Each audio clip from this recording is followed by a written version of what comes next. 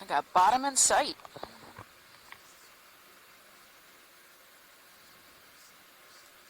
Coming down a little bit faster.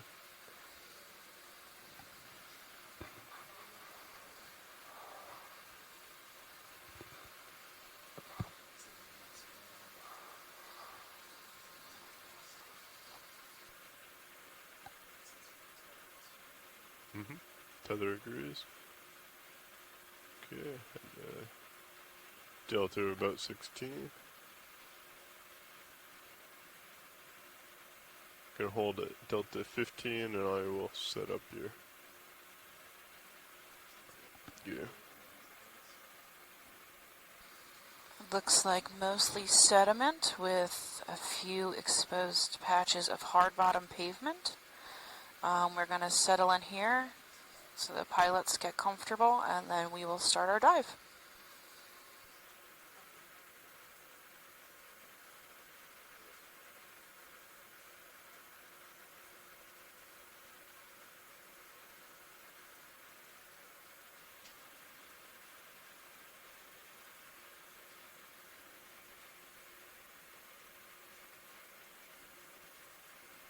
Got some short-nosed green-eye fish. Quite a few of them, Lemonema. Go ahead, Nav. The vehicles are on the bottom. We believe the best bailout plan would be due north. Due north? Yep. Okay. And you already confirmed that the center rotation is on the A-frame. Yes, center rotation is at the A-frame. Thank you. Thank you.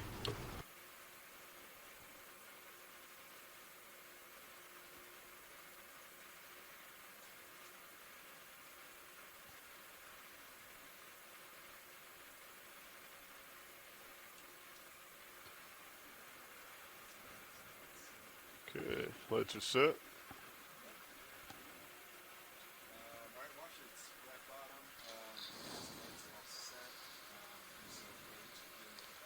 Okay. Perfect. Yeah, no worries. Go for it. Actually, yeah, we'll take a zoom right here. At the bottom of this rock at 6 o'clock, looks like there's a little mollusk. We'll just get a good look at him.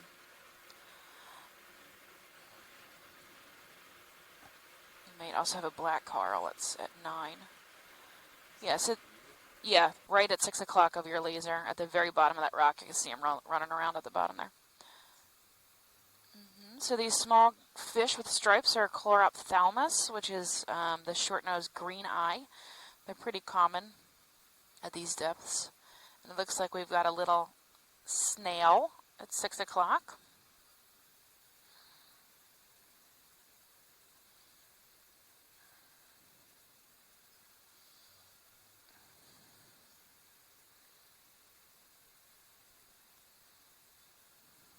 Oh, fun. He's pretty active.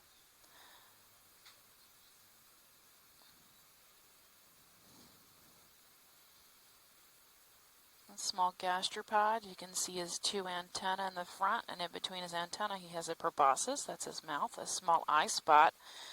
And that tube coming up is his siphon. He's very cute. Ooh, we're already getting interesting.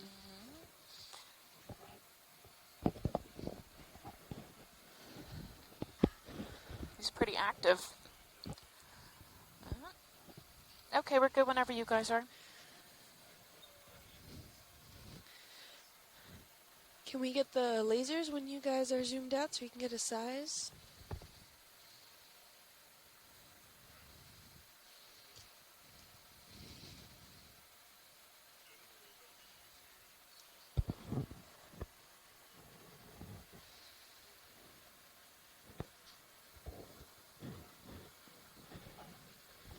He's got schmutz trailing him.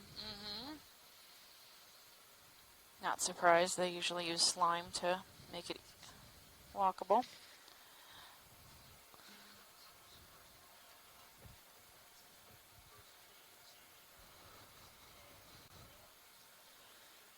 Ooh, Quite a rubbly bottom. There's, yeah, Ophelia coral rubble. A lot. Yep. Some exposed substrate. This is likely all karstified limestone that's been encrusted. Ooh, got quite a few fish here. Are those all green eyes? Yeah, I saw one Laymanema earlier. Oh, okay. I don't see him anymore. So, yeah, it looks like a giant pile of coral rubble. Yeah. I'm not seeing really any sort of actual sediment. It's Maybe completely that covered. little patch right Oh, there. yeah. So we do know there's underlying sediment. Yeah, we're going to climb this pretty steep slope. I guess the highest point, though, is only 13 where we're at. That seems odd. So we'll see what we see when we ground truth it or look at it with the ROV. There's a Sea sea star. star Go at ahead. 6 I'd o'clock. like to request a move, range 20 meters, bearing I think this looks 200 different. degrees, He's very pancakey. decimal 2 knots. Yeah, it's 20 meters, bearing 200, speed decimal 2 knots. Good copy.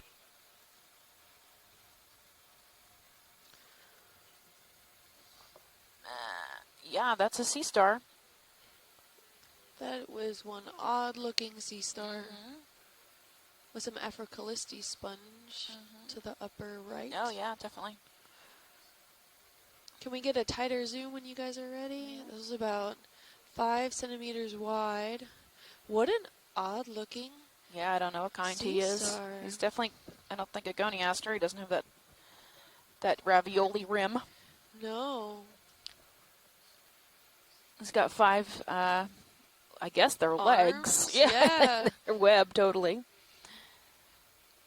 Oh, he's neat. Really small tube feet. Well, at least on the edges. I don't know underneath.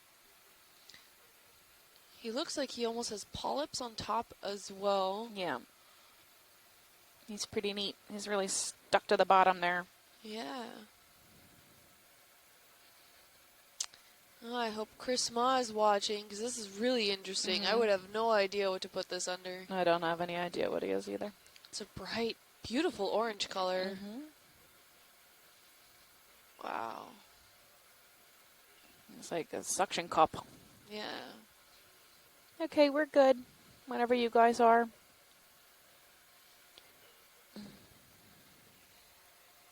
Looks like you got some cup corals around. Not sure if they're still living or not. There's that Afrocallistes. Yeah. And another encrusting sponge off on the left. Yeah, there's quite a few of those little ice sponges. Oh, there's a rockfish. Black-bellied rosefish, maybe? It's definitely a scorpion. I'm not sure if it's the same. Yeah. Yeah, back there.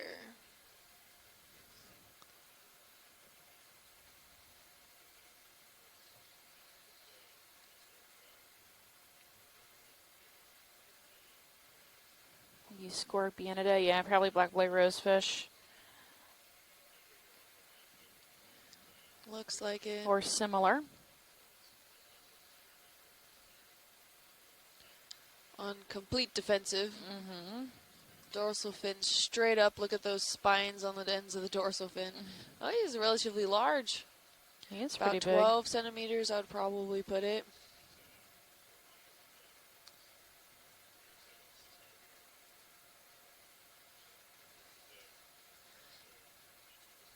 I'm fascinated by all of the skeletal debris that's in this area. big. Yeah, it's really, some of this is really tiny. It might be Madrepora or Stylaster. Some of them, yeah. Maybe even some echinoderm spines. Oh, for sure. Yeah. You can tell by some of, if you look right on the bottom right-hand side, those more elongated tube-like structures are definitely echinoderm spines. This guy's moving around more than we usually see. He's moving his operculum to flush water over his gills. So he opens his operculum and then he'll close it. There you go. That's him breathing. And a lot of these scorpion fish, even the shallow water ones, have usually that spiky dorsal fin that is capable of injecting some toxins, and some are extremely deadly. Yes. And they do that, and they hold, it's a defense mechanism, so it's always, always good to watch where you go on the beaches, Yep. because they definitely like some more rocky areas if you live near a beach with that kind of. I know in the Keys there's quite a few of them. And they're very good at camouflage, Yes. so be very careful. They're not Don't nearly step. this bright color Yep. in the shallow waters. Yeah. We're booties. Yes. Yeah. Or don't step on the rocks at all. Snorkel. Snorkel and swim. Yes. It's a beautiful color, though. Mm-hmm. He has a green eye sac. I don't know. What is that called? It's eyeball. Yeah, but I call the black the eyeball. All right. So that's like, what is that? Your iris? That tissue that's around Yeah, you? I guess. Pretty cool. Very nice.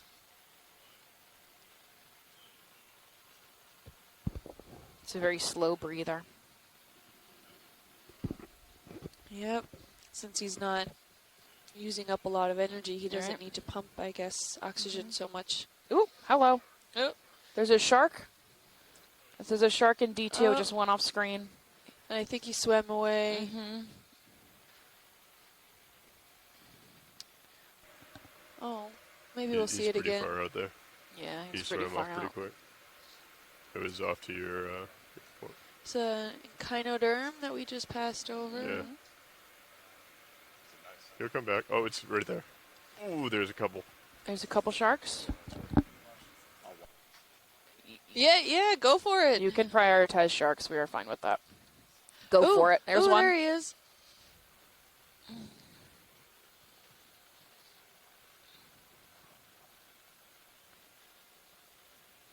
Oh, come back.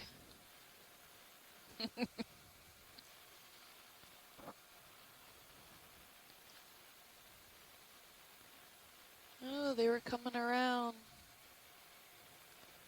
Checking out maybe the light. Looking Yep. for shining, since we're shining on fish. Easy Highlighting meals. their meals. Yeah.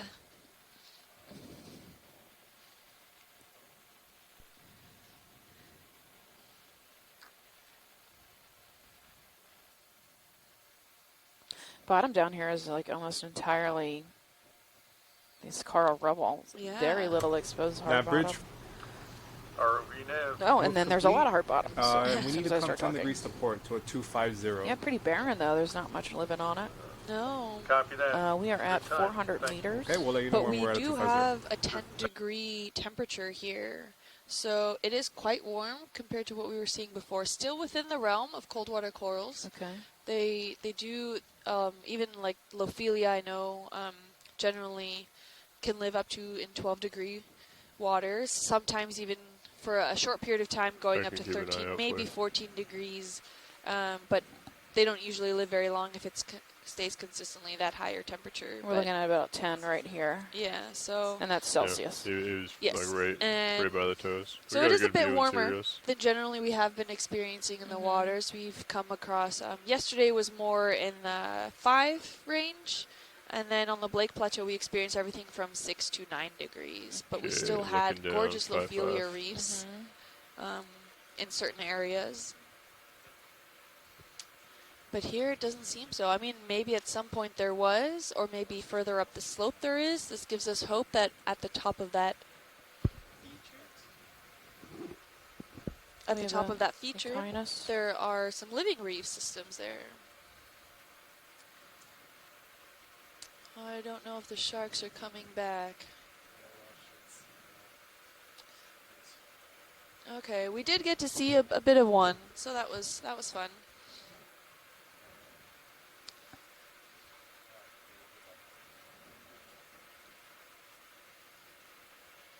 No All right, gonna get problem. back on transect. But if we see more, we'll definitely feel free to just pull up and start looking.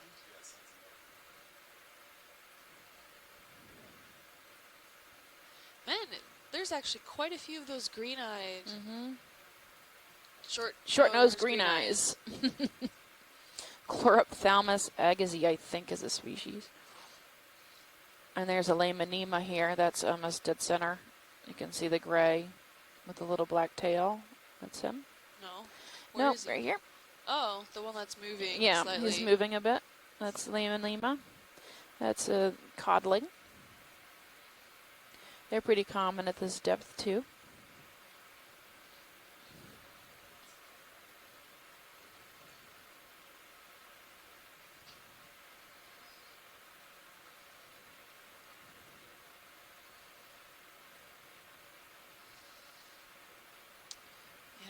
maybe I wonder if this is a spawning ground for some of the fish or whatnot, why there's so many in this area. I don't particularly. know. It doesn't seem like there's a lot of, at least, reefal protection in this area.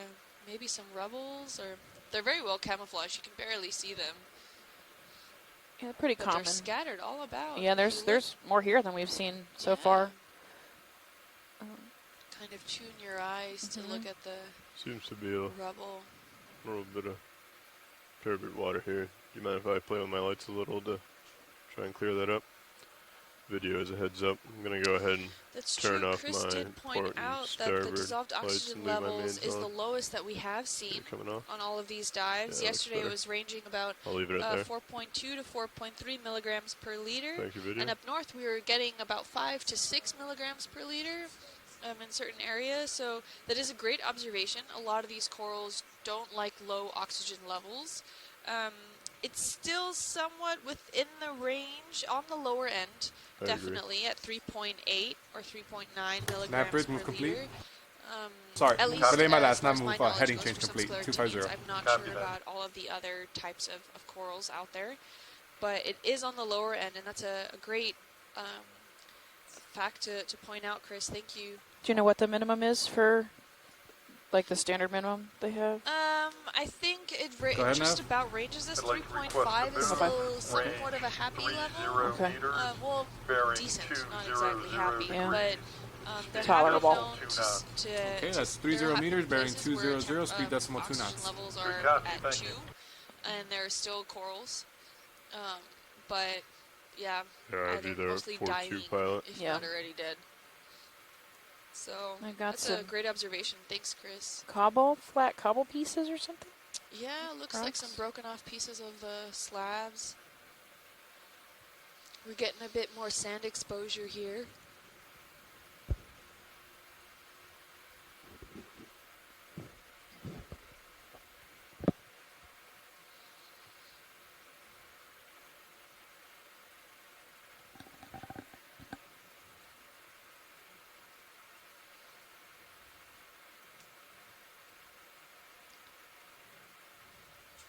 Very dense, rubbly material. Nothing in the essence of intact frameworks, but just overall it seems to have a really good layer of coral rubble. Having some exposed features. They don't look, some of them don't look as dark, so as encrusted as some other ones. Could be either newly exposed features, or maybe they have a sediment overlaying on them, or they're just completely covered by microbial material.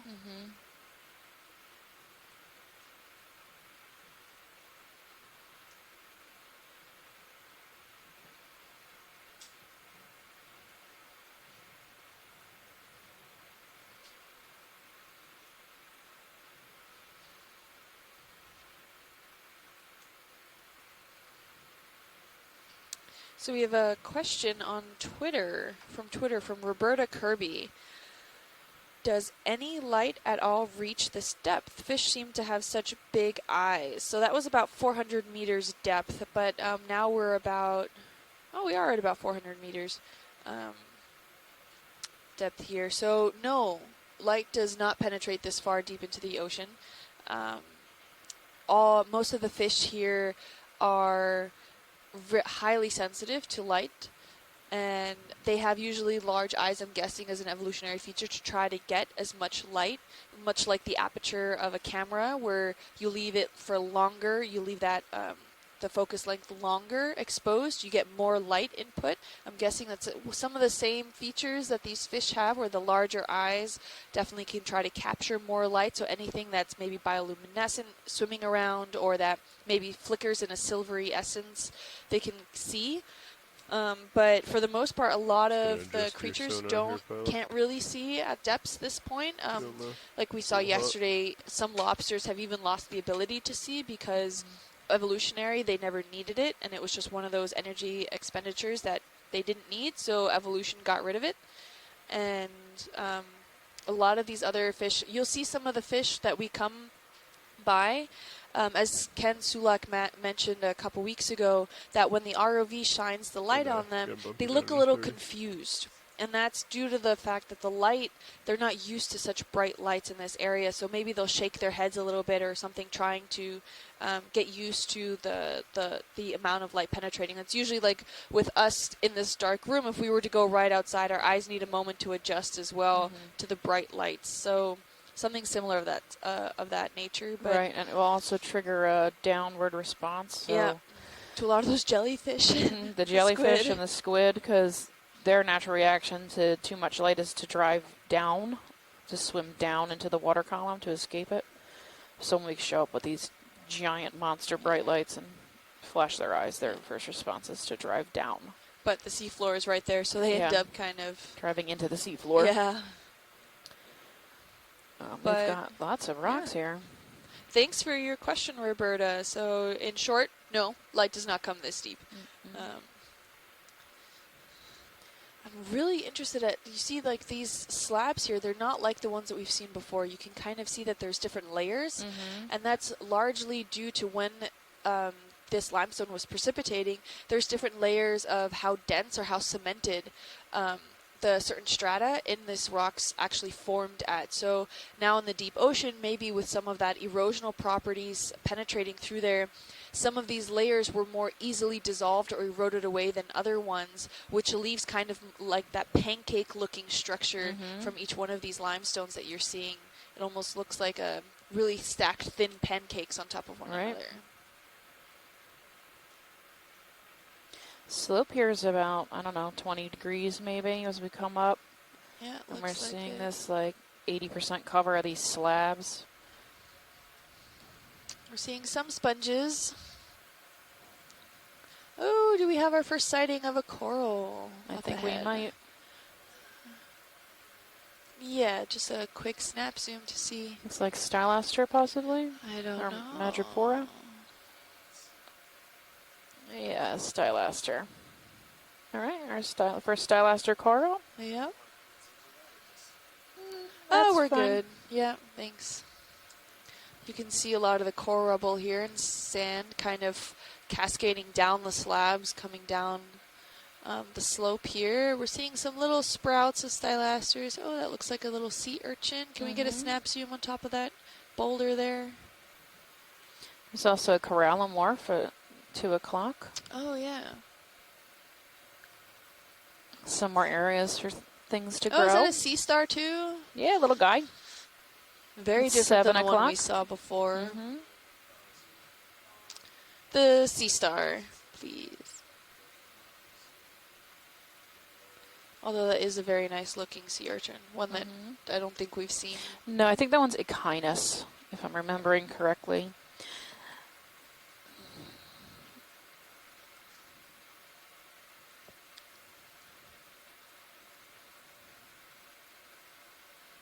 So we've got 5 legs.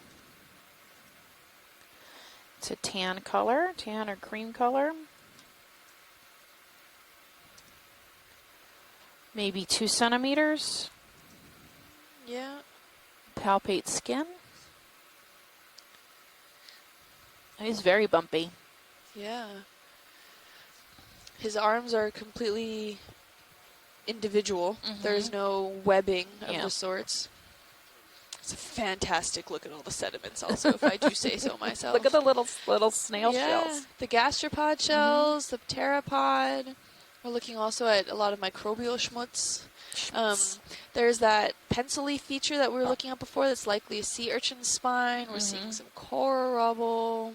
Not to take away the essence of the sea star, but we gotta take it as they come. Look how gorgeous a lot of this is. And there's the different colors can also mean different densities of the skeletal structure that's there. So we're looking at some of the ones that look very translucent or very fine. They're fragile, they're very thin. Whereas the other gastropod shells, the more brownish ones, can be very robust and thick. And they don't break down as easily. And we're seeing quite a bit of also that coral rubble in essence. I'm not sure if I made out any large foraminifera, but I doubt they're that big. Beautiful sea star, though. Yep. Also a different species than what we've come across, I think. The arms seem quite stub, not as pointed as maybe some of the other ones we saw yesterday.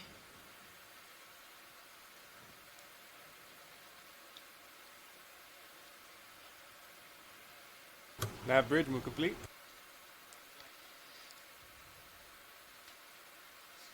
These are gorgeous features here. Yeah, this is pretty neat. It's slightly different than anything we've seen this cruise.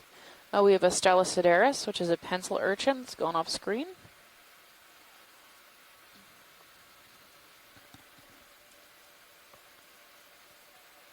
And there's some more white, Possibly Stylasters. yeah, Stylaster. Maybe some sponges.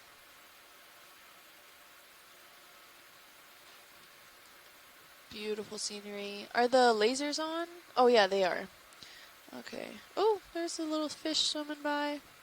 Yep, I don't know what he is. Maybe a tiny slime head of some type. He's not very good at swimming, is he?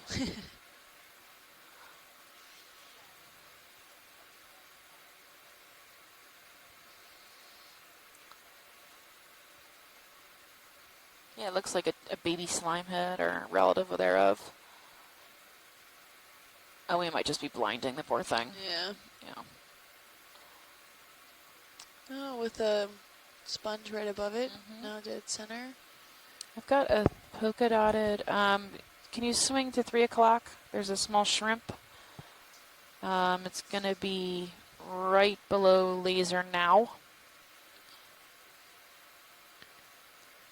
Is that what I'm seeing? I have no idea what you're seeing. Oh, further below, closer to 6 o'clock. Yeah. It's like a little red, and he kind of blends in the background really well. He's on the bottom slab there. Yeah. Yeah, I couldn't see it either.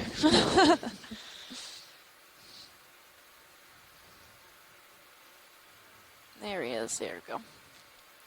It's a little broken back shrimp. It's quite pretty. He's got clear. He's pretty clear with some red spots and stripes. Type of Penaeid, likely. He's very pretty. Look at his cool compound eye.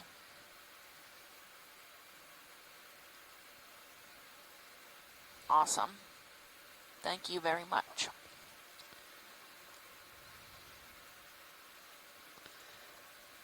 Beautiful sediments around. Look at all the pteropods, and there's so many different species just in one. There are ones that are more bubbly, ones that are more, have that extra, like, wide fan kind of flying looking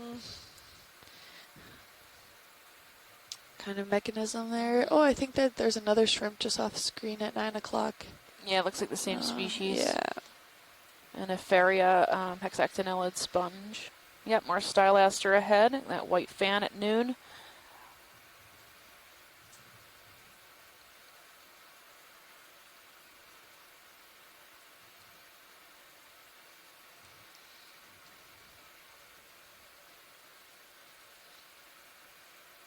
All right, traveling up slope.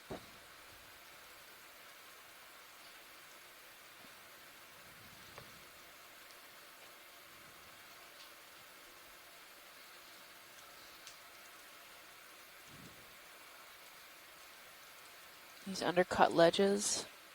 There's a Laymanema, or a codling.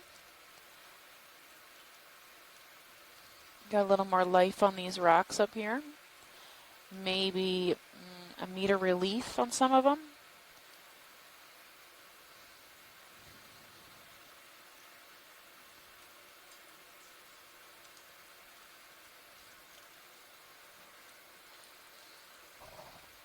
What is that stick? Somebody's antenna or a tail? Ooh, is that a ribbon fish? Maybe. Yes.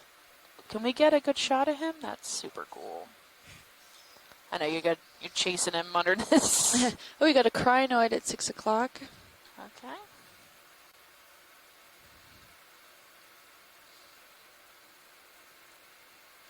So my guess is this is a type of anthiad with this really long ribbon-like tail. But that's just me seeing a tiny bit of him. If we can get under there, we don't know. But we'll see. It seems to have gone in hiding. Yeah, there it is. Yeah, video. You ready for this? So there's his ribbon tail. Coming Pretty. on. Oh, 3, beautiful. 2, no. Ooh. We got some serious lights on this D2. Yep, so that's the type of anthiid. Oh, we can see now. Oh! And he threw up. Those were some decent fish, I'm guessing. I guess we scared him. Oh, I'm sorry, It's a buddy. defense mechanism. Throw up at us. He had lots of good food in there. Yeah, He'll probably eat it when we go away. probably. Yeah.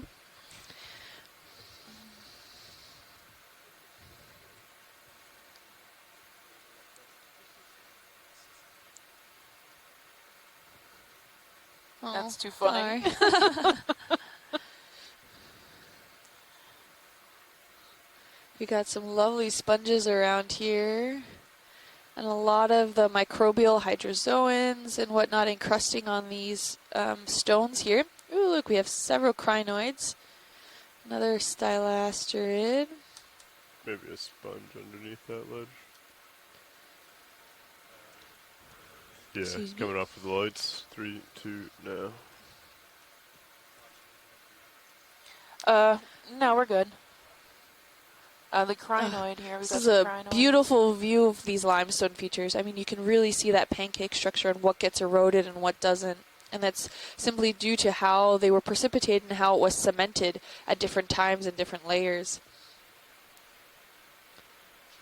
How exciting.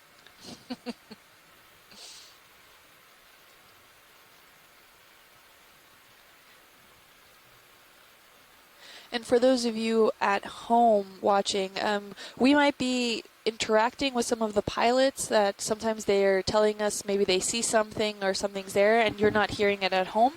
That's done by design because a lot of the times the pilots are also talking to one another. They need to be in constant communication with each other as well as the bridge and the navigation so we can make sure we get the most out of our dives and where to go and where the ship has to navigate. And a lot of the times it's chatter between them and the bridge, and that's something that we don't usually prefer to stream because that's us talking then maybe over them, and it's a lot of overlap altogether. So that's sometimes when it seems like a one-way conversation, we're maybe talking to the pilots or they're talking to us. So you might not be hearing that at home, but we'll try to keep in mind if something happens. Yeah. Go ahead now. And we'll let them know. It's still left and right speaker? Okay, so they actually run a left and right speaker. Oh, okay. So I think the right speaker is the pilots? I don't know. One of Yeah, them's the it's pilots 30 and one of meters them's bearing us. 200, Okay. So you can 3.2 actually knots. turn them down or turn us up if you have left and right speaker ability on your computer. Well, I don't know if that's a function on laptops really anymore. No, it's not. Yeah.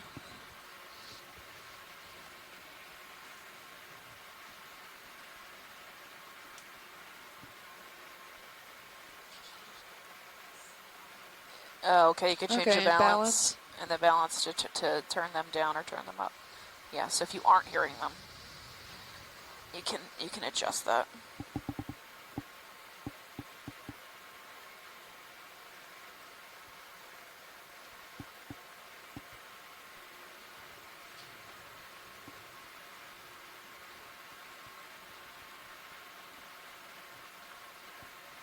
Yeah, because someone on Twitter chimed in and said they can't hear the front row. Yeah. So that you just have to adjust the balance on your computer. Oh, so I think I was off EXRV for a little bit. Oh, there's a possibility they had turned their speakers off too. Because we can mute ourselves.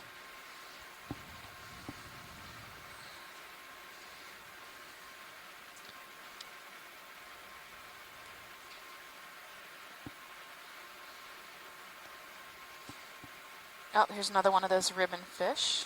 The ribbon tail anthiid. I don't want to make them. Yeah, throw Puke up again. again. Let them be. So we have another question on Twitter from Amy Depew. What creates this broken pavement? Well, that is an excellent question, Amy. I'm so glad you noticed. Oh, we have quite a few stylasters and some sponges in this area. But if we're considering the broken slabs here, so generally it's likely that maybe they weren't all attached to begin with, at least to each other. Maybe it wasn't one large flat pavement. That's not usually how limestone forms. It's very usually porous and it has different structures within it. But over time, like I was discussing earlier, we can see specifically in these slabs, they almost look like they're stacked pancakes. And that's because at different times of deposition, there's different elements precipitating and cementing each of these layers together. And some of them are more densely cemented than other layers, which then over time, once it's already been precipitated and now it's been completely exposed or is in some form of diagenetic alterations or dissolutions. We have a coral. Oh, Can we get a nice. zoom in on that coral, Black please? coral. Yeah. And the erosional properties then start to penetrate that area that maybe is more porous or more erosional. It's technically more permeable, please give which me, means that there's a more partial. connectivity flow. So a lot of Hold on, that maybe please. altering seawater elements go in and start to erode those layers. So that's what gives it that pancake look. And over time, that can also weaken the structural integrity of giant, maybe slabs of these limestone features, which then can, over time, as it starts to erode, the structural integrity weakens. And at a certain point, maybe the slab becomes too heavy for it to be kept held together and cemented together, and it just falls and breaks apart. And especially on a steep slope like this, once you erode to a certain point, that structural integrity, there's not anything holding it up underneath it, and it'll probably break off and potentially slide down maybe the slope a little bit before it gets caught up maybe in some other boulders and slabs. So that was a great question. Thank you, Amy. And here we have a beautiful black coral. Yeah, likely Liopathes, but it looks a little funny to me. It They're looks usually- pale yeah, for a it's really pale Liopathes. color. So I'm going to say possibly Liopathes. Okay, and we can tell it's a black coral, not just because of the black skeleton, because at least that's fooled me before. Not all black skeletons mean that it's a black coral or Antipatharia. We're more looking at the tentacle structures of the polyps. So these polyps are individuals. They don't have that bright polyp that comes out and has like maybe 6 or 8 tentacles. These are usually single tentacle, which means they don't have a single polyp. Rather, they don't have many of those tentacles coming out from that same polyp. Yes, so they have them. They're just tiny. Yep. It's like one or two fingers sticking out. Yeah, so they just look singular, right? Technically, yeah. See that of this too. See, it looks like 2 fingers. And are we far enough away for this current to actually be current and not the thrusters? Oh, that's current. Yeah, that's not me. That is current. Yes, Okay. we do have a significant current today. There's Going also to a the brittle east, star I behind think. him. Okay, so we are experiencing a bit of a current Yeah, here. that's ripping through there. Yeah, which probably is also a reason why maybe we're not experiencing as many corals in the area. The larvae just could not settle on a hard substrate long enough to colonize. Maybe they're just bouncing through the water column. Somehow this coral managed to settle and work its way up, and it's quite large. Yeah. There's that brittle star Stephanie was mentioning earlier. It's almost like it's striped. Each arm is striped. Is it on the coral, or is it? No, it's behind. No, it's behind. Yep, where the camera zoomed okay, in. I see him now. Yeah. Really bright central disc. Really distinct. Yeah. Polka dotted, very long arms. Wow, he blends in well. I did not see that at all. So we saw some long arm brittle stars yesterday, but they were not nearly this exciting color. They were very well hidden and pale pinkish, camouflaging well within the sediments. If you joined us yesterday, these are beautiful tentacles. It looks overall very healthy as far as a coral goes. The base, maybe not so much, but we're seeing here at the top where these branches are coming out, it looks quite happy, enjoying maybe part of the I currents, saw a crab in the trapping back. food. Let's see, yeah. So follow-up from Amy, another question. Ooh, a crab. We'll get to your question in a second. This one. is swimming crab. Pourtales likely. Staring straight up into the water column. Oh, it looks like we have some sargassum floating by. Maybe. Yep, he's staring straight up, waiting for something to swim by so we can snag it. fishing. Lasers on him good. Almost look like it's staring up at, like, you know, Lasers the water Right. gods. Oh. Ah. Alright, video, come on in. Very zen until something swims by. Yep. Oh, he's very bright colored. These Yeah. are very intense colors. How we doing, Copilot? So you can see the back, Distinctive claws. the It back was fins there, are looking down, so it swimmers, was there. swimmerettes. That's it, I believe They're she's modified so that he can move better in the Bishop's water moving. column. That's why they call them swimming crabs. Are these commercially fished? I'm Recognizing those claws. I don't know. I don't know the species of this guy, but likely. Portuna crabs are pretty popular. Like that blue crabs are portunids, Oh yeah, those are good. named after the god of ports, I believe Greek or Roman. Roman, thank you. God of Going ports. for the claw or Opportunity. Yeah, look at that claw. Wow. It's ferocious. I'm wondering whether or not open, if he's waiting for something Right? to come by. I think he'd like open them like the blind lobster sits like with his claws way open, you know. Or maybe this is just how they decide to hang out. Yeah, he's chilling, Yeah. doing his yoga. all set? Yep. Yeah, we're good. Thanks. Great. His sun I'll take a little salutations. Yeah. Let's see. He's gonna walk a little. I tried that once here on the ship. Didn't Yoga? go so well. Oh, jeez. Slow exit.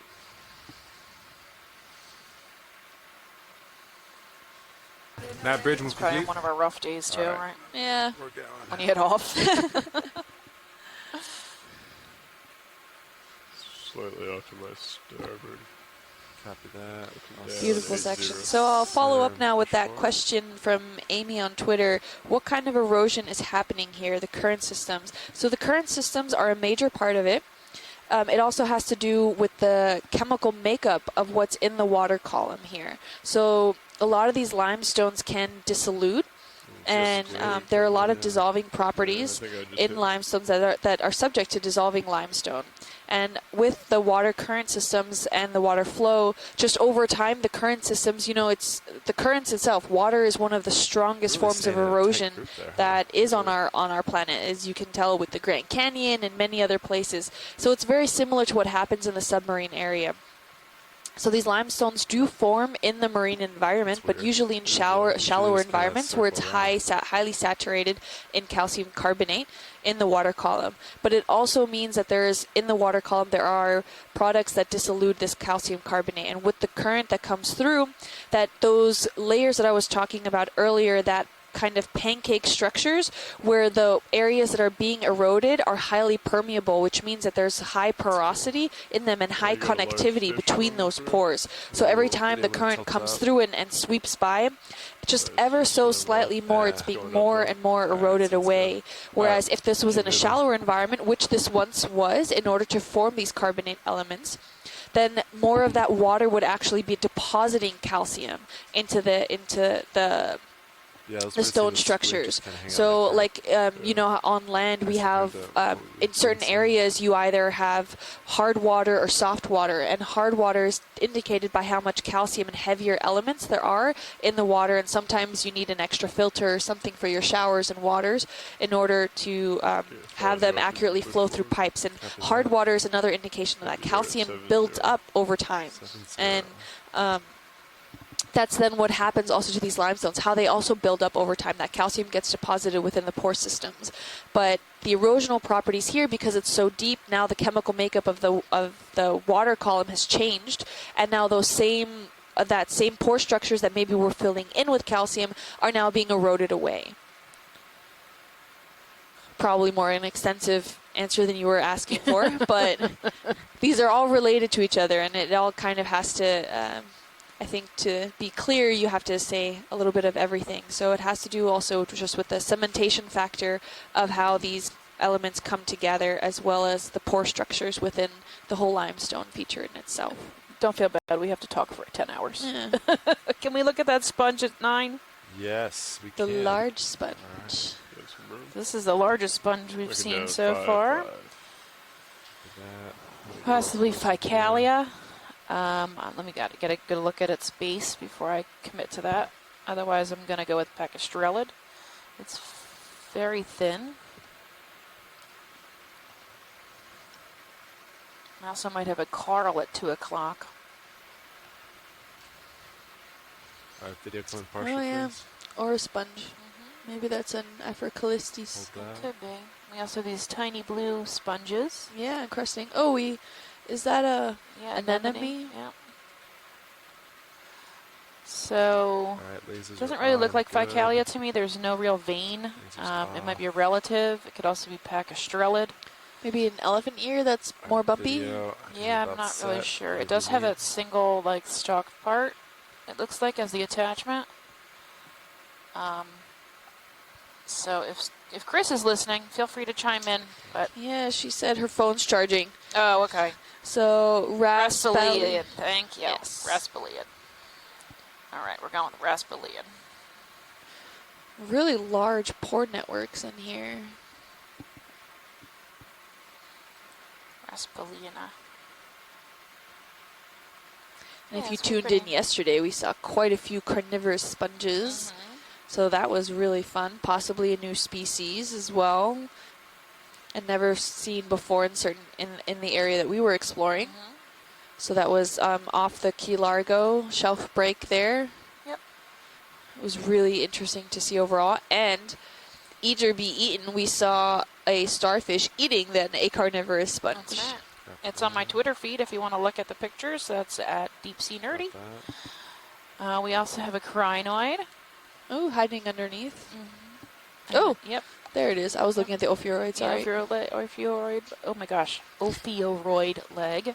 Brittle star leg. Looks like he might have 7 or 8 arms, this sea lily. So it's a chematulid crinoid, which means it's able to detach itself from the bottom, and I use the term loosely swim through the water column if it needs to escape. So as opposed to being stuck to a stalk. Starting to drift off a little bit my port. Copy that. I'll come back after this. Now I wonder if you could answer this, or maybe Chuck will Lift hear this off, later. Do recenter all co-pilot. crinoids have an even numbered amount of arms? All the ones we have seen do, but I don't know. Let me look that up.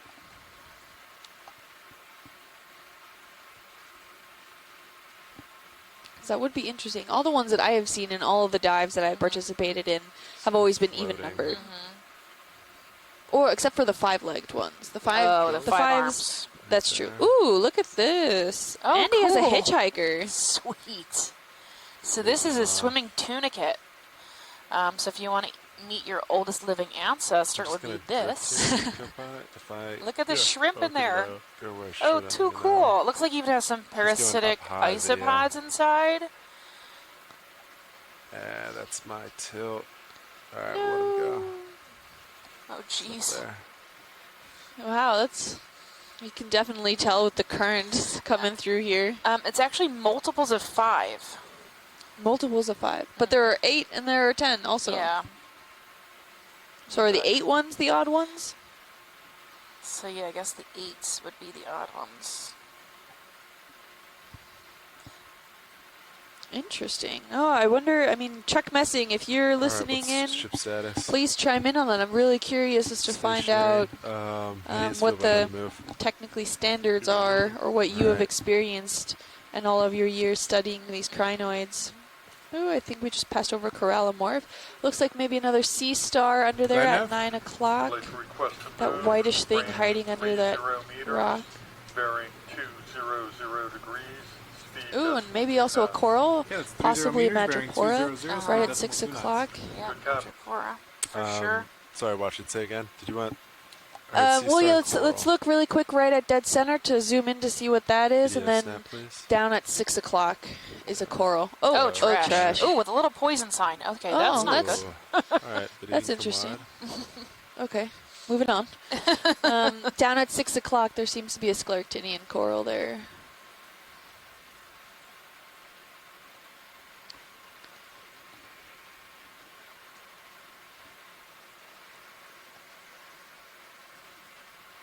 Yep, that's Lasers Madrepora. on. Beautiful, yeah. Lasers off. Give me 1 second. Video.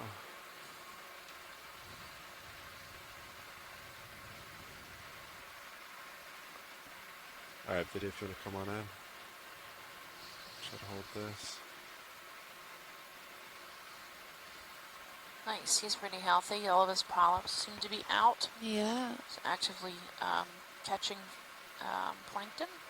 And these are all, Yeah, go back and work with you. it relies solely on Coming the on current with systems to fog lights, transport the 3, food 2. to it. So it feeds on this microparticulate organic matter that travels through the water column, either dead, broken up animals or plankton or something. Whatever organic is in the water column, it will try to feed on and grab. So these are heterotrophs, meaning that they are suspension feeders. There's a small squat lobster. Teeny tiny. Ooh, another one in the background there. Yeah. Or an amphipod, maybe? Maybe a snail. Ooh, maybe. Maybe a worm. Likely a worm. I see Maybe, this yeah. like A white thing. messed up texture of the coral. He might be living inside that. Beautiful, healthy tissue.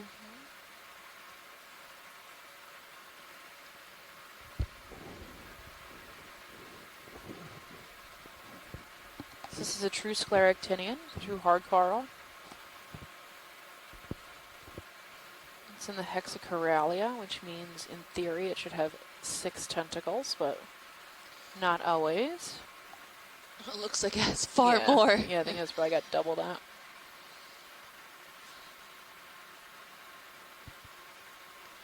Really nice to see overall.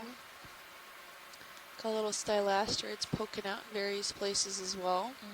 And it's could happen where something were to come and knock and break off some of these where is branches the that they lobster? could Oh, I then see it to the recolonize where they Yeah, were okay. broken off. They don't need to stay together to live, considering that each polyp is its own animal. That's right. So if Colonial? something, yes, if something were to break it off and it fall on the stone, it can colonize there and start to grow a whole other one, which then is genetically identical, because it would then be a continuation of that same animal, or animals rather, and continue to grow and precipitate another skeletal system. So that's how a lot of these corals do get transported, at least locally in the region. Maybe if something were to break off and fall a few feet away, it would be that same animal and recolonize there. It does also produce sexually. It releases gametes, which then also float into the current systems and develop into larvae to then colonize another All area. set? Very good. Alright, we'll move Yeah, they're on. pretty cool. The larvae can, on video. some of the species, can Coming off the drop lights. out of the water column, and if it's not a suitable area, they'll actually pick back up into the water column and try and look for a new place to Yeah. go. They usually, sometimes they'll use chemical triggers to determine if it's a safe place. So if there's other corals nearby, that usually means it's a safe place to grow. So they will drop out of the water column based on those chemical signals coming from corals that are already in the area, and then colonize that close to them.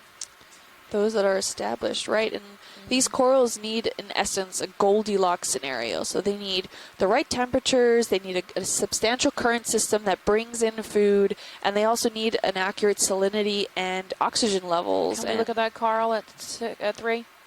Yeah. That looks so like that- Lophelia possibly, or an Alapsamia. And the sponge underneath the rock, since we're right there. Right. So they need all those certain serendipitous situations to come together in order to video, actually form. And it's lasers surprising on, that lasers actually off. how many areas are actually perfect for cold water coral growth. Yeah, so that's a Alright, scleractinian whatever you too, need. maybe an Alapsama. A little It doesn't far, have but those really cone-shaped give me this idea from here. polyps. Seems to be still slightly tubular? alive Mm-hmm. at the top Top. there, the tissues. Could be Lophelia, or Yeah, they're really tubular versus Yeah. that flared. yeah, that's true. So we're not positive on that. And then this dead faria, which is that meshing. That's a Yeah, the sponge. honeycomb looking Mhm. thing. Yep, it's dying. And the blue one off Yep, to the The side. blue one is Hymidesmia, possibly. And then there's a purple one. It's purple Yeah. and purpley brown. It's 6. That could, I don't know what that is. It may not even be a sponge. Can we get a zoom in on that purple stuff off to the right? Purple to the 3, right. yeah. Yeah.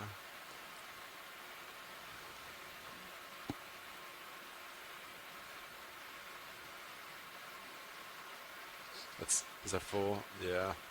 I can get closer if you want a better look on that watch shades, but that's max camera zoom right now. Okay.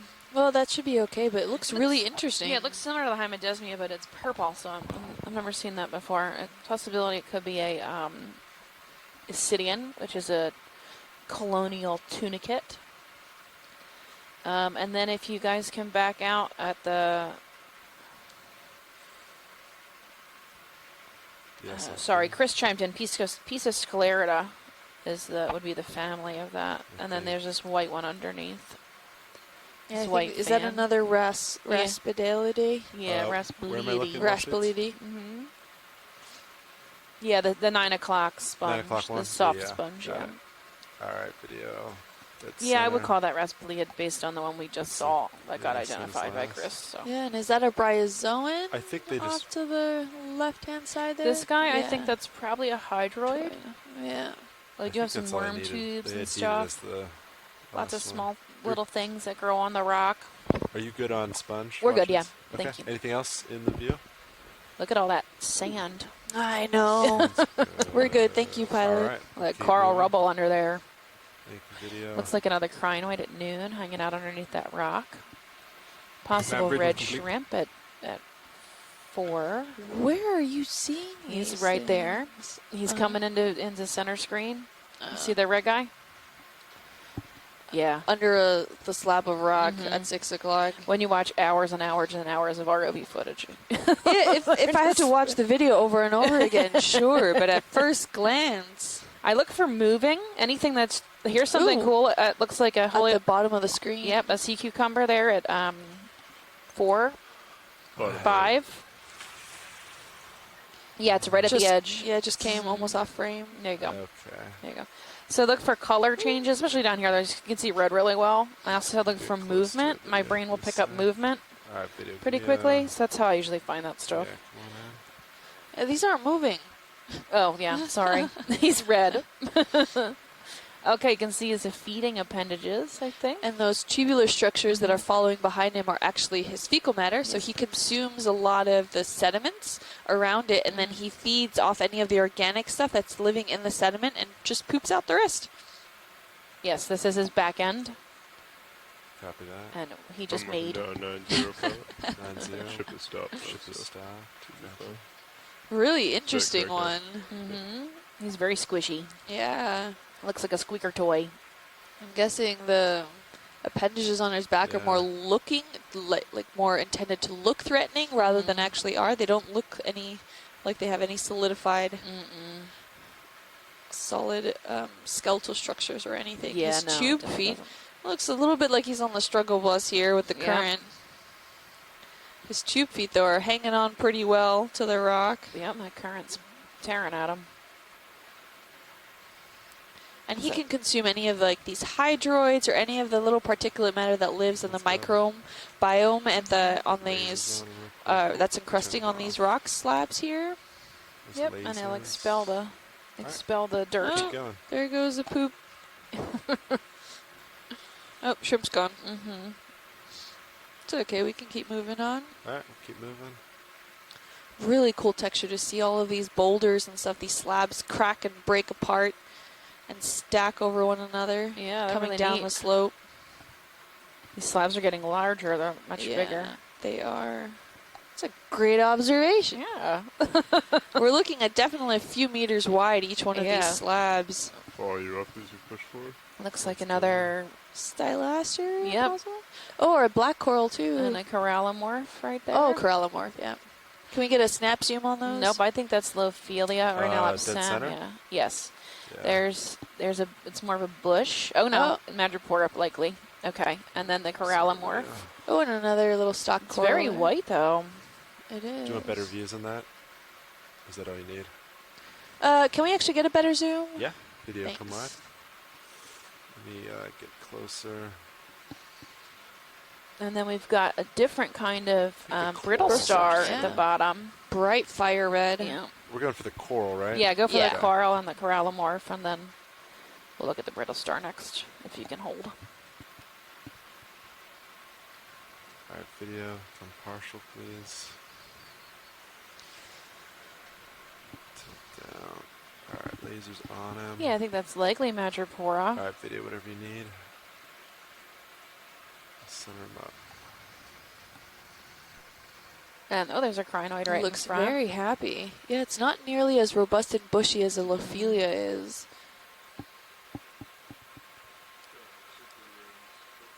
Yeah, I don't know what's going on. This is weird looking. He was in workshop. Yeah. Maybe it's an Alapsamia. Maybe if anyone is on the chat room or online watching, please let us know what you think this is. Mm-hmm. This kind of has us stumped a little bit. We might even have to look at the individual septa. That's within each one of these polyps in a scleractinian coral. Those little sections that stick out of the skeleton are actually called corallites, and those are where the individual animal of the polyp lives, and it can contract into it. Yep. Or- This little polyp. Yeah, retract into it. Mhm. Now I'm not sure which one. Contract. But contract, right? Yeah, retract would be Is it the whole full, thing? yeah. Yep. So, yeah, and then inside those little corallites are these little discs that form and shape with the polyp that precipitate, and those are called individual. Those are called septa. And They can be a sometimes determining factor. exactly On what the species is. and what the species is. So a lot of these times you have to actually take a piece of this, get it in hand, and then look at the septa and how much bigger each sept is than the other. Yeah. And count them. Yeah. Yeah, it's kind of nuts.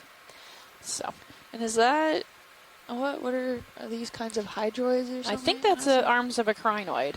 Oh, is that? Mm-hmm. Oh, okay. David I think Astor you're right. likely. Yeah. And then Beautiful corallimorph. Right, he's cool looking. He's big. We can pan down. To that brittle star. Hand down to brittle star. Yeah, there's a brittle star on the dirt down there. It's sand. Thanks Sand. very Is much. he the shadow there? You pass the Keep shadow. going, yeah. There he is. There's his Yeah, legs. you see I'm it. gonna His try bright fossil. red brittle star's Ooh, really he's active. moving. Oh, down even further. Yeah, look at Oh. him move, man.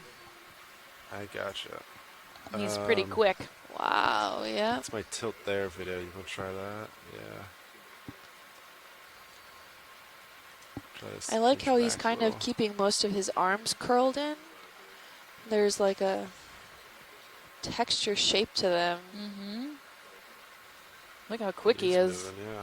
He like kind of snakes up his arms, Yeah. squeezes them together. It's like this big Alright, thing might be video. a predator. Let's move away. Get out of here. Although doesn't have eyes, Mhm. but still, it can sense maybe. Mm-hmm. I don't know if it can sense light or not. Alright, Well, sounds either good. way, it's not happy where it was. Alright, watch Great, all thanks, set here. Twilight. Yeah, Alright, very moving good. on. Beautiful corallimorph there. It's huge. More than Come 10 off with the centimeters forward lights. wide. Coming off now. Thanks.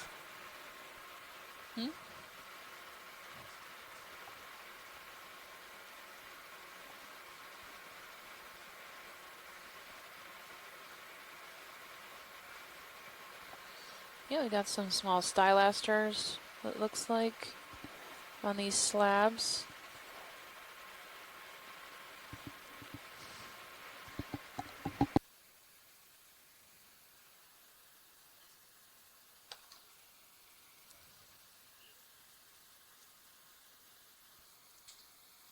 Oh, we've got some really dark rocks here. Kim ran out of the room as soon as he showed up, unfortunately. These look very different. They're really karst, so eroded, with this black crust on top.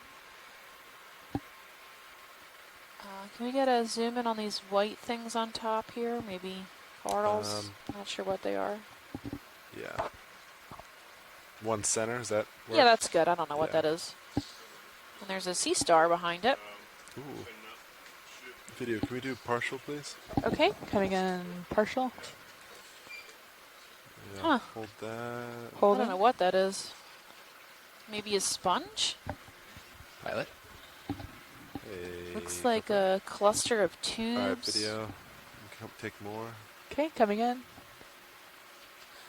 the best perch Yeah, that's there, a but sponge. That's I'm gonna different. hold right I here. have never Yeah, seen this sounds before. good. I do not know what this is. Wow. Yeah. It looks like some altered alien morph in Oceanapia. Yeah, you're right. It does, doesn't it? I think it's probably Hexactinella though, based on the based on that texture. Chris, have you seen this before? Is this worth collecting? Are you guys able to collect this if we decide to? I think we're in a good spot. Okay. Ship's stopped right now. Yes, probably Hexactinellida. Alright, video, come on. But have you Okay, seen it coming before? For, Never seen before. Never seen before. I have never seen this Wow. before either. This one's new to me. Yeah, rearrange myself. Here. So maybe we can snag it. Yeah. If we can keep it intact, it's going to be very brittle. It's gonna be very Oh, we brittle. got Yes. also a nice sea star in the back there. I'll get your HG2 up when you're ready. And another great observation is that in this location, these limestone features seem to be highly encrusted by that phosphorite or ferromanganese crusts Yeah, in they this just area. like came out of nowhere. Like Yeah. you got up to go get a drink, and there's like this sea of these crazy back black for your rocks, and setup? I was like, oh my gosh, Actually, yeah, just I don't know yeah, what this is. and it's, I mean, there's so much more sediment in this area than we did see before, and those larger slab-like pieces that were broken apart. Not sure why that is.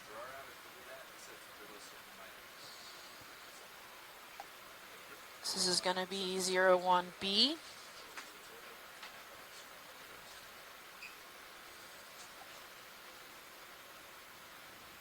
I'm going to call it Hexactinellida. Okay. Right back with you, pilot. yeah, copy that. Let me see if that holds.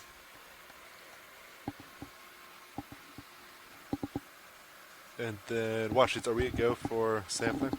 Yeah, we're good. Yeah, copy that. Video, give me a. Please. Let's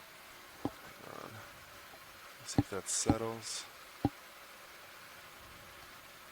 And can we just throw some? Oh yeah, we can. So 10 centimeters, roughly.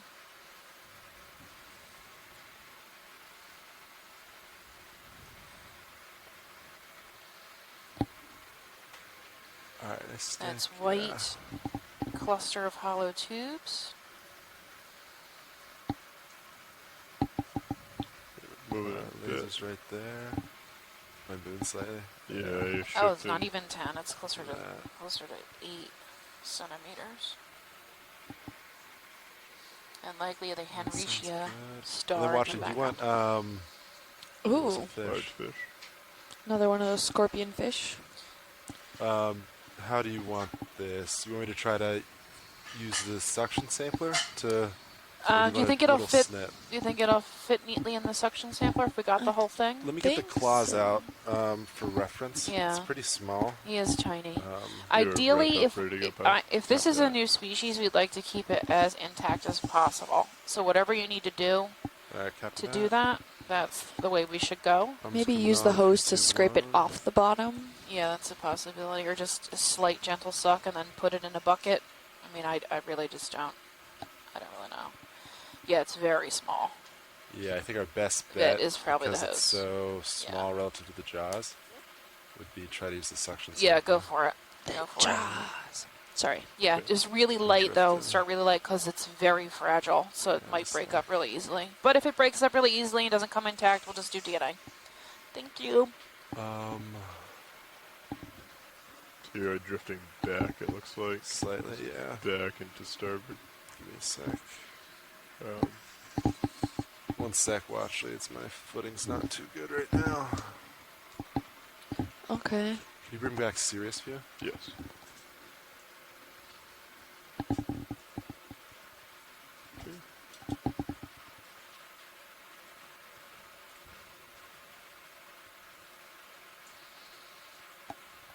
Alright, I'm gonna try.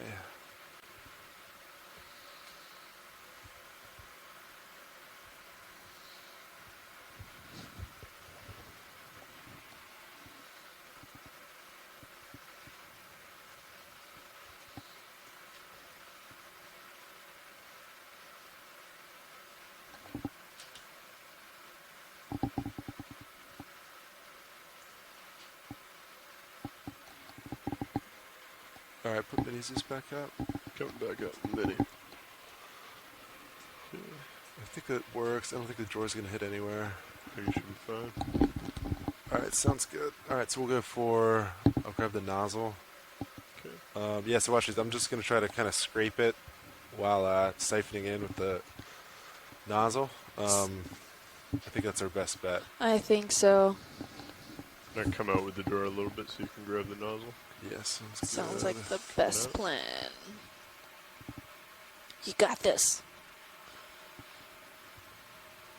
Okay, gonna hold. Oh, ooh, we did not see that hit. Maybe on the starboard side. Yeah, maybe just hold that there. Okay. I think we're still stationary. Okay, so we just won't come out anymore. Understood.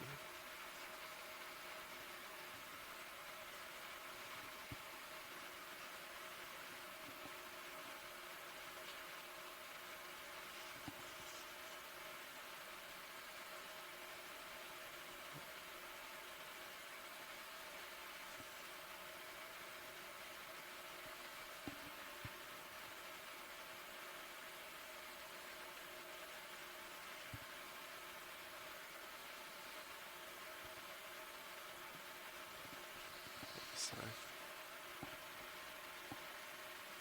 Okay. Is that your limit? Yeah, weird.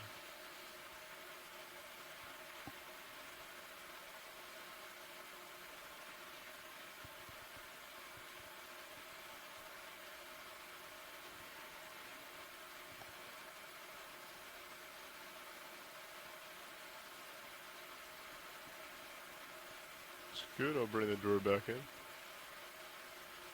Sounds good. Hold that. Okay, I'll come in all the way. And then if you just want to center up Mini Zeus. Yes, we'll do.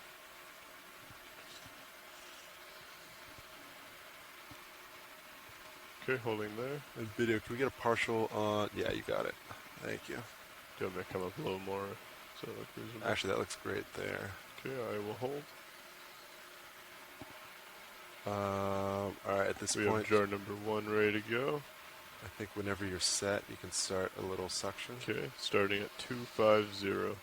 I'll increase until I see the dongle start to move. Okay, we have light suction.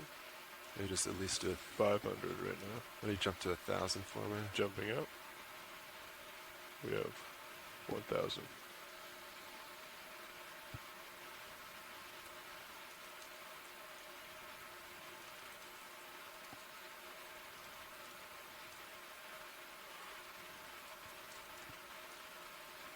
You're pushing the vehicle a little. Yes, copy that. I think it's the right idea though. I can increase suction if you want. Maybe it'll rip off in from the bottom.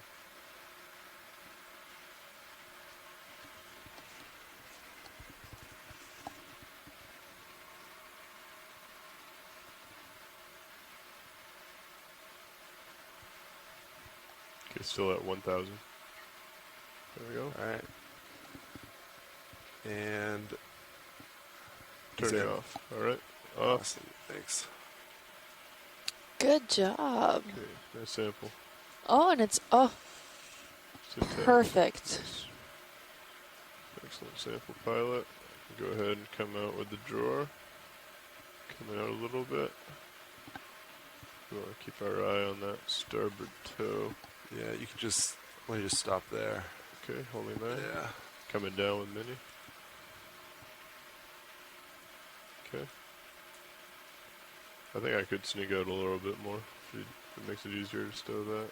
That's right. I think I got it.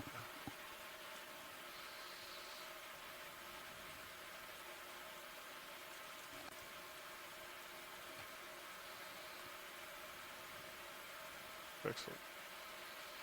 Okay, coming in with drawer.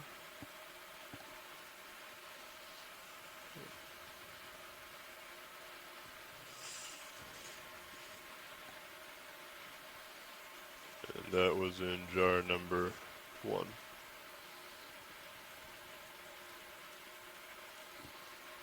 Alright. There you go. Arm is off. Switching back to my Sirius. This ways. Good sample pilot.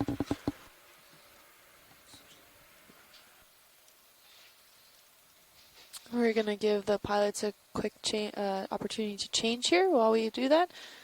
But overall, that was a fantastic collection. You at home can't see, but there's a different camera that points to where the canisters are from where that vacuum is then sucked up. And it was a beautiful collection. Everything was still intact, so we're really excited about this potentially new species.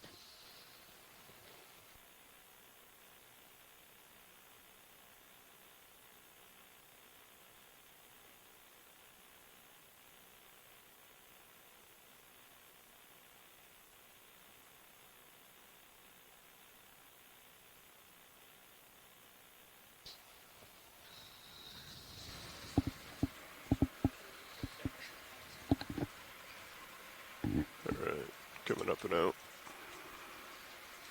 So that was a beautiful collection. Thank you, pilots. Oh yeah.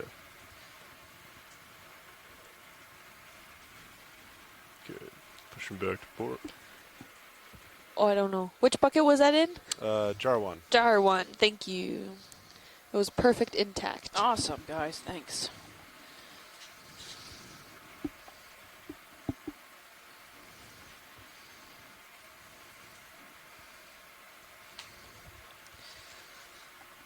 Oh, Chris Ma chimed in on that first sea star we saw. Ooh, Look at the that sea pancakey star. one? They yeah, want to let look me at it? find it on I Twitter. don't know if they do. We did not zoom on it though. Copy. If you want to do a snap zoom real quick video while we got You it. should call in. No, I don't know what he's doing. Oh, is that him, Chris Ma? Do we have Chris on the phone? I don't know. No, you have Chris. Oh, you have the other Chris. Okay. Well, you're welcome to as well. Hi, Chris. Good morning. How are you? Good morning, ladies. I can sit Good down morning. What a if you'd like. beautiful I collection. don't see or hear a lot of It interest. was, and it was very Come out well video. kept intact, so we look forward to We bringing can it up. continue. It's a very interesting sea star we're looking at. Stephanie, very different sponge. We'll see what it is. Yeah, I know, it's crazy. I'm sure it's a hexactinellid, but I just don't know. I mean, I don't know. Beyond that, I've never seen anything like that. It's very different to me. Yeah. Ooh, can we go off to the left-hand side? There's a big, beautiful coral there. Potential coral. Maybe, well, it looks too flowery to be a stylaster. No, yeah, that's huge. It might be a Gorgonian. Yeah. Can we get the lasers on it too, please? Lasers are on. You're looking for the darker one? The white one. The white one. That's Got right it. in the bushy one.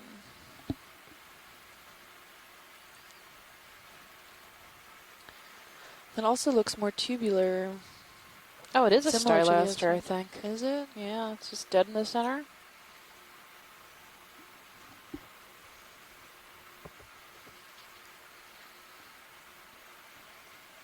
There's a lot of stylaster up here.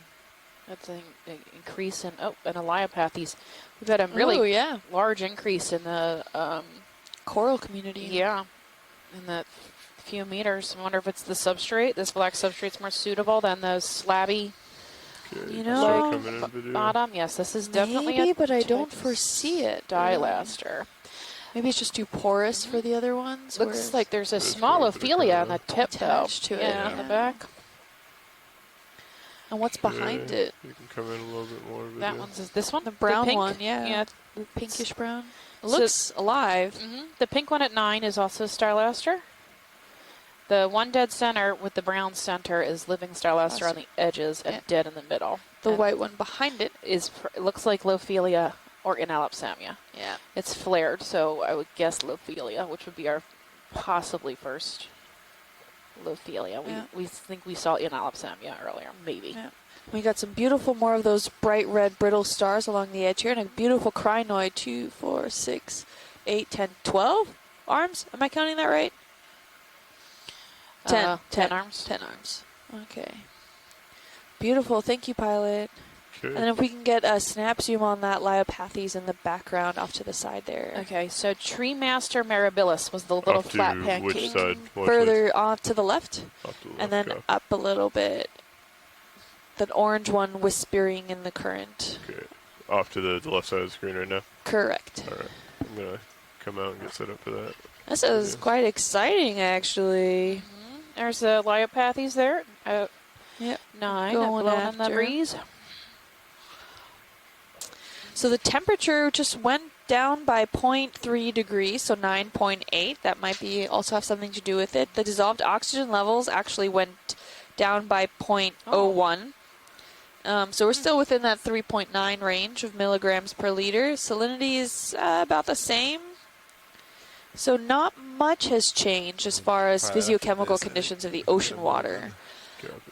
But maybe just the overall, like Stephanie pointed out, the overall substrate that's here, because these are encrusted by either phosphorytic material or ferromanganese.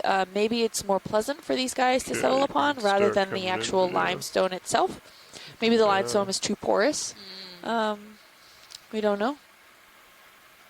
Beautiful. Nice, he's really healthy. Yeah, and we're having a little squat lobster hanging out there. Take some more And if you'd like. some what's in the middle? barnacles, I think. White Yeah. barnacles. And in the middle there, are those barnacles as well? I believe so. Oh, yeah. These Lapos barnacles, so the goosenecks. And it Yeah. looks to see that every organism Yeah, here it's is coming- taking it's hitting my advantage of this broadside, current so it's system kinda that's hard here. to So keep it. whatever's going you're gonna be, on, it's definitely pointing bringing into in it, some yeah. food. Unfortunately. Sure. I'll come down a bit. Gorgeous. Coming left. Coming up. And these polyps almost look bulbous when they reach the branches. I don't know. They seem a little more intense there. Maybe they're just full. Yeah. Oh, Okay. what is that? A little amphipod? Like Yeah, that. maybe an amphipod, or Looks like a it's very round, understood. little parasite of some kind hanging on. Coming down, I Current's do not pretty see. Okay. got it. Tearing through here. Yeah. They've got some tube worms Yeah, on the two back. worms. Sure. They're also blowing in the breeze. Come back a little. That's like really all I picture. Sorry. Oh, these poor guys hanging on Coming back. tight. A I know, blustery I day. know I was coming. Oh, blustery day could mean a good day. Plenty of food coming by. Yeah. Coming down. It's slightly hidden.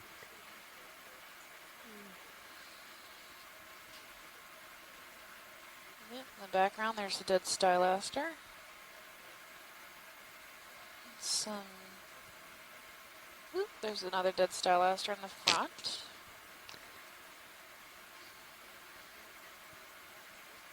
The Leiopathes in the middle, so this black coral. These are Coming not up. necessarily the species, but the species is considered Coming up. in danger. They're on the CITES list, which means they are protected species.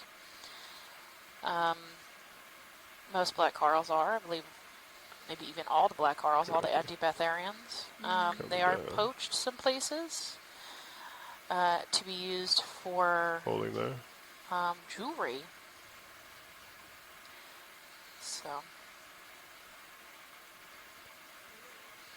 Okay. Pilot's clear when science and video is clear. We're fine. good. Alright.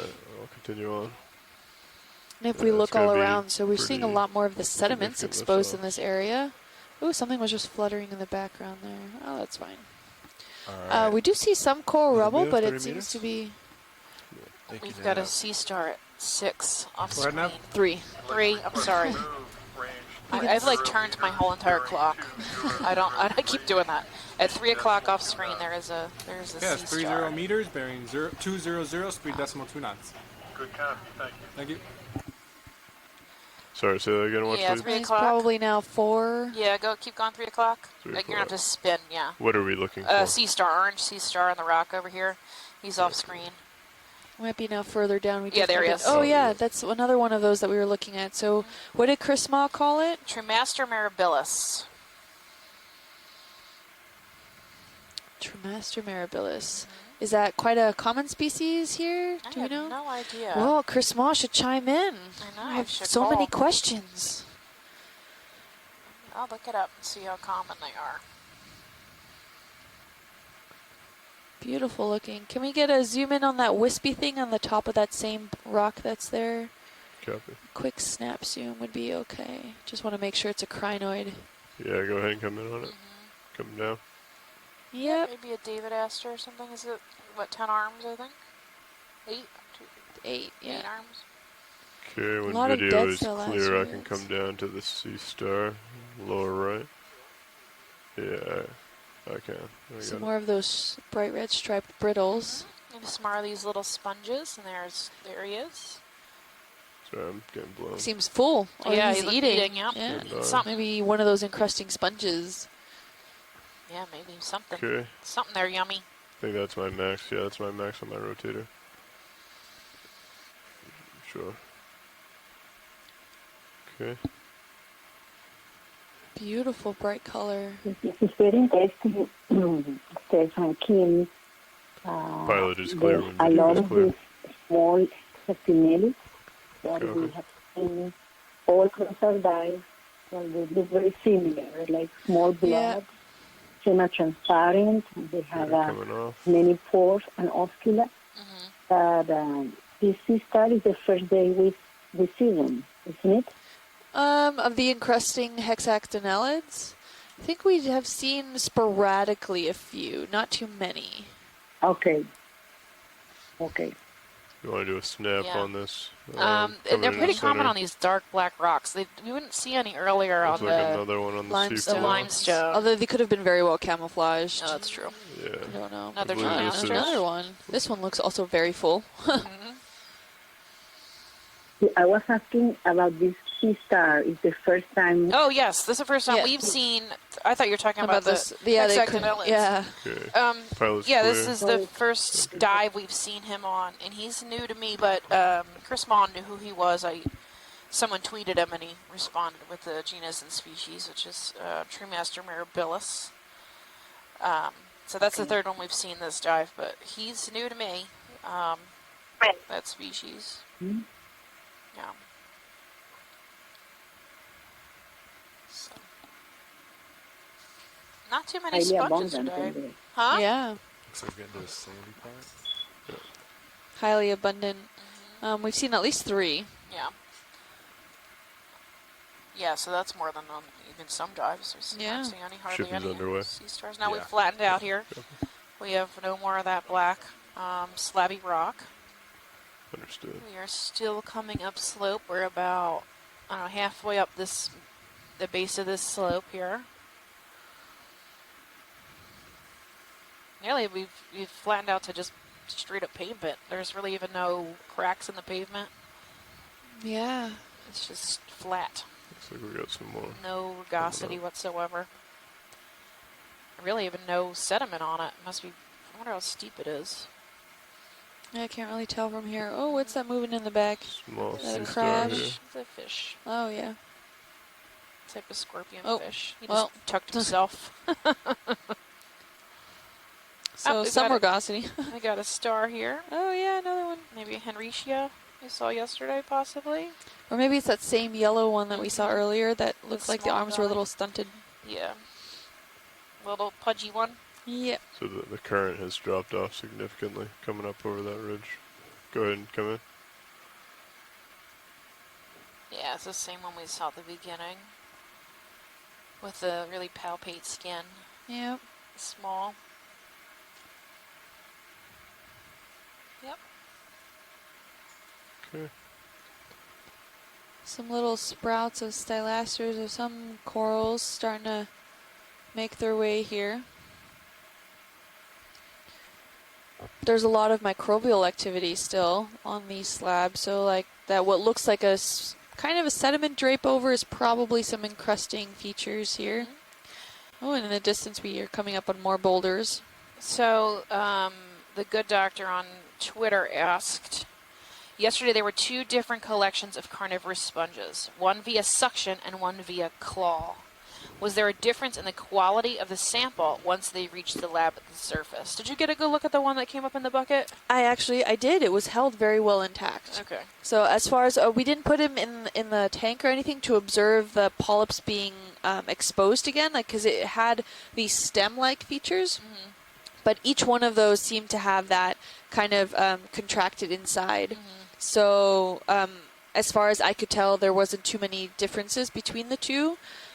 But the suction actually worked very well. It was a little scary for a moment because it looked like it was ripping through there, but it was a lot of that soft sediment that came up with the sponge that looked like it was a little more tumultuous than it was. But actually, both methods were conducted very well, and it stayed pretty well intact. We have Camera if they're pointed new 6.5. species, they will be the type specimen, which means that's the one that all the other Go ahead and come in. taxonomists will compare it to if it is a new species. yeah, we have another encrusting sponge here. Yep, likely Hymodesmia is my guess.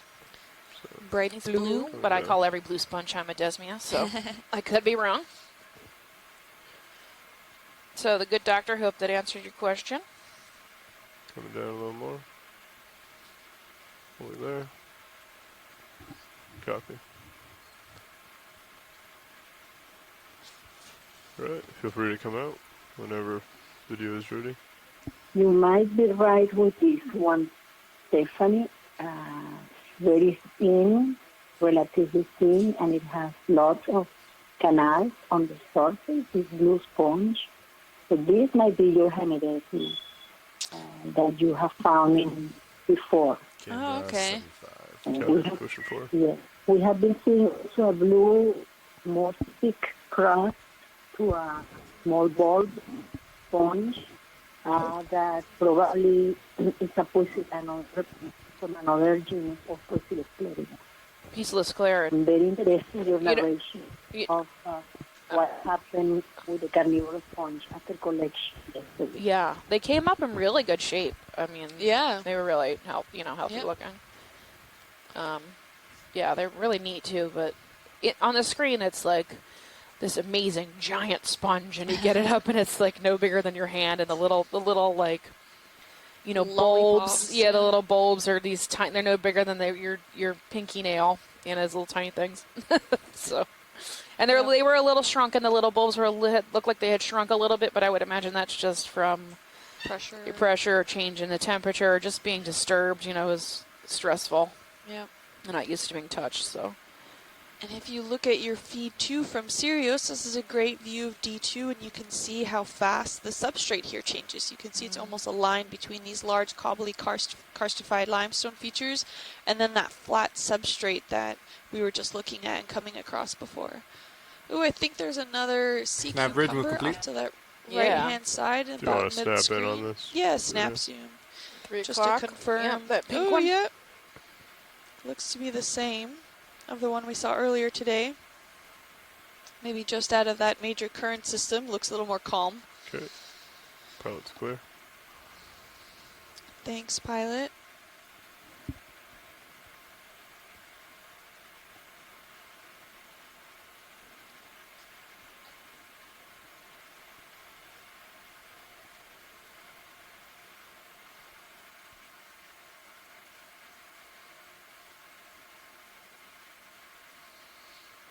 Coming up on some more biota around here. You definitely see a lot more sponges, and I think most of these little corals that you're seeing are actually stylasters, which are not a true coral. Right, they're hydrocoral. Is that an Africalistes straight ahead? That That sponge that's there? Were you looking at 2? Yes, 1. I think that's just a schmutz on the rock. Oh. If you want to snap zoom. It's video. concave to looking at me. that. Yeah. I think Yeah. that's a... Yeah. Oh, yeah. Okay, so it's... So it is a sponge. It's It's an encrusting sponge, not Africalistes. No. Oh, looks like there's some cup corals also, sporadically around. Lots of stylaster. I'm not surprised by that. We've been out here a few times close by, but not... I guess I don't know how far away, but... More on the ridge. On the ridge, yeah. There's a And there's large lots of sponge stylaster coming out in. here on this black rock.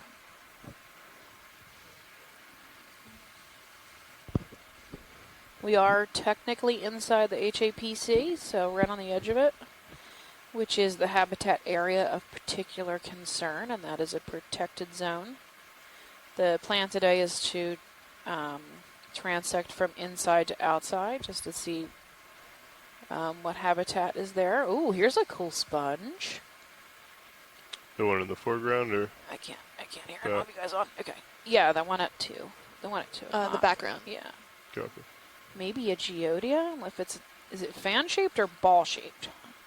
Looks hard to pretty tell. round from Round? Sirius view. Oh, We yeah, can okay. Get an idea of it as we come around. Another one of here, though. those giant eggs that we collected last week. It's too big, Chris. Don't even think about it. Is it a geodia? I think so. It's going to be my guess. I can go ahead and give it a shot. It's at least in the family Geoide. You know, Yeah. it might be a different genus, but Maybe a different genus. I would put it in the family Geoide for sure. Beautiful. Yeah, so these are the outside of it is like a rind of a watermelon, and then the inside is like looks like a fruit, right? With like a rind, and the outside's pretty hard, and when you cut through it, the tissue inside, all the spicules face inward, so it looks like a piece of fruit, right, or a geode, which is what they're named after. So yeah, they're pretty neat. I know Shirley was doing some stuff there with and some come back geodia, the other way. but I wasn't really sure what she was up to when we were doing this. We were out collecting this month.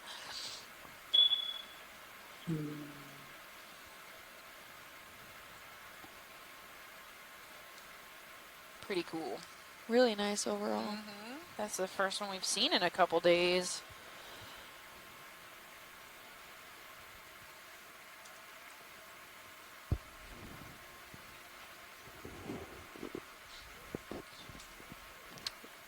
Go ahead and try. We will see. Coming up.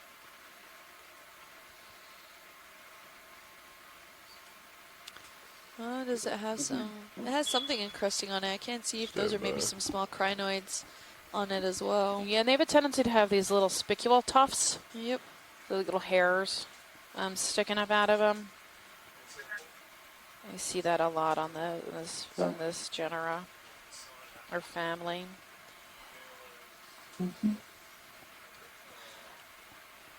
It has one large oscule on the top. Yep, that would be where the water comes out of the sponge. You can see those little tufts of spicules, which usually correspond to just some might microbial affect it. stuff or anything that's floating by. Yep. Oh, what is that like leg thing coming up around it from the base? I'm not sure. Do you see the size of this sponge? Can we get lasers? The lasers, Yeah, stand by. please. It looks more than 10 Yeah, it's centimeters. Coming out with lasers. It is definitely more than 10 Yeah, centimeters. it's at least 30. 30 wide, maybe.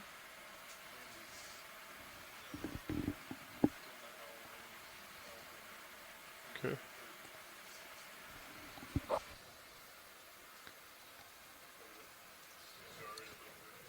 It's about the size of that dinosaur egg we collected last week. It's Yeah. fit in the bucket. But potentially new species Mm-hmm. of dinosaur egg. No, Yeah. just kidding.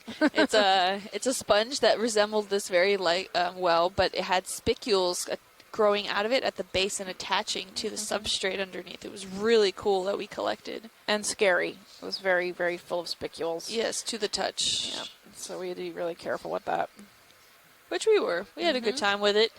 Yeah, I didn't get stuck. Nope. So,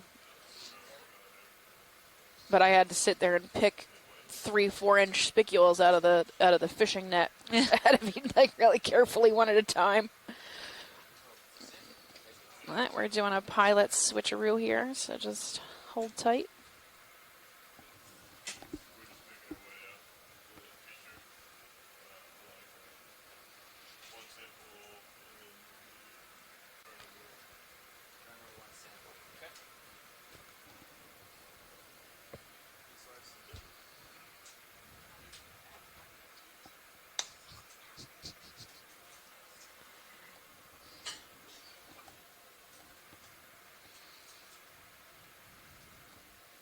You can see a lot more of the exposed sediments here Hey, pilot. in this area. There's some core rubble. You can kind of make that out in the coarser material there. The underlying substrate here doesn't seem to have that same encrusting that we do see on those boulders, and that's likely due to the exposure at the time where a lot of encrusting was taking place in the makeup of the seawater, where a lot of that material was in there. It just encrusted and deposited on these features, whereas the underlying ones were probably covered maybe more with cement and were not directly exposed to the seawater, so therefore they didn't get that kind of same encrusting, that black material, or maybe not as much of that encrusting on it like the other ones that we're seeing here. Okay, we've completed our pilot change. Did you guys get a long enough look at this sponge, or are you still interested in another No, we're glance? good. We're good to Okay. move on. Thank you. Sounds good. A little bit of current today, it appears. Yeah, I think it's blowing to the northwest. Okay. So that way, relative serious. You can see by the tether, it's been kind of nicely out of the way all day. Great. Yeah. Ship stopped. Sirius has stopped his swing. Camera, I'll put it to about 45 for reference. Coming up on another fish. Looks like another It's one of those 45 scorpion there. fish. Okay. Yeah, in a good spot. Awesome. It's amazing how you can see over, as we get this overview, how quickly the substrate can change. So we're having a lot of these exposed, hard, rigid boulders, whereas right to the right-hand side, you're getting more of that flat pavement-like structure.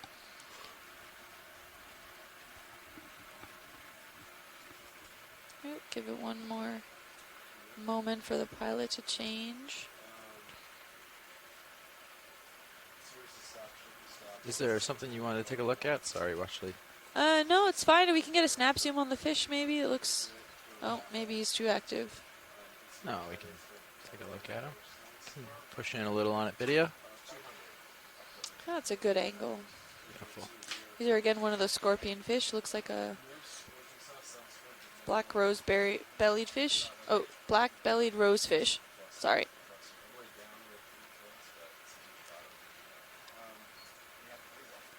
Looks not sure what to make out of all these bright lights. Yeah. You can see a lot of the coral rubbles collecting like on the upper slope side of these boulders. If you want to take it, you can. Here, where all that coarse material is hanging out and gets trapped in the boulders. Probably due to going down slope on that pavement, it would have just kept rolling down with the current systems, and then with these jagged boulders sticking out, just kind of gets trapped there.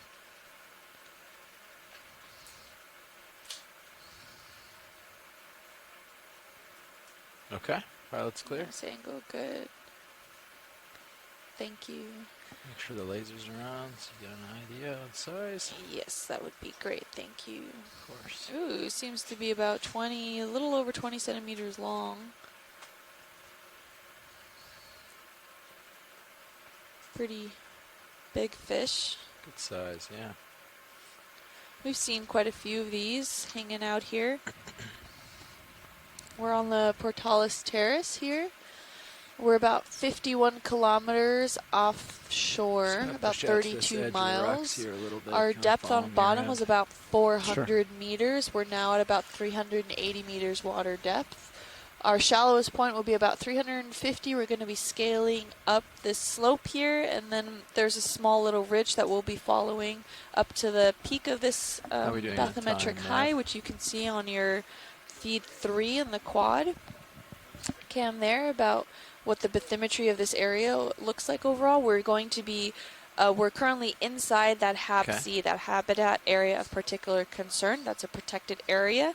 But we're going to be going out, scaling through to the outer lines of the borders. Waypoint 2, is there anything and south of then there? scaling to the top of that ridge there. So long we're going to look track maybe if today. there's a difference in the overall biology, because this All right. means that in the Thank you. habitat of area of particular concern, there is no bottom trawling allowed. So there is surface trawling allowed, but at the benthic level, you're not allowed to trawl or fish in this area. But outside, we're wondering if maybe right along the border, if some sort of impact is there. So it's a good kind of comparison that we're going to get. Just back and get another.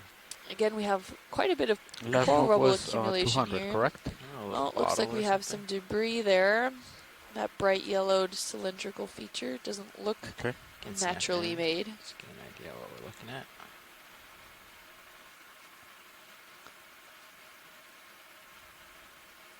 Looks almost like a shortened scuba tank, like a small scuba tank. And there's glass on the outside with yellow Or is it on it glass? or something. I can't tell. I don't know, I saw a Go ahead, Nav. nozzle at the top. Oh, I see. Yeah. Not sure. That video. Or Good morning, Nav. You have 30 meters bearing 200 degrees, speed decimal 2 knots. Copy, thank you, Bridge. maybe some sort of Sorry. air apparatus. I'm not sure what to make out of it. It's glass with like a sponge growing on the inside or something. Oh, actually, I think, yeah, that might look right. Or, I don't know if that's a normal sponge or if it was stuffed with something. Interesting. Yeah, a glass bottle with something yellow inside. Huh. All right. Well, Great. it's a good moment to remind people to please recycle. Yeah. Don't throw things overboard or outside your windows. If you think plastic lasts a long time.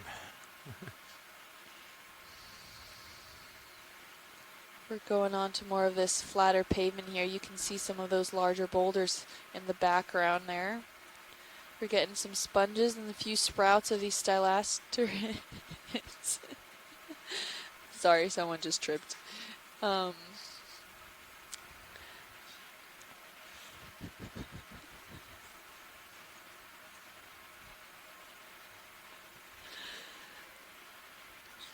few more stylastrids in this region. Thank goodness. And they're taking advantage of the hard substrate, so we can see again like how this is not encrusted with that manganese, ferromanganese encrusting or phosphatic crusting that is more on those exposed boulders here. So could have been that sediment was draped over this at some point where it wasn't as exposed, or it could just be so densely encrusted by some microbial communities that we're not seeing part of that black encrusting on it. It seems more likely that this was not originally, that none of that encrusting was deposited on these features. Looks like there's another codling back in the background at center screen swimming around. Oh, yeah, Ooh, it looks like we have another sea star also. We're getting sparser coral rubble in this area, partly probably due to the fact that the slab-like feature is not holding on to any of that rubble-y features, so it keeps going downslope, moving downslope with the current systems and getting trapped in the more exposed areas of those features that we were looking at before. This is co-pilot. Is there any reason why we have the some of the LEDs? Oh, and I think that is either an off? enemy or a strawberry coral. We can No. get a quick snap zoom. Not that you remember. Okay. Yeah, we can snap in on this.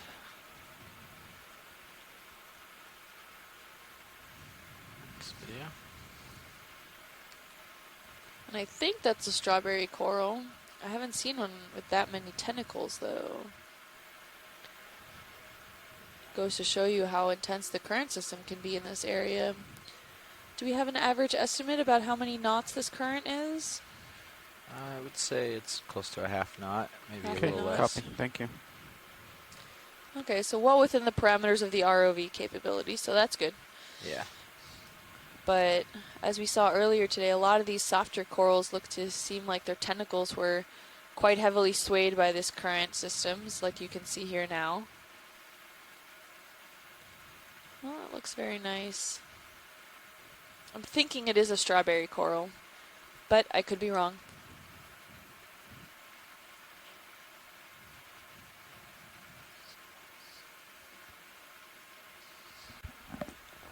Really large tentacles. And you can see all the different pinnules on each tentacle.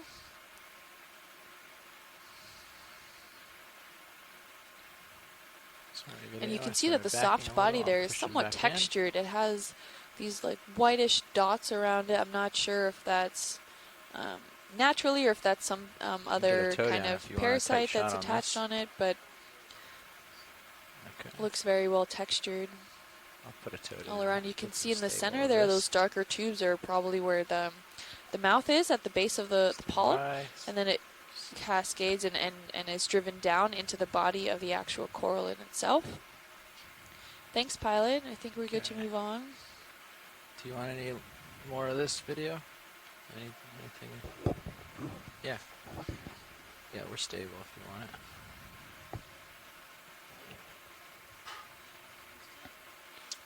Scott France is agreeing that yes, it looks like an anthomastus, so at least a relative of the strawberry coral, if not the strawberry coral. And the whitish dots that I was just referring to are specialized polyps that do not contain tentacles, and they are called siphonozoids. Siphonozoids. Siphonozoids. And they can funnel Okay. water in and out of the colony and may also be where the eggs are produced. Oh, very interesting. Thanks, Scott, for that tidbit. Really interesting. I was taking Great. note of the texture of the body Thanks, there video. Yeah, with it's the neat. white little specks. Okay, have That's you a beautiful one. 7 Yeah. degrees? 07. Lunch is very carby today. Oh, fun. Yeah, so I'll probably be asleep in about an hour. Okay. So you're on your own. Oh, all right. Oh, good to know. I appreciate the warning.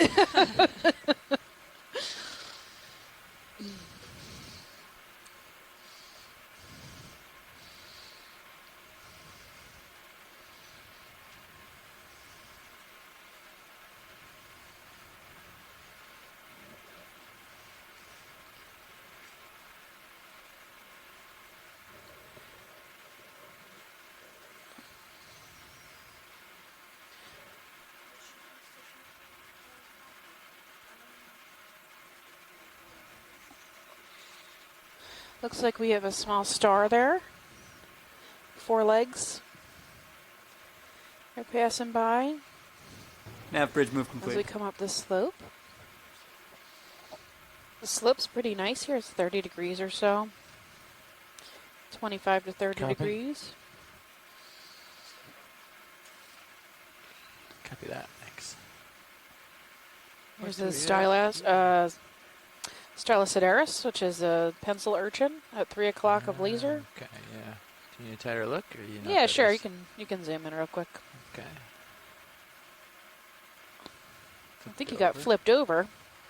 On a current. Yeah. Oh, maybe see the underside of him, where his mouth would be. Yeah, we could try that. I'll tilt down a little and get a little closer here in video. Stand by. Okay. It's all the way down. Centered up. You can try for it. Oh, no, you can, do whatever's logistically feasible. The only priority is getting to the other side of the HAPC. We'd like to do both sides, however you want to manage that. So yeah, this looks like the Yeah. underside. It looks like he's gotten flipped over. And you would see what's called the Aristotle's lantern, which is the mouth parts. It's like a 5-toothed, I guess, mouth organ. I don't know how to explain it, but it looks like there's little 5 teeth in there, and that's how they feed. Is that scraping motion with the Aristotle's lantern. I don't know how he got upside down. He should be able to flip himself back right side up. Great. It might take him a bit, though.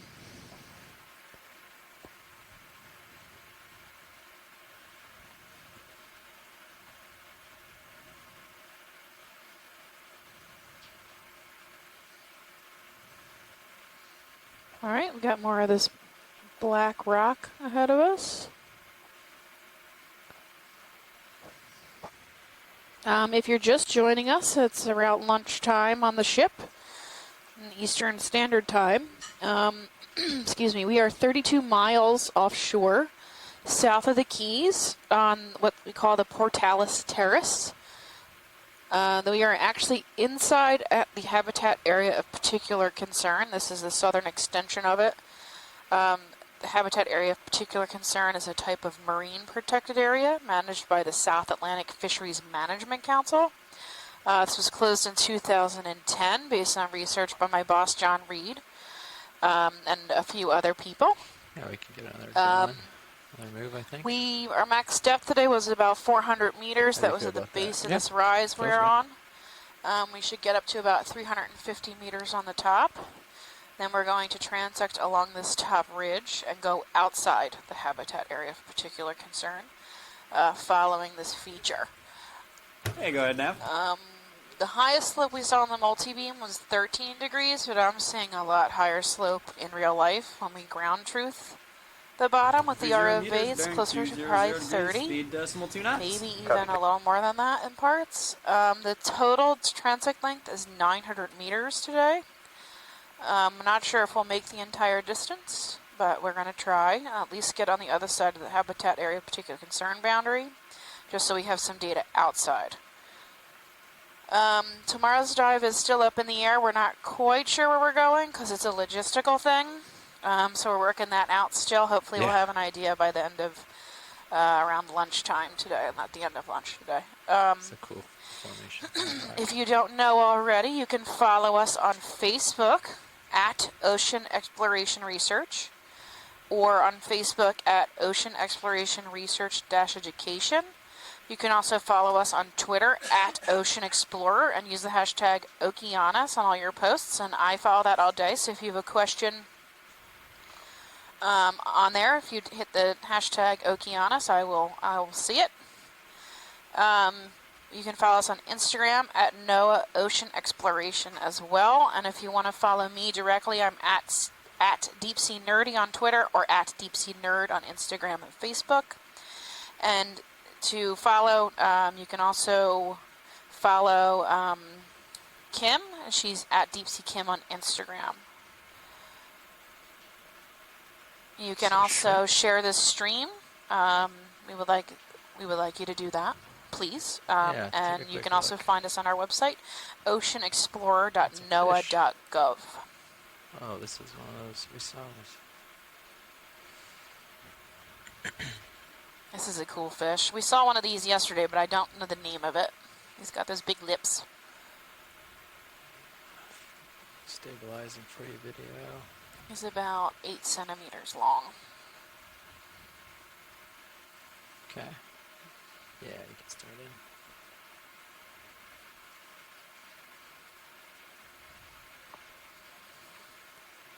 Yeah, working on it.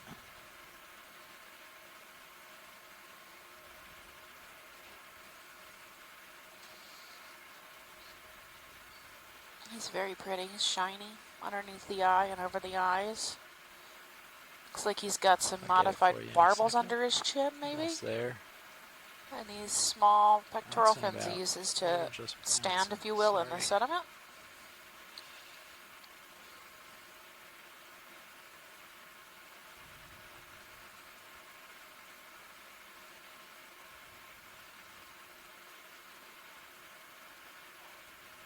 Alright. We're pretty perched here. We can come in again.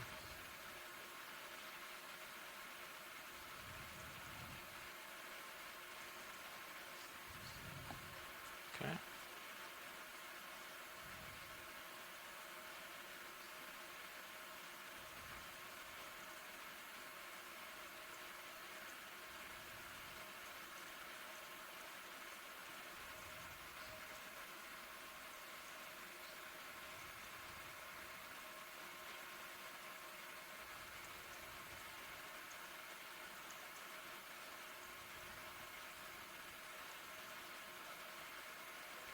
Cool. Awesome. Thanks.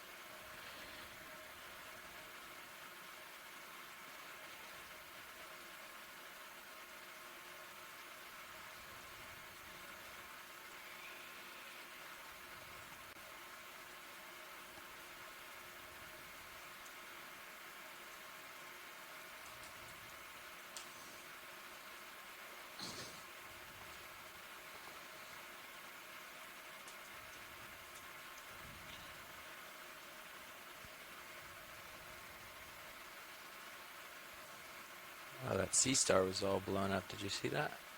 No, go back to it. I'm trying here. It's going to be in the bottom of the screen very shortly. There Oh it yeah, is. look at that. I'll He's tilt very down a poofy. little. Looks like a pincushion. Yeah, we can snap in on that video. How fun.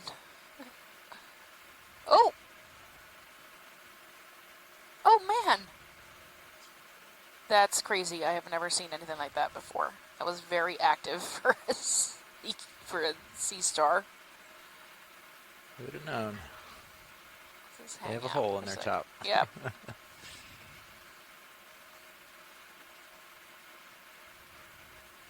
This is very poofy. He's inflated somehow.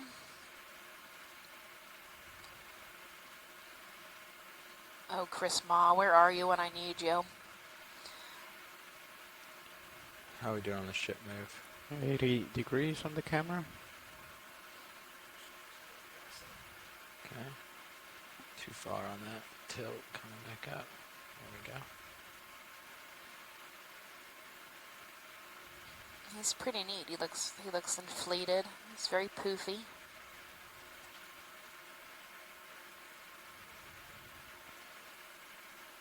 Maybe eventually, but I don't know if I want to wait that Yeah, long. bridge move complete. Thanks. Thank you. Copy.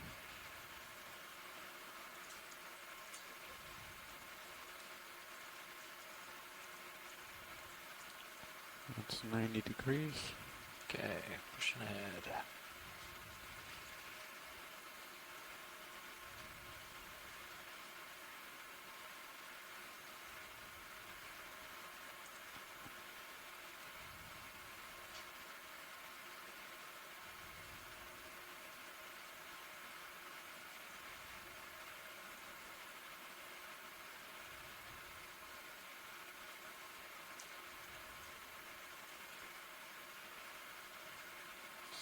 Yeah, we're coming up slope here. We have a 30 degrees roughly, 20 to 30 degree slope.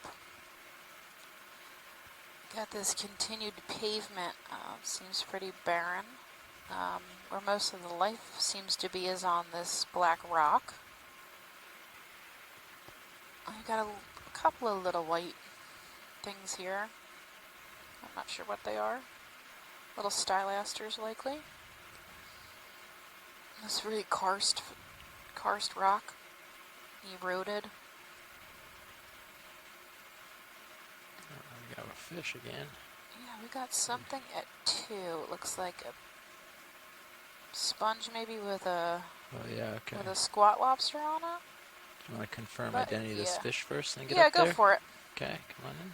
Yes, this is the same fish we saw earlier, I think. Oh, maybe Okay. not. It's very shiny. Yeah, it's very shiny.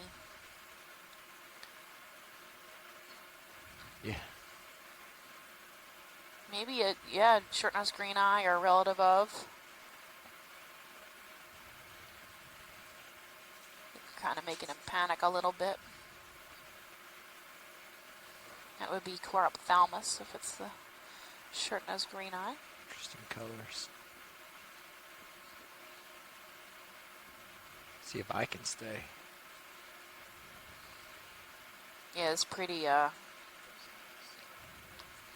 current here. You might be having a difficult time sitting still.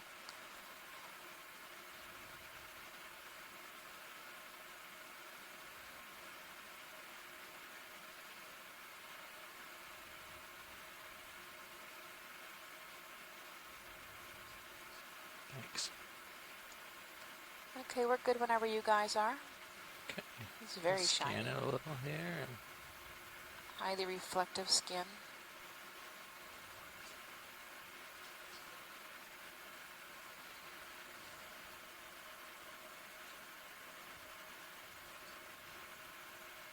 there's the tail.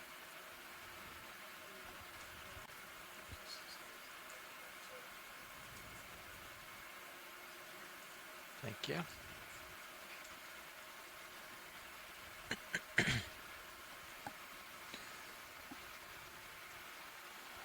See the sea star at the bottom of the screen, watch lead? Is that Sure, that's fine. fine. I think we've seen him before, maybe Okay. Henricia. All right. as a guess. We'll go to the sponge, etc. then. Oh, okay, so that sponge is actually, A sponge with a... yeah, it looks like a Urchin pencil on it? urchin on it. Yeah, okay. A little predation event, maybe? Maybe. It would be really slow moving one. Yeah, not much to look at. Do you want to snap to confirm? Sure. Come on in. So we're just gonna, yep, that's a, oh, a bright yellow sponge with a white sponge and a pencil urchin. Trifecta.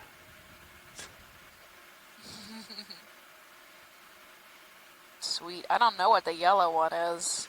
This is missing its top spine as well. It is. I don't think he's upside down though. Yeah. Interesting. What do you think, Chris? Wow. This yellow. Impressed with this tripartite combination of life. Oh my God. This is Yes. really incredible. Well, we have definitely hexactinellid. Okay, the white would be hexactinellid. Which is a white, flattish sponge.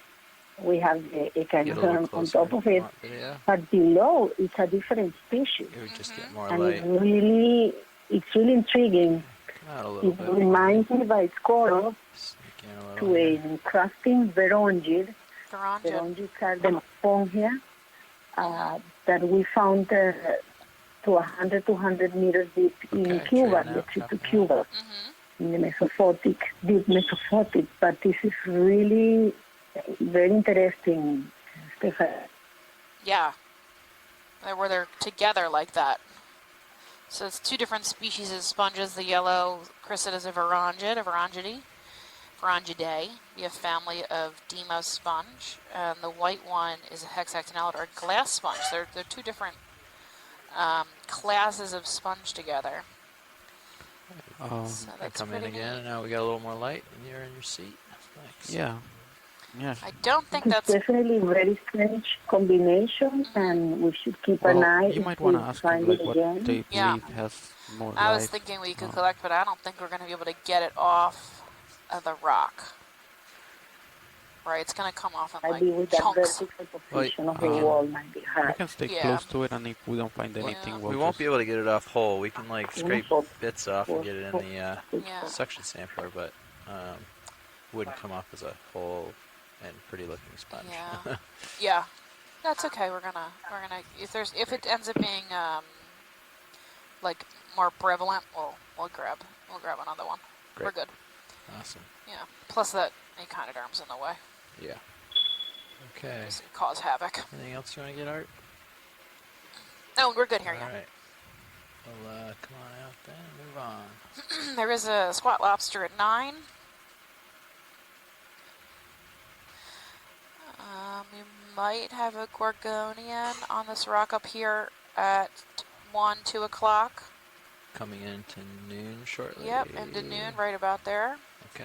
Yeah. I Do see you it. want to make another move, but instead of 30, maybe 20 this time? Sure.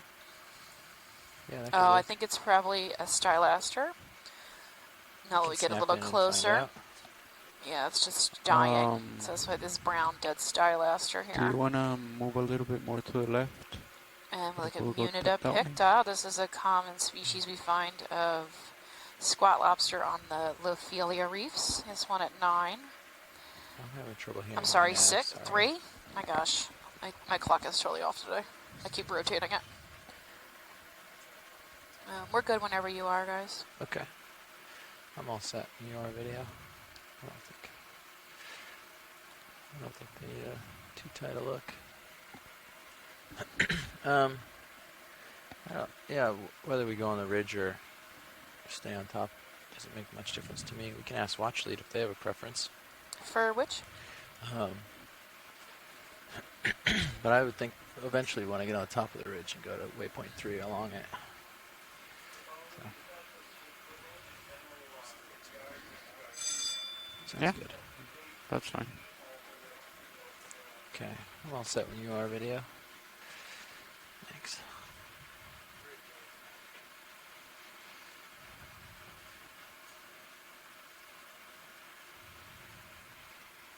Go ahead, Nev.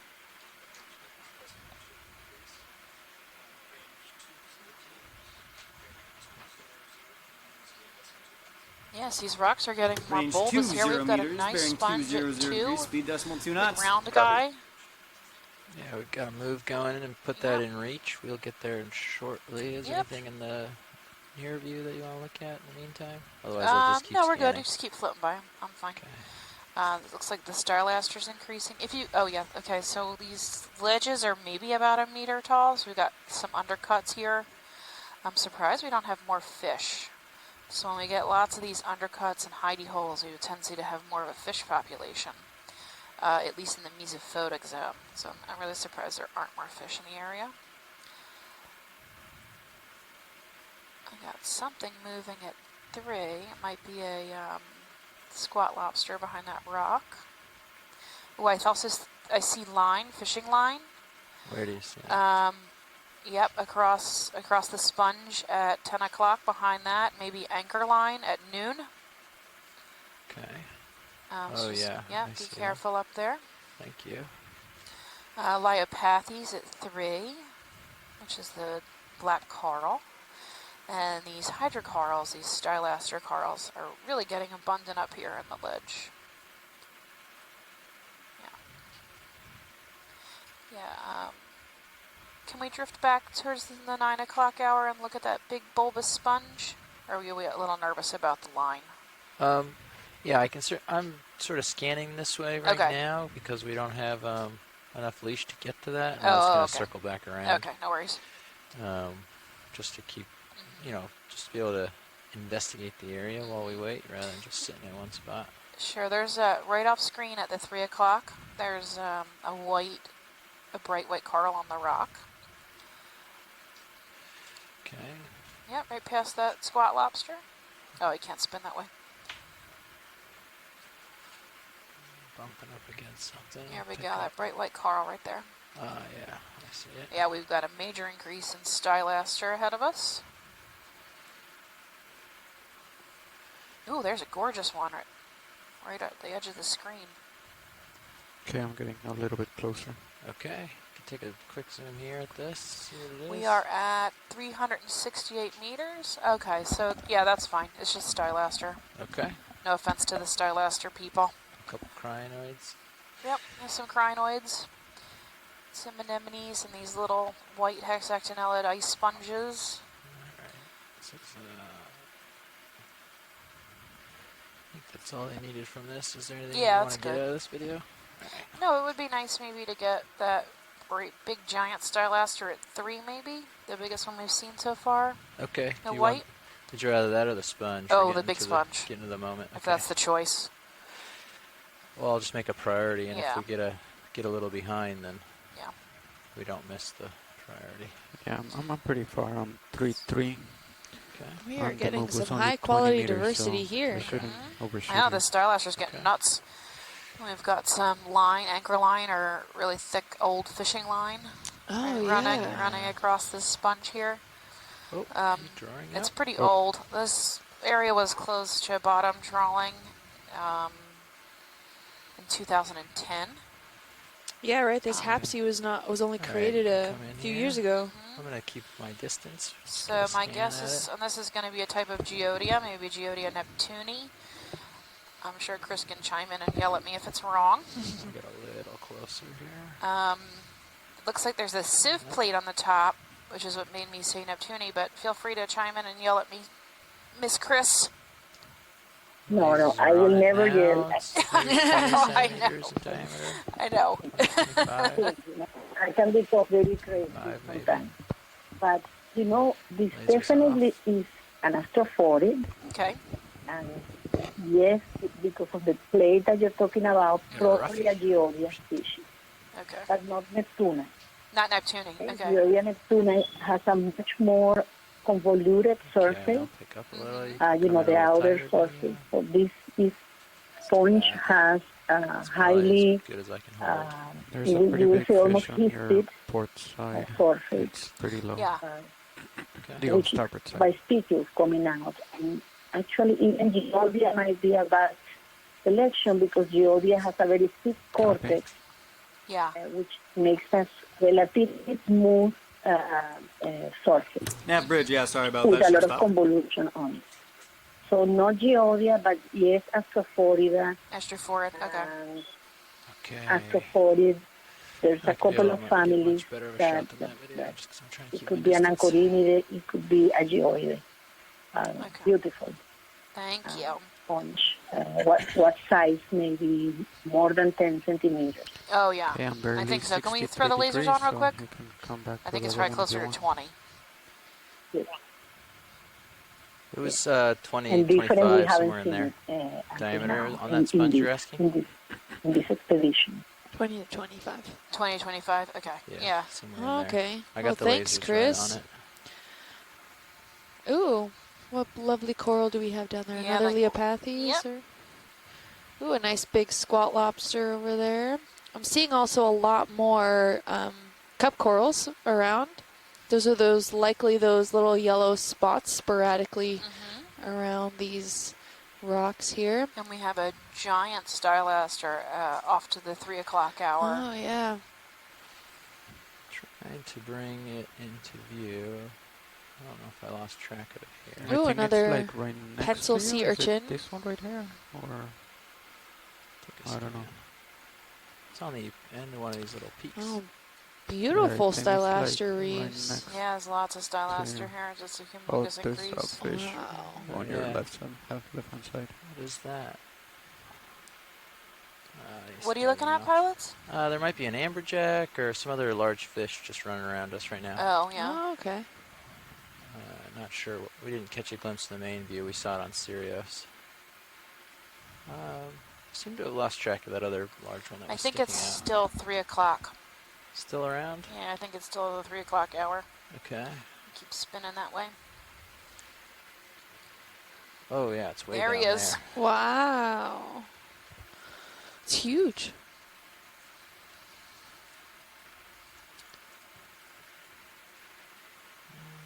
Yeah, I think I'm stabilizing here.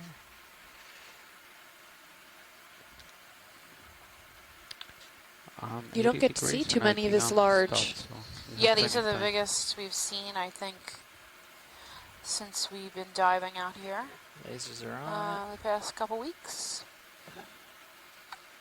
Yeah, this is 20, 30 centimeters. Base is dead, but the tips are quite large and living. Yep. I'll sneak in a little closer here, and we can get a tighter This look. is also called a lace coral. That's the common name for it. It's a type of hydrocoral or hydrozoan. Okay. It's not a true coral.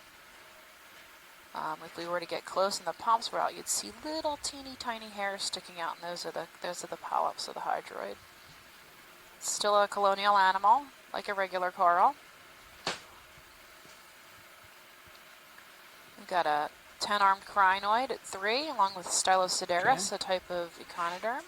If you want to get tighter, we can have it. Or a type of sea urchin, pencil sea urchin. Yeah, and if you look at the pencil sea urchins, that's a lot of what makes up also that rubbly texture. Those large tubular features that we were seeing in the rubble earlier, those are pretty much what those are from.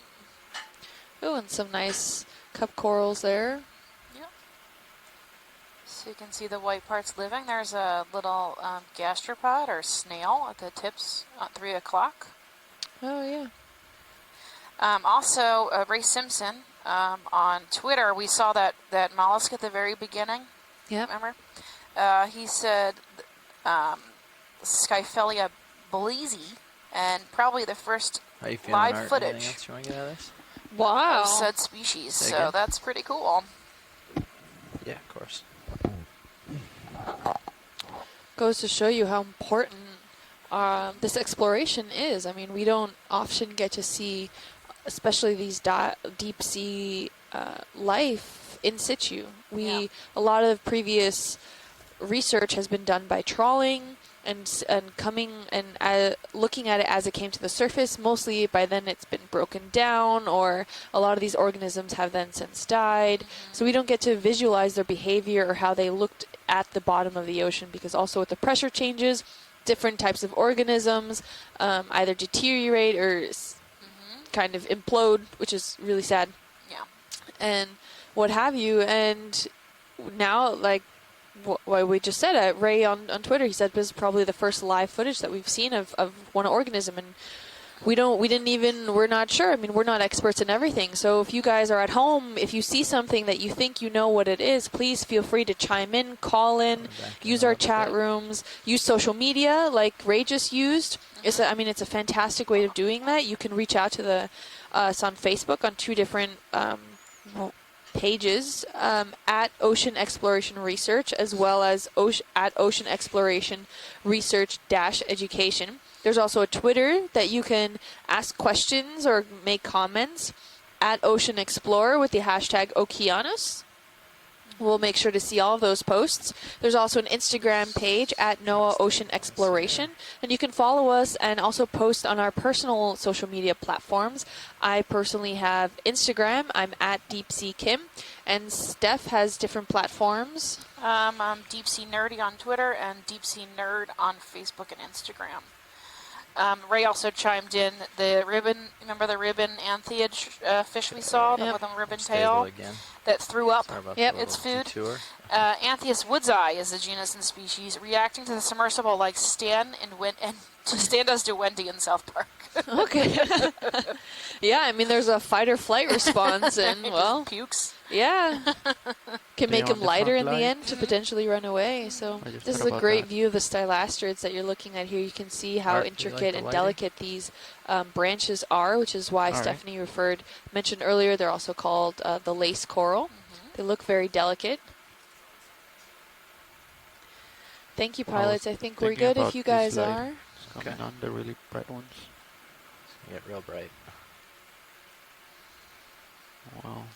Yeah. What is on the tip there? Is that schmutz? I think it's schmutz. Might be. There's a couple things. There's like a clearish on the top left of the corner, and then the very top of the screen is like a little mollusk or something. Oh yeah.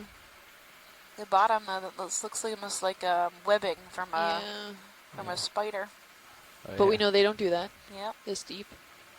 Very shiny. Yeah, and then if we could pan then also to the left a little bit to compare to that brownish tissued stylastrid colony. So these are 2 different kinds of stylastrids. A little further, I think you might have to pan out a little bit. This brown spot's just dead. Yeah. But there's another one with like some brownish pinkish tissue, and that's a different kind of stylastrid. Okay, I'll keep coming around. Come out a little for me, Art, so we can acquire. Yep, yeah, right there. Yep, a little bit of pink. It looks like it has more robust branches. Maybe, yeah. So it's almost more similar to a coral, but it still is a stylastrid. A lot of these are really difficult to tell. I don't really know many other get tighter on the orange genus and can, species off the top of my head. Have to collect it really and look at it closely to get it down. Yeah, you can see some of the hairs on this one. Seeing any polyps? Well, on this brown one I am. Yeah. Slightly at the top there, you can see some little what look like ciliae, but yep, those are the polyps. Those are the little fine wispy polyps. But I didn't see any on the white one exposed. Neat. Nice. Well, thanks, pilot. We're good if you are. Yeah, I'm happy when video is. And we're nearing just the top of the shelf break here for that major slope area that we were looking at. So we're just coming up on top of that. Oh, that could be another reason why we have an increase in biota. That's pretty common when it starts to flatten out on the ridges. Yep. We get a lot more biota coming through, growing as an increase in food coming over the top ledge with the current. Bring it back out. So. Yeah. And if you saw really quick before we turned a lot of the major lights off from D2, there was a lot of particles floating in the current systems, and that's referred to as marine snow. That's a lot of detrital material that's coming through the water column, either heavy enough to cascade down from the surface water into the deep ocean, which is a lot of what these suspension feeders feed off of. It also consists of a lot of foraminifera that hang out in the water column, as well as other planktonic not much movement. microorganism. So these walls are They like kind of just drift blocking, out so I into the come in and current out and of that, kind of it's- go with the current, So and and that's sometimes why it it's referred to swirls as in, so you have like a good snow, hold, because and it all of a sudden one looks of those like it's comes just through cascading down with the current knocks you systems off. and just Are hangs those out 3 there. So lines it's marine on snow. your These are the lines. Yeah, we saw them earlier. Okay. They go to that sponge. Look at we these taped. rocks, man. There's that fish They're right like there. piled up. I know. They look. Oh, really there's a nice. fish. Ooh, big fish. Yep, There's probably an commercial amberjack. fish of some kind. Not really sure. Hard to tell. It's been lingering, so Off on the side. try to Some catch kind it. of jack or something. I don't know. Yeah. Okay, we're coming up above the lines, pushing out. So to this Scott. Oh, Go ahead. nice shelf. There's here. a fish at 3. Go ahead, Scott. Got oh this- yeah, right under that rock in that Mhm. wedge like there. a Darwin slime head or something. Oh, a few fish. That looks really Yeah, you large. can come in on the one that isn't moving But yeah, yet. Scott was I'll saying sneak in the chat room that maybe that white Good coral there. was the actual skeleton Sneaking and not closer. tissues, and maybe that brown one was going to be overgrown by it, but I'm not entirely sure. The branching looked different on it. So we've seen plenty of stylastrids that are white. I'm just Yeah, a not little sure if tilting up. if it was having a good day or it wanted its polyps to be exposed. So this is a type of Burex, I think, which would be similar to the slime heads. Let me see. I know I had a better name for it, or a saw belly. Sawbelly, yeah, is what we saw a few weeks ago, actually. He's got a little more blunt face than the Darwin slime head, which is the one I see more often in the mesophotic areas. A lot larger, too. He's pretty hefty. Okay, slowing down. And his stomach is bulging. I wonder, it might be a female, pregnant, Maybe. gravid.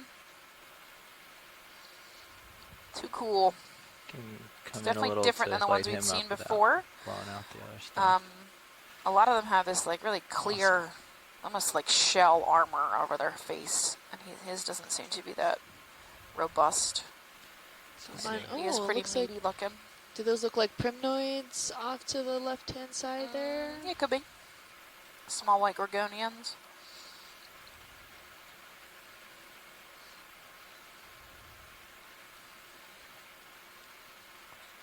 It's not peeking out anywhere else. Okay.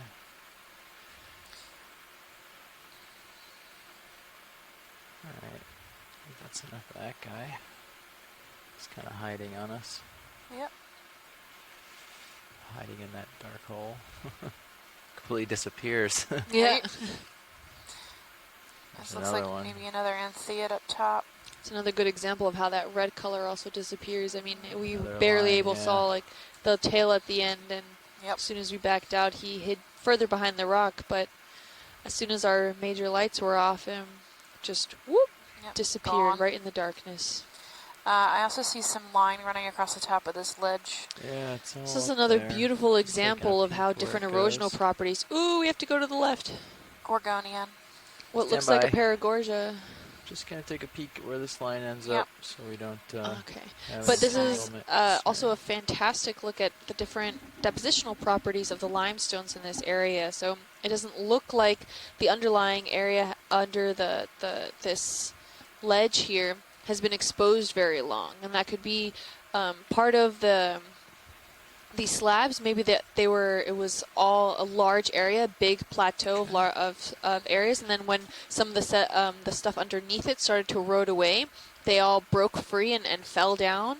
But this ledge here is a really great example of the different layers of how limestone is actually formed, and how certain properties get eroded away while other ones are actually still able to hold on and cement together very well. Is this what you were hoping to look at? Yeah. Yes. Bubblegum coral, maybe? Alright, you can come in a Ooh, that little would be video. fantastic. Just frame it up for now. I think Beautiful. so. I think a paragorgia. Not sure on the That's species. a nice one. Have to get closer if we can. Yeah, I'll we're get getting Scott in to there. chime in. I'll land for this shot so we can get good stable shot for the You can polyps see video. the spaghetti ophiuroid on its Okay, that branches. looks good for the light. That's a type of Gonna brittle star. touch Beautiful. down, Most of the thumbs polyps are up. facing one direction. And he's like hanging out upside down on this. Yeah. Ledge He's here. pretty healthy though. Must get a lot of good food. Yeah. Stabilizing. Pretty robust coral Get here. the lasers Beautiful for a color. second, since we're here. Ooh, quite large. Maybe 20, Yeah. You want the 30 front lights? centimeters tall and about 20 Can't hear to you, Art, sorry. 25 centimeters wide. Okay, coming on. Yeah, I think it's like if there's anything in the Beautiful water, coral. those bring it up a lot more. Can we get a closer zoom in on the polyps, please? Yeah, we're lining up for it now. All right, thanks. Come on in, video. Are we at the end of our tether here?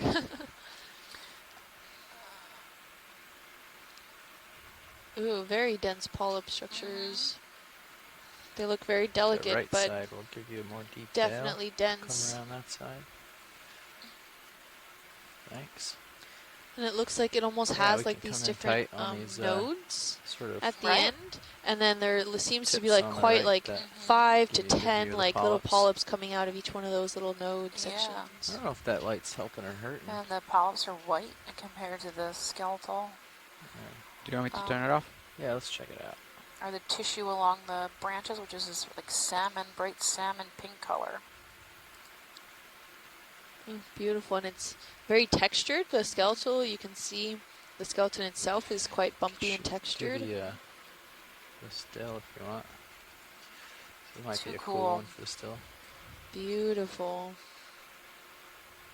I don't know if Scott France can give us a genus and species. So, on what relay is this? Best still? I can do is bubblegum coral. Yeah, right. Okay. Paragorgia. Yep, Thanks. yep, that's what he said, Paragorgia. There should be a So still that's camera a one on the bank one genus. Bank one. near the bottom. Oh, okay. Awesome. All right. Beautiful coral. Yeah, really healthy. Okay. I'll scan along. I'm really in looking here. at these like branching out node sections here. I mean, it looks really interesting. They look cool under a microscope. Yeah. You can see the, I guess it's an intestinal tract, right? The digestive center Of the in polyps? each polyp, Yeah. little white strip in the middle of all of them. And that's probably, my guess is Estrashima on the, is that an ophiuroid. HD feed or you can see SD? his legs. SD. Okay, so no, so we're. I guess I can put it up there. Ooh, there's a small shrimp. Right, Oh the yeah, dead right in center. the middle of it. What is He the blends one right up in. Look, there? and He's closing some of the polyps. Yep, he walks by and closes the polyps What's up. interesting to note is that the polyps that are being touched by the ophiuroid are not closing.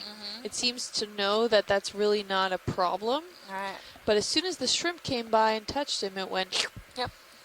went right back in. So we can, Ticklish. I guess there's some sensory things that We'll lets go the near the coral know bottom what's a mark, see danger how and that what's not. looks.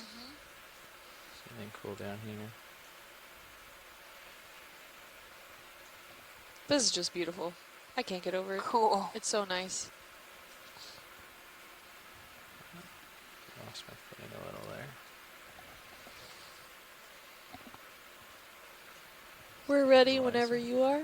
Okay. One last shot we're going to go for here, and then we'll move on. This is just such a cool coral.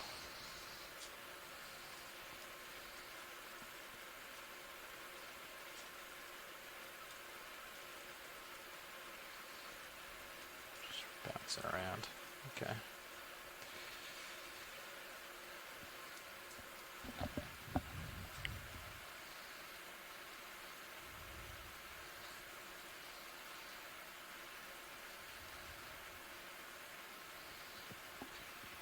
Okay. Gorgeous overall. So we have plenty of those. And those Bring the pinnules lights on on each of the again for it. tentacles do come down to the point just at let the end Art of the know. tentacles, Yeah, Are giving you it okay, that snowflake video, with the appearance. lights? we're going to turn the light on for a second. Yeah, he said good. Okay. Do one or two like that, just make sure.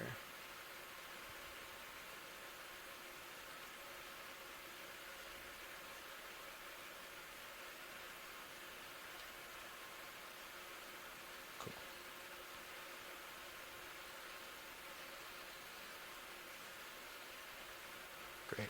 Okay. Okay, lights. Anything else you want to get out of this, Art? We're good whenever you guys are. Okay, we're good. Thanks. Alright. Awesome. Thanks, co-pilot. Oh, and there's a nice Yeah, sponge. and then the lights are gonna come off. Yeah. Video. Maybe a Pacastrellid sponge at Awesome. 2 o'clock at the edge of the screen, that amphitheater shape attached to the base. Ooh, I think we've got a nice Lyopathes in the distance too. Yeah, there's a whole slew scattered across the top. It's like Be careful. Stylaster garden, sponge garden up here.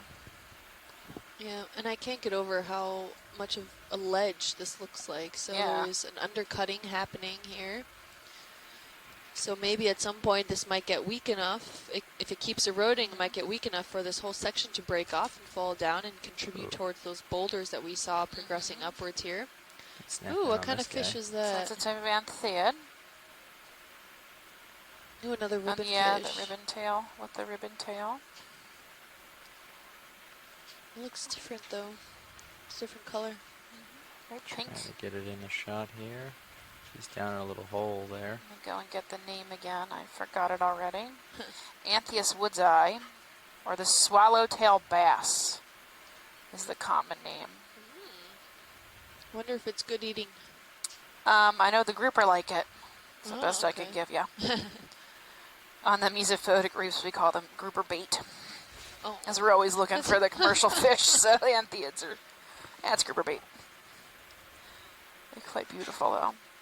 yeah. If we can pan upwards, I think I saw a golden coral under the ledge there. Oh, yeah. That. Little yellow guy. Okay. Take a tighter look at the coral. I think that's of interest. Just hanging upside down. Yep, a couple centimeters. There's also this other white one next to it. Seems to be pretty common on the upside down. I'm seeing maybe a hydroid. I'm not really sure what they are. Underneath it? Yeah, those- see these white, yeah, the those white wispy featheries. things, Yeah. Yeah, beautiful coral. Got a major Another downwelling octocoral. coming Yeah, over we're the good here. If you want to little keep going. face here. It's pushing me into the bottom pretty hard. Thanks. You can take it the rest of the way if you want it. Okay. Great. There you go. Nice yellow coral. Beautiful highlighter yellow. Okay. How you feeling, Art? And we seem to keep actually I'm moving good, down thanks. in temperature. We're at 9.7 Really? degrees Celsius now. Yeah, Yep. there's an upwell or something coming from the other side of this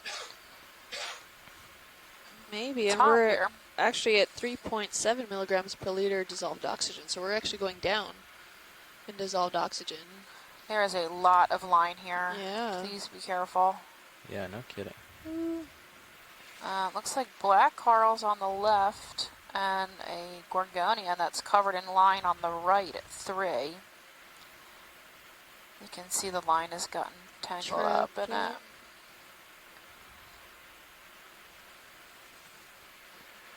I'm gonna go Yes. back just- towards the south where our track is, see if we can get away from some of this Yeah, line. you do whatever you need to do to stay safe. This plate continues along, so we can just follow it towards the south here. Waypoint 3 and 2 are both to the south, so we'll push along here. See what we can There's find. a nice sponge. Wow. We have a whole bunch of these pencil sea urchins.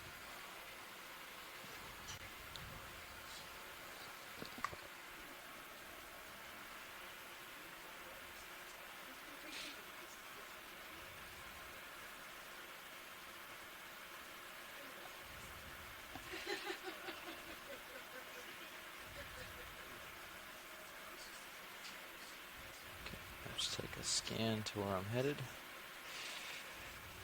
Looking for any debris or lines. Can you swing back to the 9 and look at a little closer at that sponge safely? Is that a possibility? Yeah, I can do that. Let's get us a good, snap zoom on him. On this large one here? Yeah. Sure thing.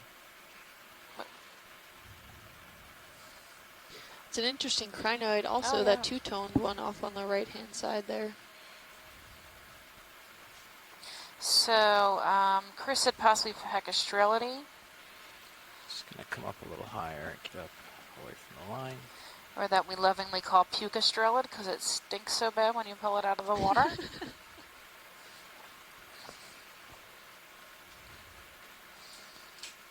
you can come in a little closer, video. Looks like that amphitheater shape maybe. Looks good there. If we were to look at the other side, I'd bet it's concave. Chris needs to see the surface. Okay, we need a little tighter look. There you go, Chris. We're zoomed in. You see the small pores and that like hairy texture on the top that's caught all that schmutz. Oh, and a good close-up of that two-toned crinoid. The crinoid. The pinnules seem to go all the way down to the mouth. 10 arms.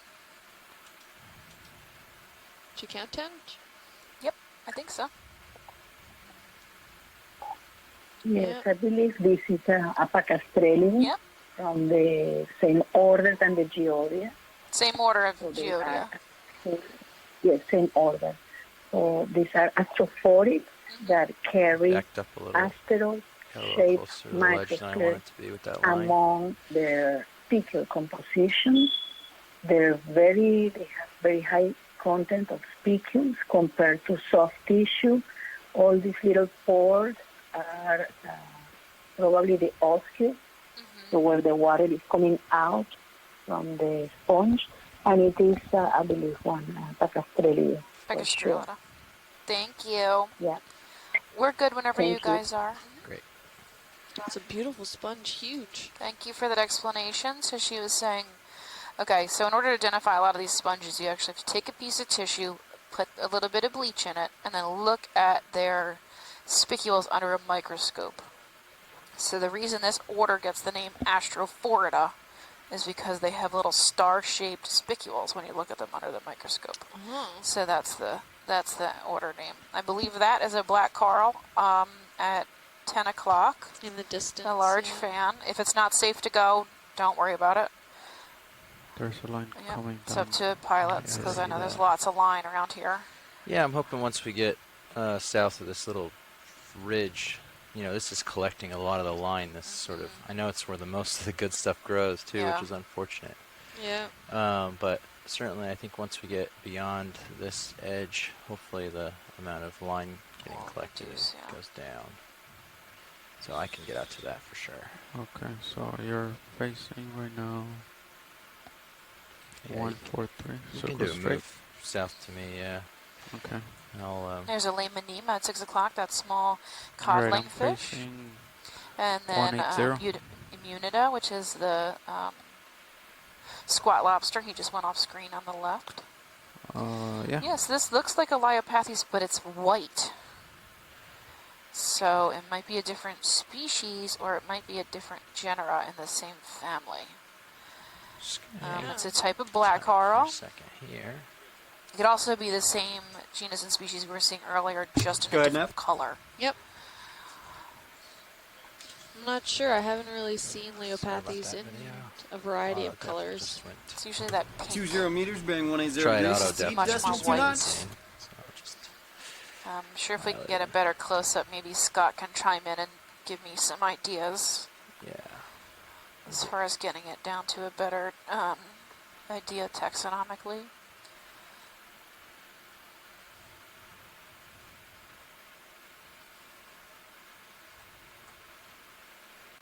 Okay, you might. Am I stretched too much? Well, with the current and everything is pushing it out, so I don't know how far. You look pretty far. I don't know how stretched it is. Okay. Well, I won't push it. I'll just hang right here. Maybe. There we go. video. I still don't want to touch down. There's some line in the vicinity, so we can try it from here. I'm trying to be stable for you. Oh yeah, this is very bushy. Okay. The Leiopathes we were seeing earlier has much more sparse. Okay. There's a bryozoan too, or a Raspiliad. Stable? I'm not really sure from this far away. Yep, definitely a black coral.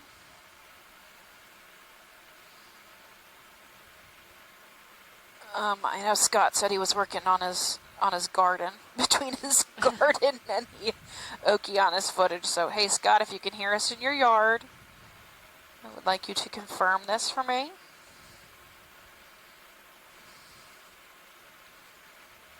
Yeah, it's too Very cool. bushy. Yeah, it's very bushy. Beautiful though.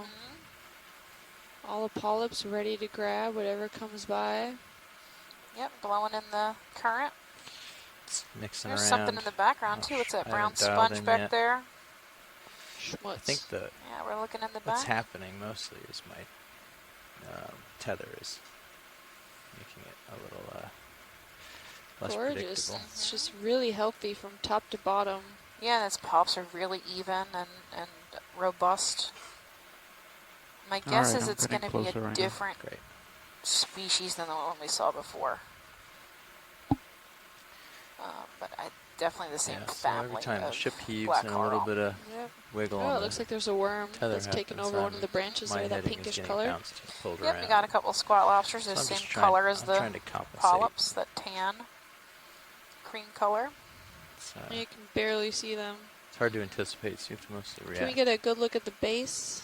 Yeah, of course we can. It's sort of obscured, but Yeah, best you can do. yeah, I'll tilt down. Yeah, I'm just Yeah, it's so wondering. bushy you can't Yeah. see it. Where is the base? I'm actually not sure where it is. Yeah, I don't know where it is either. It's back there somewhere. Yeah, no worries. I just wanted to see if there were polyps growing all the way to the base. There's a nice stylaster, totally different species of stylaster right at the base there. Yeah, we've been so seeing. just to the left of the screen there, that's the base, right? And there's Yeah, I polyps think growing so. Right in the down, background. right to the left of the screen now, right on the Oh edge. yeah, yeah. look, the tissue gums all the way down onto Yeah. Yeah, onto that's the it. bottom. Sorry we're not doing better with this. And the Pretty hefty. conditions are not allowing me to get a stable perch. No problem. It's beautiful. If we can back out and get the lasers on it to get a size estimate. Yeah, sure thing.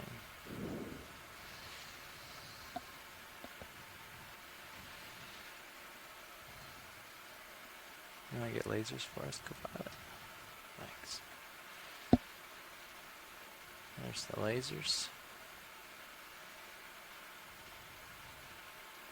This is easier to hold now that we're a little more room in the tether. Okay.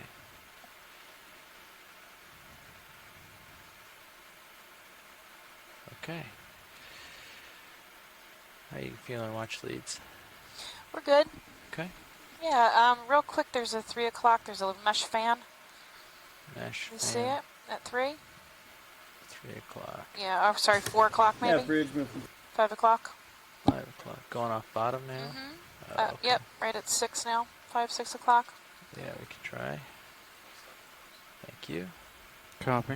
Yeah, video. We can try for that. Is Yep. it this forked one? Yeah, or, that guy. or The one. touching a laser Yep, now? laser. Yep. Yep.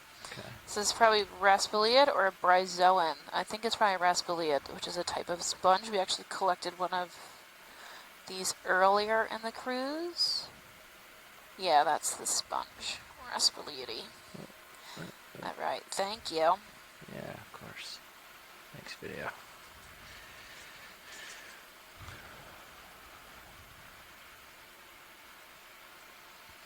Okay. Heading south, getting away from this line. It's really nice, interesting to note the biodiversity now that we're on top of this large platform area here. There's a large variety of sponges as well as different species of stylasterids. We saw a few of these corals, black corals. I'm pretty sure there are some gorgonians as well. The bottom right there. Oh, a corallomorph. We're seeing also quite a bit of these sea urchins, the pencil sea urchins. There's a Africalistes. Yep, jeez. Hexactinellids. Hexactinellids. Just taking a scan of the area real quick. Mm-hmm. There's Yeah. still line around us. I just saw a couple Oh. pieces behind us. So Yeah, do what you gotta do. we're just gonna take a glance, It's make sure. great that, overview what we're getting here, so we're happy. Okay, great. I mean, really, you could look at anything and I'd be happy. I'm fine with all of it. Okay, great. Ooh, that might be Lophelia or a relative of Lophelia there at 4. There's another one of those large Geodia sponges or estrophorid sponges we saw earlier at 2-ish. Okay, going back around. So yeah, it looks like we're at the top of this first roundabout ledge. We still have a bit of a slope here, so it hasn't totally flattened out, but the hard bottom really has become more of a pavement and less of that broken slabby rock. Yep. We also have a lot more fauna. Here's another type of crab we haven't seen yet, some Mithrax of some type. Some not seeing spider it. crab right here Oh, at the around top 1 of the o'clock. screen. Yep, coming into view. Seems to be also a pinkish fish at the bottom there around 7 o'clock. I think it's just another scorpion fish. Well, just. Yeah. I think it's another scorpion fish. So it's Another large coral here, or maybe a fish is hiding behind it. Down also at 7 o'clock. Yep, that white Liopathes like. So if we get a quick zoom on this crab here, that would be good. Of course. Haven't seen any bamboo corals. Can come in a little on the crab. I'll keep getting a little Yeah, a closer. type of spider crab. It's Mithrax likely. Ooh, good eating there. Yeah, so they have really fine pincher claws and they use them to pick really tiny things off the bottom.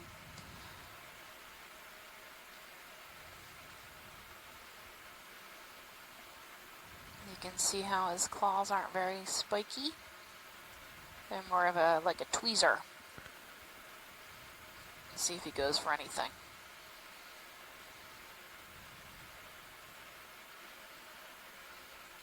It's Lots of interesting yellow. to see how careful he is to avoid a lot of that larger macrofauna.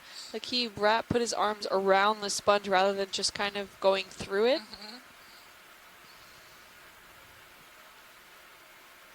You can see how he walks, which legs he uses at the same time on either side of his body. All right, there's 4 legs, and then 2 legs. Oh, how neat. Just gorgeous footage of being able to see these animals in situ and watch their behaviors. There's a head-on view of them. Alright, we probably want another move, another 20 meters. Sounds good. Yep, so 3 legs, and then these other 3 legs. He stepped Nav. over the Yeah. sponges. And then these 2 back legs. Okay, we can go tight on Get the it face. over. I'll bring it centered up. 20 meters, bearing 180 degrees, speed decimal 2 knots. Oh, he's too fun. He's got a couple barnacles growing on him. He needs to molt soon. Yeah. Look at all those barnacles. It's time to molt. Oh, and even on his legs, look at the underside. There's plenty of barnacles there on his claws.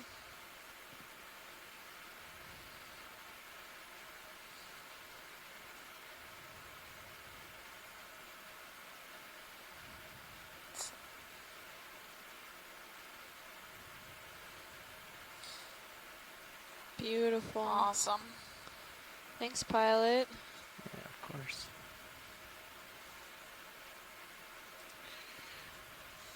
Face off.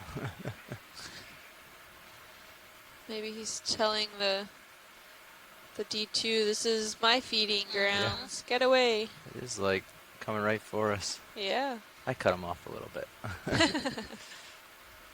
Too slow. Beautiful area here. You can see now it's like a stylaster and sponge garden up here. Lots of these Raspuliid fans. Those are the mesh fans. Ooh, a sea star. There's a Almost sea dead star. center. We're in a good Yep. spot for anything, so if there's anything you want to look closer at, Okay. otherwise I'll just keep driving along. So there's a Goniaster star right there at 7. Lots of dead sponges here, these brown. Ooh, there seems to be something quite large in the distance there at like 11 o'clock, 10 o'clock. A large black coral, So maybe? if we follow this ridge, there's a lot of life, but there's also a lot of line, so I don't know. Yeah, We just go whatever you straight in the guys middle need. and then just pick at the edge so they kind of close, maybe. Yeah. Directly south. This should take us Yeah. Just keep a good route. walking to waypoint 3 and keep an eye out for line. Okay. Yeah, there's a couple big bushy coral out there. There's a Yeah, they're fairly old. there's a line stretched You across see something, us Chris? You want to look at? Well, I'm really enjoying this different seascape that we suddenly run into with all this diversity of sponges among all the other creatures that we're looking. Yes, we have this erect, fan-shaped sponges. There's at least two species. You have a short rasta lily that I'm sure is the one that we collected, but it could be. However, they are all in small size, and the mesh that we can see in the surface seems to be wider than the one we collected. Then you have other fans that might be a different species of Fakilia, and now and then we're seeing large, more brownish flat-leaf sponges as well. And it was a treat to see this crab carefully walking through the garden, plus hundreds of small organisms, cup corals, different small sponges, encrusting sponges, and who knows what many other groups are here. But really beautiful seascape. It is beautiful, isn't it? To what we have been looking at. Awesome. Before you get too much further, can you swing back, just spin around at 9 o'clock to the left? There was a new anemone we hadn't seen yet. Looks like a big koosh ball. And then we have that sea star. Okay. Looking for a Yeah, koosh so down ball. below, underneath the ROV, I think it's underneath the ROV. Oh, If I you back see up. it now on my other views. I'll bring it in. Yeah, the little koosh ball under there. There he is. Little koosh ball anemone. Pom-pom. Yep. Okay. Maybe Liponema, if I'm remembering right. Lasers are on. Scanning. Yeah, 10 centimeters. lasers. Yeah. Okay. Nav bridge move complete. And drifting a little, but we're stabilizing. You can come in. Copy. Lydia. Yep, a little koosh ball. I believe that's a Liponema is my guess. If I'm remembering correctly from grad school. I haven't seen one of them in a long time. Thank you. Centering it up. Two of them. Oh yeah, there's a second one. It's clear. Has white tips. Trying for you, Art. Very koosh ball shaped. He's, It's got tentacles all the way around. a day of unhappy D2. Does not want to hold anywhere we go. Yeah, I'm good whenever you are. There's a small shrimp next to it.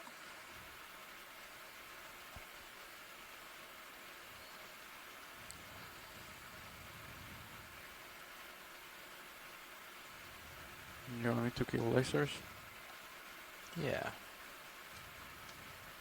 Can we get a tighter look on either one of these?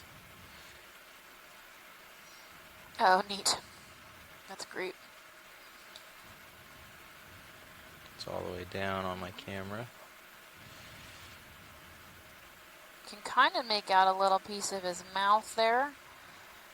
Go for The the clear center one, of the that's in arms and the range. base. You can see it's a little bit of a whiter ring. Okay.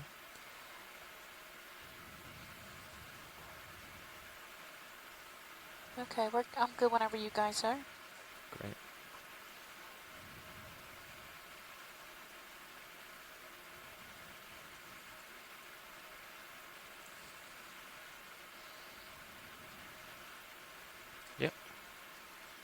tilting up. Those ice sponges again. Those small little sponges that grow and crust on the rocks. We've got stylaster. It looks like some dead Lophelia. Or Analopsamia. Similar. There's the second Liponema.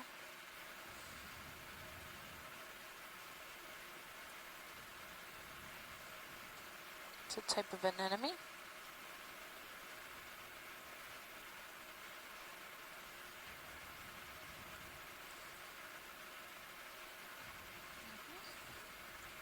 If you look in the Sirius cam, you see the marine snow ripping by from left to right. And if you watch this guy's tentacles, it rips by from right to left. Oh. So I am in a little eddy on the bottom right now. So every time I get closer or farther from the bottom, the current shifts. Oh my gosh, it's hard to drive in that, I would imagine. So I'm sorry for the unstable shots. This one's clear, you can see his mouth really well. Is that max zoom? Thanks.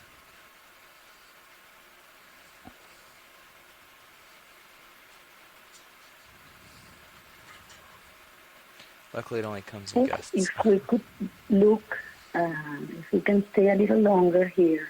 Yeah, pilot hold. At 9 o'clock. At 9 o'clock? Yes, under the stilaster, there are two sponges, one white blob and a creamy one. If we could get closer, because it might be a representative of a different class of sponge. Okay. So right there where you were. Yeah. So do you see the stylaster in the center? Yeah, that tiny thing below it. Yeah, we're looking at, there's two sponges there. You're looking at the cream one or the white one? The yellow one or the white one? It can come tiny again. It's really small, one, not the large Prastailid. I actually was looking right under the stilaster. There you go. Right, yes. That one. The yellowy. Yeah. You think it's calcareous? Yes, that's yellow. So this would be Moscarella. It's as tight as we get. I will write it in the chat. Okay. And it belongs to a different class of sponges, to the Homosclerophorida. So, we have the Exactinellida, which are the glass sponges. We have the Demasponia, that is the right in the middle, more right diverse living class of sponges. These are called Homosclerophorida. If we get a little closer, and let me write you, it looks as a member of Oscarella or family Oscarelli. Oscalera? Oh, Oscalarity. Okay. Oscarella. And they lack any form of skeleton. They are usually common in caverns and these relatively shallow deep waters. So very interesting. Thanks, Chris. I think it's the Brazingid starfish.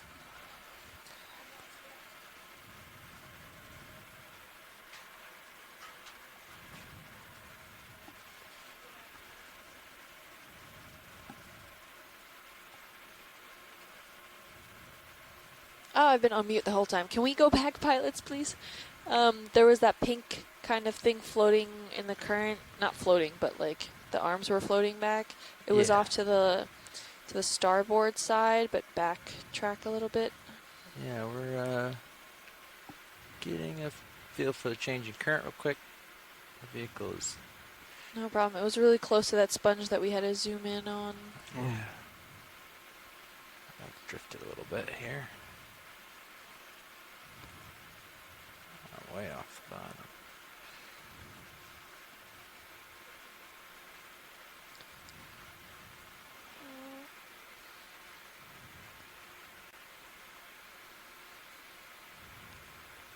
Where did it go? I think it should be back this way a little ways. Just bringing my head around. Oh, red, and it looked like the arms were facing upwards into the current system. Yeah, I remember seeing it. Just Gonna come back to where I was and give a scan here. Man, did we move that quickly? Yeah, the current's ripping, so Oh, okay. I was not thrusting, but the vehicle was had a mind of Oh, its there own. it is, up at the top. There we are. Great. Yeah, biggest change is I've changed my heading so that I'm more into the current. Okay. So we're looking at it from a slightly different angle. No, that's it. This is actually a better view. Thank you. And could it be a sun star? A sea star, actually. Can we get a zoom in? Of course, just getting in the vicinity, getting it centered up.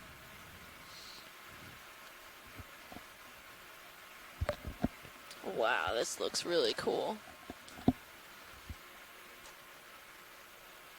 Okay.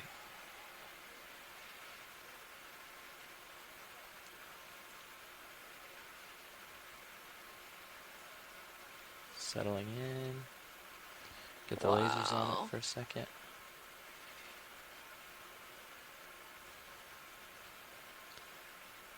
So at least 30 centimeters in length from arm to arm tip. Wow. Okay, we can start This in. looks gorgeous. I wonder if it's trying to feed on the stylasterid. I would think maybe it would have its tentacles wrapped around it, but I'm not entirely sure. Wow.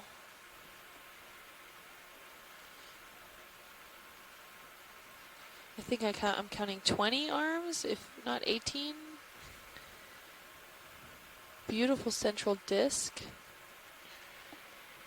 Yeah, take as much as you like. Art, whenever you want. Can we zoom in closer? Of course. Yeah, so that central disc has some pore structures there. Looks like it knows. Beautiful color. I didn't change anything about it.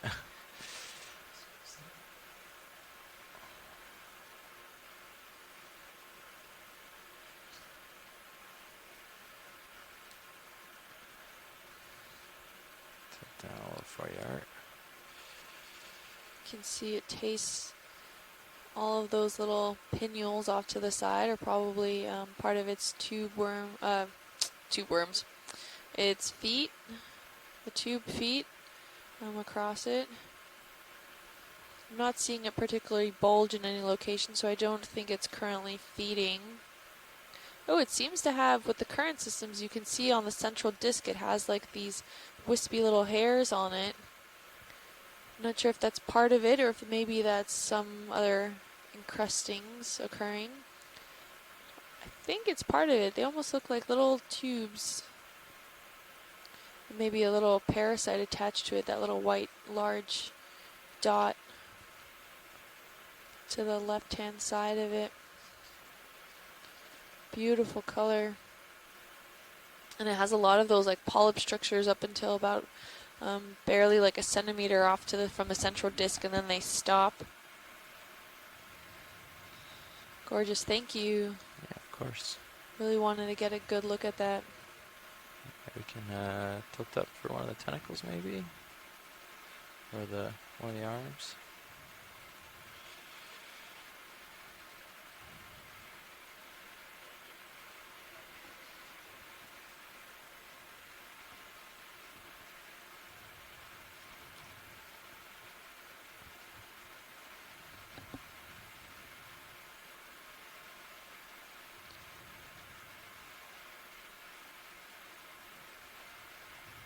Oh, okay, so the tube feet are not the main ones. You can see underneath it, well, this arm that's kind of flipped over now, that really like dense orange strip that's down the middle there, those are likely its tube feet, and I'm not sure what the other ones have a role in. Maybe it's part of defense mechanism or whatnot, but the smaller ones underneath it are probably what it uses to walk and taste.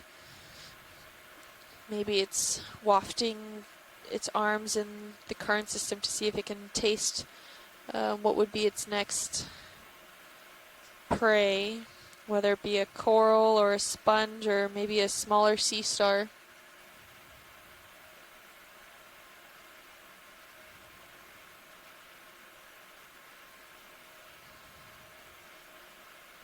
Beautiful specimen here. Okay. Anything else you want to get a look at, Art? Cool. I'm all set when you are.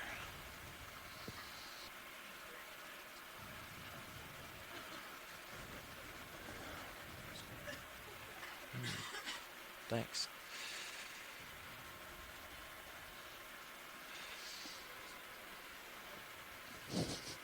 What do you think? It's up to you. Well, yeah, so that was one of those Hey, you're the one. some basket stars. Beautiful specimen. Brazingid, right?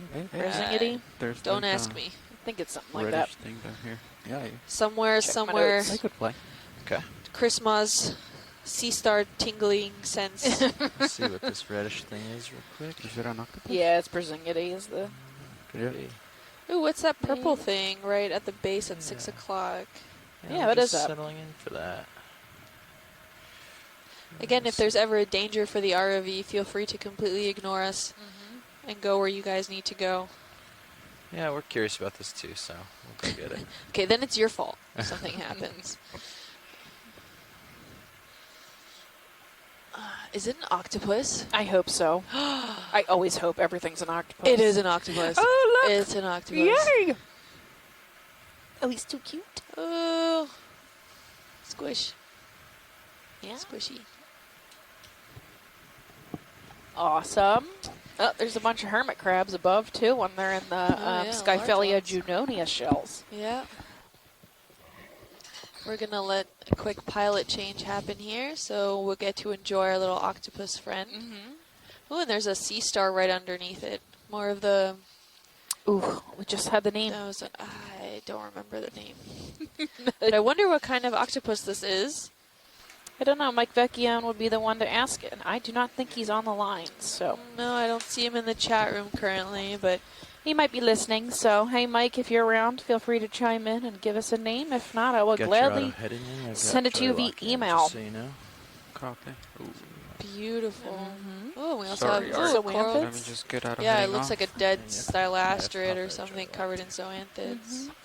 Right above the octopus, there's 2 hermit crabs in these yellow and brown shells. Polka dotted. Yep. All right, let's come in. That's Scyphelia Beautiful pencil junonia. urchin as well. Ooh. Oh, hello. Beautiful. Look at his little eye. He's napping. Or blinded from us. Maybe. I choose napping. And then there's like a sea star underneath, or what is that? I don't know, actually, now that we're that close to it. I'm not sure what that is. I think that's a sea star. I think All it's the right. same one that we've been I'm seeing. pretty stable, Art, so With the it's up to you. attached webbed arms. Yeah, let me look that up again. I just wrote it down a few Sure. minutes And ago. is that a Trimester. Prognoid? Right next to it, probably. It's a little tiny Single-stalk single stalk gorg. Beautiful octopus. He's too cute. Kind of dark and small. Hard to get out. We can try it. He's sending water over his gills. Okay. Do You want wanna to focus on scale anything upwards a else, little or bit? Yeah, those that's hermit good? crabs that are right above it. You're a good video? Alright, and then the hermit crabs. Come in. We have another two-toned crinoid there off Is to it the left. These ones right here? Yep, yep. Little hermits. Wonder maybe if there's an argument going on. The other one just decided to leave, tucked back into the shell. Get nervous. Sometimes they're aggressive. Sometimes they'll rip other hermit crabs out of their own Shell. shells. Yep. There's a species of land ones. I don't know if you've ever seen the footage. It was on, Discovery Channel or whatever. I'm not really sure. And one of those nature programs. Okay, whenever And you're they all good. line up by size in order. Yep. And the first one changes his shell, and then they just cascade down. Everyone changes the shell to the person to So the person, next to layer. the hermit next door. So they all upgrade their shells at the same time. I mean, it's a fantastic evolutionary way to control Oh, but being yeah, then I just exposed wrapped it and up, so. vulnerable. 1900. Right, because the back end of a hermit crab is actually really soft. Yeah. This might spin it up. and it looks really wormy. It's Yeah, weird, it's actually. kinda gross. Okay. But, I mean, then watch it's- leads. And it can Is there dip, yeah, anything I else can- we wanna look well, at there's here? a little. I think that's a coral, black coral, off to the left-hand side above those zoanthids. At The little 9. stringy coral. Oh, maybe that's just a dead stick with what looked like a coral attached to it. Come in. Ooh, I Yeah, think- that's hold down on. a little more to the left. I Oh, need to get Yeah, I a think it's a good hydroid. look. oh yeah. Turn it off. Oh yeah. It's a Never sad mind. We're good. Sad little hydroid. You see a huge abundance of cup corals let's now. keep Also, going. These yellow as soon cup as corals. you can tune your eye to it, there's thousands. Tilting Yeah. down. Yeah, they're everywhere. Oh, there's that little fat sea Ooh. star. Ooh, let's go look at him. I He's don't know fat his and chunky. name. Yep. We saw one of these earlier, and it All like these it like plump- poofed. It was really weird. I don't know what it is, and Chris isn't available today, so he's not watching. Okay, let's go in. Looks very plump. Partial, right there. Going more. Maybe it's digesting one of the corals.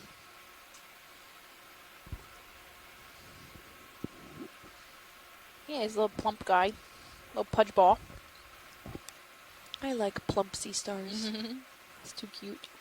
Oops, see, this is what the other one did. Oh. Where like opened up and deflated a little. Watch him deflate. Ooh. Oh, what is that at the top? That doesn't look like just like an oscule. I think it's his anus. We're They're getting- not all on top. I thought that they. Oh, I know on the. We're on getting the- graphic here, guys. Yeah. PG-13 rated. Yeah. The children. I know that on All right. the. Hold on, I'm blanking. Give me a second.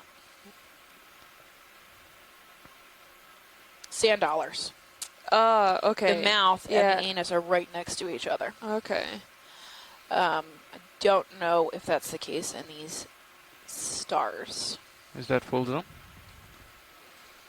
I Copy. wonder, this is why Chris Ma needs to come on. Tilting And down now. slowly. Can you call upon him on the Twitter? On the Twitters, I can ask. Let's see.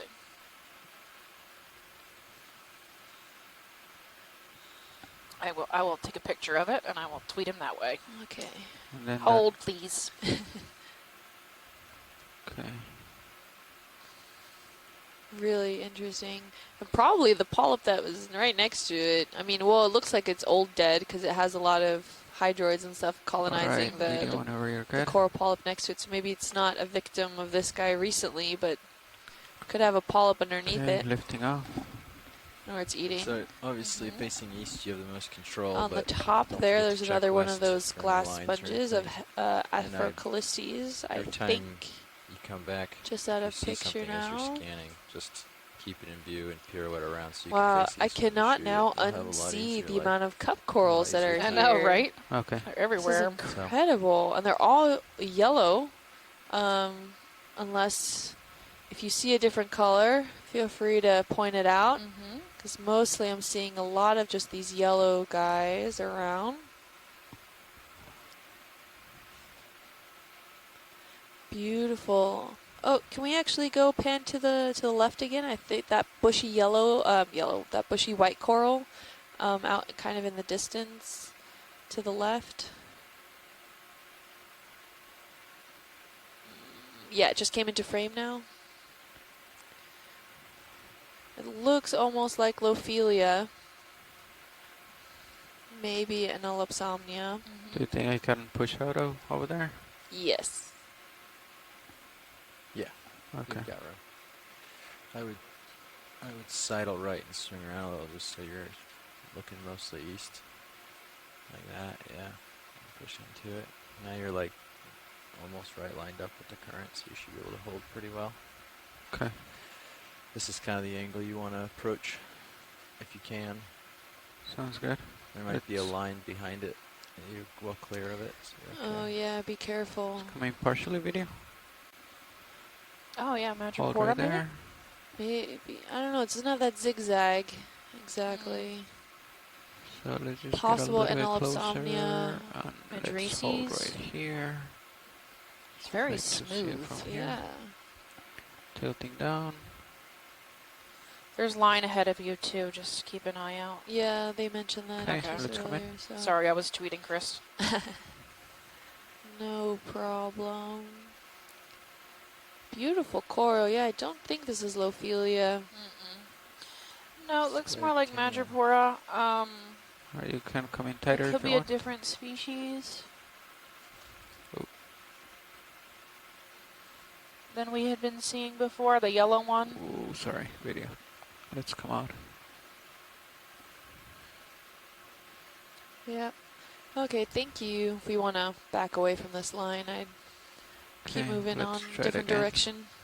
Yeah, we're getting a little, Ooh, just yeah. a little bit of Really the heat is nice. translating. Just 'cause Beautiful your toes polyps taught from here. the There are current, quite an so, you know. abundance of polyps in this Copy. per Yeah, coral, let's come out video. or coralite Keep on rather. Sliding.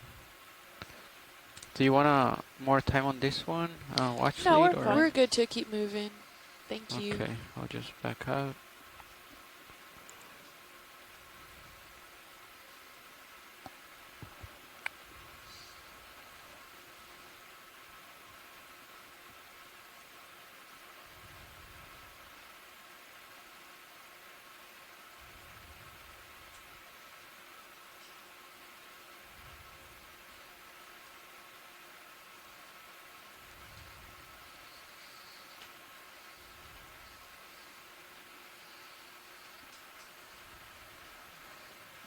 Another one of those pacastrelid sponges. Oh, corallimorph too.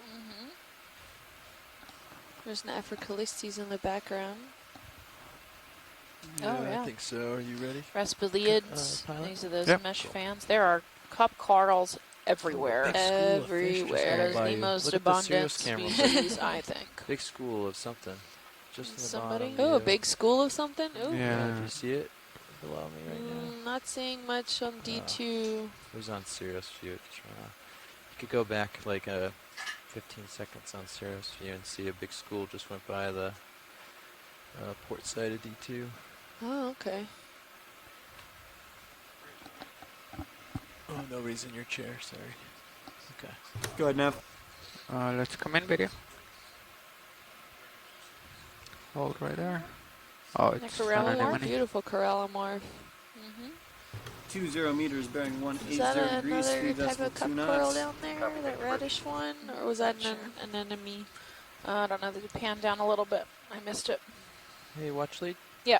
When between which two waypoints are we crossing the line? So 3 and we 4? still have, waypoints 3 and 4 will be crossing right Right there. pretty much right after waypoint 3 will be outside the Hapsy. Okay. Thanks. So getting to like 4 and 5, I mean, 6 might be a stretch, but getting to 4 and 5 is pretty important, right? At least getting to Okay. 4. At least getting to 4. Yeah. Okay.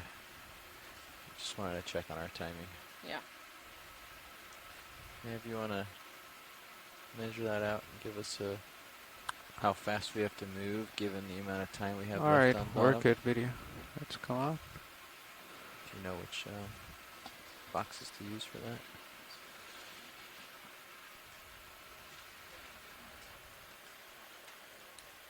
Yeah, so you put the distance and the time, and then it'll give you the speed over ground.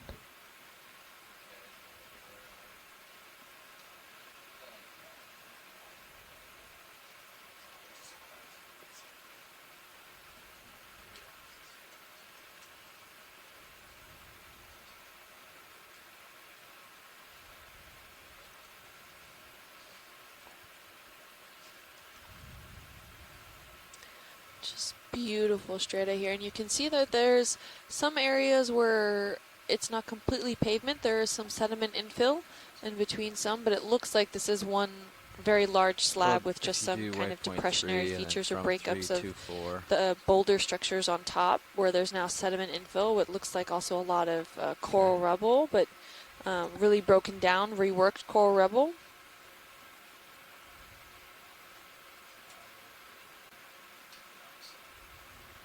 Do you put 330, one of those, like the right box, it should say distance, and then how much time you have on bottom? And then the red calculated gives you an approximate speed you have There's to go. more stylastrids all around and sponges. Should be a box that does that. We're seeing a few of those pen urchins around, See and a the- few of those single-stalked gorgonians. Possibly juvenile corals. A bit around too. They're making their way through here. There's a bit of a coral framework system off to the right-hand side. It's all dead. Yeah. Haven't really been seeing a lot of dead standing. No.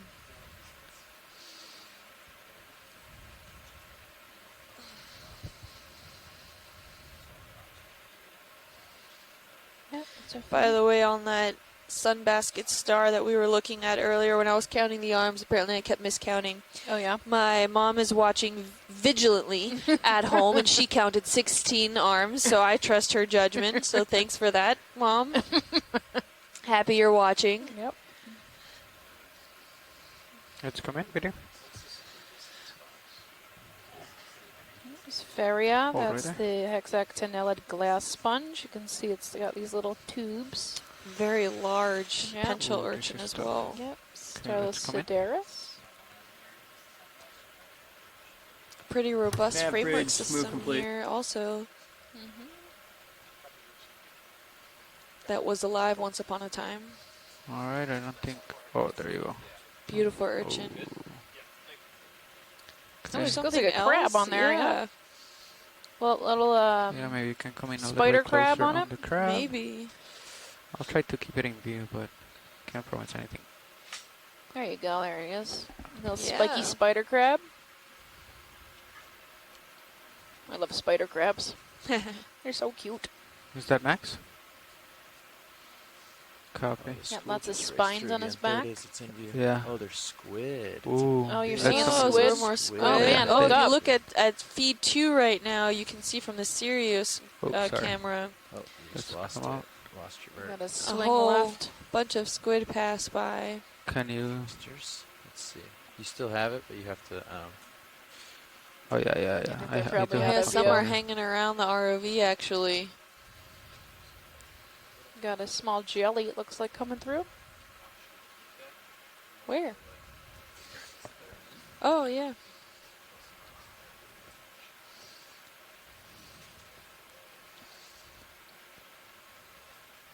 Okay.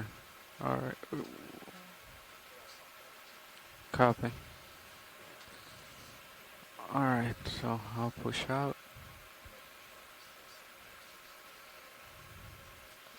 You can see on the other screens that there's still some squid hanging around the ROV. Yeah.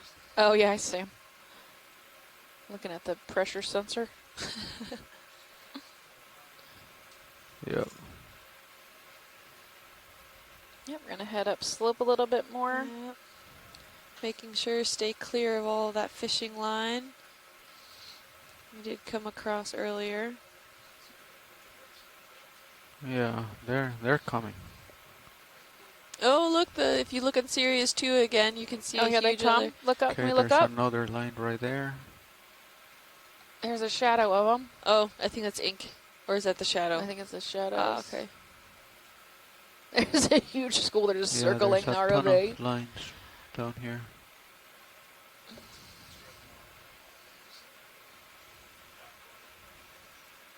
Wonder if they'll come back.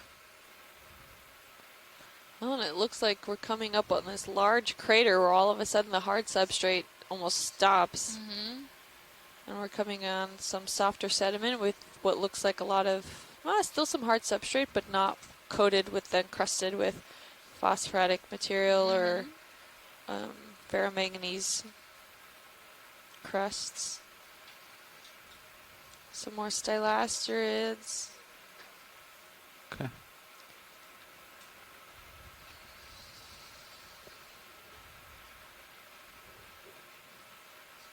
Here's another pencil urchins and some stylaster. Yep, Yeah.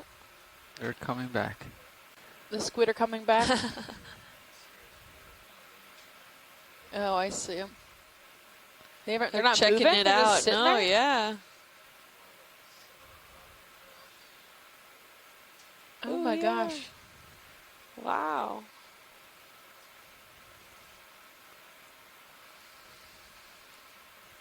Safety in numbers. That's right. Oh, I come across another rockfish Okay, that's let's there, scorpion see. fish. Oh, I've got a fat sea star at Yeah. 11, Oh yeah, another one. and another one of these antheas. Go ahead, Nev. Do we care more about one of the fish than the other, or? We can look at the fish if you want. The fat sea star will stay there. Okay, let's look Right, at they might this even one. get them in the Ribbon same, fish. same 20 view. Come in, meters video. bearing 180 degrees, speed decimal 29. Hold right there. Thank you, Bridge. What's that? Come I have up. a name for him. There's Oh, a it looks like something sunfish. large is swimming Sunfish by. to the left. If you look also on the on Sirius's feed, don't Swear know what that's that a sunfish. was. That's a sunfish, right? Look at Is that that a sunfish. sunfish? Oh, yeah! Sunfish. Wow! Come in. Sunfish! Wow, how cool! Push out to it. And those can grow massive. They get huge. If we can get lasers on Yeah, we're it, gonna get it over would be there. awesome. Lasers are on. Is that? Oh my God! He's huge. He's huge. Oh, he's so cool. Look at this. This is 1.5 meters. At least, Look at if that not eye. 2. He's humongous.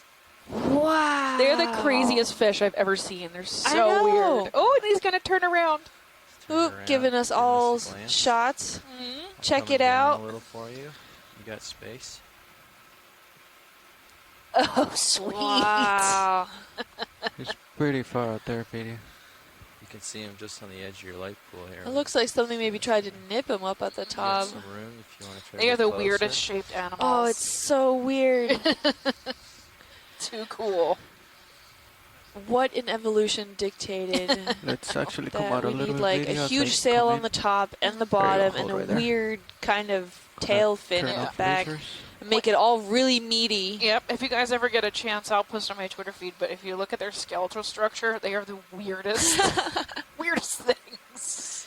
Wow. So cool, I can't believe he's hanging out. That's awesome. If you come up and tilt down a little, you might be able to get a little better. It's right there. He's right. It's the heaviest there. known of Let's all come the up. bony fishes, between 247 and 1,000 kilograms. Look at the Yeah. eyes, it's Come up. huge. Turn starboard. Yeah, there you go. No, come back. Which is 2,200 pounds. That's nice. Obviously not, you know, in water, in air. That's how much they weigh. Wow. So Come back. sunfish are generalist predators. They consume largely small fishes, fish larvae, squid, and crustaceans. Oh, not picky. Okay, can- bye fish. They can produce more eggs than That any was- other known vertebrate, up good. to we got of it. 300 million That's at a good. time. Oh man. He's just looming out there. Wow. Look, it's still there. You You have can space. still see it. He's gonna loom. Oh my god. I'm right here with you, so you got room. Try to stay higher so he's out of your light pool. Look, it's Or out of coming the- back into Yeah, view. there you go. Oop. He's off a little. Yeah, It looks like it has a huge chin I know, but their crazy little mouth, this like I little pore of know. a mouth. compared to the size of their Lots of space body. there. They're so What you weird. need. And that Looking really down. sad sack Really of a nice tail, work. There right? you It go. just looks like a head with fins. Wow. Yeah, something I bet tried to nibble on the top there. Yeah, he's got a big bite out of his head of something. That's what it looks like. I can see how soft their skin is. Let me know if I'm Is it, like, breaking up too wrinkled? much. What? Okay, I just let you googled know. the skeleton of the sunfish. It It's the weirdest thing ever. doesn't look like a Cameras. fish. I highly 80. recommend it. Everybody Google the You're right skeleton under of a me. sunfish. Come. So it Copy. has Look what how looks cool. like a Delta skull 17. right in the front. Mhm. And then there are bones that Looking trace all back through that full. top and Alright. bottom So fins I'm there. gonna turn right here, video. And the I- rest is I'm kind of gonna like try missing. to follow it. Yeah, like It's all so of that weird. underside is just Alright, Blob. let's let it go. muscular Catbridge fatty movement blade. tissue, probably. All right. Alright. Nice Wow, and the mouth almost looks like a work. beak. Okay. Now he's Yeah. out of reach. Ah, Let's all get right. back on track now. Bye, Sunfish. Really cool find. Thank you, Art. Good eye, I'll just went co-pilot. Yay, that was highlight. 50 degrees maybe, so we'll have to get lined up. Back towards the south. So that's the mola mola. Coming with you. See you Okay. turning. I'm Too off the cool. bottom and pushing Wow. out. Okay. Oh, I'm not even lined up. Hold on. Lining up south. There's south. Nice work. Alright, this is where it all started. Wonderful. I'll follow you up as you push out. Wow. Oh, I can't get over it. That was so cool. Okay, coming down, video. That was fun, huh? Yeah. Okay. Copy. Camera's at 8. All right, what were we doing before? I don't know. You're looking at something. Oh, too late. Yeah.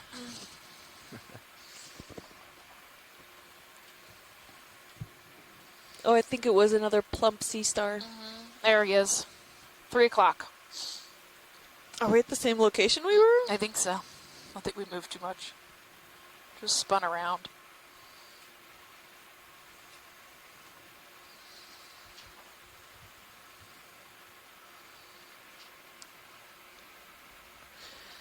Once we saw the sunfish, we had so much of the crew members come in and want to get a good view of it too. It was such a cool find. Let's go in video. Yeah. So it's like Henricia.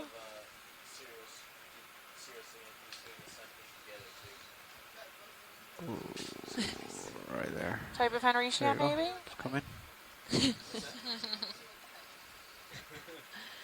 I don't know, maybe Another not. It looks more plum. goniastered with the edges. Oh, But maybe. he's eating. So he's poofed up. Maybe feeding on. Oh, that Alright, cup you can come in as coral well. seems to have Send her up. contracted. So And he walked across there. don't pick me. Yep. I'm gonna pull my tentacles in so you can't eat them. Alright, up to you, It's a video. hard life when you're stationary. Heterotroph. Yep, so you have Sure. to come up with different types of abilities to defend yourself. So a lot of them have secondary metabolites that either be toxic or taste bad. The Nidarians have stinging cells to defend themselves, right? So that would be the corals and the jellyfish. Yeah. So they are solidly on the ground. They cannot move. Here's a little white, clear anemone. Too Yeah, much. and that looks possibly pacastrellid type sponge or hexactinellid sponge. A furry sponge. My mom is messaging my whole family Okay. about how cool everything we get to see.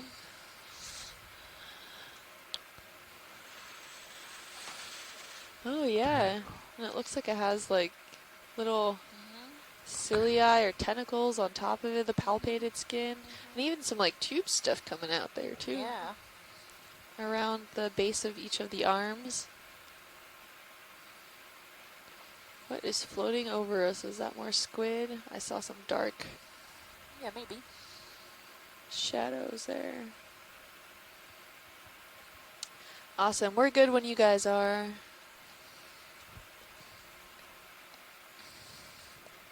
Alright, we can come out then. Lifting off. Tilting up. Some more of the stylacids. Yeah, they're Oh. everywhere. These ones are What's pink. that it other looks little like. fish there? I don't know. Maybe a lanternfish or anchovy. Something. Ooh, anchovies.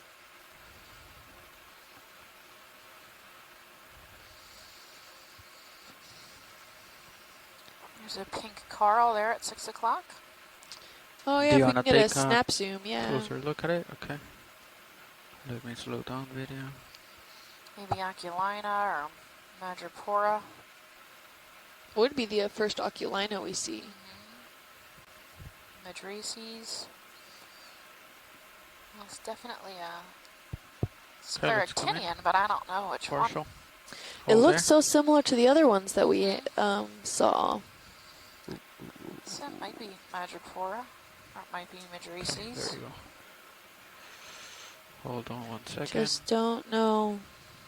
Come in.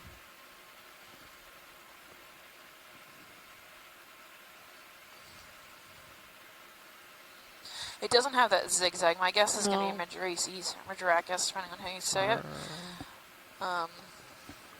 Don't think it's Okeanos. Okeanos polyps are usually bigger in ratio.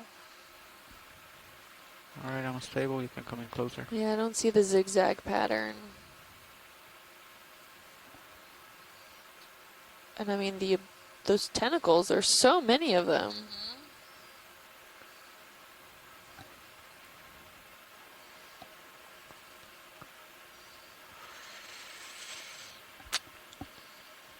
That's cool. We're good whenever you guys are. Okay.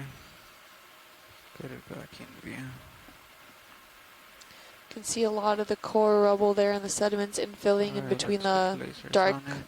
substrates. It looks like the same species that we're looking at here, the live one. It's the same size. Yeah, With the the polyps newly on the dead end. ones. Yep. The polyps on the end. Okay.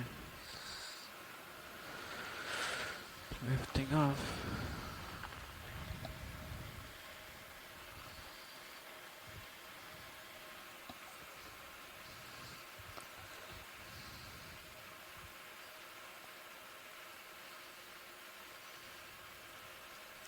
Beautiful overview of the landscape here. You can see all those little tiny yellow dots. Those are all little cup corals. Oh, I think we have another crab up ahead. Is that a squat lobster, maybe? Yeah, or a Mithrax. Spiny.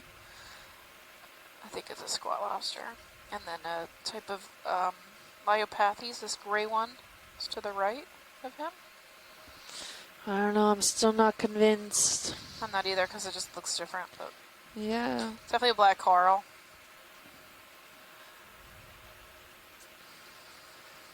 I can look it up. Or maybe see if I is can find a different Scott around? Has he seen something like this? Can he really identify it? Oh, it's just out of frame now. Yep. That coral that we wanted to see. No, it does they come in were- green. It does come in They were this going for gray. that black coral that just went off the bottom of the screen. for now. Oh, are they? Okay, sorry. I think it's just a different species than the pink Sorry one we about were that, seeing. watch lead. Oh, yeah, it looks... Couple Yeah. more. Does it come back? Yeah. Alright, so it does Just come in under this your gray under color the center of Yep. the vehicle right now. From that. and in the orange. There you go. You can see it in your nips. So That kind of whitish. Glaberrima is a bushy possibility. Myopathes Yep. Glaberrima.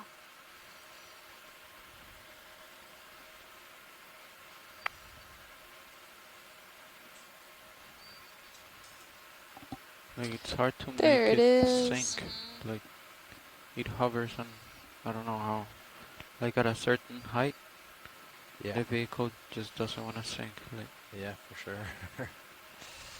It's the bottom current is different than the above. You can see how much it's whipping by, and this coral isn't barely waving in it. So Yeah, that so looks- if you didn't catch that, one of the Hold on, co-pilots let me try discussed to about how the fix current table. difference now that we're on top of this platform. Okay, let's So you come can in. see that this coral doesn't look like it's struggling really at all, like we saw maybe up on the slope. And the marine snow doesn't seem to be as wisp away Tilting as up. well. So it looks to be relatively stable. There's still probably some current going on here, but not as intense.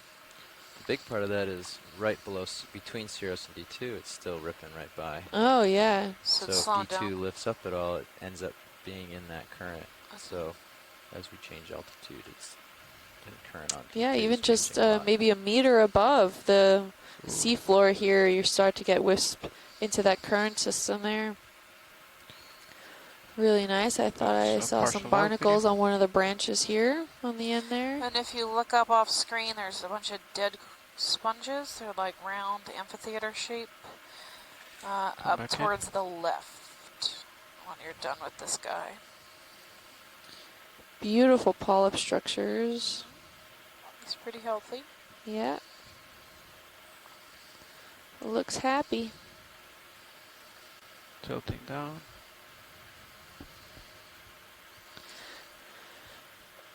And if you're just tuning in here, I'm Kimberly Galvez from the University of Miami Rosenstiel School Alright, of do you Marine have and more zone? Atmospheric Sciences. I am the geological co-science lead on this cruise.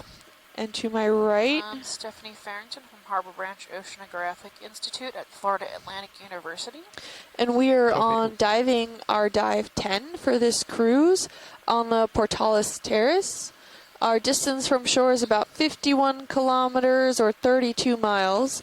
We started at a depth around 400 meters and we're scaling Alright, up to video. some sloped areas here, up to about 350 Yep, meters I think so. overall. We are currently in that what's called a HAPC, a habitat area of particular concern, where it is coming illegal to bottom trawl in this area to protect this benthic Lifting environment system. So you can still camera. surface trawl, but you are not allowed to bottom trawl here.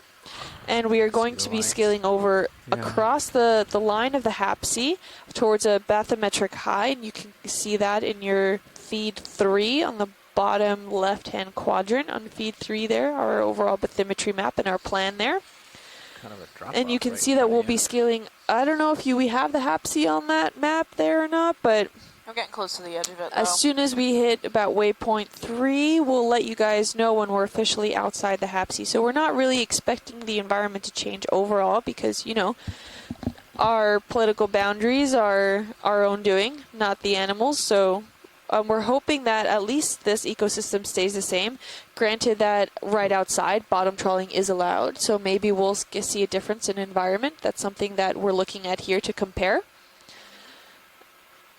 And we've scaled over some really beautiful features. Thus far, we've had some coral rubble, some really dense areas of coral rubble, nothing extremely in the framework forming intact version. We've come across some large slabs, everything from exposed carbonates with different cemented layers, and then we had some that was phosphoratic encrusted or ferromanganese encrusted in this area, just like you see here, this black encrusting on this limestone. We're seeing quite a few large pieces like this. We've seen quite a genre of different biodiversity organisms here. Everything from you want echinoderms another to move? sponges to stylastrids to a few corals to crustaceans. Yeah, I'm We came across a facing beautiful 165 sunfish not too right long now, ago. A sounds school a of little bit. squid. Yeah, stay Oh, tuned okay. for that Just highlight. Alright. And, yeah, we can We have seen some anthropogenic move effects going here. We that have way. seen some fishing line, and that it looks old in the fact that it has a lot of colonizations on it from different hydrozoans and crinoids. We wanna start But that's tending likely towards- happened before the Yeah, we can HAPC end up was a little bit created, although east of there's 3, you but- cannot tell for sure. He's been here since Yeah. 2010, Yeah, so so due south-ish is about about 10 years or interesting so. Coming here, up on so- 10 years, yeah.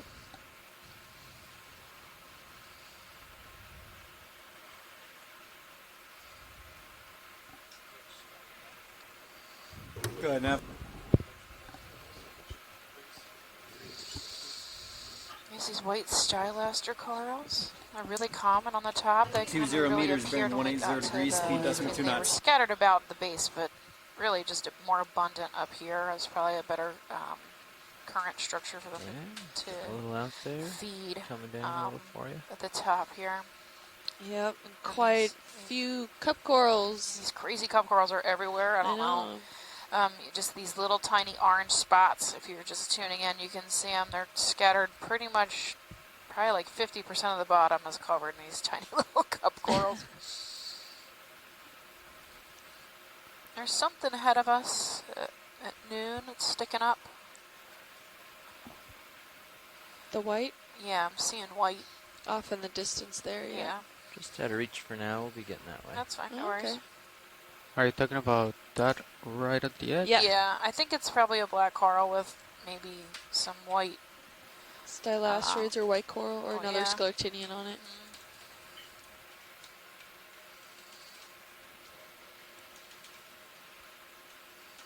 We also collected a sponge already. It was a hexactinella that I Yep. have never seen before. It's a very odd shape. It was like a cluster of hollow Squid behind tubes. you again.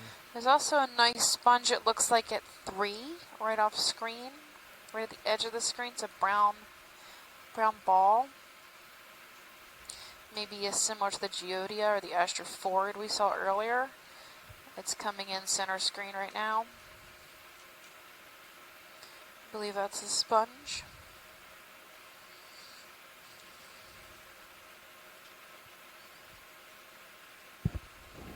Actually, that's fish. The brownish schmutz? Yeah, this brown one here, I'm looking at 3 o'clock. It might just be a dead sponge. Yeah, right off from center. There's also this like rust color here at 9. We've seen that before. Uh-oh. We tried to collect something that looked similar and it Just didn't make it to the dissolved. surface. Yeah, okay, so this is just a dead sponge. There's really no interest in that. Okay. This looks like a tin can or something. I don't know what's happening over here at 9 o'clock. I don't know. Let's come in video. Hold right there. Yeah, maybe some old metal. Maybe. Yeah, it looks like there's a wire sticking out of one end of it. Yeah. So maybe an old anchor or Yep. really Let's has been come there up. a long time if Yep. it's rusted out that much. And there's some line around it too. Ooh. Have to make sure we stay clear of that. Yeah, there is a lot of line here actually. I'm surprised, we're pretty far from shore. Nav bridge. Could have been long lining. Hey, we Which weren't is able still to legal in this complete that area. move. We had thrusters ramping up into the red. We're gonna change heading. We're gonna come left a bit, and then we can complete that move. Copy that. Thank you, Bridge.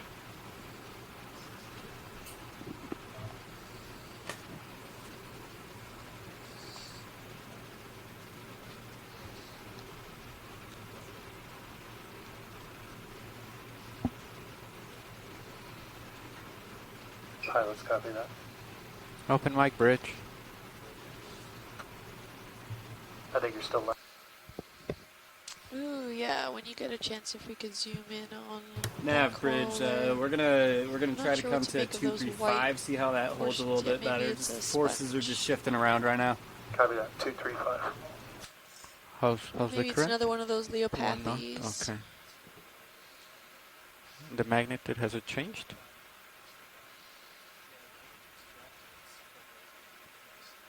Okay. Let's come in video. Hold right there. I'm gonna try to these Oh, it's some stylasterid growing hovering on a black without coral. landing. So let's see if I can do it. It's got some residents like squat lobsters. There's Turning even off some corals. cup corals taking advantage of the exposed skeleton. I guess it's hard to keep it up. Keep it off bottom.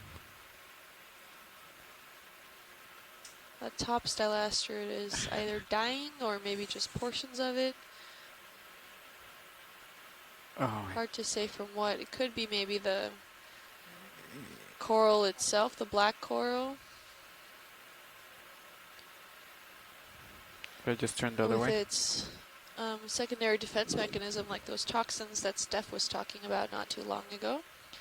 Beautiful Iopathes. Maybe it's stinging the stylasterid, that top one there. It's getting too close, so it started to sting it, or it's just dying of natural causes, of other natural causes. I think that's a rat tail ahead, straight in the middle. The thing is, like, if I don't, like, the current, it's turning me. So, like, I try to fight it, but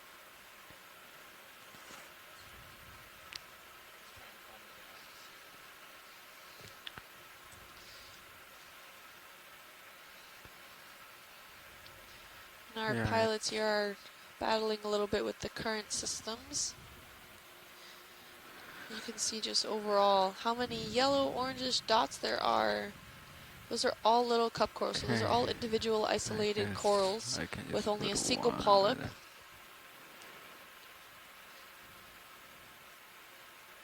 comment video.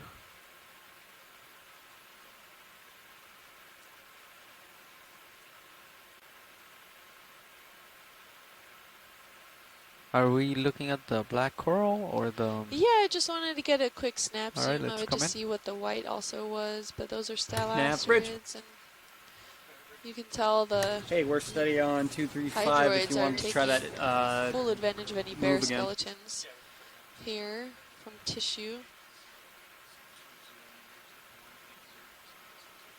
Beautiful branching Alright, 20 here. meters, bearing 180 degrees, speed decimal 2. Okay, radio. I think I saw something red. If we pan out a little bit and look down, there was something red that caught my eye on the bottom there. If we pan down a little bit. All right, let's come in.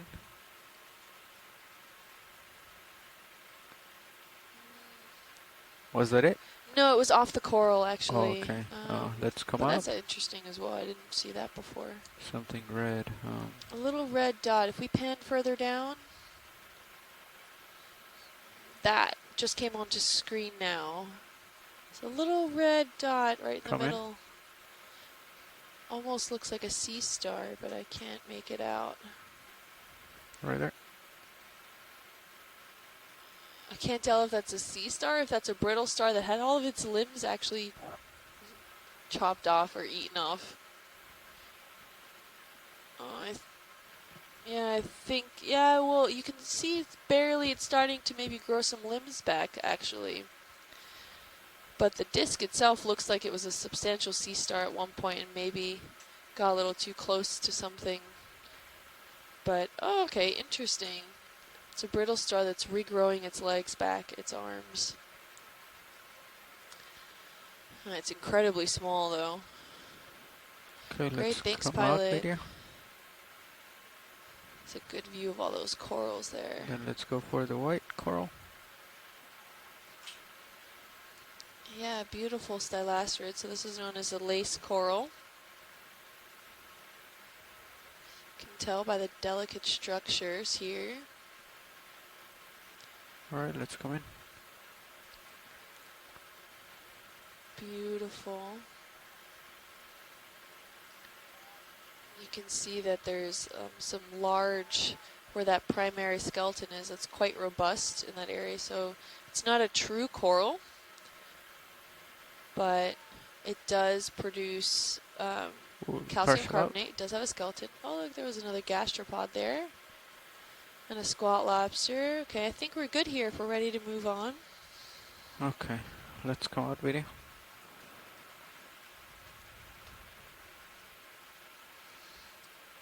Beautiful coral. Yep. So we have not seen any bamboo corals. Ooh, another squid colony. Oh my goodness. You can see from Sirius 2, they left quite a large ink trail. Oh, there's a squid.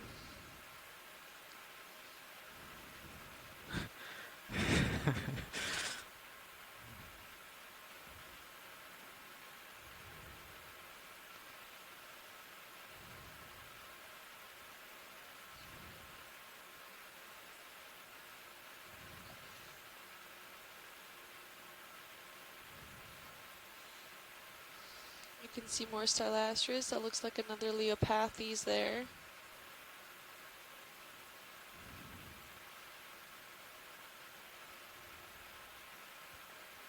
Ooh, can we head towards that other large coral Yeah, there? I faulted.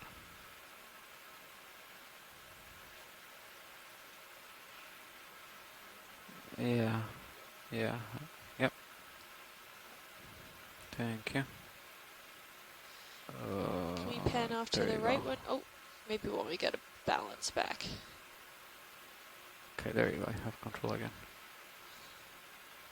Oh, another squid there. Okay, so, sorry, watch lead. Oh, To the right. to the If we right. can pan to the right, there was a large coral there. That one.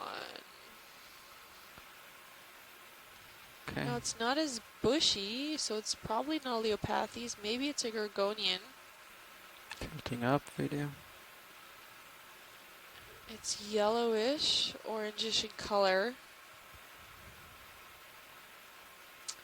Ooh, with another one of those ribbon-tail fish.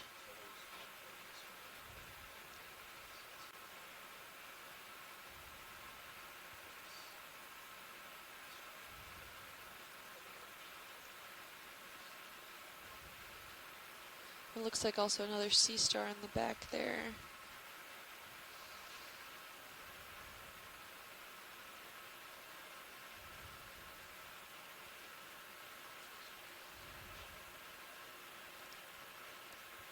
It's beautiful. Large, which probably means it's really old. There aren't too many studies done on the growth rates of varieties of coral since there's so many different kinds of species. Each one can have has its individual growth rate, and even then it's really difficult to tell because corals branch in all directions and they start to grow in certain areas. So Tilting up. Beautiful. We have Copy. a ribbon fish there. We have a sea cucumber and this gorgeous Alright, coral here. hold on one Scott second. is saying in the chat room it looks like a Plexuridae. Okay, let's come in. Can we get the lasers also on it so we can see Can you the get size? lasers, co-pilot? Okay, Beautiful. lasers So it on. looks to be a meter tall at least, about a meter wide. Yep. There you go. Beautiful. With a lot of the We're good, and tangling then let's come in, ophiuroids baby. around it, taking full advantage of Tilting up. the opportunity to be in the current. Ooh, so a lot of polyps are closed here. There are some open at the base. Tilting up.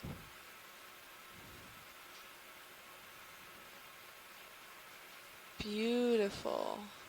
Yeah, I'm not seeing too many polyps exposed here. Okay. Now these ophiuroids, these spaghetti brittle stars here, they're using the coral to leverage itself out into the ocean.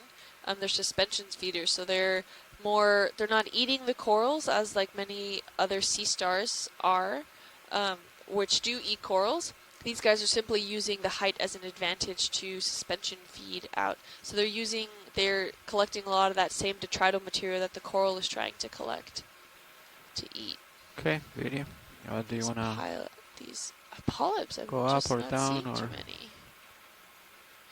Can we go down actually? If video's okay with that. To the right, you said, video?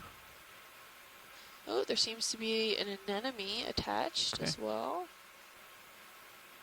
It's going.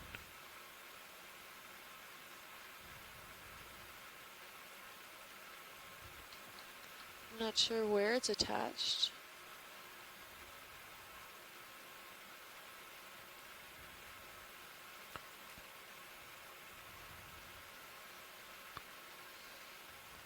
Yeah, on this side I'm not seeing much polyp exposure too.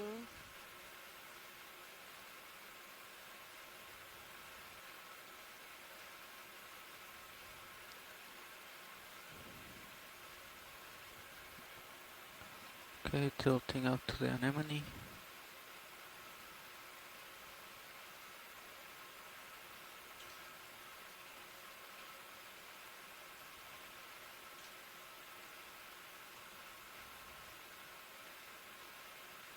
Beautiful.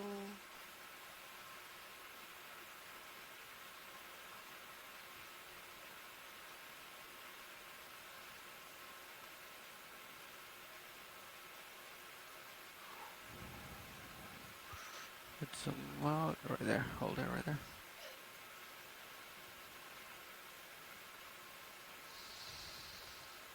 Ooh, current seems to be picking up a little bit here. You can see the tops of this coral starting to sway and Okay, video, let me know. in the current system. Hold on 1 second. Okay, go ahead. Beautiful golden coral and an anemone in the background. I think it's a ring anemone where it uses its foot to wrap around a stem of the coral to also be able to filter feed, taking full advantage of the height.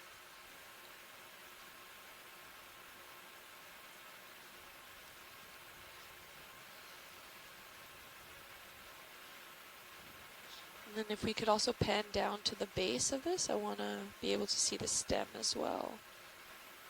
The base of the coral? Yes, please. Copy. Alright. So, going down to the base. Wow, Where's the that's a base? really Where's the base? robust, Where's the base? Okay, thick let's base zoom in. there.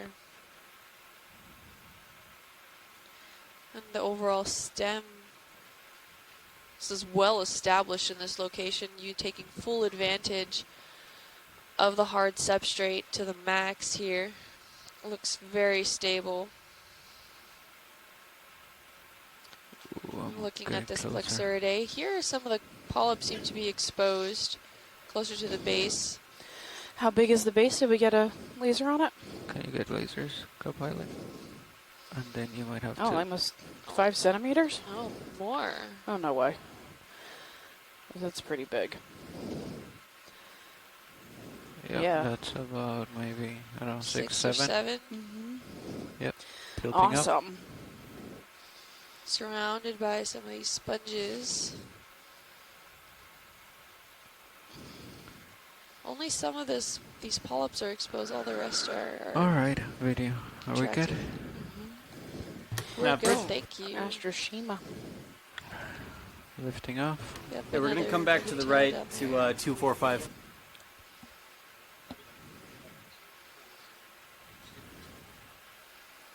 Beautiful. 245. thank Yeah, you got it. A couple things. Let me find them. But Chris Ma responded to our Puffy Sea Star. Oh, what is He that? said it was a slime star. Come in. And the little Seemed hole. to be quite an active lobster there. Oh, did he just catch something? Can we get Go a in, snap zoom video. on that? Dead center. Crab. Hold right there. Looks like he's eating something. Yeah, he rushed and then grabbed it, so I'm not sure if that was something alive that he's now eating. Hold right there. I'm Nice getting little a portunid closer crab. pretty fast. Sure looks like it. Oh, turn around.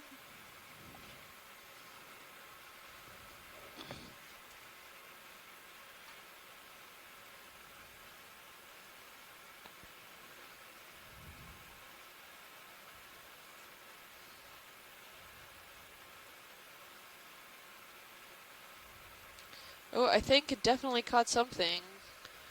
There are things that are wafting out into the current, or maybe it just caught a good piece of A little bit of food. organic tissues.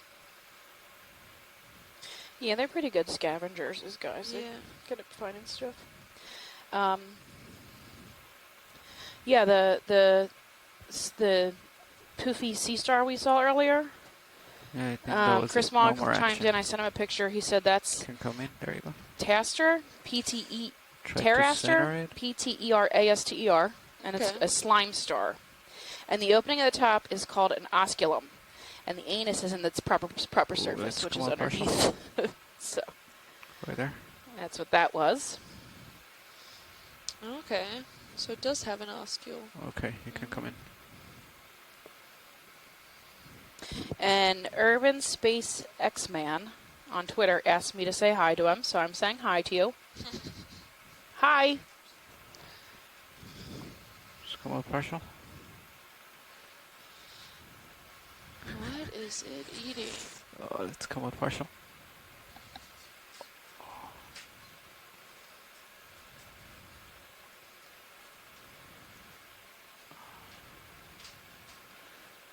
Definitely, I think something organic. He caught something in his little claw. It's a fish, I think. I think Let's come so. in a little bit. Yeah, it's moving. Right there. Whatever he's hold got, right it's It's in the moving. current.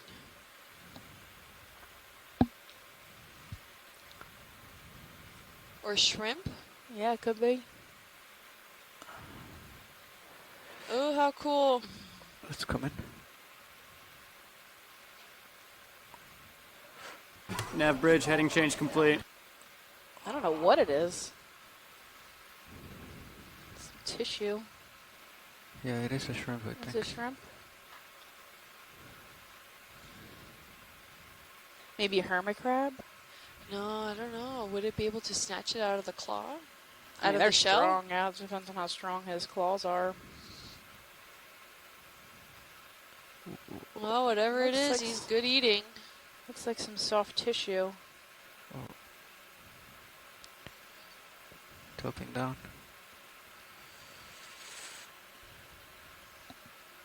And it looks like his tentacles on the other end. Maybe it's a worm. I don't know, I just saw him race after it, all of a sudden just move really quickly and then stay there. There we go, turn around. There you go. Oh, I cannot say still what that was. I have no idea. Oh. Just tore it up pretty bad. Ooh. Like a chicken leg. Chicken wing. I hope not. Yeah, we got other issues. Okay, it's coming. Oh, I there got you it. go. Oh, come on. Now let's partial out. No.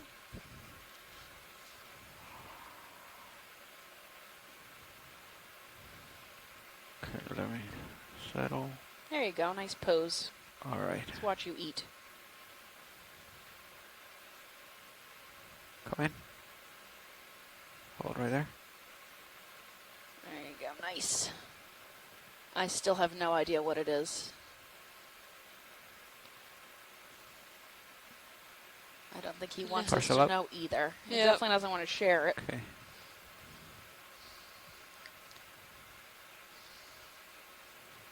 It's fleshy and pink colored. All right. Yeah. Can Thanks, let it go. pilot. Some more beautiful stylastids here. we can keep And a moving. lot of variety of different sponges. Thank you.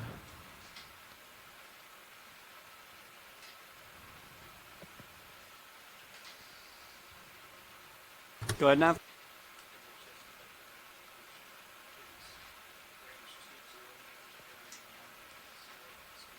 Here, I think if you can tune your eyes, there are 20 some meters, single stocked, bearing which I 180 think are degrees, speed decimal primnoids. 2 knots. Copy, take your bridge.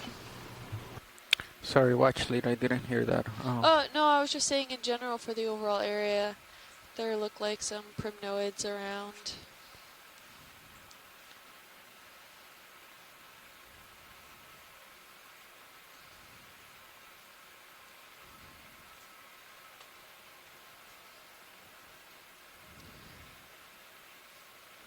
Okay. Is this something different? Let's come in right here. Oh, it looks like we have another sea star. That was just in frame off to the I left-hand don't side. think that's anything. Okay, let's come out. Do you want to Another take a one look of at them. the sea star? Yeah, just a quick snap zoom. Plumpy Oh, sea yeah. star. Same kind we saw earlier, I think.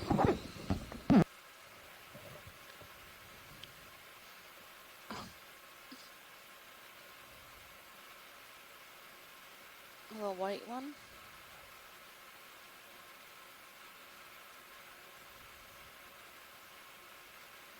It's like these small Eli Zelid, maybe. Single-stalked white gorgonians.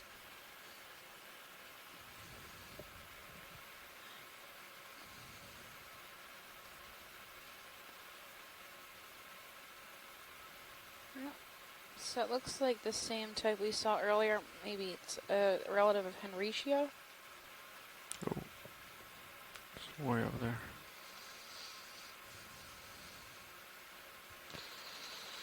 Lots and lots of Stylaster continues up here. We are on our way to waypoint 3.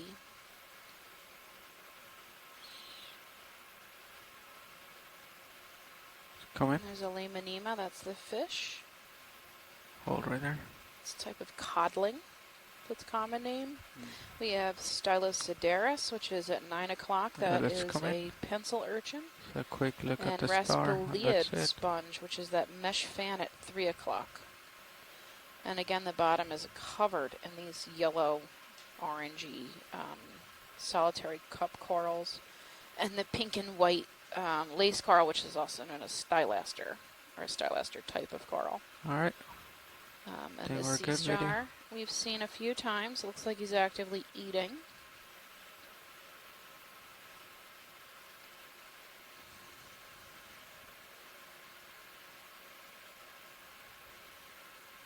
All right. Lifting off. Tilting up. Yeah.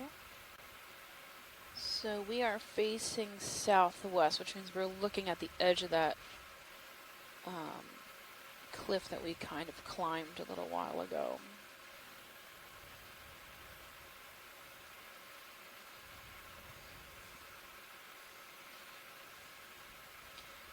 Yeah, the bottom is like this low relief pavement with a little bit of sand in between some of these broken areas.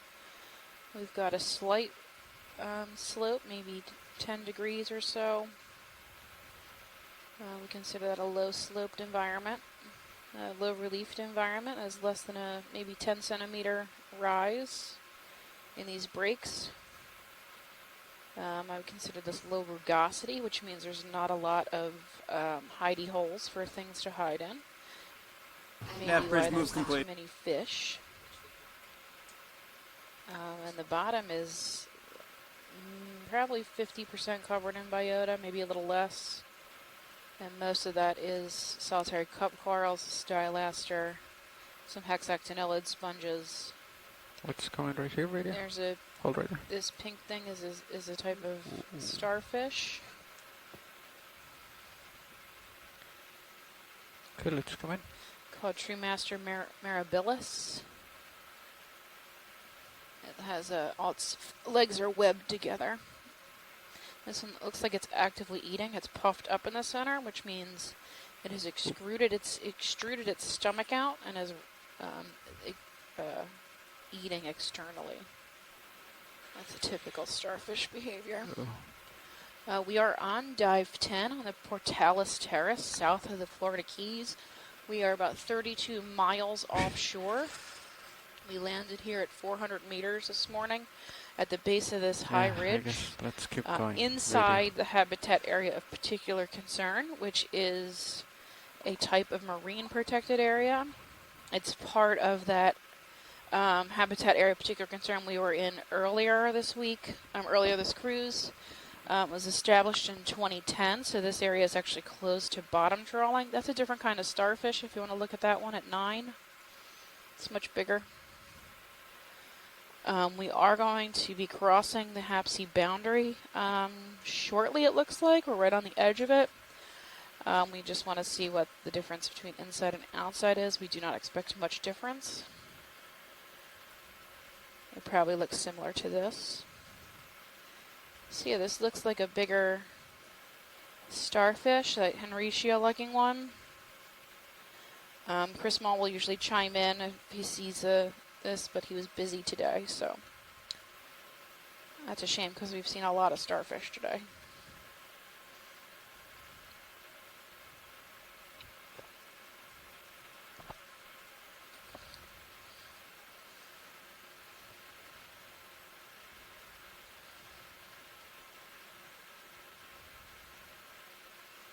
Okay, let's come in. Hold right there. Yeah, so this may be a different kind. This looks more like a goniaster type. It has that like ravioli type pressed edges, like little lumps. Alright, let's come in. So it might be goniaster or similar to goniaster.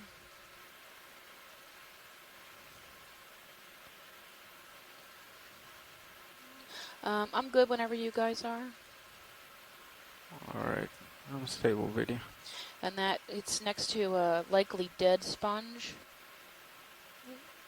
A lot of these larger sponges appear to be dead. They're browned out. Normally it would be a white color or a cream color, off-white color.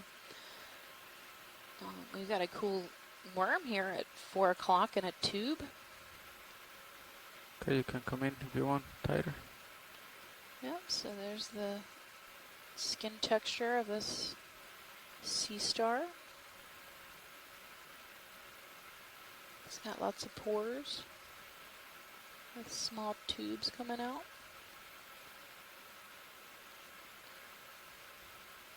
Tilting up slowly.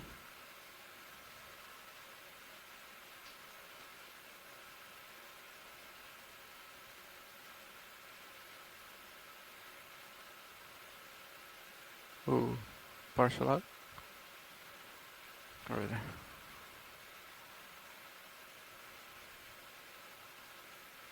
Okay. Are we good? There's some Faria, which is a hexactinellid or glass sponge at 3 o'clock. Hey, who's chiming in? Hi, Stefan. Hey, Chris. Can you mute your TV, hon? Thank you. Oh, yes. Sorry. That's okay. I just get feedback. Hey, what's up? Well, I was wondering if we could collect one of those hairy-looking amphitheater like Exactinelli, like the one that was just to The one I the thought left. was dead? Yes, I don't think it's dead. You know, You don't think it's dead? No, I think it's just its way of living, and we've seen it with high abundance. Okay. And Come. it will be, I think it's a different species of Exactinelid. And Okay. the high abundance here, it will be interesting to have it in the collection. Okay. For this area. So since it's so abundant, we don't know what it is. You're suggesting we collect this brown sponge. I thought, yeah, which I thought was dead, but you don't think is dead. You think it might be alive. So that's... No, because there's a lot of them. Yeah. We don't see the live version. So I think it's just the brown. way the species are. It collects a lot of sediment. It Okay. might have different bacteria associated. So it is quite interesting. Do you need a whole thing or just a handful? A handful will be fine. Okay. Another photograph of the habit. Just a piece. Okay, so can we stop and get a piece of this sponge here? Do you think that's a good distance? All right. You want to just call it hexactinellid? Miss Chris? Oh. Yes. Okay. Yes. I cannot go farther than that.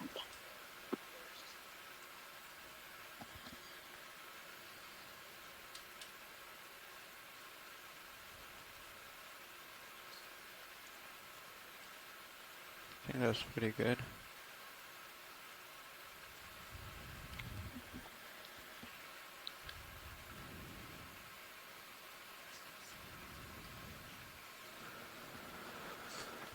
Okay, so you pretty much go on the side. Watch lead, so we want a piece of it, right? Not the whole thing? Yeah, you don't need the whole thing. It's just a chunk. That's good. Okay.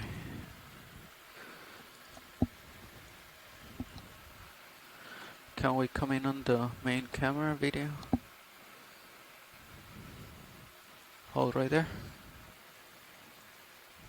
And lasers on when you get a chance. So I can get a... Here we go. About 20 centimeters. That's good. Thank you. If it is alive, I'm pretty sure we're stealing the Sea Star's lunch. Yeah.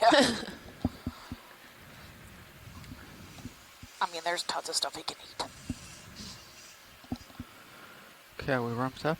Are we ready? And then we don't have any samples, correct? On the bioboxes. We do have in one the canister. Sample, yeah. Okay, coming live. Alright. Indexing.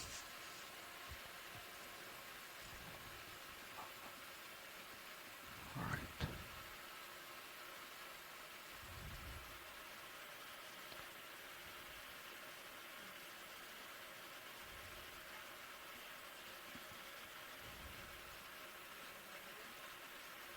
Okay.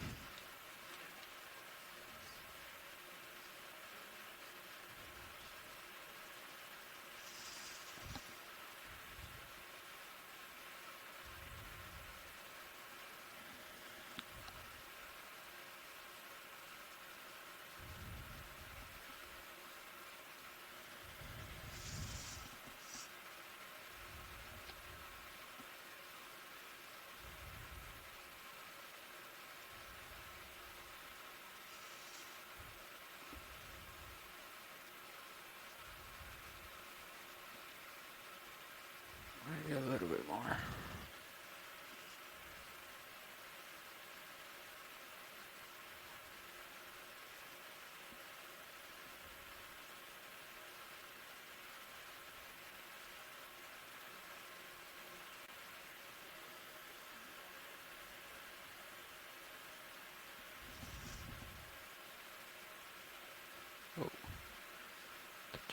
It's actually pretty soft.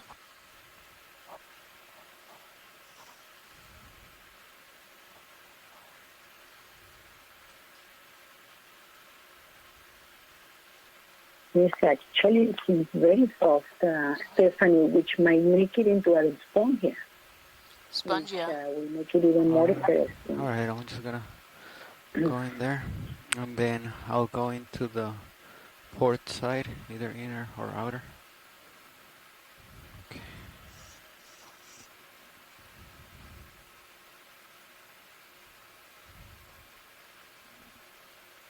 Grape force. Nav bridge.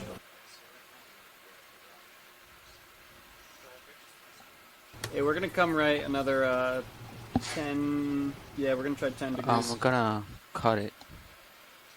Too far down.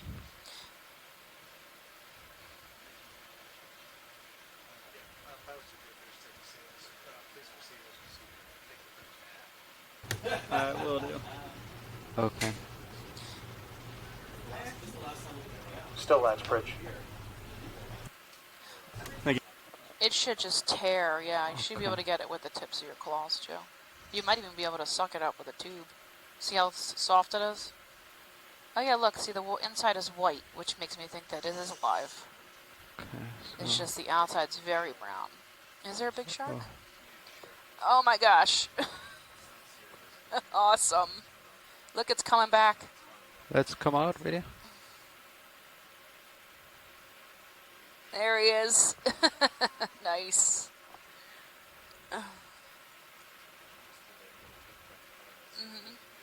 He's coming back. He's coming back. Oh, but he's out of the light pole. I don't know where he is anymore. There he is.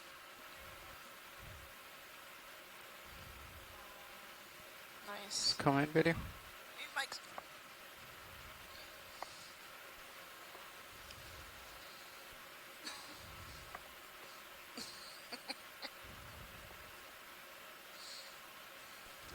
Wow. Still out there. Oh, he's still there. Wow. All right. You never know what you're gonna find.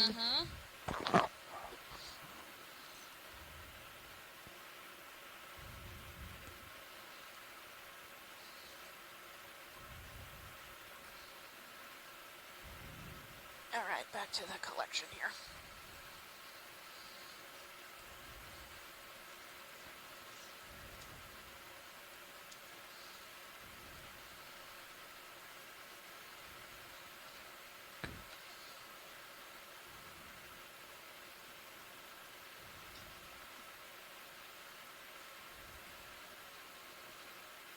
Can you come in a little bit tighter on mini Zeus?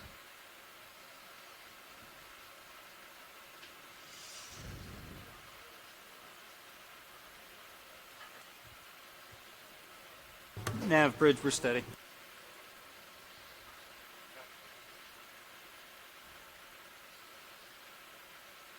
All right.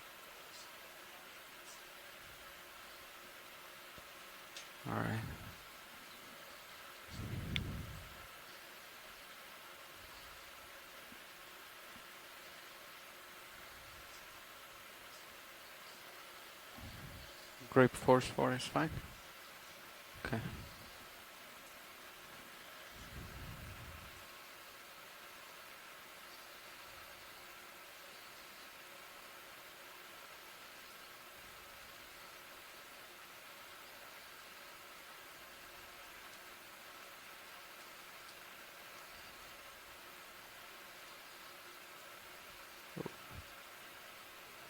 Yeah.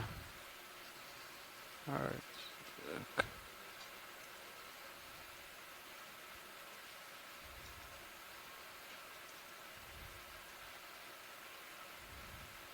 I'm still hitting them. So let me just open it a little bit. Let's come this way, not this much. Then close it.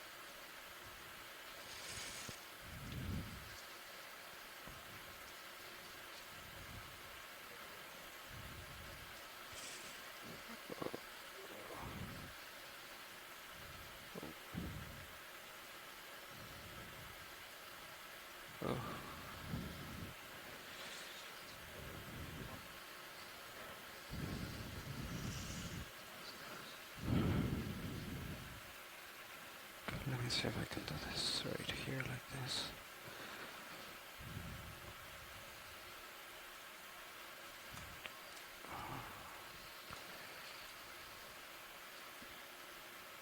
But it's...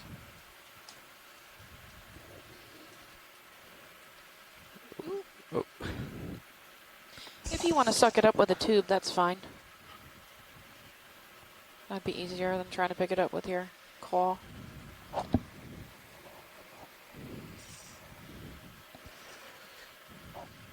Yeah, maybe we suck it up from there.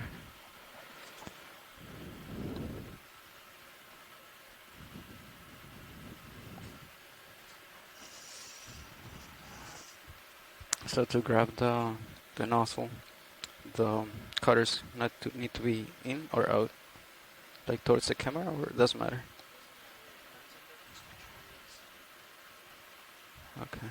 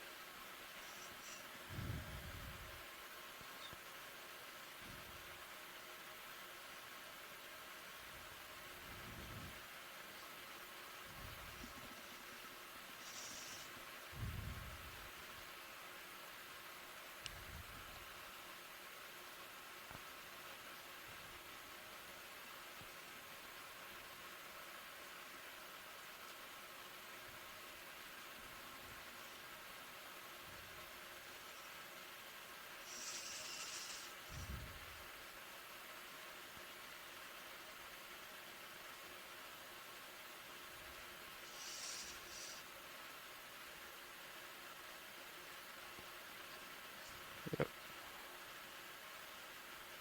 Okay, so...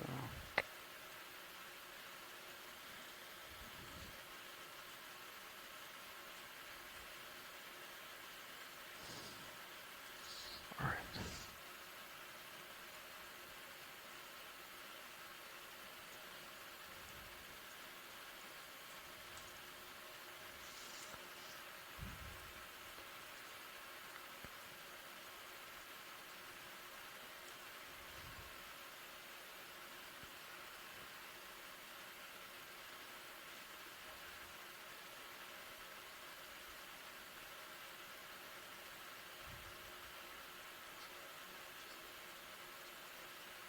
Okay.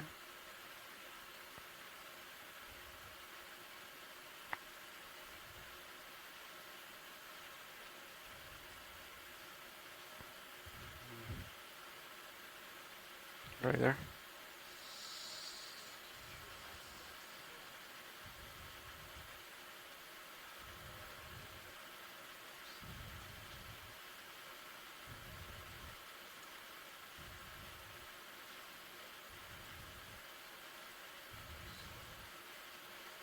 Right there? Okay. So it's grip lock right there, okay.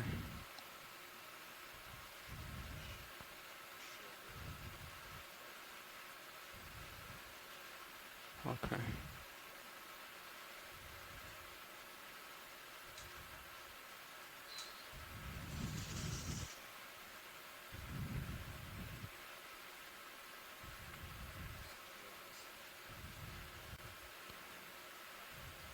Alright.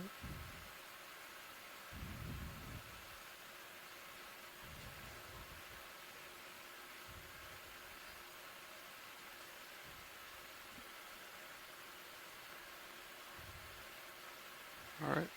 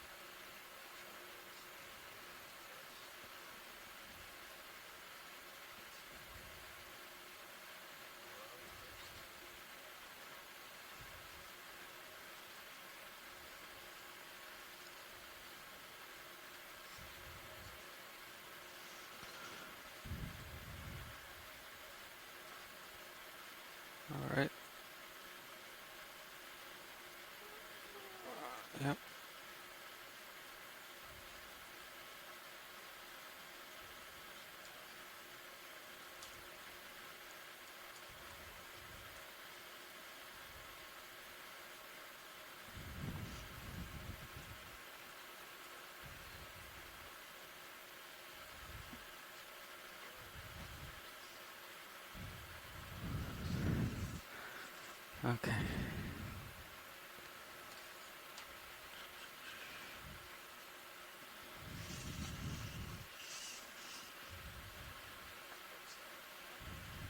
Yep.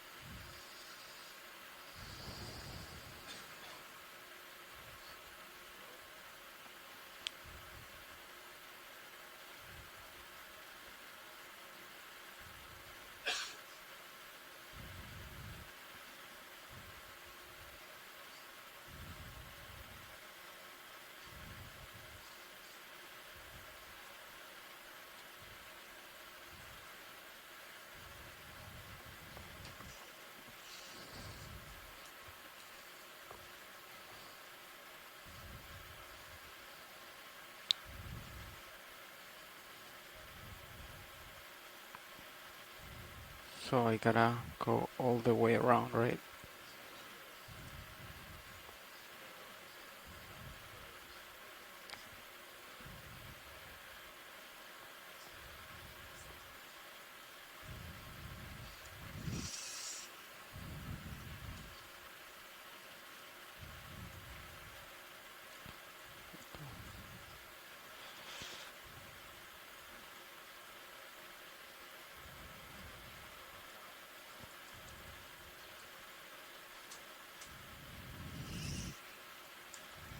Let's see. I can just do this.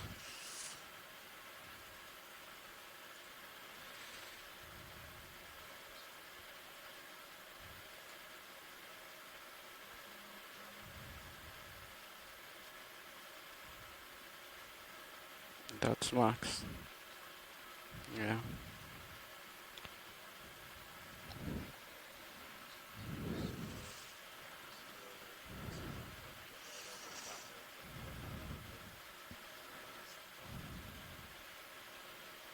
Okay. So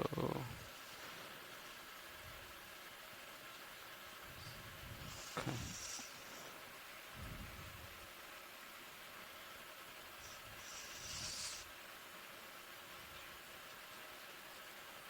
Nav bridge. But then in order to like Is now an okay time to do a heading change?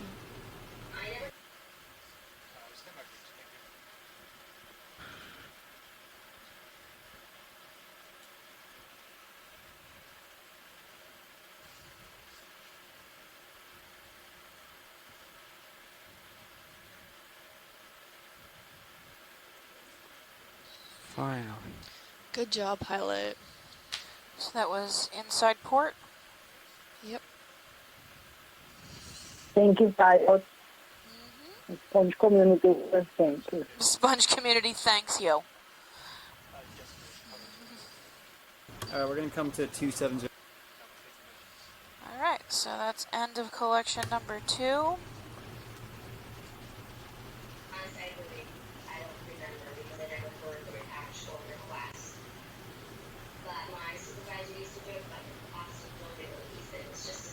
That's it?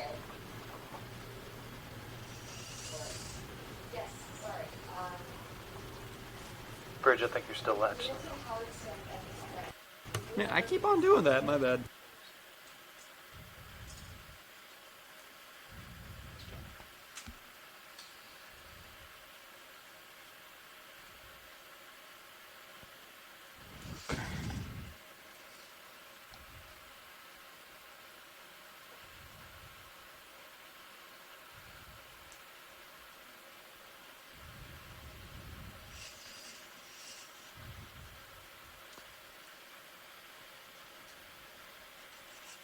It's my friend Crassen's birthday today, so happy birthday, Crassen. I'm sure he's not listening because he just had a baby, so he's probably not paying any attention to us, but Well, we're happy saying birthday anyways. Yep, we're saying happy birthday anyway. We're going to give the pilots a moment to do a shift change here.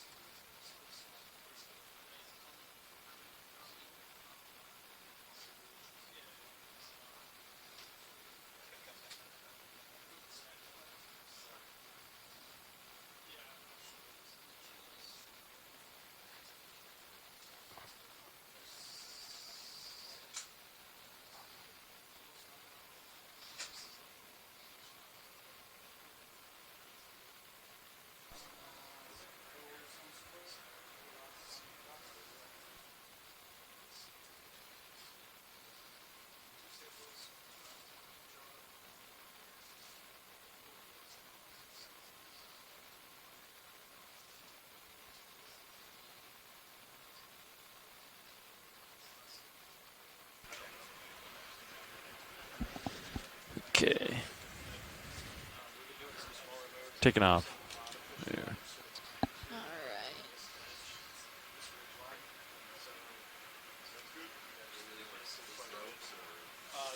Nav bridge. Hey, we're gonna keep coming around to the right. Current's just doing some weird things. Okay. Let me confirm with the pilots real quick. We're in the middle of a shift change. Can you stand by just a second? Yeah, we'll do. Yeah. I think we have a fallen coral there off to the bottom of the screen. Yeah, the Let yellow me one. get a snap zoom really quick. Yeah, go pilots. Yeah. All right I with think that. you can change. You can snap it in video. See the. Good enough. Yeah, he toppled over. Pretty recently, too, probably. He's still Yeah. alive. Well, so all the polyps are Well, out. I'm trying to Maybe if I find a good continue heading for growing. the ship. Just He could. forces have Sometimes been it just kind of change direction and clocking around. Can we get a tighter zoom I'm of the trying to stem follow to see them, where so I it think kind it's of going to have to be more than 10 broke degrees. off? Okay. I okay. think it was part of it. Let us know when you're done with that move then. And, The stem there looks we're like ready. Okay. it was originally dead from the same coral, or was it? Oh, I see what you're saying. Yeah, this. Like that's actually a branch coming off, and it's growing off of that. Well, maybe it was. I think that's the base of it, and it just snapped off, maybe. Yeah, I mean that tissue still looks alive on it. Yeah. So It's hard to say. probably just recently. We are right at the edge of the half sea, it looks like. Yep, just about waypoint. You come back 3. out video. I don't. I'll keep Not going sure here. yet. Are we at waypoint 3? Not quite. Sounds good. And jar number 2 is considered contaminated, correct? Okay. Ooh, there seems to be That's good. oleopathes in the background. Yeah, a couple of them. There's one way in the distance on the edge over there. Yeah. They're going to start off with 10 degrees and may have to come more. If you're Is just that- joining us today, we're on dive 10 and we're diving on the Pourtales Terrace on the southeastern side of the Florida, more on the southern end of the Keys. We are about 51 kilometers from shore. That is 32 miles. We started at a depth of about 400 meters and are scaling upwards to about 350 meters. We are currently at about 360. So we've come up a slope with a lot of exposed carbonate systems, and then that some were Come in on the coral. encrusted, while others not What so is, much. We copy? came across this first shelf break here, and we're currently inside still the HAPC, that is the habitat area of particular Take concern. more zoom if you And got that it. is an area where it's been designated that it's no longer legal to bottom trawl in the area, and that is put in place in order to protect these very fragile ecosystems of what we're looking at here. And then we're going to be scaling over outside the zone that is known as the HAPC. Just on the outer border of it to the south, there is a bathymetric high, which you can see on your feed 3. And that's kind of where our end goal is for today. And we're going to compare and see the environmental status of outside versus inside the HAPC. We're not, if it hasn't been disturbed in the last 10 years, we're looking to potentially have around a similar environment of what we've been seeing today. And that's a wide diversity of sponges, some corals, quite a bit of cup corals. We have a lot of crustaceans and various other Stars, organisms, lots of sea stars.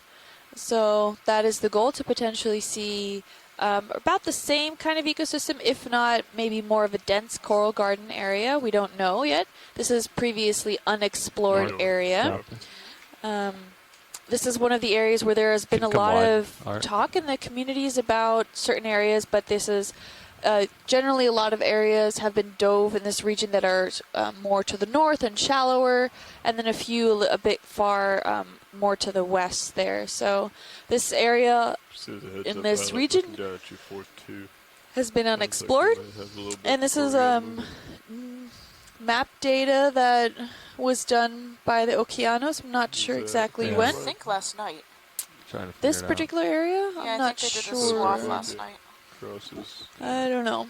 but this is all new territory that we're looking at Yeah. here, and we have come across some fishing line that we have to make sure the ROV is very careful about, but that is likely older fishing line, and we can tell that by the amount of microbial communities on it, like zoanthids or what have you, and forming their little lives on it, and likely happened before the HAPC was put into place. Yeah, it looks like we're right on the boundary of the Bordering. HAPC. Yeah, I so think this is we're- where the HAPC ends, and we're crossing over it now. I mean,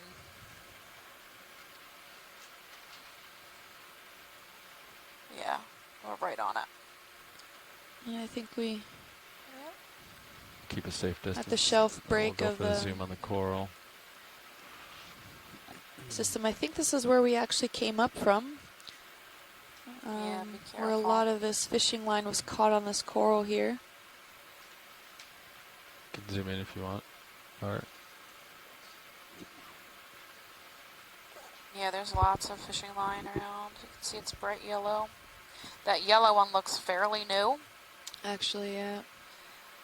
It's totally wrapped around this Coral here. coral head colony. The old, you can see the old at the base is much more covered in hydroids. It's called biofouling. So it's really fouled up. The light green one that's wrapped around the gorgonian is actually looks fairly new to me. So right at the edge of the HAPC we're seeing this.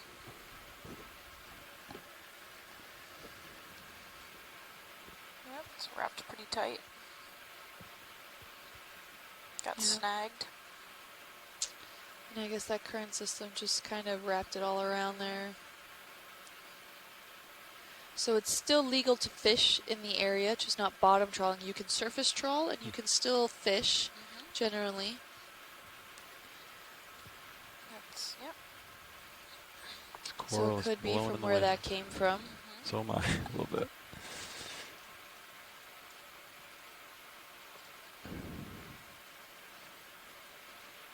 I think when the ship's ready for move, I am, Mark, but I'm not sure if they're ready yet. Xart, sorry. Like so. Yeah, it looks good to me. Yeah. Sure, we can continue with that.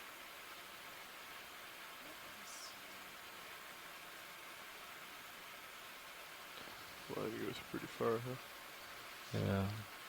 Beautiful area overall. You see all those little yellow dots there are Right, our Nev? solitary cup corals. Yeah, how are y'all settling in? Would you There's lots be of able to line take a here. You move? can see it going Not across the quite screen. yet. We're still coming to the right. As we We're come just up a bit, getting so some it looks weird like there's readings really from our tight DP ledge system right now, so drop we're off trying in front of to us, come up and that is facing head south. more We're so looking into south the of that. wind. The wind has been gusting up That's around not really surprising. We did come 25 up off this ledge is what we've been getting. So earlier. We're thinking that the That's DP where the system break is just, is, right? Where that trying to pavement just calculate kind of that out a collapsed little and bit looks better. We're still like it's coming right. piled up. We're going to try to settle on a 310 Slabs. and see how that does. But now that So we're right on the edge of the HAPC. facing up in this direction, it is looking better. So we're still coming to the right. Okay. Okay, so you're going to try to settle at 310 though? We're going to see how that holds. Okay. We might have to come over a little bit more. Okay. Yeah, just wanted to check. Let us know because we'll be ready for a move as soon as Some you get small Eli settled. Zillid. Yeah, Gorgonians, understood. these We'll little let you know as soon as we're single ready. Appreciate it. Yeah. Yeah. White gorgs are pretty common. Thanks. Yep, we're seeing also a lot of these, the white dots that you see on the corals are likely encrusting sponges. Looks like we might have a different type of coral here at 3. Yeah. I think that's a Lophelia or an Alapsamia. It's white and kind of fuzzy, which means it's got its polyps out. Yep, it's right at laser. Could come in video. That's it. Maybe an Alapsamia, Lophelia. They're flared. I think it's probably Lophelia. Maybe.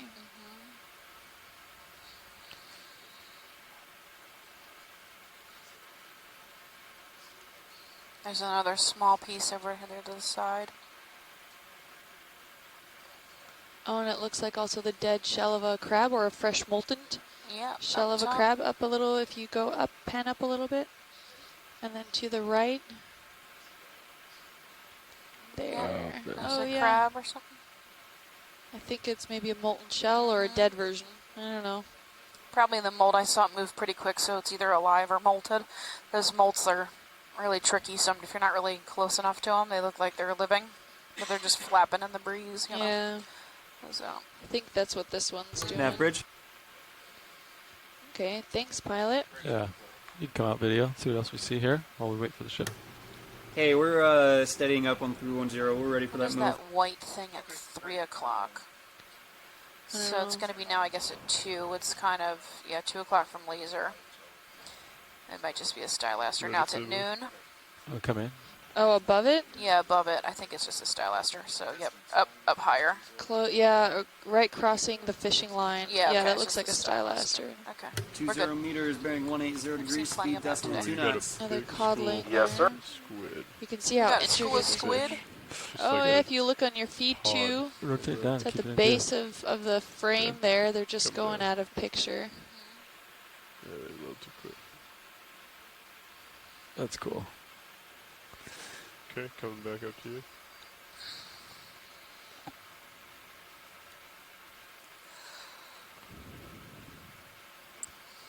Yeah, you can come out. Art. You just call them over. Alright. Understood now, thank you.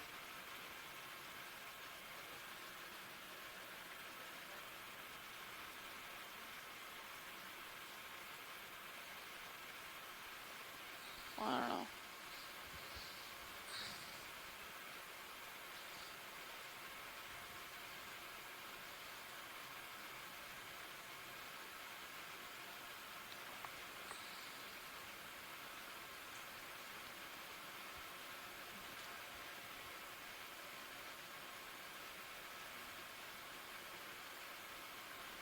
I'll snap the fish. Oh, yeah. Codling. Yep, Lemonema. Barbatulitum, I believe, is a species. He's in a tough spot there. Looks like he's battling the current.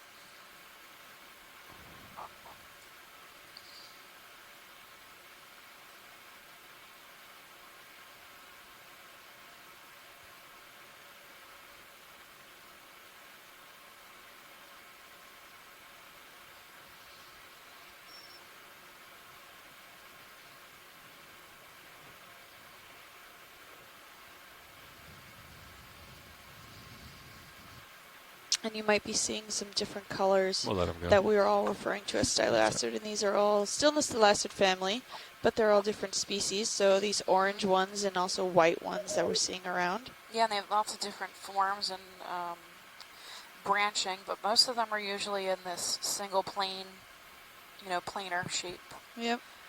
Well, we have another one of these brown sponges we just collected right next to that Lemonema dead center screen. I thought were dead, but when we snipped a piece, it was actually white inside, so it's just got this brown layer on the outside.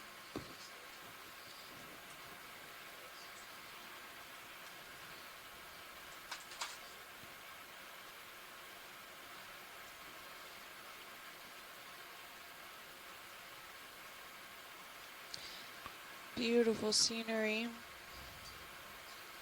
We're on the top of this shelf terrace here. It's all karstified and encrusted limestone. Taking that too. That's why See it's the a ripple? darker Yeah. color. It's that perfect hard substrate for a lot of these corals to live and grow at. Go up over that line, but definitely does look like ripples.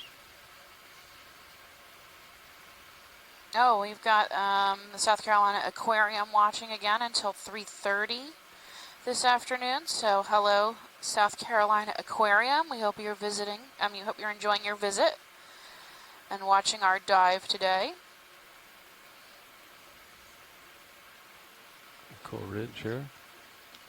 Hello. Oh, look, it seems to be like right at the shelf break here. We come down and it's a really steep slope. All of this soft sediment, you can see all the ripples.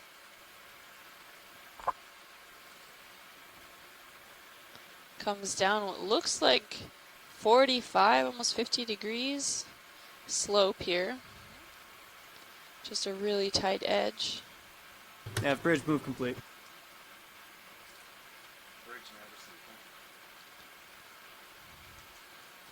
And these sediments are calcium carbonate, which are composed of the same components that your skeleton is made out of.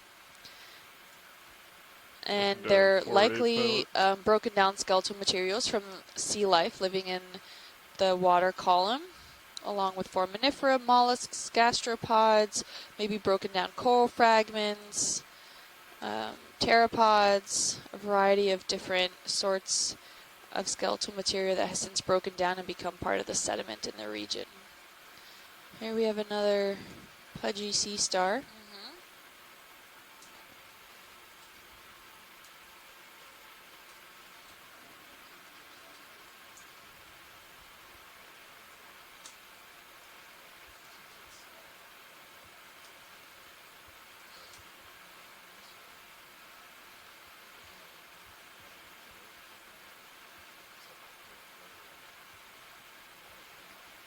Coming on the sea star. You can see his tube feet really well. Yeah, wondering if he's trying to eat maybe the decaying stylaster there, or just trying to move across it. With another little single-stalked octocoral there, Unicella, I think.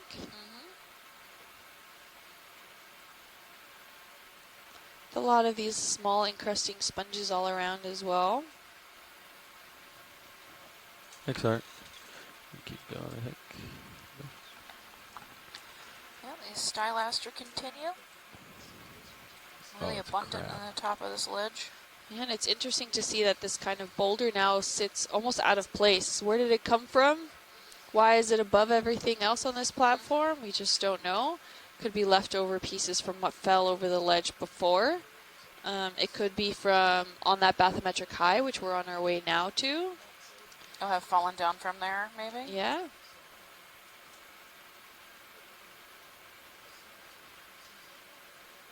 There's a corallimorph ahead of us.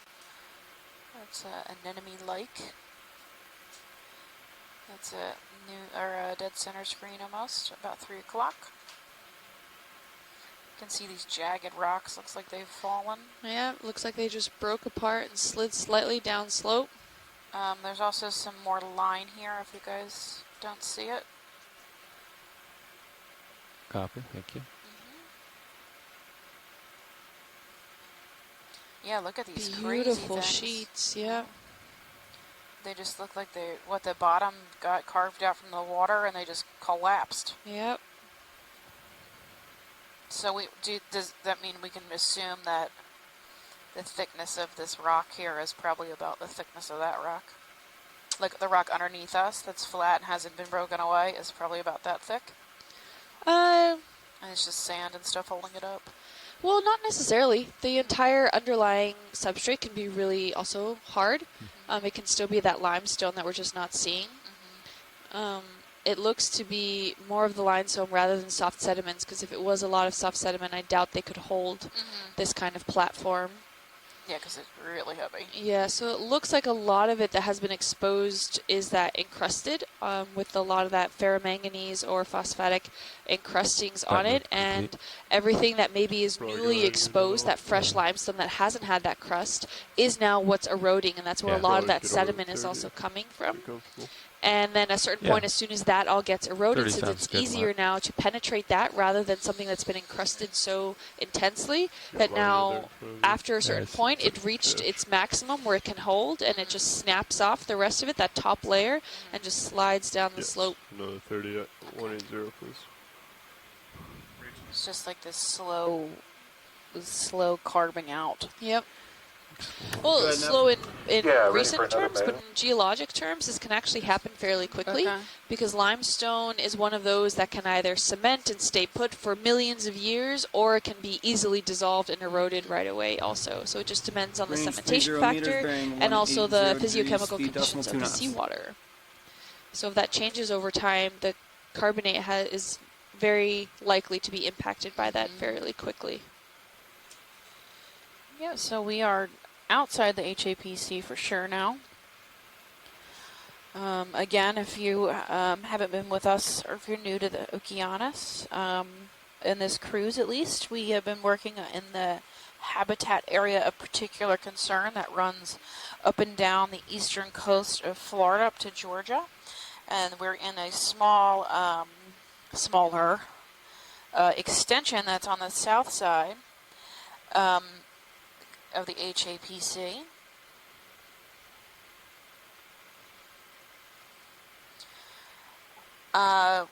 Well, HAPC is the Habitat Area of Particular Concern. It's also referred to as a HAPC for short. It's a type of marine protected area where they have actually closed down bottom trawling, and that is to protect these precious corals that are at the bottom. They're unique habitats that are found pretty rarely. We don't know a lot about them, so there's very little research. We know more about the surface of Mars, so this is entirely exploration.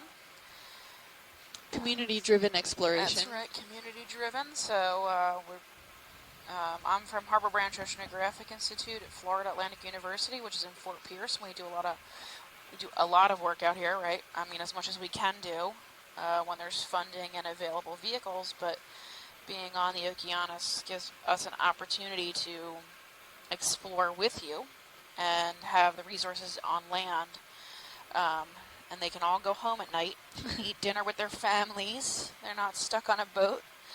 Not that I mind at all being out here. I like it. And Kim's from the University of Miami, so we're both have a vested interest in this area around here.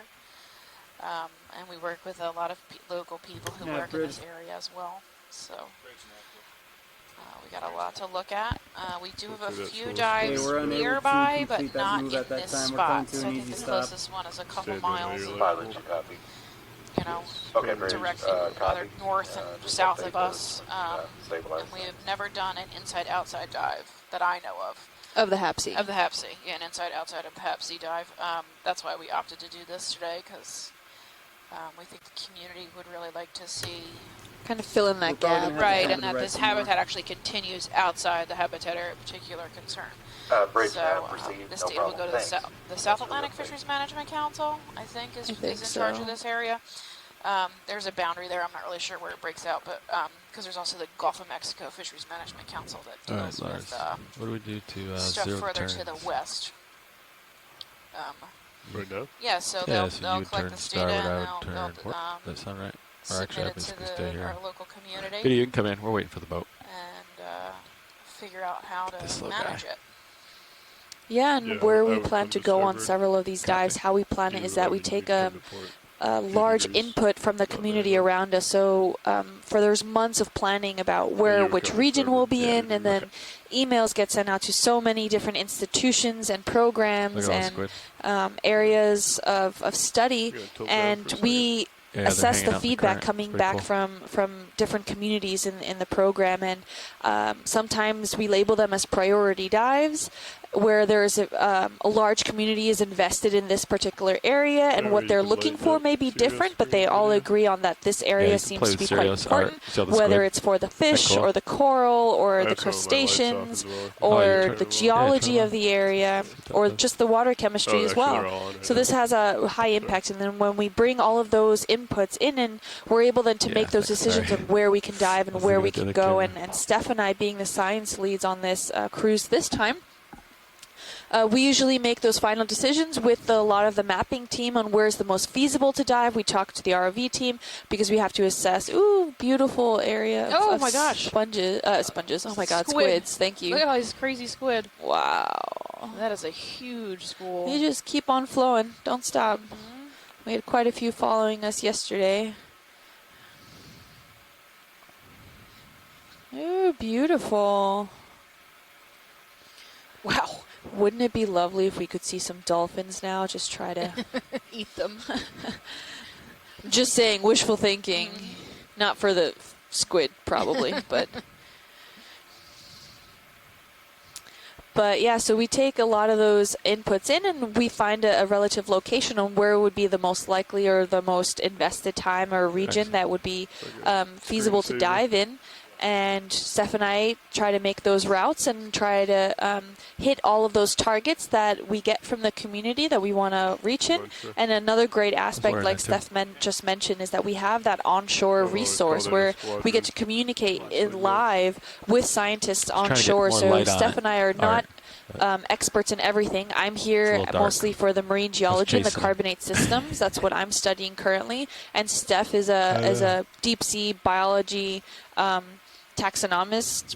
I don't person. even know. I don't know. But she focuses specifically on invertebrate systems. So we don't know too much about the fish in the area or different kinds of sponges or different communities, crustaceans, or anything of that sort. And so when we have that access to show you guys live what we're doing or what we're seeing this for the first time just like you are. And if you have inputs or anything, feel free to reach as far as scientists goes in the chat rooms, or you can call in and give us a whole information spiel about what we're looking at, what it means, and if it's something new, potentially new species or something that has never been seen before, maybe in an area previously undescribed.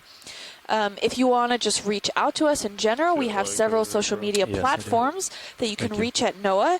There's 2 on Facebook, at Ocean Exploration Research, as well as at Ocean Exploration Research-Education. There's also Twitter, where you can ask questions, post questions, or also follow the updates that NOAA constantly does, at Ocean Explorer, and you can use the hashtag Okeanos on all your posts, and we'll make sure to try to see them. Steph is an adamant Twitter user. You can even follow her at Deep Sea Nerdy on Twitter or at Deep Sea Nerd on Facebook or Instagram. Yeah, and then there's also an Instagram page for NOAA at NOAA Ocean Exploration, and you can follow my personal one as well at Deep Sea Kim. We post a lot of what we can see behind the scenes here at NOAA, from the control room and how we decide on certain dive aspects, and even our daily lives here. And sometimes we don't get to dive every day due to some weather patterns or confusions with current systems or complications. And such is life. Sometimes we just can't dive. And we try to keep ourselves entertained. Copy. Yep. Through color cups that we then shrink. We put on the Cereos, and with styrofoam it shrinks with the increase in pressure as we go down in depth, and it's really cool to kind of color those cups, have them shrink, and they're little works of art that we get to take home then with us. We have a good question. Ooh. The Good Doctor on Twitter. What species are targeted in the surface and midwater of these locations by fishermen? And are there any bottom-dwelling species that are commercially harvested outside of the protected area? So, I will post the link for you on Twitter, but there's quite a few species that are regulated in this area. This is regulated by the South Atlantic Fisheries Management Council. So that includes stuff like Almaco jack, spadefish, rudderfish, bank sea bass, barjack, black snapper, black fin snapper, black grouper, tilefish, conies, snapper, dolphin. We're gonna try that dolphin fish, not the marine we're ready for gag grouper, snapper, triggerfish, greater amberjack, hogfish. There's a whole list of them that are regulated in this area that can be trawled at the surface. Some of the bottom-dwelling ones include rock shrimp and the golden crab. So, look at that neat. 30 meters, bearing 180 degrees. Sorry, blue encrusting sponge. Yeah, we've seen quite a bit of that today. So within the habitat area of particular concern, there are a few sections that are open to the crab fishery for golden crab. So there are areas that are likely sandy bottom that are open for fishing, for crabbing. Excuse me. They're called allowable crabbing areas. And then there's the rock shrimp. Those are the two main and spiny lobster. Are the main bottom dwellers that we would see in this area. Everything else is likely midwater or surface. So they're all regulated by the South Atlantic Fisheries Management Council. You can actually download an app from their website to help you figure out what season it is and what the laws regulating these are, and that's at safmc.net/regulations. So that's South Atlantic Fisheries Management Council, SAFMC. So I hope that answered your question. I'll post this link to your Twitter page. Maybe that will help. That was a great question.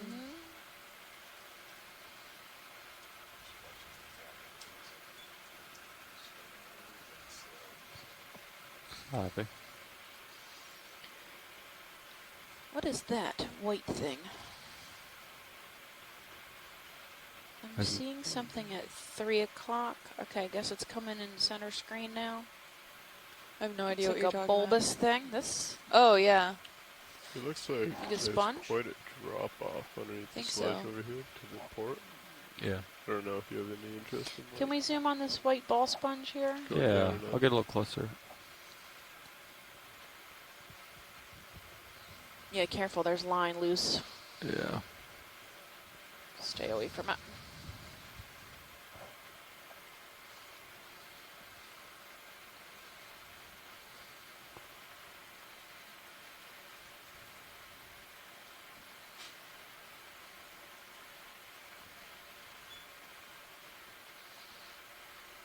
Looks like geoidea.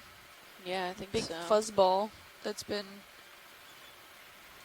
I don't know, looks like cleaned on certain angles. You come Did in you see partial. urchins eat sponges? I Hold don't know. that. Yeah. Okay. Yeah, maybe that sea urchin cleaned Pretty it. steady now. Can zoom at will.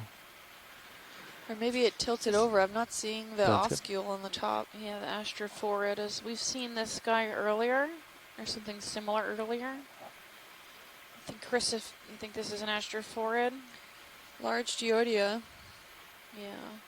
Not sure.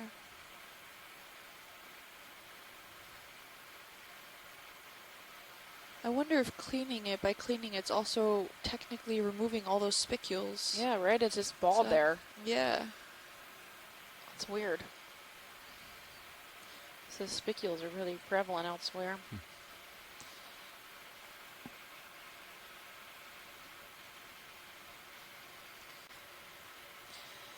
Chris, Yeah, do so- we... Oh, sorry. Sorry, she said large geoda species maybe. It looks like something is eating it.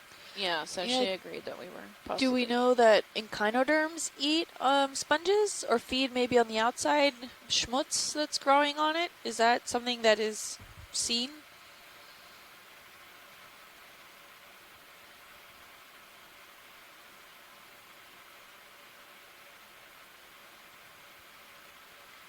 I don't know, maybe she's typing it out. Looking down, 7-5. Copy. A little bit of time here. I'll head out.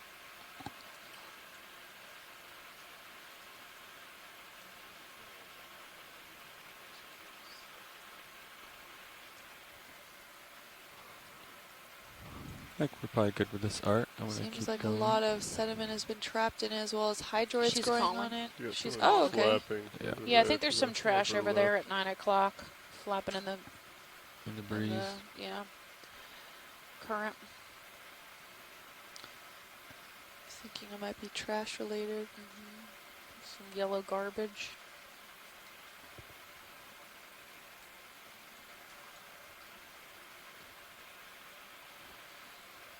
Yeah, we'll let that go. Stay away from that.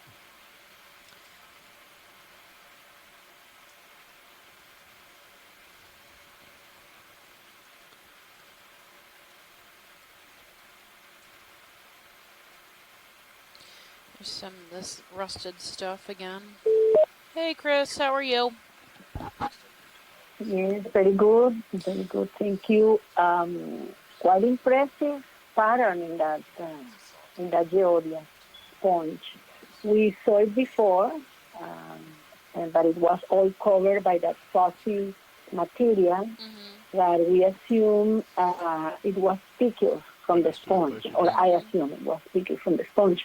Now looking at how this clear area that we just saw on that large, massive one, where you could see actually the white surface of the sponge that looks actually more like geodia. Like I told you, geodia has a cortex or a dense spicule aggregation in the surface, that round little spicules that give it kind of a smooth appearance to it. So this made me think that what is fuzzy growing around the sponge might not be exactly made of spicules, but it might be some kind of, it's not algae, but some kind of microbial mat or something growing on it. And there's definitely, of course, that urchin is there, and we're thinking it's clearing up. So it could as well be responsible, the echinoderms, from these clearings. Now, there are several instances in which sea stars eat on sponges. That's recorded from shallow habitats like seagrasses and mangrove systems. And of course, we have been seeing it in these dives from the deep water. Urchins, I haven't seen them before. Okay. Evidently, it's a high suspect, this urchin that was there by the side of the sponge. Okay. Really, so yeah, I think we should either So he could have been eating follow the hair or whatever is on ridge him, or just which may be a different. Yes, whatever we could just start going to waypoint 3. material that is on the surface. Yeah, on the covering surface. The whole surface. Okay. Yeah, that makes sense because there was a bald spot, right? And he was right next to it. So. Yeah. Awesome. Thanks for chiming in and letting me know. That's great. Sounded like heading to waypoint 4 and then over to 5. Sometimes I'm off the phone. What'd you say? No, that sometimes I get off the phone. Yeah. I know. I don't know why you get off the phone. Just stay on mute the whole time because I always need you. I will do that. Okay. Yeah, go for it. Nope, can you not hear me? Yeah, go ahead.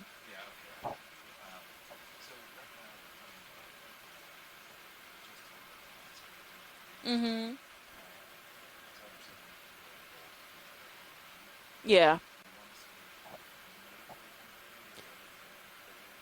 You can go for 4 if you want. My main goal was to get a good look at what we're looking at on the other side of the habitat area of particular concern. So as long as you're on that side of it and we're getting a good view of what's around, I'm happy. We have another 3 hours, so whatever we need to do to kind of get to that highest point would be nice, I guess. Which waypoint's the highest, Mark? 6, I believe. Okay. Yeah, so at least 5 if we can try and get to, 4 or 5 maybe. That would be good.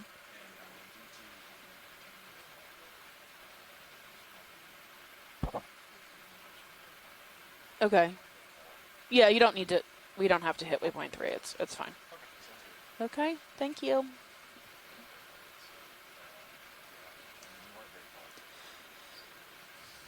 We got lots of line up here. Going across this ridge, I would imagine if people were fishing out here, it would get snagged really easily on this ledge. It seems to be really common. I think we've seen more line on this dive than we've seen on any other dive. You want to turn a little bit to port, ladder, or you guys want to? And we are outside the habitat area of line particular concern, to and 4. surface fishing is legal inside. So, this must be a nice hot spot. That means we probably have some really good fish at the surface above what we're seeing. Yeah.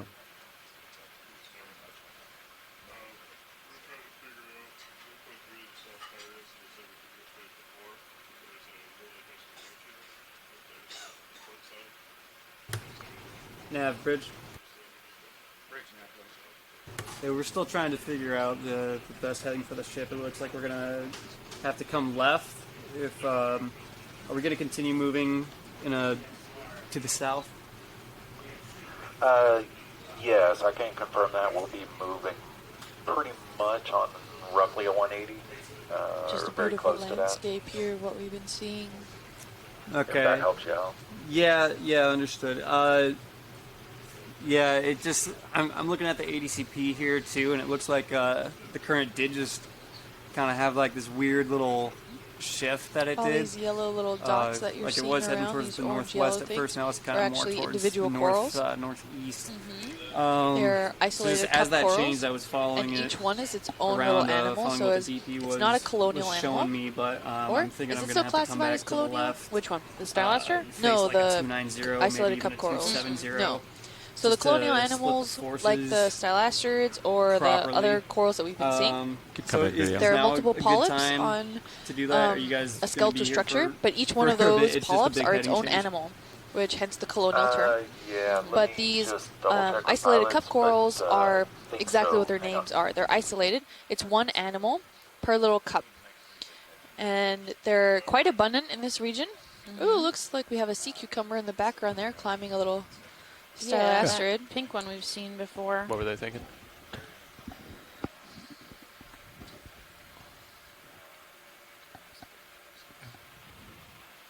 I think we're at a good spot for that, yeah. Yeah, you can get started on that. Thanks, Art. Go ahead, Nav. Let's see what else we can find here while we wait for the heading change.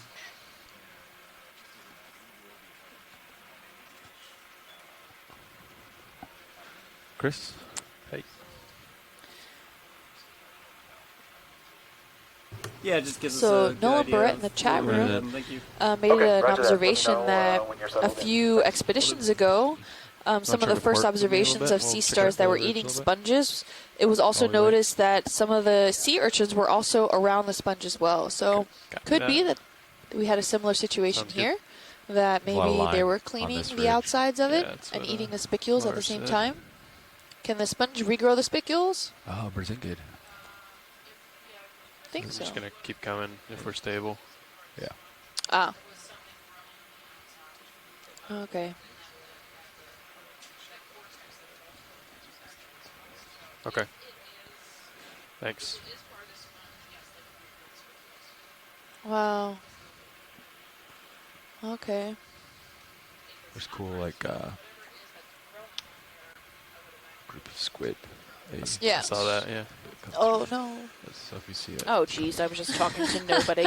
Oh, you were talking to me. Yeah. Okay. You watch it? I don't know if anybody heard it or not. Oh, okay. Yeah, so Kim asked if the sponge can regrow the spicules, and I said Chris wasn't sure if those spicules were actually, if that actually was spicules.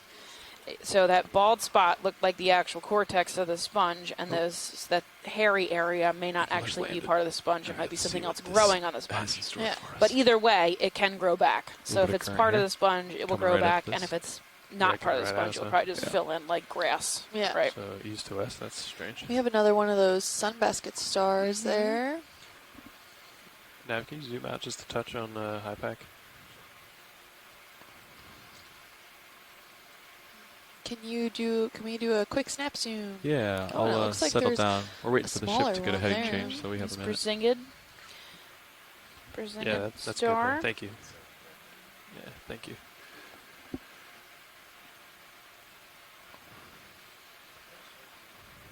But it's also interesting to note that Okay, you come Nolan in, state that not sure which expedition, but the sponge that was being eaten was also a geoidea.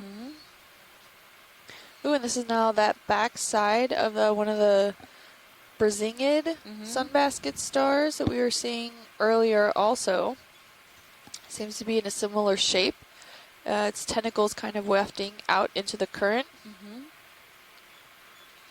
I don't think it's eating. I think it's just resting. It doesn't look like any of its guts are extruded. Get a good look on its mouth. Yep. You can see its tube feet. It is really currents rip tearing through here. Yeah. Pilot can't confirm there is current here. Yeah. It's like driving a toaster. Yeah. Toaster down the highway. Was that from a movie? I don't know. There's a commercial I don't know. with a toaster. I think that's a Kia commercial. Oh, the Brave Little Toaster. Isn't Oh that yeah, a that's a movie. Yeah. Wow, Wait, oh. flashback to my childhood. Can we also pan down? I think there was a smaller one. Yes, there was. That's right. At a closer Yep. angle. Where was he? Yeah, that one. Oh. Yeah, he looks a little sickly. Oh. Or flipped over. Current probably tossed him around. Yeah. He probably lost Seems better control. to- Well, it seems like some of his tentacles were eaten Yeah, off. it does. Those are the newly most of grown. them, yeah. Somebody got a hold of him. Wow. Were they? Oh, it's still alive, Predated. though. Ooh, I wonder, Like can we go predation. further out in the base? Is that tentacle? Is that attached? Yeah. A little pan down the a little one to the further. left? Oh, yeah, I think down to the left a little bit. I think it's still attached. Yeah. We come to port a little bit here. Man, okay, so those three were the only ones that were spared. And the yeah, can you central come back disk in on area. the ship? Sorry. The backseat drive. Just want to keep an eye on that rotation. Thanks.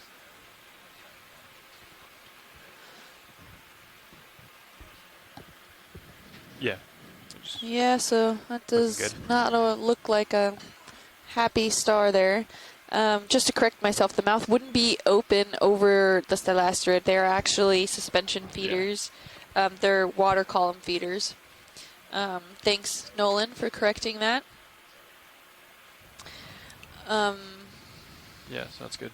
They have Velcro-like pedicellaria that catch prey. I'm wondering if those are those larger tubular structures that are surrounding the arms that are there. Yeah, I think I that think always helps. they are. So they know what to expect. Really interesting, though, to see. Apparently it's definitely really difficult to kill a sea star. If you just cut off part of the legs, it can always regrow back. Very interesting. Thanks, pilot. Yeah. Okay. Art. Good. Okay. And I guess the one above it is what we just looked at. That was a healthier version. Ooh, and there seems to be a purplish Stylasterid at the base around 4 o'clock there. 5. That's a different kind than what we've been seeing. Come in, Art. You can kill lasers, Chris. Kill them. Lasers off. Nice. Oh, that's new. Interesting color, yeah. Can we get a tighter zoom? Yeah, exactly. Oh, and it looks like there's some broken Lophelia off to the side of it and behind it. Not sure. I think it's definitely a Stylasterid origin. It has that lacy feature. The one behind it, the purple one. Oh, looks really interesting in color. Haven't seen that really before. Yeah, the Lophelia behind it there, and then what looks like another one of those sponges that we thought might have been dead, but is actually alive in the center, covered in schmutz. I think we're good here, pilot. Thanks.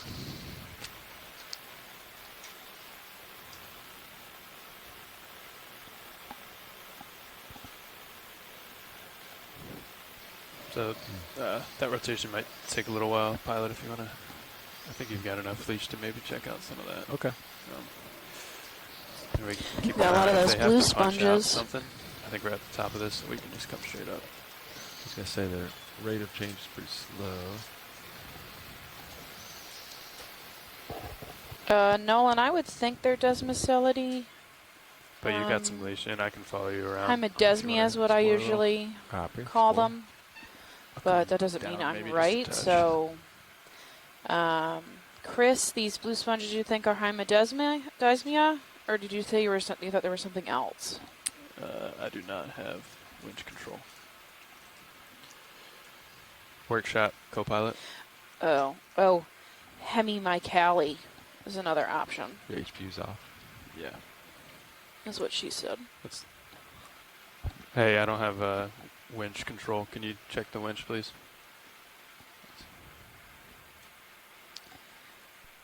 We have quite a bit more fishing line here, so you do have to be careful. But you can see exactly how this carbonate is jutting out on the sides there. Oh, is that an anemone there? Yeah, that's a or is that a fly coralline trap. worm? Yeah, Oh, fly that's trap a fly anemone. trap.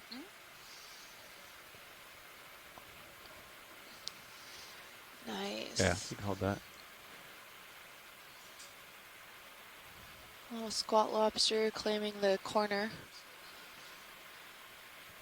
Yeah, that's a good spot to be in.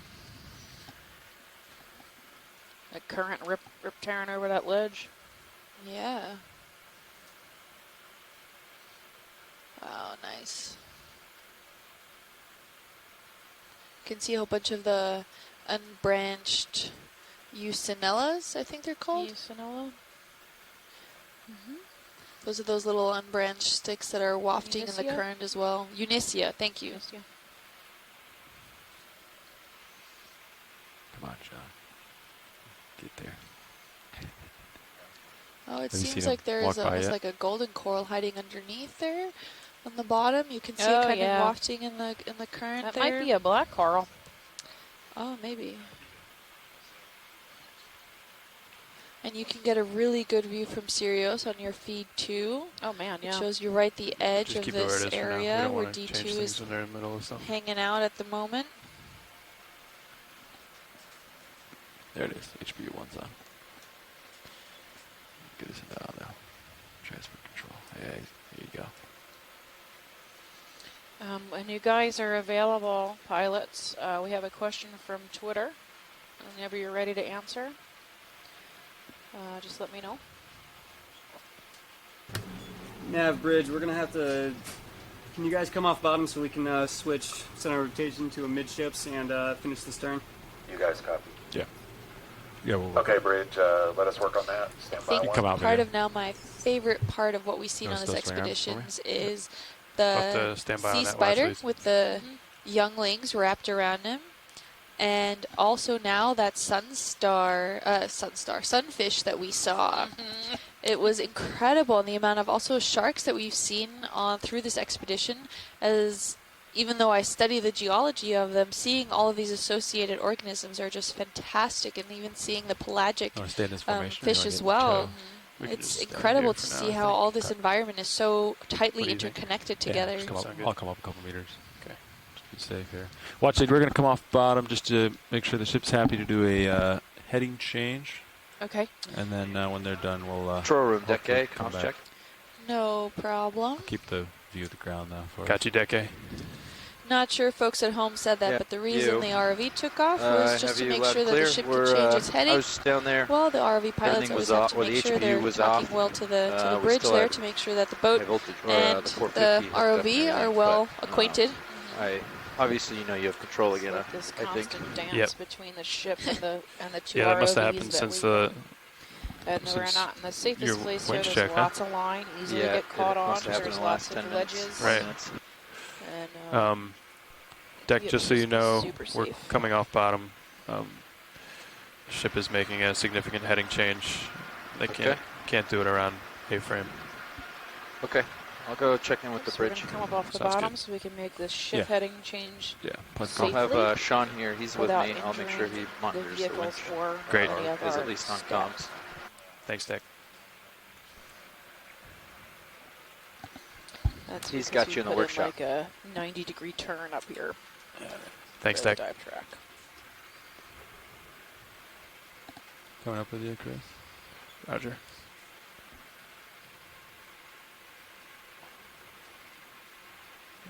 I'm going to keep my middle light off. I'll drop a target off bottom. Nav, please.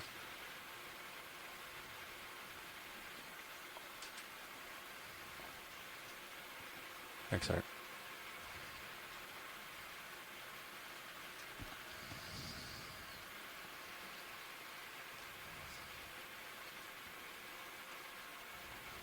Great.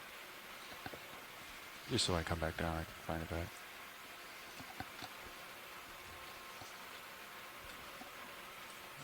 I think the existing nav log or the copilot log is in the workshop right now. Okay. All right, so you got a delta 16. I'm off 13 meters. Yeah, where do you want to go? Up to 25 or more? 20 is probably fine. Okay. What's waypoint 5? What's the depth there?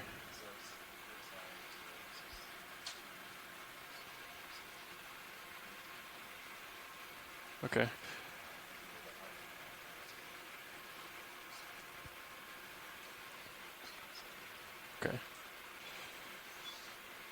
Do you want to come? Let's come up a little higher than that then, in case we lose winch again. Copy.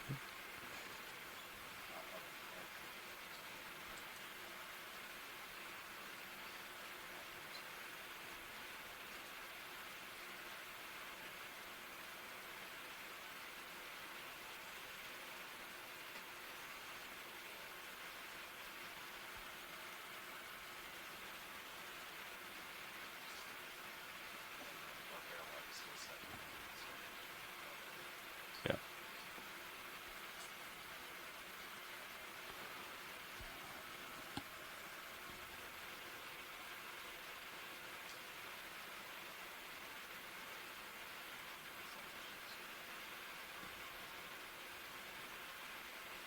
It's quiet. Too quiet. All right, I'm at 310. You want to just Punching in out of depth there. Sounds good. Stay right in the center of your field of view.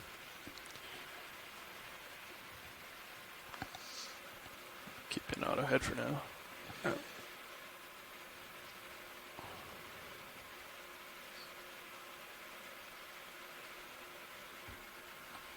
What's the magnitude of the current?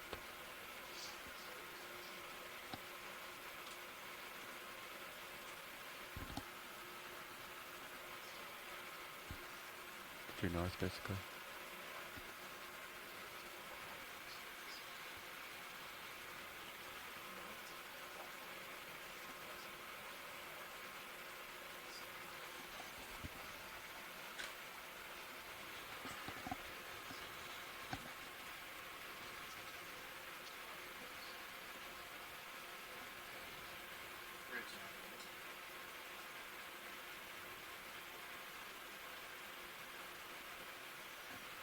I can barely hear them. Can you hear them loudly?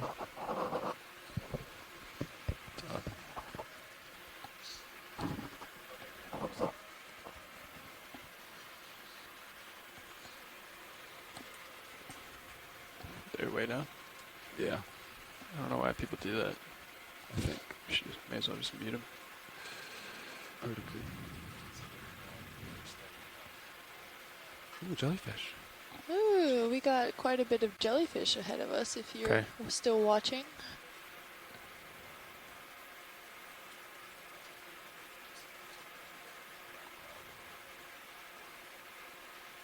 Yes. Yes, yeah.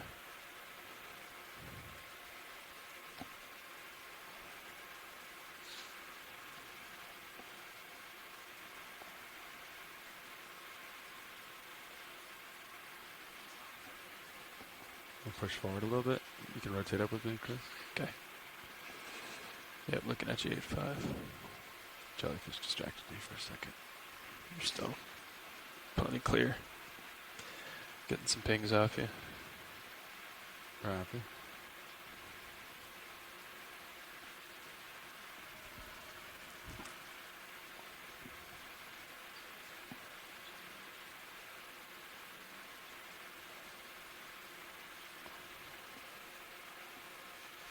Yeah.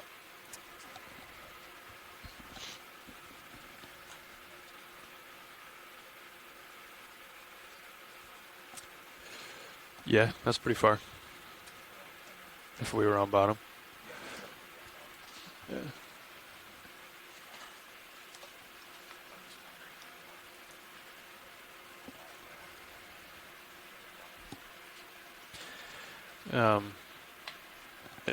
We can, once they're ready for a move, I think we'll decide.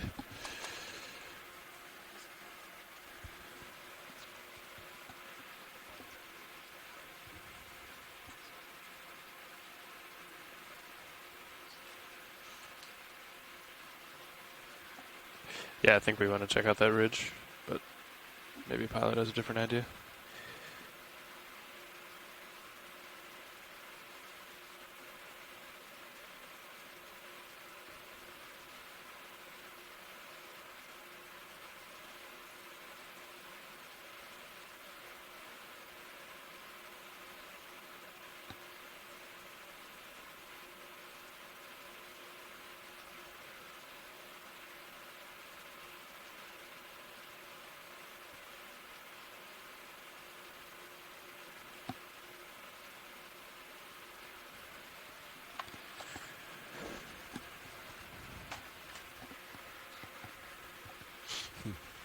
What was our heading before the change? I just want to know how far we moved. Okay, thanks. Okay, thanks.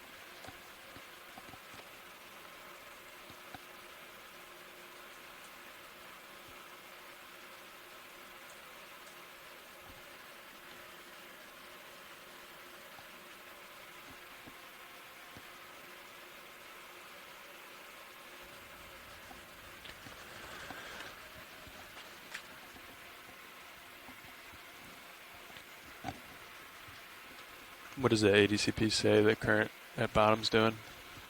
Oh, sorry.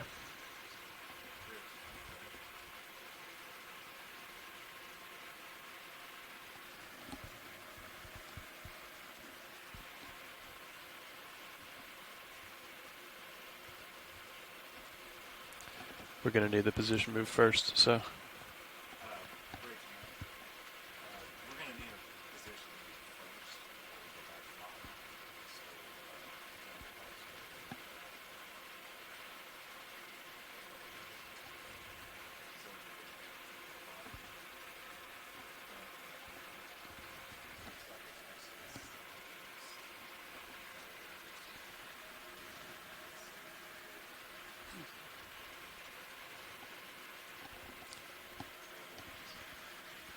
To me, it feels like a directly west current. Yeah, it's like the opposite of what Levi was seeing.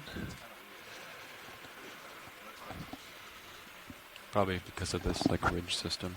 Yeah. Upwelling like up this. Yeah.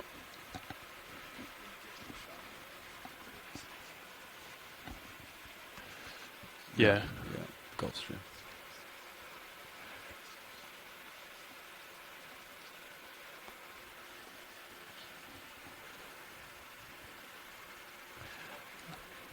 I've been seeing this reflection a lot more recently.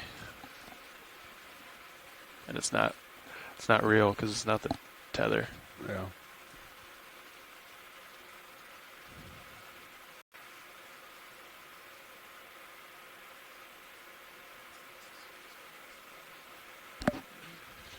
Not too bad. Wind off to starboard, current off to port. Okeanos right in the middle. What? No, those are facts. It's like directly, like sandwich.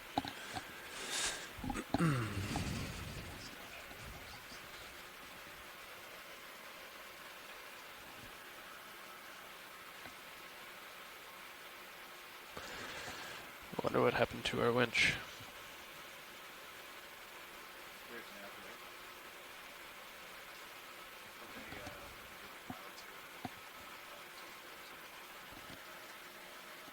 You can just call a move to put Sirius back where we were.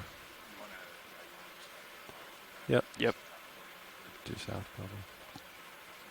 Yep. Sounds great.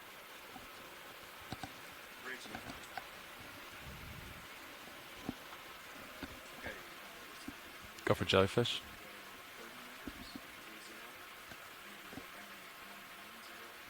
Ooh, we got some more jellies now that we're up above, rotate down somewhat with in me, the Chris. lower midwater section. We have quite a few.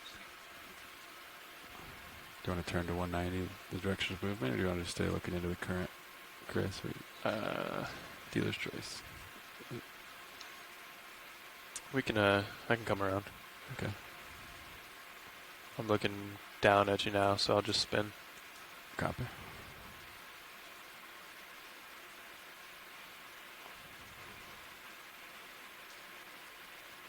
Yeah, it looks like you're already there. Let's see if my lats are strong enough for this. Yeah, if it's too much, we can Turn back into it, yeah. adjust it, yeah. Or you stay there and I turn into it, you know what I mean? Yeah. That's 100% of my lats. You can see the water going by. Well, I'm going to turn into it. okay. Okay, you're going south. Yeah, maybe I'm fighting it too, because I have an offset of like... Tether's yeah. tugging you. Okay. You can see how fast the current is just like ripping by right now. Yeah, I'm actually gonna help it out. I think a little, Levi. Okay. We can just both. Yeah. You want to just both look. Yeah, so just look into it. Yeah, and then we'll just drift. Yeah. Okay. That's good. Otherwise, it's disorienting. Yeah, and the tether might not be happy. Appreciate it. Yeah. But you will be kind of lateraling. Yeah. During this move. Yeah. That's great.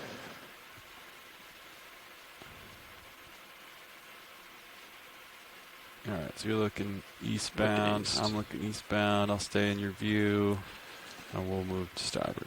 Yeah, we're good to come down if you want to start. We can. We can wait too. Yeah, we'll just wait here for Sounds good. Yeah, we'll do the move here. Let me know when you're comfortable with your swing arms coming back out too. Yeah. We can do it on bottom. Yeah, I'll do it on bottom. I'm pushing pretty hard here.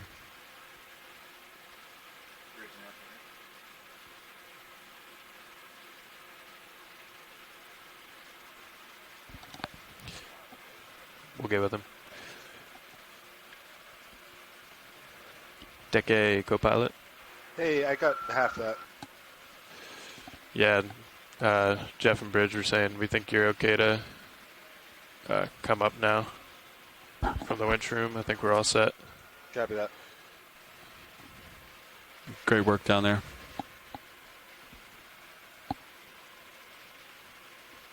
Thanks, Sean. No problem.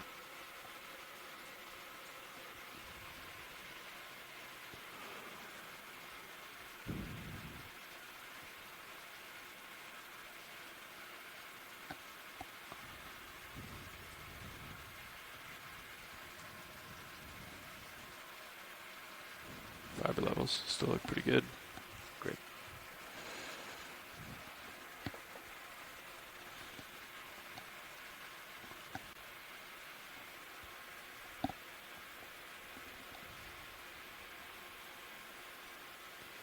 You're tilted way up, aren't you? Yeah. Well, yeah, 17. Just wonder why the particles.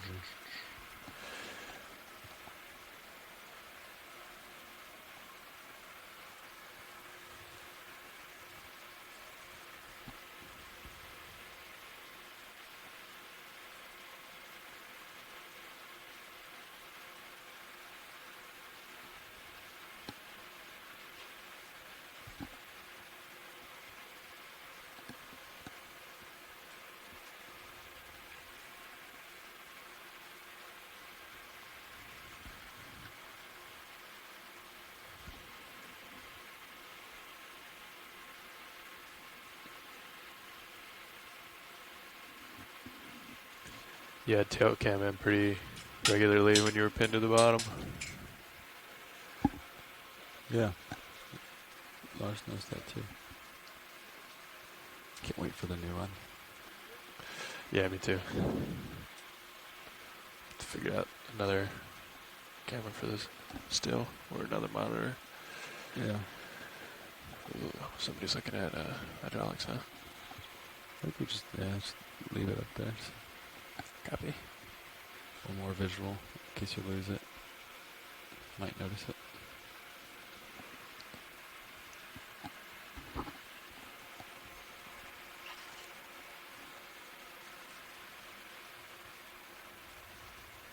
Yeah, so if that ridge would look like it, well, it came around like this.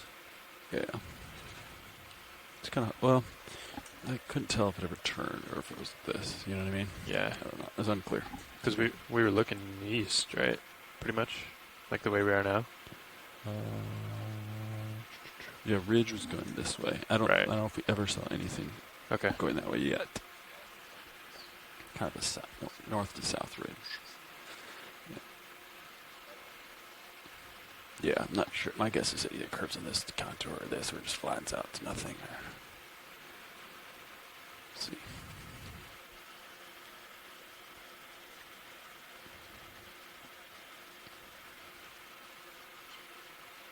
Copy.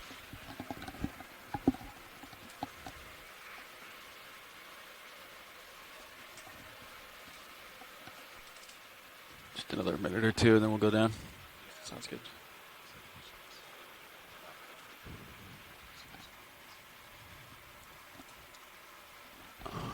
I'll creep down, Chris. You want me to come with you? Yeah. Okay. I'll match your speed perfectly. Copy.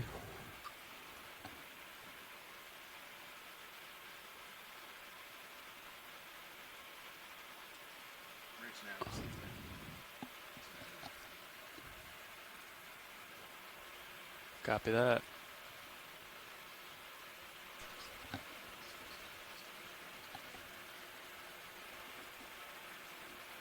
Yeah, I'll probably be done by the time we get down there.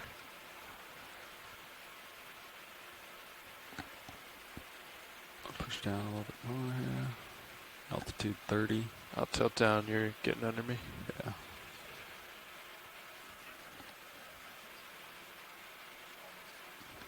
Yeah. Okay. Looking straight down. I'll push forward a little bit. Yeah.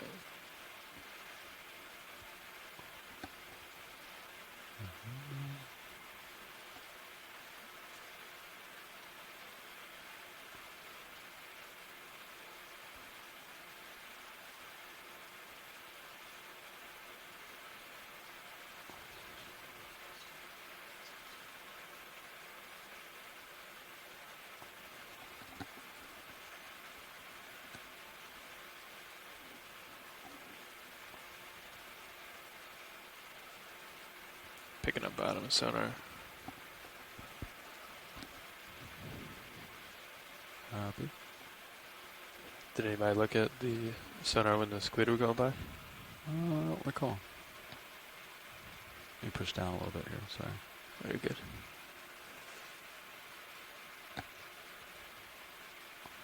Altitude 13. D2. That is.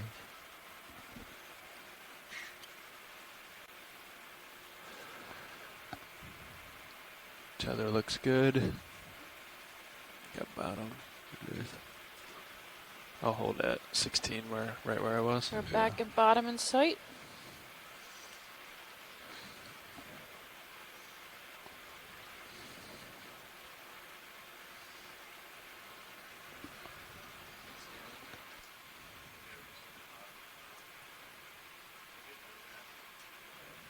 We're back at that ledge. Right back. Nice job, Nav. Nice job. Is everything smooth, pilots, now? Yeah, we're just quarrying bottom again. The ship is now in a happy heading, so I'm just going to get my light bars out and get set up again, and we'll continue moving. Sounds good. Thank you. You can turn with me, Chris. Oh, copy. Your starboard lower is a little bit inboard at this time.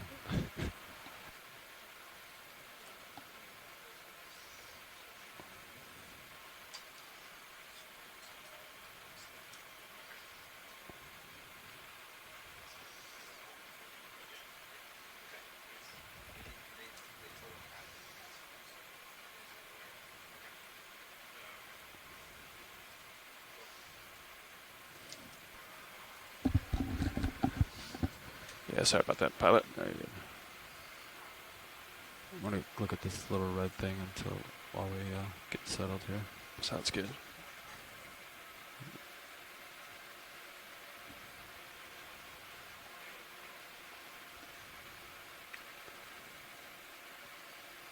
Coming down here.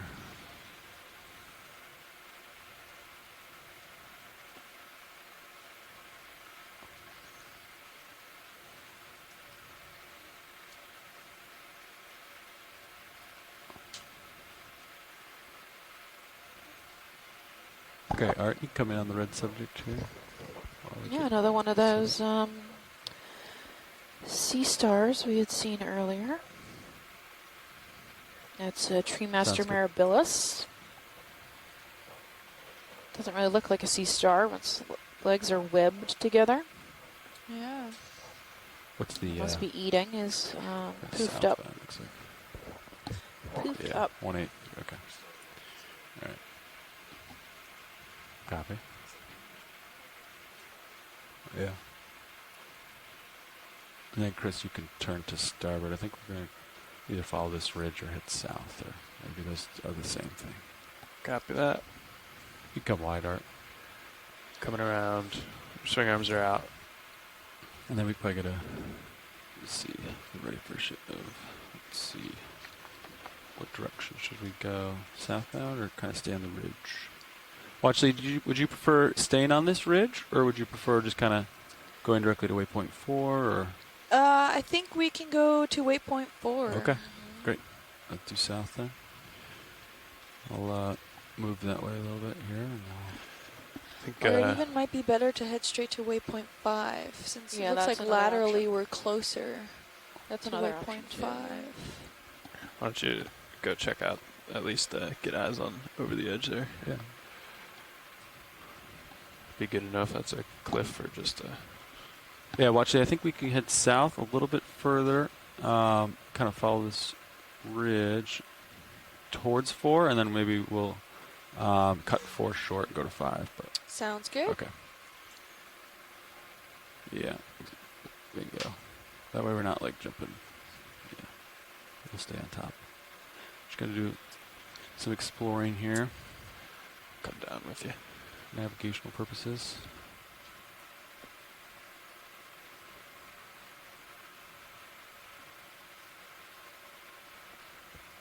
That an enemy's got Pride Rock spot. Bless you. We got some corallimorphs there on the edge. Yep. And when you guys are comfortable, I have a question from Twitter for the ROV pilots. Yeah. Just let me know. Yeah, you could ask us now. You ready? Yeah. All right, the good doctor asks, question for the ROV operators. What advice would you give to young kids who want to get into your line of work in the future? Are there resources for education and skills training available somewhere? And what do you hope to see advance as far as technology goes? Ooh, it's a lot of questions. Three-parter there. Yeah.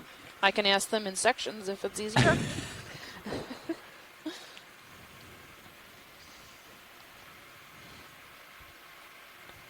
I would say math, science, engineering. Yeah, I agree. Start with the basics of math, science, and like Pilot said, engineering, but come in. Math classes and science classes at younger ages. If their school offers any electronics classes, that would be a good start as well. Yeah, we our team is comprised of a lot of different kinds of engineering. We got mechanical, electrical, software, ocean engineering. Some people, but yeah, engineering, very heavy in engineering for the ROV pilot side of things.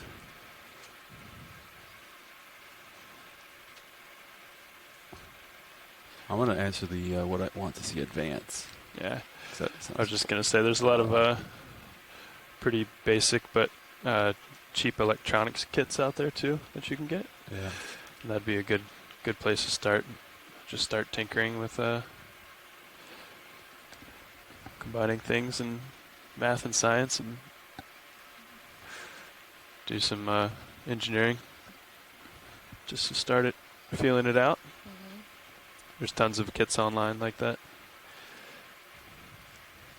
But go ahead and take on that other question. Well, there's a couple things. I want ROVs to go deeper. What else? Slow motion cameras. That's what you want to see advance is slow motion cameras? That's funny. I just... Yeah, higher frame rate. Yeah. Yeah. You know, there's challenges to that, for sure. What about you, Chris? I'm surprised the polyps are still out on this one, considering the current is so strong here. A lot of other ones I see polar retracted polyps in a high current state, but still. But yeah, I like some of the work we've done with the 360 cameras to get into VR and That'd bringing be a cool. kind of a more spatial aspect to people. Future RV pilots wearing Yeah. heads-up display goggles. That'd be cool. But that's something we've worked on in the past. Hopefully we can keep working with it. You can come out, Art. I think we got this. We'll keep following this ridge here. Two big squat lobsters.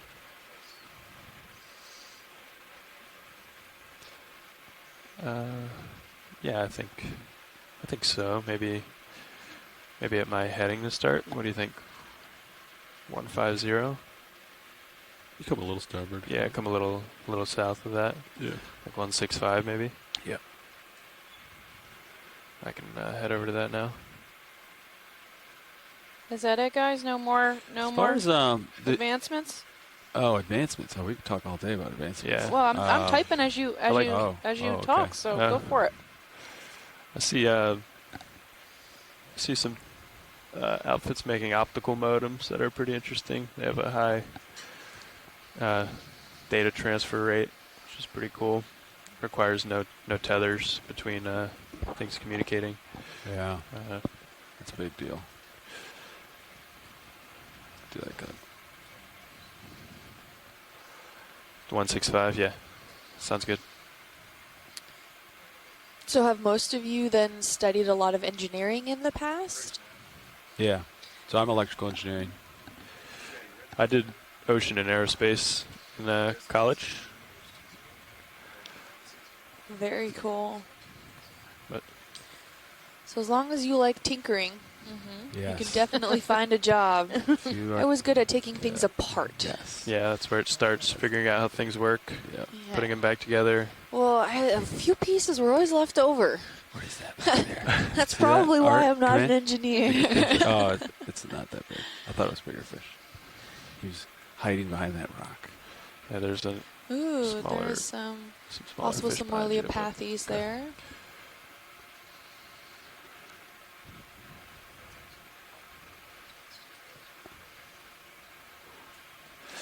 Yeah, Oh, yeah. that's Yeah. your department, Mark. Yeah, Mark can talk about VSAT and more data advancements. Oh, So we yeah. can watch YouTube out here. Right, Art? Right. Mark? Oh, we can't hear you, Mark. Just about at the end of your tether. Copy. Oh. You can come in on the squat lobster. Ew. Ooh, nice squat lobster there. Oh, jeez. Yeah, you're Oh, at the end seems there. to be a little struggling in the current there. Spiny armed squat lobster. Yeah, real time. Real-time VR. That'd be, Real-time VR. ooh, that'd be cool. That's a lot of bandwidth.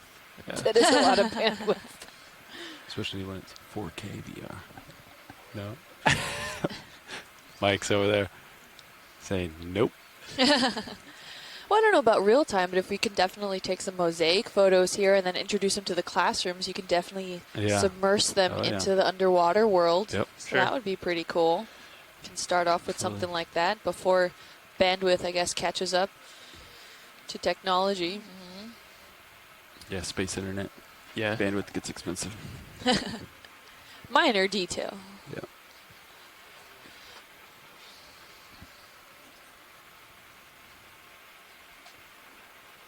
Workshop go.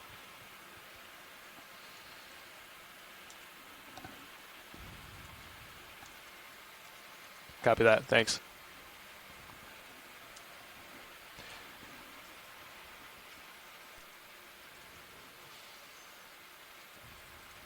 There's some neat hydroids. They have a little, looks like little flower, I'll take the con. little like what are they called? Wildflowers. Right on the edge here, Hour and a half. behind the squat lobster. Yeah. to you. Split it even. A little garden. I'll set the break Hydroids. here. Hold on. Got current? My fingers. Do I like current? Yeah. Not particularly. Ready? Yep.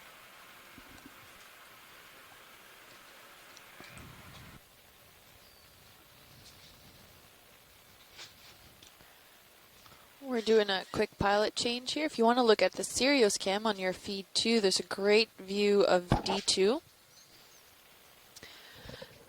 It stands about 9 feet tall like, and weighs there's a lot of 10,000 current, like, pounds. 3 feet off the ground. And then once you go to the ground, it like So dies. it's quite a Just be hefty advised, piece of it's kinda like going, machinery. like, you know, okay. These cameras do Well, I not would, do like, it touch down on it, justice, like, the justice it prefers. Okay.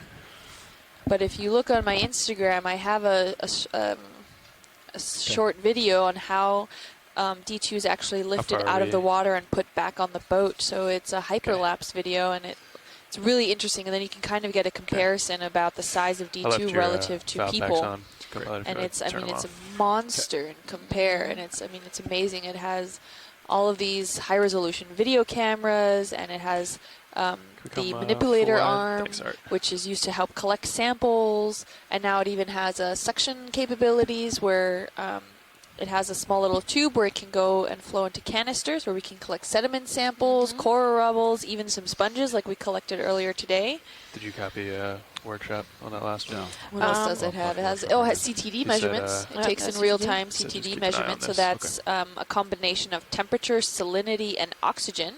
And from that, we can also determine pressure. And so we can kind of be in constant motion. So as D2 is moving up and down through the water column, when we retrieve it, it's also recording all the information, so we can actually see the differences in all of those CTD measurements from the surface of the ocean down to the bottom, which is really important data to notify what currents are where, because at different levels in the water column, different currents are occurring. What else? I don't know. Do you know how deep it can go? Oh, I don't know. I know we've definitely gone to 4,000 meters. I thought it Are you was talking about 6. D2? Yeah. Yeah. Yeah, it's 6. 6,000 meters. Limited by the ROV, or is that limited by your umbilical cord? A little bit of both. A little bit of both. Okay. Wow, really cool. So that was asked by Urban Space X-Man on Twitter. Nice. But the sensors on and the bottles on D2 are rated for 6,000 meters, so we wouldn't want to go more than that. Or we have enough umbilical to cover that, but not too much more. Okay, and is that due to pressure? You might leak after, or the electrical condition? No, the bottles are designed for 3,000, or for 6,000 meters. So, yeah, past that, the pressure just keeps going up. So, okay, things could potentially crush go or south. implode. Yeah. Looks like there's some line over there. I'm gonna stay off that. Copy. Copy. Might Can they range you out on sonar or anything? Or? Yeah, we can see all the different morphology here. We're following along this edge system here, and we can see how the carbonate beneath it has eroded away. Maybe that was not exposed to be encrusted by the either phosphorite or ferromanganese encrusting. And once that has eroded away, the top layer became way too heavy to support it, and it cracked and fell. That move's complete. He's out there. So there's these large slabs that go down the slope. 170. That we saw on the way up here at the beginning of this dive today. And this is at that top area, Or you want more to start more like a terrace, and we have just a little bit further to go. We're about 357 meters I think 170. in water depth. So we're not too deep, but still deep enough where sunlight can't penetrate. Sure. We have a little bit more elevation to go up until we reach that bathymetric high that you can see on your feed 3. That reddish area, the hotter colors mean shallower. You can see a lot of these yellow dots around all the seafloor are all these isolated cup corals, and then you can see some small unbranched strings also come up, and those are nothing important. Eucinella corals, aren't they? Eucinella? Unicella. Unicella. Let me know if you see anything down there, Art.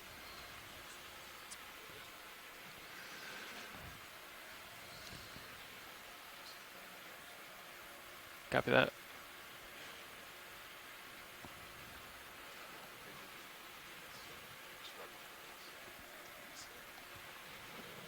could you bring the ADCP screen back up just so we can get constant eyes on it?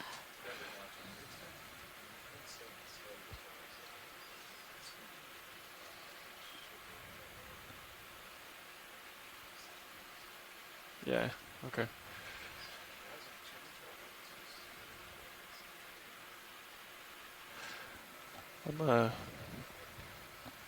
Can you do me a favor here, Mark? Can you bring up the fins? Expert thing mode? there, and go into expert mode. Actually, we're going to do a quick current estimate with our DVL here. Sounds good. Thank you. Expert mode is upper right. Yeah. Sorry, fins. You can also use this, right? Yeah, you could do that. Starboard and forward and starboard velocity. Did you click it? That's bottom speed. Now you're an expert. And there should be a north speed, east speed. Yeah. I'm going to go off stick and then let the current take me. Okay, starting now. All right, so they're going to do a current test, which basically means they let go of the driving functions of D2 to see how wait for it to get to easily we steady are state pushed. Here. Determine how fast we're going in the water column to get an idea of how fast this current is at the top of this ledge. Give it 1 sec, Mark. Okay, what is it doing now?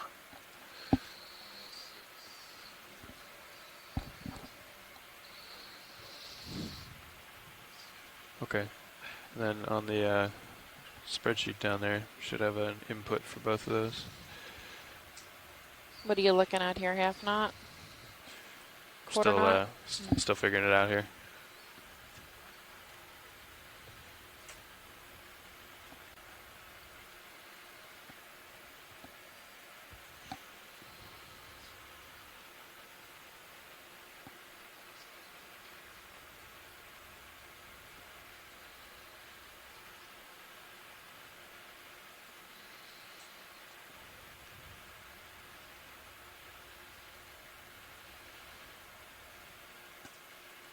So you're flying a little lower. Yeah. Okay. Gets blue quick.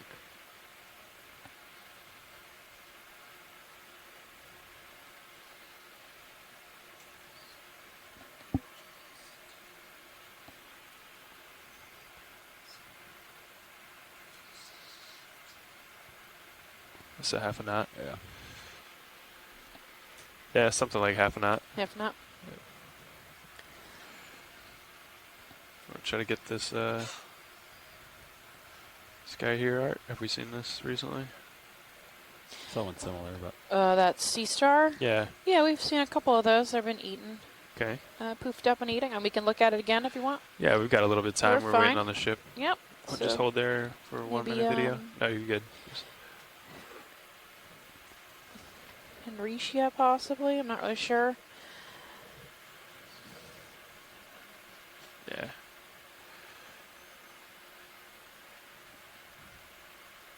All right, we can. There's also some Feria there at 4. I'm sorry, yeah, 4 o'clock, yeah. Like and these, okay. Yeah, I was pegging it down. These orange all right. solitary cars are really abundant. They're Rotate pretty much over everywhere since we've gotten to the top ledge up here. They've Yeah. been really, really common. So the doesn't look like it's yeah, eating these anything, does it? solitary corals on the Stylaster seem to be the most common two species we're seeing, along with these Unicella single-stalked Okay, moved a little bit. white gorgonians. You want to hit him with the? So he looks like he's eating something. Headlights? No, forward lights. Coming on. 3, 2, 1. So what's up for you? You need a little Oh, camera yeah. on a stick that you can put out and look underneath stuff. Micro cam. Yeah. Ooh, another thing for you guys to Add think to the about. technology. Yeah, Maybe there you a go. future Yeah. engineer can come up with that solution. It's like an inspection camera. Yeah. High pressure inspection camera. Sorry about the rotation, Art. And Wobbling then on maybe also a little finger to rock poke there. things. Right. It's squishy. So it's gentle.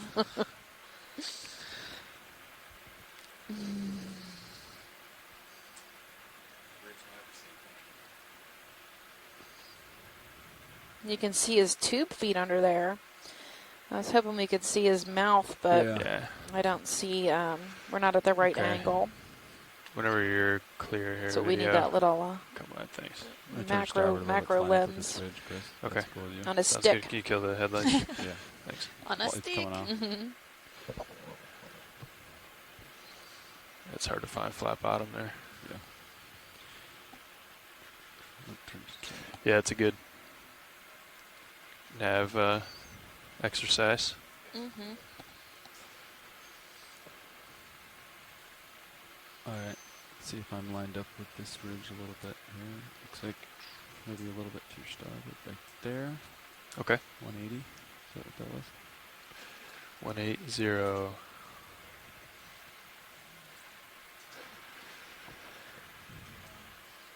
Ooh, it looks like we have another Leopathes also there. Jelly. Copy, jelly. Thinking like 185. I don't want to slip off the edge. Yeah, that sounds good. Okay. My compass is a little bit offset from yours. Just a little bit. Is it? Like a smidge.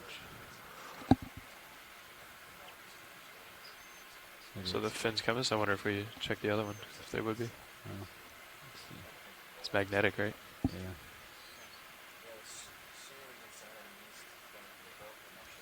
Maybe like 190 is what I got, but you're close.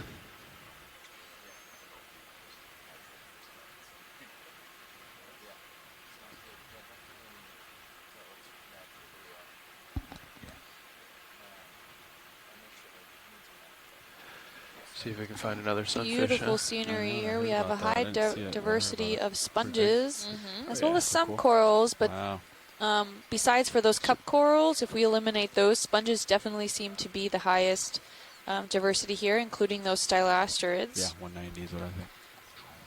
Okay.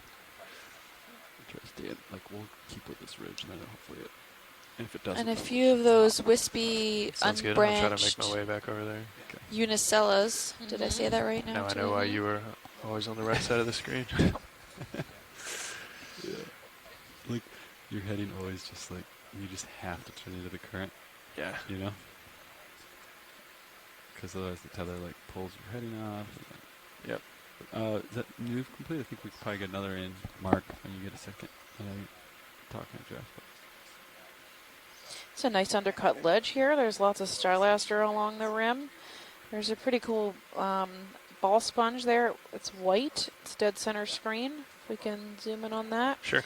Look at this weird break. You can see how the ledge just kind of Yeah. recently broke in that area. Yeah, and I mean it didn't yeah, fall let's go very 190 far, degrees. so it's Yeah. likely still like attached to the underside, Do, or it's too 30. heavy to really transport, and it just with compressed that, all yep. of the sediments underneath it. This looks like possibly a petrosid sponge. Okay, video, let's come on in. That's what it looks like to me. No, I'm not that close, but So petroceti. And Chris can call and fight me on it, but it does look an awful lot like that vegetable, the white vegetable. Cauliflower? Yes, Serious thank you. stuff, just getting a workout today, huh? yeah. Hanging out at I 28%. can't remember that, but I can remember petroceti. I don't know.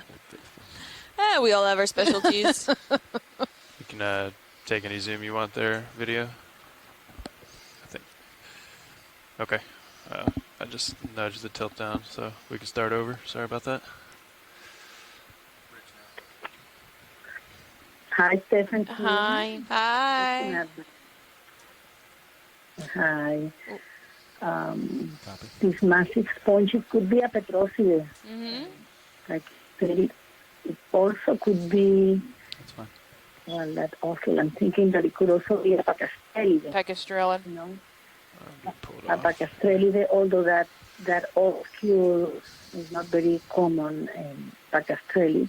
Mm-hmm. At least at the top, we see like neck-like projection. Yeah. So one of these two groups either Retrophile from Did you want anything the else there, Astrosclerida video? or Acastrelide Acastrelida. from the Astrophorida. Astrophorids. Right. Okay. Sounds Awesome. The surface looks a little bit like the Acastrelide that we saw before. Mm-hmm. If you see with some porous areas and some smooth areas. Right.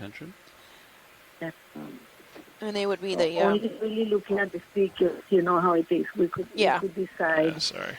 If it's Astrophorida or Haplo. Can't do much yeah, about sure. that. Because if you guys haven't ever tuned in before, those people listening on landside, these sponges can be very difficult to identify from video footage. So the only real way to know something for out there. sure Can we, what the genus and snap it out species there? is to collect a sample, take a tiny little piece of that sample, put a Ooh, little what's bit of that? bleach in that sample, and then look at those little tiny spicules that it has underneath a microscope. And then that Would you like determines lasers or what not? the species of sponge is. So there's a lot of sponges that look very similar that are in totally different classes. And then there's a lot of sponges that are that are the exact same species but look totally different in two different areas. So it just depends on the habitat and its growth form and all these crazy things that can contribute to the shape and size of these sponges and why they live where they live. So the only real way to ID them is through DNA or through looking at them underneath a microscope. It can be really difficult sometimes. I believe that is a piece of metal. It's been rusted. Yeah, it's Not corroded sure out. what that fish is. Looks like a cuskeel. Yeah, but cuskeel. Maybe he's really long as compared to the one we saw the other day. Which makes me second guess it. Coming up. Let's come full wide if you haven't Not already. sure. Thanks. There's nice undercuts here. Lots of places for fish to hide. I'm surprised we don't see more. There might be some in the water column. Nolan says it's a congrid eel. Congrid eel, okay. Thank you. Some line there. Gotta come up and over. Copy. So much line on this ridge. Yeah, you can see why it get caught. Yeah, so many things to catch on. Oh, there's a hole. Yeah, probably from the limestone erosional There's processes. a fish in there or something? Something moving. Somebody's in there with a big tail. I don't know. Yep, see it? Yeah. A little bit to the left, not much. Okay. Maybe a grouper. Oh. Maybe a grouper? Can we throw the headlights on there? Oh, coming on. 3, 2, 1. Oh, he's a big one. Ooh. Can we get the lasers out? Lasers coming on. Lasers on. Yeah, he's pretty Oh, big. he's Down a big. little bit, Probably a keep some meter tether, long. kinda in there. Big hefty guy.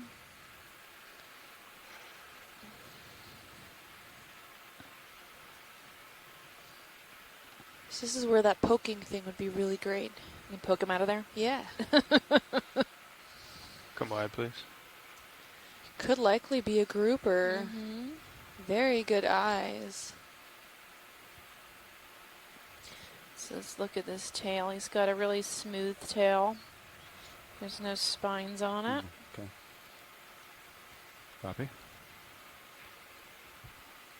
I don't want to hit any of these corals, I think so it's a gag. we'll try to just hover. Maybe you'll come out Yeah. from the other side. Ooh, is it? I think it is. I think it just left the hole now. A gray. Could be gray. I love how I'm peering over my seat Thanks, to sorry. try to see it. I can't see it. Could be a red grouper. A red hind. Come on out, buddy. Might have the tether for that, but that's like Could be a snowy broadside to the current there. or a Warsaw. All of them have the smooth tail on the back. Oh, there's his face. I think it is a grouper. Oh my gosh, Okay, come on in, it Art. is a grouper. Maybe a black grouper. Try to get Nice.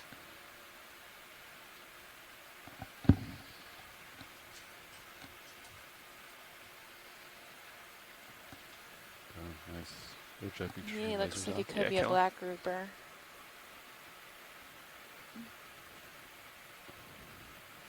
Your back left is close to the ground. Roger.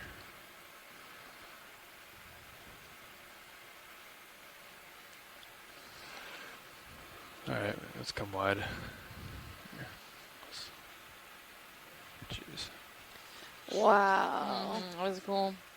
Kill the headlights, please. Thanks.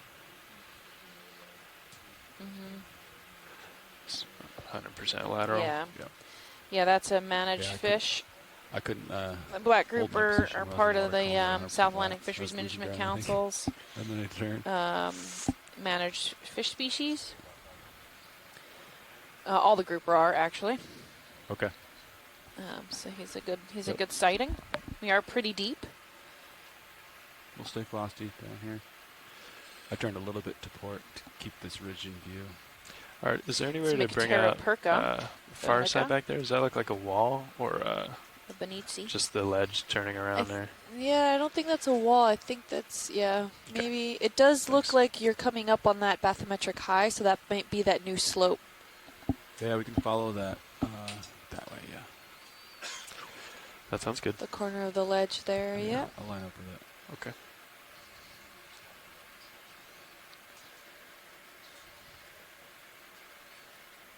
Copy. Okay. I'm looking at 160.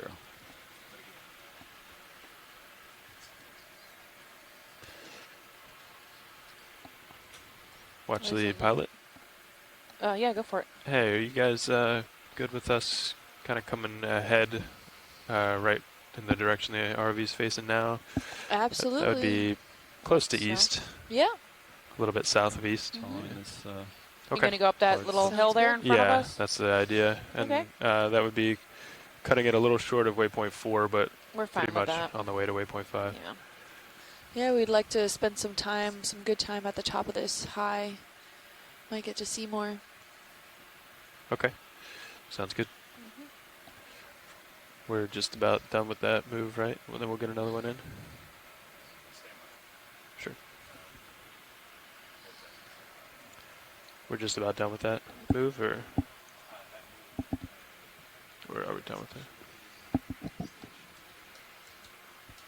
Okay.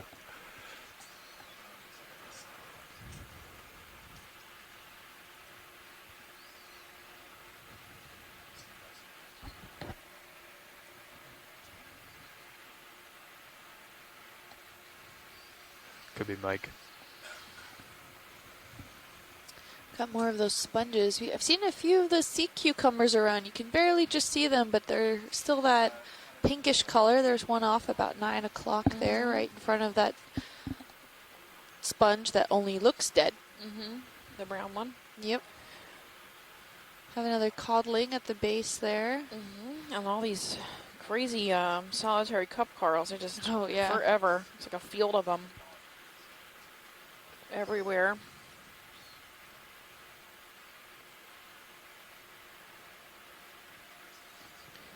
All right, ROV pilots, I've got a question from Twitter at Future Duck Turney. Wants to know, what is the max current that D2 can withstand? Ooh, that's a good question. Yeah, there's kind of two answers to that. One's at the bottom, and one would be in the water column. And at the bottom, we really start fighting it. Well, we've been fighting it all day today, and it's only a half knot.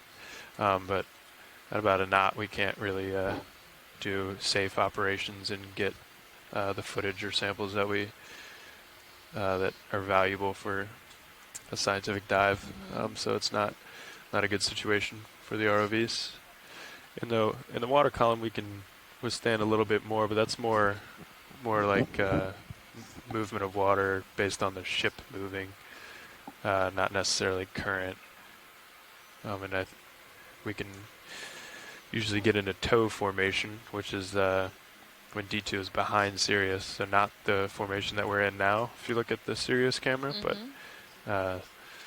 when we're coming in down or going up in the water column, we get into what we call tow formation, and we can take a little bit more movement of water past the vehicles. I don't know if we have an official number, but it's not much higher than a knot.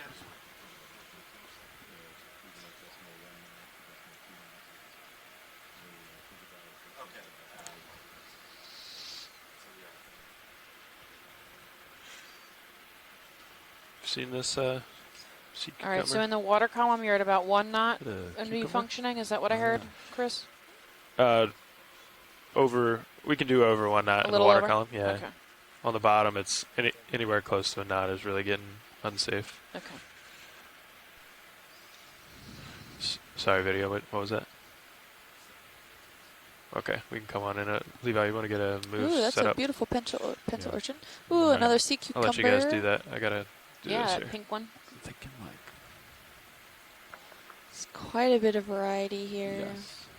Maybe do like a Okay, alright. I think that'll be good. kind of drift in here a little bit. So You want headlights? 3, 2, 1, 0.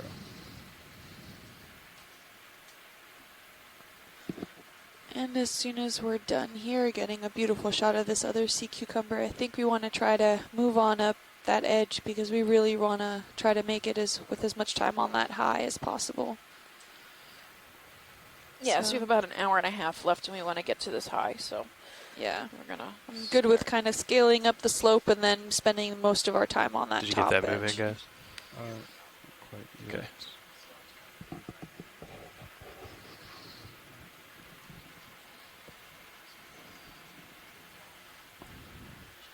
yet. Yeah, I can rotate up to try to see it. Mm-hmm. Yeah, I posted it. Okay, video whenever you're set. Come wide. Maybe if we have D2 kind of explore that way. I think I want to do the first move at like a 1-3. Yeah. 130s. I think we should just pick one that way. You could do, you could do 20 meters at 132. Mark. Yeah, 130.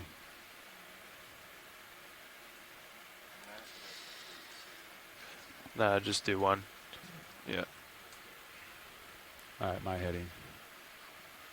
Okay. 130 is fine. Yep. Yep.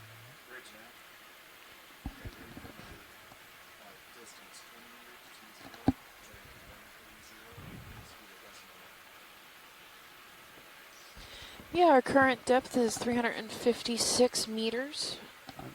Our max depth today was 400 meters. Yeah. We are off of What's the that? Keys, to the south of the Keys, about, let me check, 32 miles offshore. What's that? Here's another one of those rusted metal pipes, or whatever we saw. We saw one of these earlier. Can we come in this video? Not sure what it is. Just maybe fill frame Some for now. debris. Try to Human sneak debris, in on maybe. it. It's been there for quite some time to be rusted out that much. Clearly man-made. Yeah, it looks like there's some plastic attached to it on the left. It might just be like fishing line or something I'm seeing that's not crusted over. Yeah. Pretty quick, rod weight or something.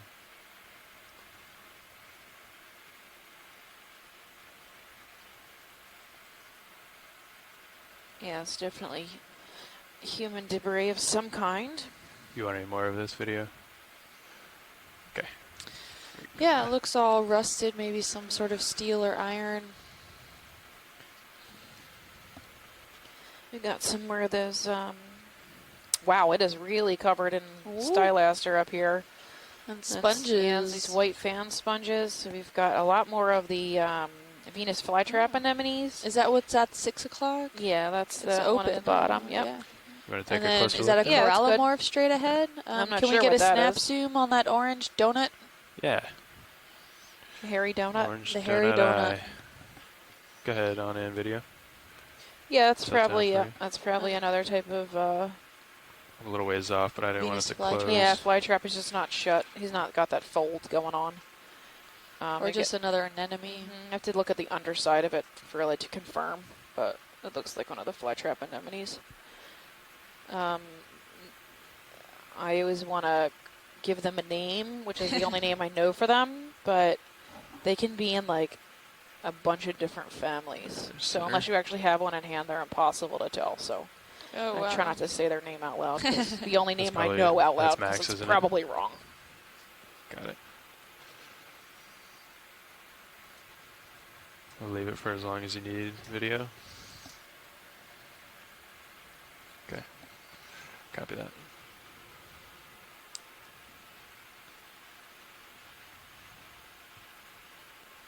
It is nice, though.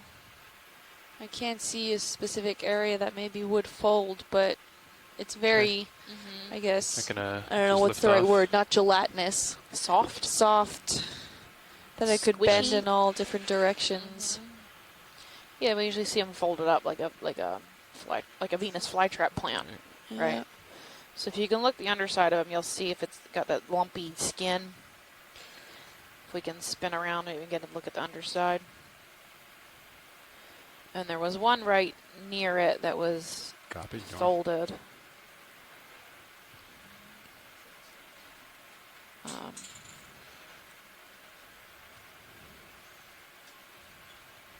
Ooh, what's that down there? Is that a coral? No, it might be. There, see, there was one that's folded right here on that at the 9 o'clock. Yeah, I would say it's probably a flytrap anemone. You want to get a closer look at this angle? Yeah, you can pop zoom in there. That's good. Yeah, let's come on in, Art. Snap zoom. Pop zoom. Pop zoom. Yeah, it's the same kind of foot. You can see when he folds up, he has the same kind of foot as the obvious one at 9. Okay. So yeah, we'll call that a flytrap. Come in a He's little just more open, if you got it. which is not how I'm used to seeing them. Yeah, that's good. Yeah. Interesting. Thank you, pilot. I think we're good. Okay. Whenever you're clear of video, you can leave it for as long as you need. I think we're good. Got some nice pencil urchins. Haven't really seen any other kind of urchins. Mostly pencil urchins. We saw maybe one other difference The at white the one. base. Yeah, the white one, the Okeanos looking one. Yeah, one like at the beginning of the dive. Looks more like a softball. Yeah. The spines are much shorter. Turn your Titan around. Check it out. You can turn off bank by bank. Looks like a Mithrax or a Magid down at the bottom. That's a spider crab. Right there on the sediment. After this broken slab. Oh, there was a starfish there. Yeah, so this slab, I can't fully tell if it's unconsolidated sediment or if it's actually cemented. I'd be afraid to poke it because then it might collapse.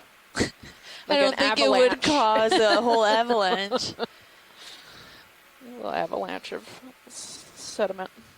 Yeah, if we have some time, if the ROV could technically maybe touch down on part of that, what looks like softer sediment, out over the ledge there on the slope.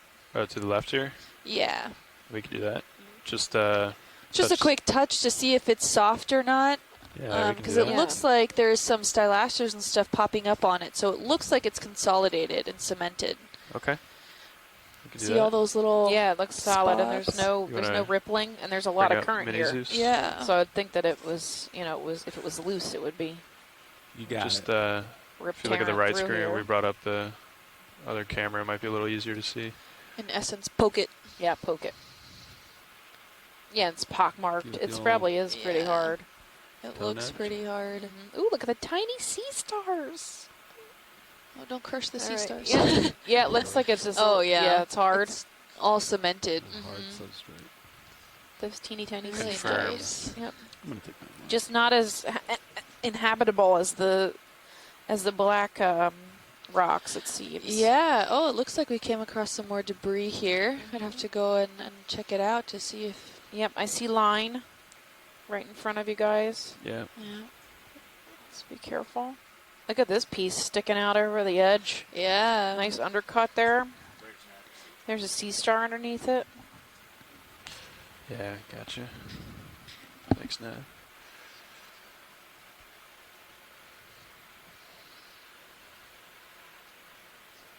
That's pretty cool.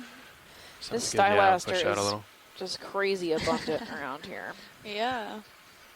It's all over the place. Look ahead. That must look surreal, right? At this like ledge popping out of nowhere. Almost looks like the Grand Canyon. Right? It's so neat. It's a carved undercut ledge. I'm going to come up and over this one since there's that line down there. Oh, we got some gorgonians growing underneath. Yeah, that means it's a good been idea. here for a while, right? Yeah. So however old those gorgonians are, it's at least that old. This Yeah, I mean, ledge. it does, and for biological time, Yeah, 20 it does hot. take a long time for this sediment to erode, potentially. And considering that none of this is encrusted, it is susceptible to erosion. I mean, the encrusted material is as well. It's just very unlikely due to that really tough crust. It's probably won't erode just due to the current systems, but eroding in the sense of breaking apart and falling in slabs. Can you snap zoom in the middle? There's something moving around. Sure, I think it come on might in. be I think fishing it's line. yeah. Yeah, and then maybe a crinoid sitting on it or something. Come on in, video. From a distance, I thought maybe it was a sea spider, but think no. it's See, that's some line. old line there. Yeah. It's covered in hydroids. Yeah, you can see the hook on the right Yeah. coming off the... Can you? Come oh. a little wide, video. Yeah, you Oh, see it yeah, now. look at the hook. Oh, wow. It's pretty cool. Someone hooked a big Yeah, rock. so got your fishing line snagged on this rock and time to cut it. You're never getting that back. Got a little ravioli there Yeah, hanging off for dear ravioli, life. sea star. Oh, it's on the ledge there. Don't fall. Right. Nav, can you repeat your last Oh, there's update another there? sea star there. Out on the undercut. Sounds good, thanks. Yep, and some crinoids hanging out underneath. A couple of those yellow gorgonians. If we look underneath. Yeah, you want to throw the headlights on? Maybe light that up a little? Coming on. 3, 2. It's like this whole other world. Underneath there. Some Good place to cliffhangers. hang out. The stalactites. Yep, there's a little bit of different species of stylaster. There's some shrimp. There's a lot of you shrimp can hanging out hopefully- underneath here, too. Have Some, the recovery. I'm getting a bit of vertigo here. I know, right? I don't know which way's up. Sure, I'm looking at. On the surface. There's a fish there at dead center. For cereal. He's upside down. I'm not sure what he is. It looks almost like a rat tail. I don't know if we're I'll deep try to enough. remember to tell the. Maybe a In lamanema. case I forget. Maybe. Yep, These couple of golden corals crinoids. are beautiful. Well, I'm really curious about that See 3 two-tone black things down crinoid. there? Might be Yeah, I the did. I leaks would from send a that picture to assembly. Chuck. Okay. Okay. See what he says. They're on the Ooh, ground. another lovely sea star. Yeah. Yeah, I see like the rods. Ooh, another used Venus. as a I keep calling it hydrodynamic Venus weight. flytrap, but it's just a flytrap anemone. Right, it's a flytrap. The name just flows. Well, the line really ruins that shot, huh? Yeah. Consequences. Wow. Then you get to an edge here. It's Right. like an undercut, and then straight edge here.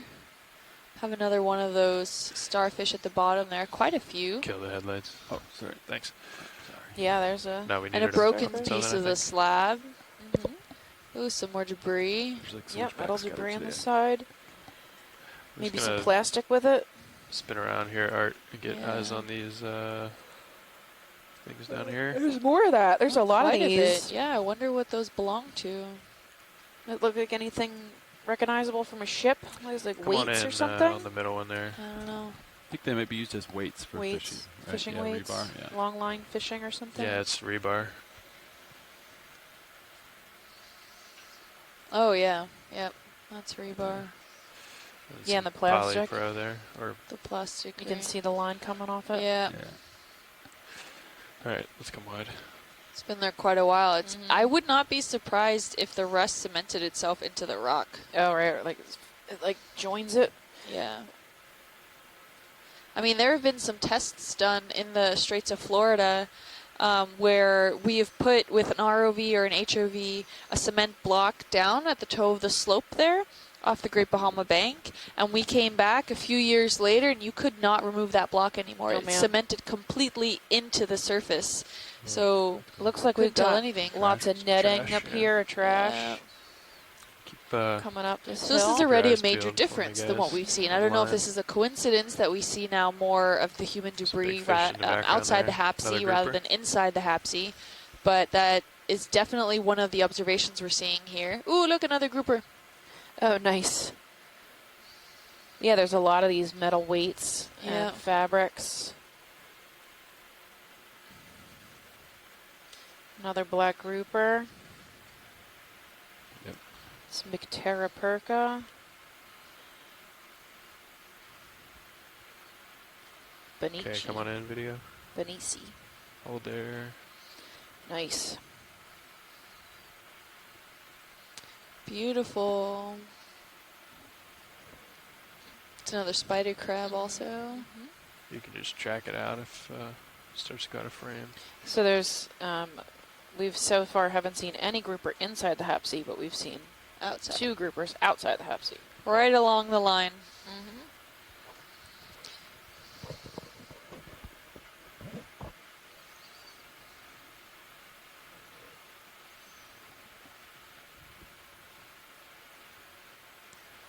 It's going down too far. It's going under me. Yeah. Keep an eye on it. Yep. Yeah.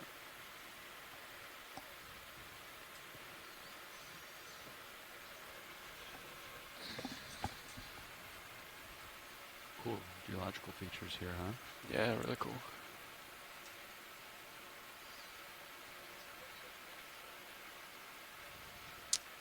Wow. What a great ledge.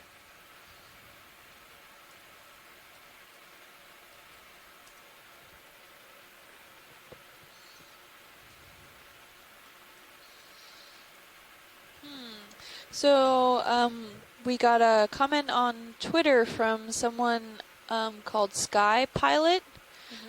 They said that this grouper that we're seeing may not actually be a grouper. It's called an Atlantic wreckfish. So, wreckfish. Not entirely sure if that's the case. If anyone else on the chat room or at home can help identify this, because okay, so it's not monitor related. we're not entirely sure what it is. Maybe it is that Atlantic wreckfish, but we would like to know for sure so we can properly identify it. So thanks for that. Another great way our online resources and onshore resources are great way to keep in communication and to see what we can potentially learn down here and get proper IDs. We got a light going out. We do. Maybe. Okay. I can spin around and look at you. I still think it's a Could we keep Sarianid, light? which is the same family. Okay. Understood. Thanks, man. Looks like we got a bunch of crinoids in the area. Can we get a snap zoom on one of those yellow band-like Sure. things? I think those are crinoids. Yep. Those are David Astor likely. Or the many a armed lot of one. arms.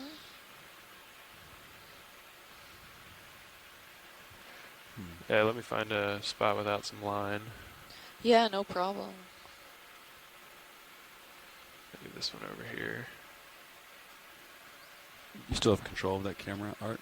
I don't know if it's camera related or light related. Oh. You know? Oh.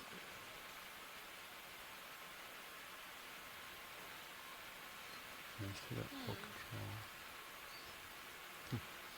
This is what came up on the Google search. Okay. Not sure if that looks the same, but the one that you had on your computer looked similar. Yeah, it just depends on the look at the slope of the head. Looks different than the black grouper. Yeah. Let me Might just have get to the comparison what come down what here, the Art. Just zoom distinguishing from here. characteristics are. I'm going for yellow.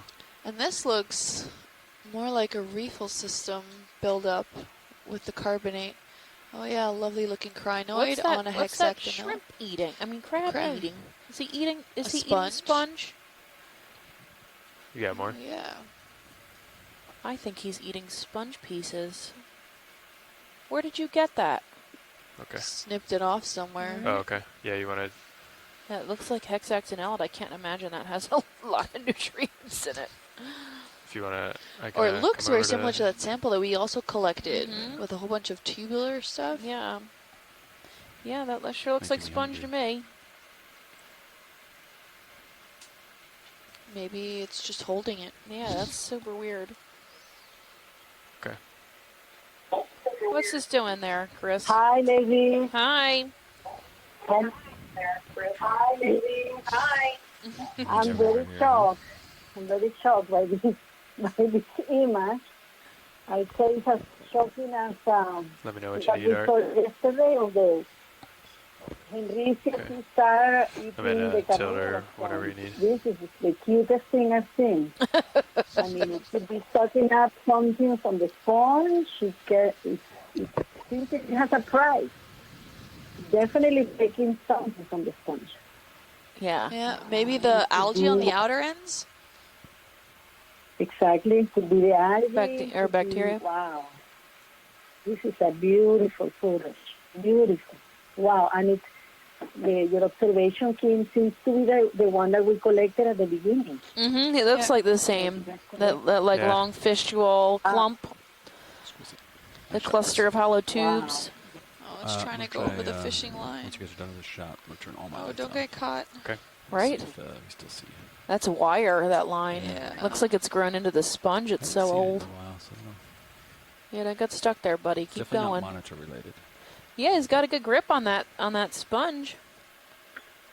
It has a good grip, Yeah. and it's moving the, I don't know if it's called the second antenna or the maxilliped or something. You see how it's kind of like brushing the surface of the sponge? Yeah, so No, maybe what he's it's eating doing. the stuff Really? on it. Bacteria. It's taking it somewhere. I think that's the end of my rotation. Yeah, I see it. Those his maxilla are like kind of fanning. Yes. Yeah, that's cool. Maybe it's a toothbrush. All right, It I'll. might be something. It's Yeah, taking something going something on. home, but it looks like a Alright, when you're prize. ready, I'm gonna try to It's not experiment. I'm gonna something turn all that my lights really- off, so we have to brighten It's serial. holding to it. Right? Looks like yeah, like it Coming found something cool and hang on to it. It's a security blanket. Right? Like that better? Chris, Like do a decoration for the house or something, but I'll see if I see the flickering. it's Too very cool. purposefully, you know? It's really If you cool. ever want them back on, Chris, let me know. Okay. Yeah. I don't know if we'd want to keep them like this for too long. I think. So that is Unfortunately, they help Immunidipicta. light up some of the lines. Yeah, and the white, Yeah. biologicals too. Eating. All right, I'll push out here, and then maybe we can think about another move. Does that sound good? Potentially new species. Yeah. Yeah, right. Get to my Put that down. So we're trying to get to waypoint 5, which These is again, more of these weights, more of these metal weights. They're really old. They all seem to be about the same amount of degradation, right? So they're all like Yeah. similar in the amount of rust, they Rust, got. yeah. feature. Ooh, look at this. That's a nice Look at this undercut ledge. platform. Wow. Oh, down there we might have soft sediment finally. Ooh. Lots of stylaster and It's sponges a on really the edge. cool view from Sirius too. That is a nice undercut. Some more rebar down there. On the ground. And at some point it might be eroded enough for this whole platform to cave in. Try to hold this for a second for clipping if they want it. Okay. I'll slow my lateral a little.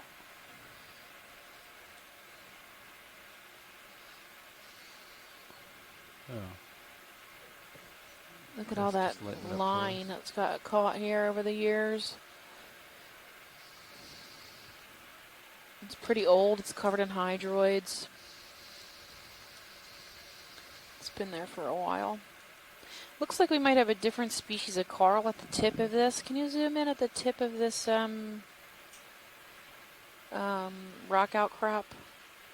Sure, to the right down here? Yeah, don't get any closer. I don't want you near the... Are we going for the white? Oh, I'm sorry. I can't hear you. What's the matter? Going for the white? Yeah, below the white, there's like these lumps, and I'm trying to figure out what that is. Yeah, we can come on in there, video.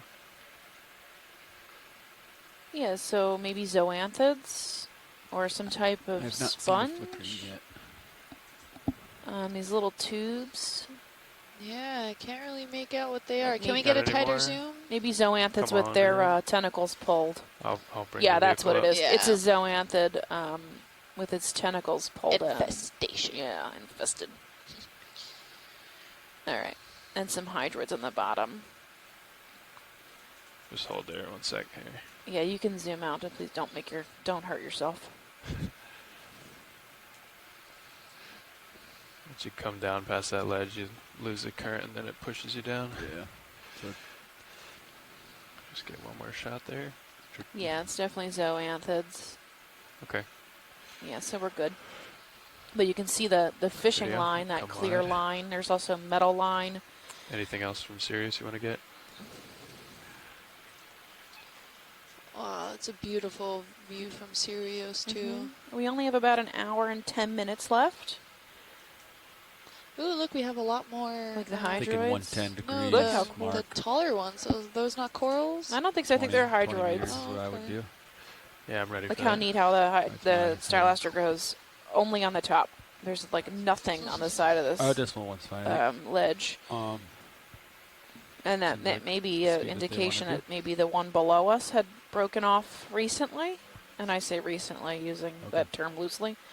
But if you look at Sirius, you can see the piece there. It looks like a puzzle piece that just popped off the ledge we're looking at. And it's clean here, or fairly clean. There's no new. I like that a lot. No large critters there. Here's the piece that had broken off. That's what it looks like to me. Almost like a puzzle. You can really see it in Sirius. Push it just Nice a little. undercut ledge here. Can you guys shine light underneath there and see if anybody's living under the ledge? Yeah, we can. Will it reach? See what we can do. Ready? Yeah. 3, 2, 1.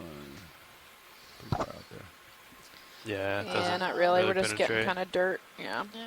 But Nolan Barrett on the chat room said that these large kind of cavern-looking features are really great for those larger fish to hide in.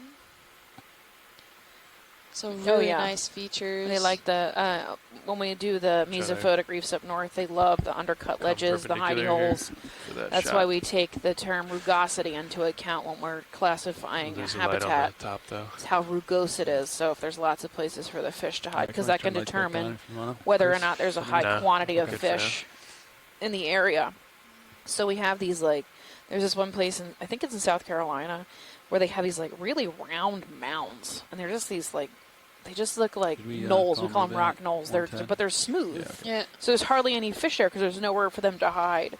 But there's these huge mounds everywhere. It's just like this field of these giant 3 meter, tall rounded mounds. Is it just hard substrate that somehow happened to be rounded? My guess is at some point it was reef. Okay, that's been cemented. Yeah, that has since sunk, gotten deeper in the water column as the water level has rose up and has become just rock at this point. Just because of that shape, right? That really rounded shape looks like it could have been reef at some point. Interesting. But there's nothing, drill a core there and find out for sure. You'd have to, because it's I don't know what they are. They're like these crazy, rounded knolls. Interesting.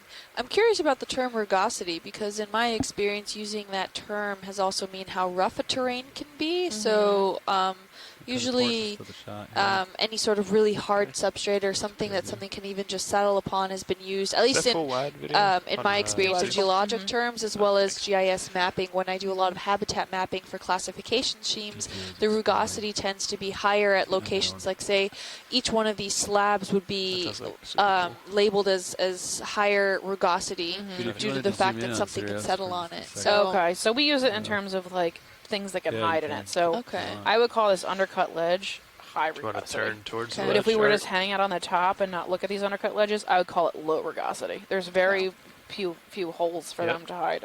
And since we classify it really on a 5-minute scale, so every 5 minutes or so, or major habitat changes, we reassess the habitat. So the slope, the rugosity, I can barely hear you when they're talking. Sorry, guys, you need to be quiet for a second? No, you're good, Watchley. The relief, which is really, it's about a meter and a half relief, so that's the height from the from the base that I'm seeing to the top. Yeah. Right, whereas the top would be, pavement. Yeah.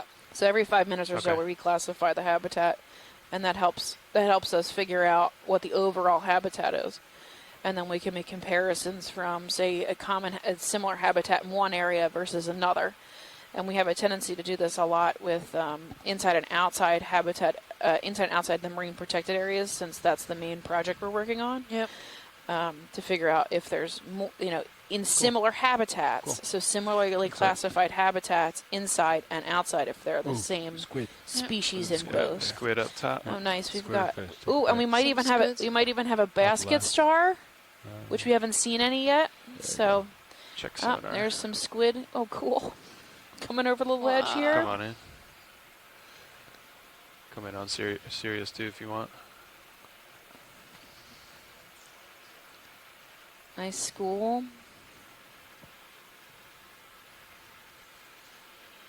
Wandered pretty far. Yeah. Okay, we can let them go on both. Ooh, bye. Just as easy. As fast as they Sorry. came, they left again. Let me turn my lights on. Yeah, just for a minute. I want to brighten up. See this. So I can see this. Coming back. Yeah, don't hit your head. I think they're good.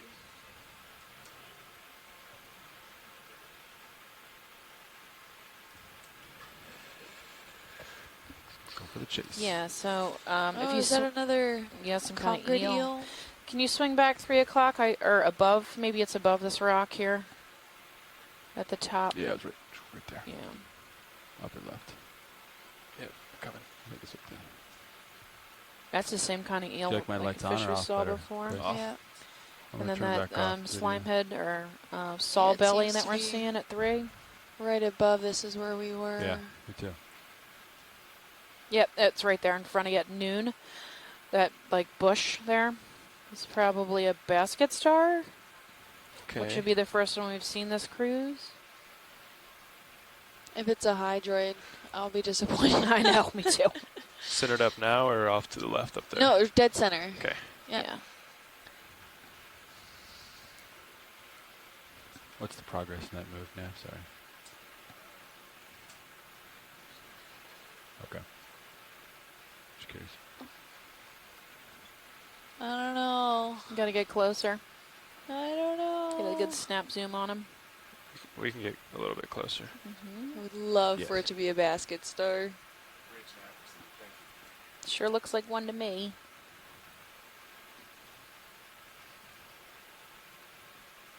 I think the next move will be at 090. Not. Yeah, it looks like it. Great. No, don't call it in quite yet. Okay, just make. Okay, video, come on in. Yeah. Yep, that's a basket star. How cool. You can see his little curled up arms, Curled fingers, up. tendrils. Compassing You the might have to take my stylasterid. rotator. Mhm. Okay. So these are usually seen at night. I'll take it. But since I there's have no light down here, that's Come kind down of a little moot. bit. Yeah. They're related Forward to the to art. Yeah, holding actually that. ophiuroids. They're related to the brittle star mostly. Okay, I'll hold it. They hang out in the Let me know if you in need the anything. gorgonians, or in this case on a stylaster, and open their arms and catch stuff that swims by.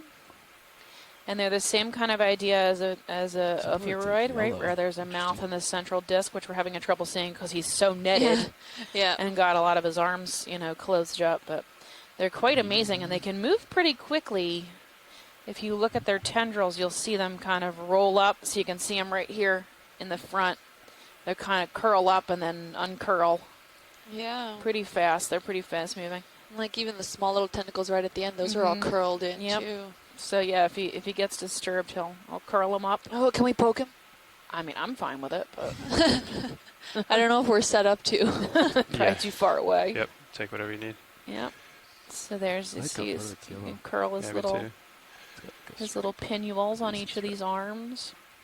They're quite amazing. We've collected them in the past, and they'll kind of just curl up, under the stress. Yeah. They're pretty common on some of our Probably call the move in at this time. larger gorgonians Depends that on, we collect. Yeah. Yeah. So rather that than sounds good. really separate them from the gorgonian, we collect them as a unit. Yeah. Just because if you were to cut them off, once you'd he's done with this, we'll kinda destroy keep the going. Yeah. sample. So we usually just have them together in our sampling collections.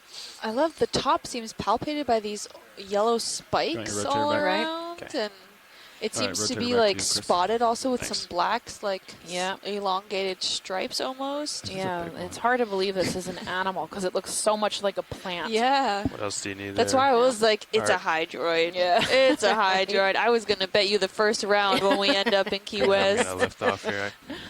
I'm glad I kept my mouth shut. Right.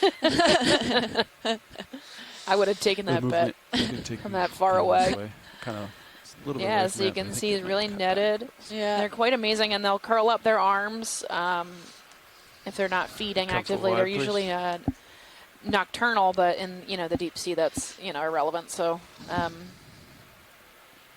you Oh, can see sounds from good. this far away how big he is. He's quite large. There's also come on, Leopathes? thank you, Liopathes at 9. Wow. Really cool find. I had never seen one before. Oh yeah, they're super cool.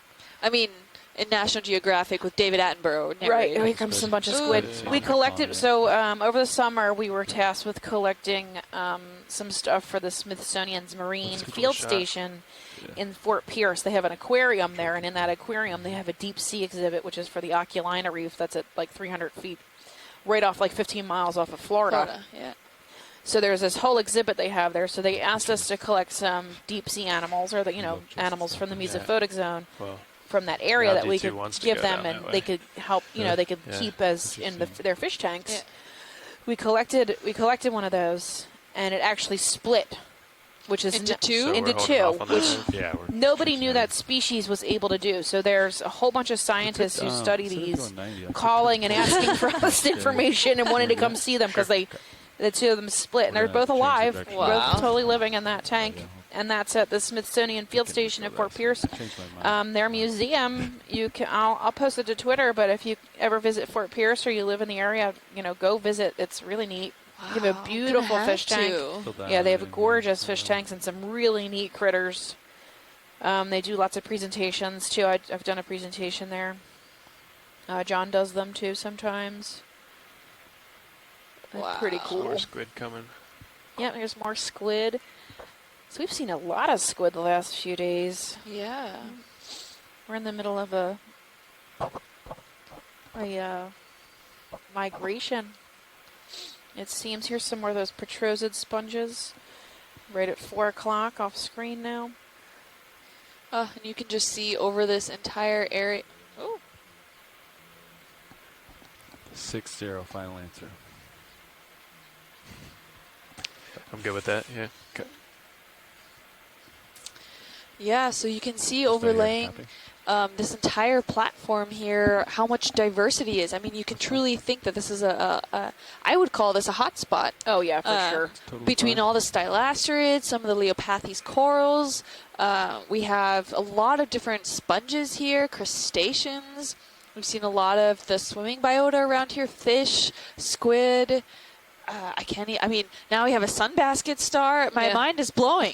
Like, I think we've got some Afrocalistes there at 9 o'clock. They're quite large. The that sponge there at 10, I guess now it's kinda at tipped around a 10. little It's bit, white. but, I guess I narrowed it kinda down to like like that's 50% of the 7-0 screen, now. but yeah, You want we can zoom on that. to come in here? Video? Is it It's center screen now? Or? No, now it's at noon, right off screen. Okay. Right, there you go. oh, the Afrocalistes? Yeah, it says Afrocalistes. Oh, in the background there. Yeah. Okay.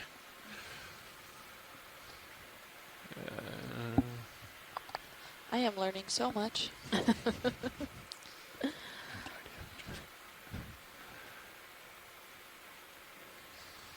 There's quite a few up here. Mm-hmm.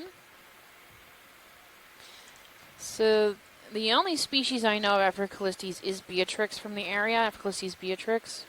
We can come in your video. Our I'll just turn it all the way biomedical here. research department has taken this species and done analysis of its secondary metabolites and found it to have a high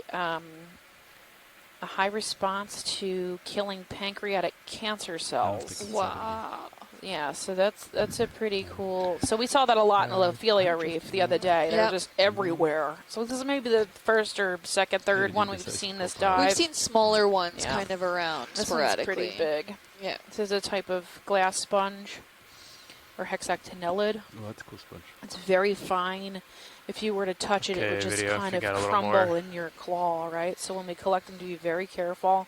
You can see how fine they are. Yeah, the comb, like Sorry. honeycomb. Yep. Okay, we're Nolan good. is recommending that you say, why is Afrocallistes so close to the heart of Come on. HBOI? Oh, because Get pulled off there. of our biomedical research department. How they doing on that turn there? Found that it had anti-pancreatic cancer. Oh, they were the ones that actually found that Yeah, factor. so that's oh, our wow. the biomedical Amy Wright and the biological and the biomedical research department that she runs found that that secondary metabolite that has the. Okay, is that something that they stumbled upon, looking for samples that maybe could have some benefits, or were they kind of aiming for specific ones already? I think they, I mean, I'm not sure what year they figured out that Afrocallistes had that. We've got some Lophelia here, sorry. I can ask her what year that was. But there's a bunch of sponges that we have discovered in the deep sea that actually do this, that have anti-cancer and antimicrobial properties. And corals too. Yep, and there's also a few. I don't see any faults. There's also a few sea cucumbers. It's called Parachlorchirus mysticus that we find that has some anti-cancer agents in it too. And Liodromatium is another common one. But they were tasked and they got grants. They would come out here and follow me? Maybe I'll just come pick up around all kinds over of here. different Just check sponges and test them all. Wow. So we have, I think 37,000 species or specimens in our museum, and many of those have been tested for biomedical research. There's a plate. Wow. Oh. Is that the other half of the dinner? There's also some white stuff over here. What is that? Yeah, we'll go off in the distance. We'll go there later. Yeah, Nolan from the chat room says Afrocallistin is the compound that Amy Wright, Esther Guzman, John Reed, and Shirley Pomponi have developed. Yeah. So that's fantastic. There's also Liodromalide, which is the one that comes from Liodromatium, which is that rock-hard sponge that looks like a flower. We've only seen a few on this cruise. Oh, that was more in the nodules area. That's the one that we saw there. Interesting. So actually, the ship is having a little bit of trouble making these moves at point 2, What a so little they've come bit down to about point your 1, Afrocallistis story. and they're doing a heading change, so we're going to hang out here until we can get another move in.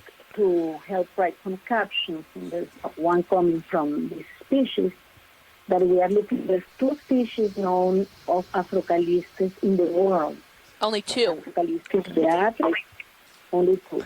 Afrocallistis beatrix, that is from the North Atlantic to Brazil, and Afrocallistis vastus, that is on the west shore of Canada, and forms very large reefs.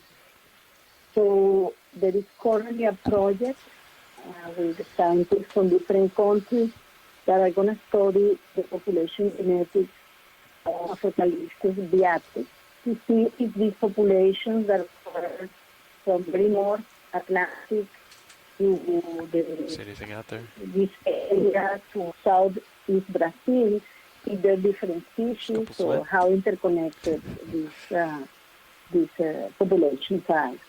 So it's a very iconic point in the deep ocean. Yeah. Straight north. I know in our Aspire campaign, this is the part of the Aspire project that we're tasked with collecting for. It's one of their targets. Is also Afrocallistis to do genetic connectivity. Is this the one you're looking for? Yeah, that's the one I was looking for. nice The Aspire. Yeah, thank you.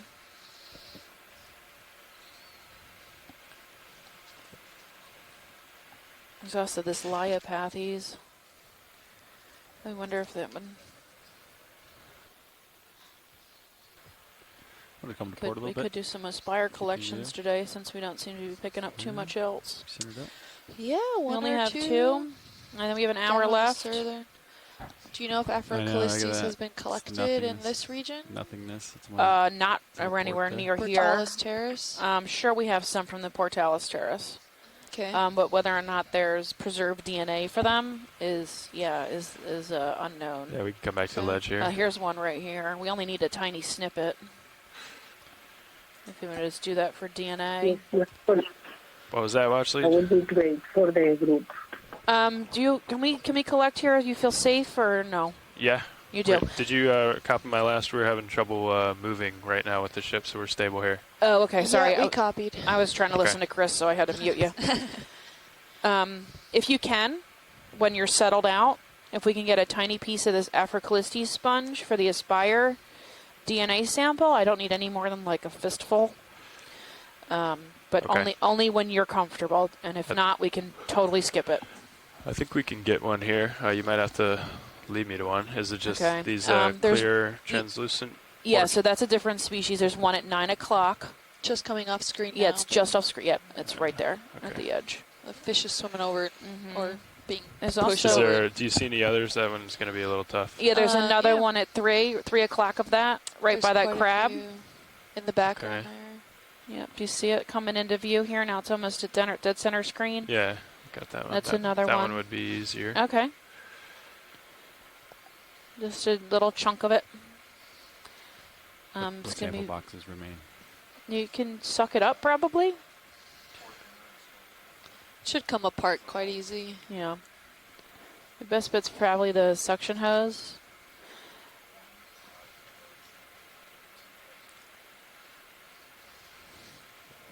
Okay. What are we on now? 3? 6. I can just so nothing flies in. I can bring it to 3. Can you come down a little? Yeah. Thanks. A little bit, a couple meters, not too much. Okay. So, Watchley, we're thinking suction, not snip. I think suction's easier just because it doesn't matter if it stays intact. We just need it for DNA. And it's really fine, so you should just be able to, like a cookie cutter, like pop right through it and suck it in. Co-pilot, help me keep an eye on our Sirius friend here. Or, yeah, excuse me. Help the co-pilot out. That little... in case I miss it. Okay. Got hydraulics up? Hydraulics are up. All right. Drawer retracted. Ooh. Sample boxes. Uh-oh. Retract pins.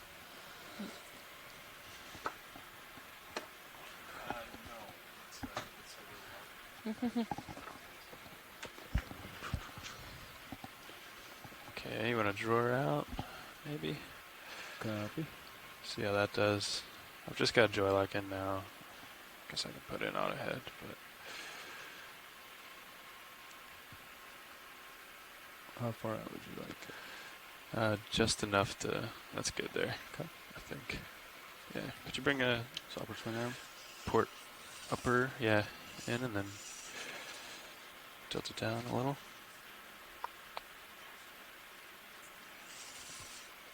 I'll just let you work Mini Zeus there. Okay, arm coming live.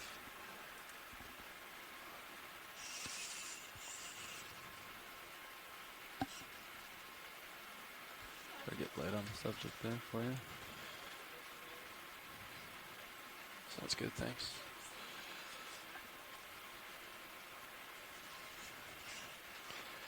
You can draw out more if you want.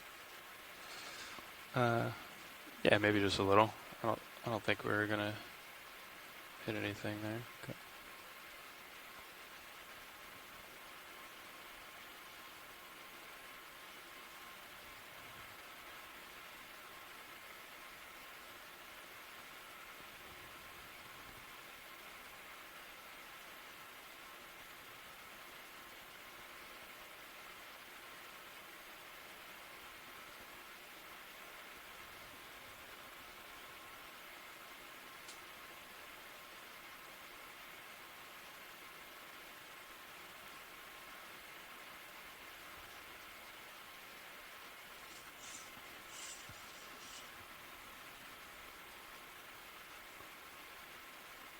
Okay, you can draw her in now.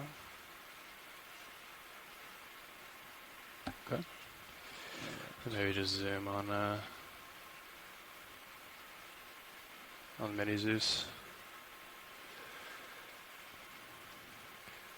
And they said it's just gonna kind of come right off, so we can maybe start suction now, and then I'll just creep into it. 500.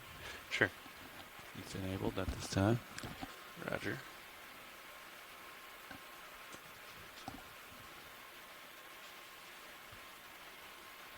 Increasing a little bit here. 700. I don't really see the string moving right now. Yeah, it doesn't seem like... yeah, I see some flow. Okay. It's 700. Let me know if you want more. Yeah, give it a little more. Okay. I don't see any coming off. Yeah, there we go. Got a little. 1,000. Decrease a little bit. 900. Okay. Okay. They want more than that? I'll get this guy there. I don't know.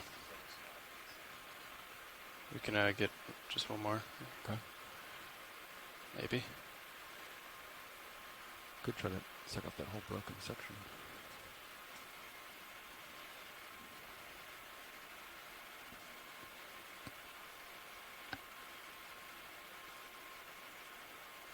Just trying to scrape off some of the ends. Yeah.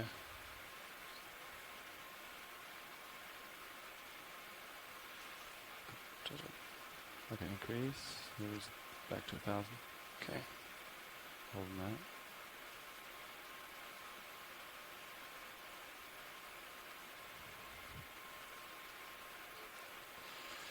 Okay, well, we definitely got some. Maybe we can try for that. Grabs it. Oh. It's in the current, though. Here we can. Is it still grabbable? We got a fair number of pieces in there already. Oh, okay. Um, Sounds good then. I'm at 1,200 and holding. All right, let's just hold there. Try. Come back in on mini Zeus, please. Okay. Holding. We got another few more pieces there. Yeah, I see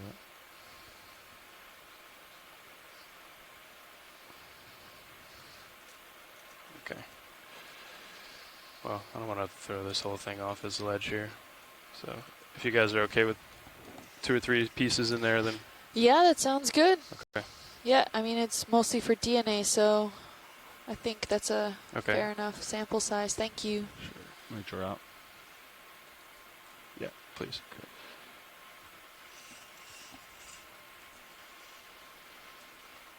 Okay. Go a little further.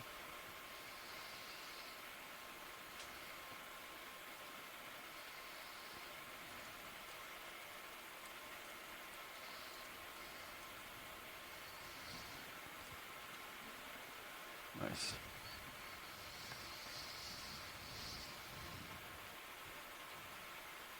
And we'll try to draw. Brilliant. Thank you.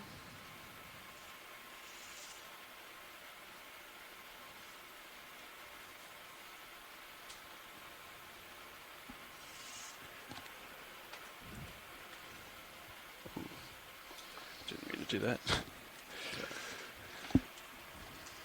All right. So Nolan Barrett from the chat room says that that large chunk that broke off and kind of floated off to the left-hand side there by the crab, it says it's large enough, and if it were to stay stationary and get stuck somewhere, it might be very likely that it can establish a new colony, actually. So it will continue to grow, and it can actually, the sponge that we did grab some sample off can fully recover as well. And that Chris mentioned a few dives ago. Copy, 1 hour. So that was a great sample collection. Do you want to just leave that there? Or did you want to turn and try to grab that other piece there? No, that's totally fine. We can leave it. What's in the water at the wire cam there? Is that sargassum or? Looks like it. Okay. Yeah. All right. Hydraulics disabled. Roger. And Thanks. ramped down. Okay. Yeah, it's just they just wanted for DNA. I didn't want to knock that other one off. So. Yeah, there's definitely like a bunch of those chunks now. Okay. See. Cool. Look at them all. That's DNA. Oh yeah. And they're stuck on the filters too up there. Okay. Oh, perfect. Yeah, that's plenty. I'm gonna go to 6 to reduce contamination. Sounds good. Thank you, guys. Next move. Yeah, we're ready for that move. Maybe 70. Just to confirm, that was canister 2, correct? Negative. I think that was 3. R3. Canister 3? Okay, thank you. 70 degrees. 20 meters. Or 30. Whatever you're comfortable with, pilot. 30's good. Okay, great. What's that moving down there video? You want to come on in? Is that a Oh, yeah. lop? Oh, that looks like another ribbon tail Yeah. fish. Oh, hey, Brian. Hey, Brian. Told that. And it looks like also some Lophelia around. Try to come over Beautiful to here. Lophelia. You can tell all the polyps are out. It's very happy. I think it's Lophelia. Has that same characteristics. Boy, he's really got a nice little spot, huh? Oh yeah, there's the fish. We've seen a few of them in this dive. Can we come a little wide, please? Just hold there. Just try to get We down in also there. have some crinoids and some other stylasters and a very large sponge. Yeah, come on in. He had a cool Seems looking to be tail. hiding. The first one we saw, when we shined the lights, I guess it got a little scared, and as a fight or flight mechanism, it ended up Try the lights if you want. regurgitating everything that it had just eaten, which was a few fish. 3, So 2, 1. felt a little bad there, but hopefully he ate them again. Beautiful color scheme, from orange to pink and yellow. Quite some large eyes. Trying to come up. Okay. Beautiful. And you can see even Tether's tugging the corals that Nice. broke off from that original problem. skeleton that's there. So the corals that's lying down right on the left-hand side of this screen there, the polyps are still out. So the tissue is actually very well and alive. So it might continue and colonize in that new area if it has continued favorable conditions. It might not die. It doesn't need the rest of the skeleton in order to continue growing, Nice shot. since each one of these polyps are individual animals. It's a colonial animal. But this fish is very wary Sure. of the ROV. Beautiful color, though. You can kind of see there's, as it opens Oh, its you mouth, want me to turn the lights there's off? some texture in there. Not sure if those are the teeth yet. Okay. Beautiful view of that fish. Yeah, Thanks, all right. pilot. Sure. Beautiful squat lobster as well, and some Lophelia corals that we're seeing around here. We're beginning to see. It's still dominated by stylasters of different species variety. So you see some white sprouts as well as some brownish, reddish ones. And those are all different forms of stylasterids.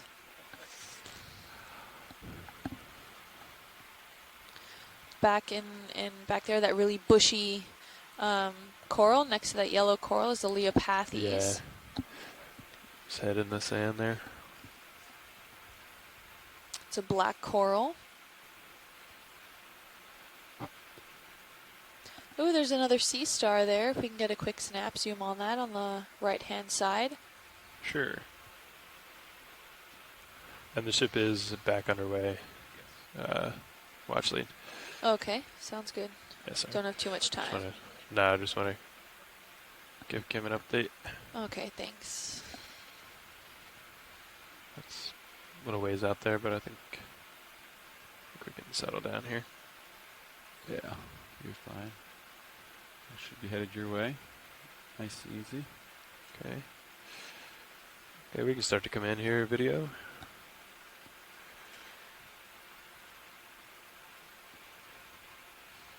Quite as Beautiful close as I sea wanted. star. but- I don't recognize if we've seen this one today or not. It looks different. Sure.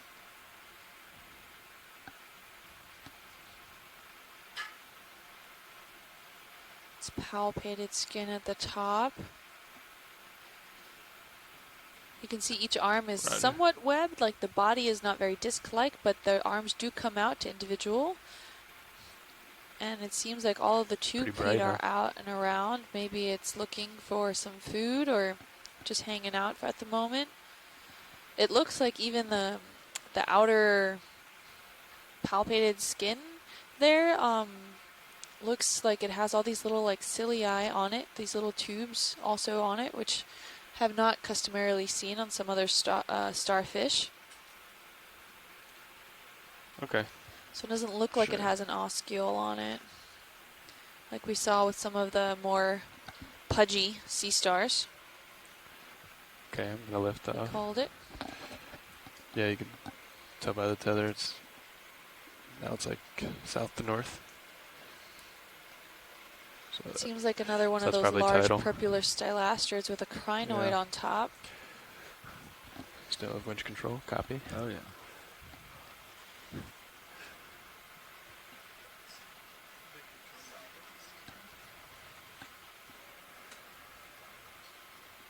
Yeah, I don't believe it's at ADCP. If you're just joining us today, we have about 40 minutes we're left getting of a lot this of grounding extended dive effects that we because of have the today. We're on the the Pourtales topography Terrace. This is dive region. 10. We're about 51 probably like a kilometers global, like, offshore. That's 32 miles. Sounds good. We started at a depth about 400 meters, and our Okay. shallowest point Thanks. is expected to be about 350. We're currently at 348, so just shallow of what we predicted on the bathymetry map here. Our overall rise has been about 52 meters. There were some slopes, an average slope of about 13 degrees, but there were some sections where it dropped off pretty quickly, just like you can see here now coming from the D2. I mean, this is phenomenal. Look at this drop-off hangover section here. I mean, the carbonate has been karstified and encrusted in this biomanganese encrusting, and it's been able to hold on. And while the underneath it maybe wasn't exposed to a lot of that karsting material or encrusting material and has been since slowly eroded away, leaving this overhang here for a lot of other colonial animals, such as these golden corals, to take complete advantage of on the underside of this. Couple more And we have seen on the slope rising up to this occasion, we have seen quite a few of these slabs that look like that had been broken off these sections. So potentially this platform has been was a lot larger than it is currently, but over time, as it keeps eroding away underneath it, the weight of these slabs can't be supported anymore, and they snap off and slide down the slope there. Video, we do not have the serious lights on. We thought it had a cool effect on the picture for a little while. This is a Just beautiful, so you know. if you look at camera 2, Yeah, feed 2, you can get a beautiful view of D2 looking at the hangover portion of this. We have some beautiful golden corals, Plexuridae, I believe they are, that are hanging underneath the slab area here.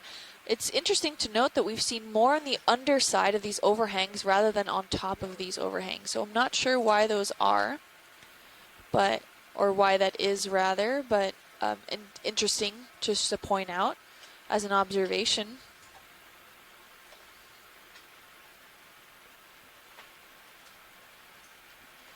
Nolan potentially said that sea star that we had a close-up view on was potentially a Goniasteridae, but it would have needed a closer look to fully identify it. I mean, a lot of these sea stars are really tough to identify, even just from camera, no matter how close you get. Sometimes you really have to have it in your hand and feel the texture of the palpated skins, as well as look underneath in order to properly identify it. As with a lot of these benthic creatures here, I mean, it comes down to determining the different species level, down to either DNA or counting the septa in those individual corallites where the polyps live. And it can be quite a complex system or methodology to determine the species level of certain organisms. And here we have quite a few squat lobsters reaching out. You're seeing some more pencil sea urchins.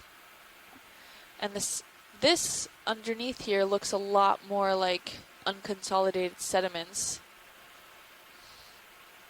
rather than that harder substrate. Although the harder substrate, you can definitely see it kind of terrace off to that left-hand side there. But it looks a lot like more of that skeletal grains that are eroding from underneath that limestone area, as well as any dying stylastrids or corals. The skeletal material would become also part of that sediment over time.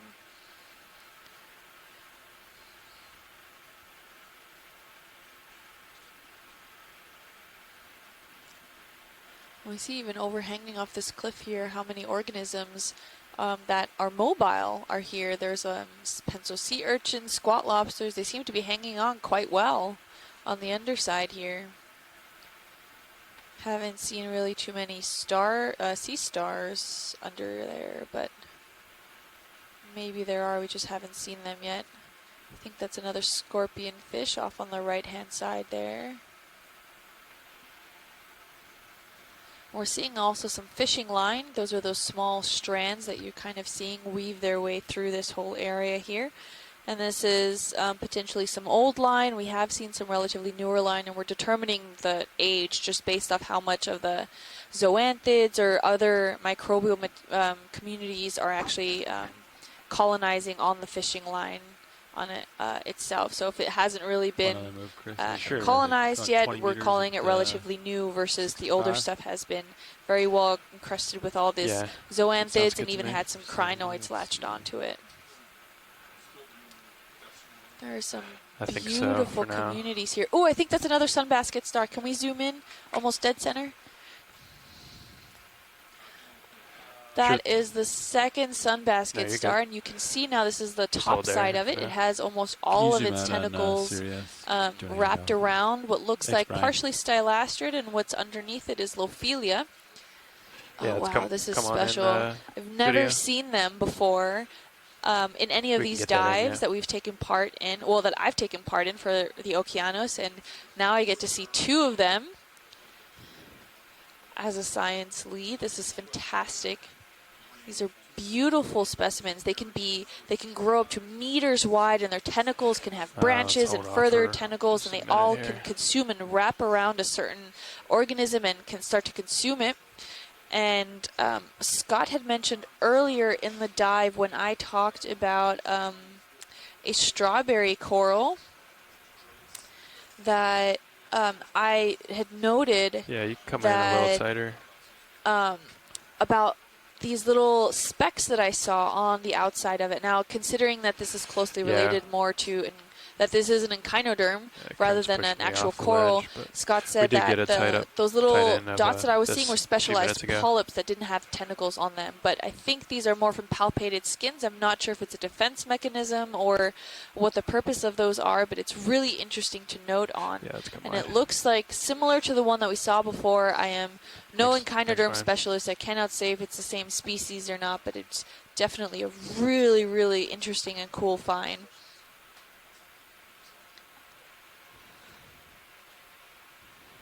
As you can see here now, we see more distinctly that fishing line that was left over, and this is what we're talking about being colonized. So you can see there's a whole bunch of kind of schmutz that's growing on it, and on the left-hand side you start to see those little white specks growing on the fishing line. Those are zoanthids that are just taking advantage of the fishing line that's being held out into the current system so it could possibly grab more food. That's there. But wow, 2 sunbasket stars. I'm very excited. Going to do a quick pilot change here, watch lead. No problem. This is a nice view. So we're going to give the pilots a moment to do a shift change really quick. And you can see there on the top of that hangover section there's that sea basket star we were just zoomed in on.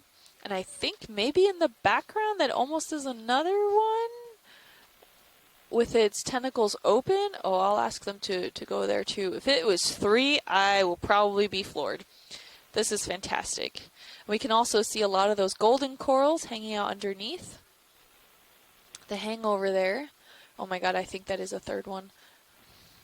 That's fantastic. We're going to go over to the right-hand side after these guys finish changing.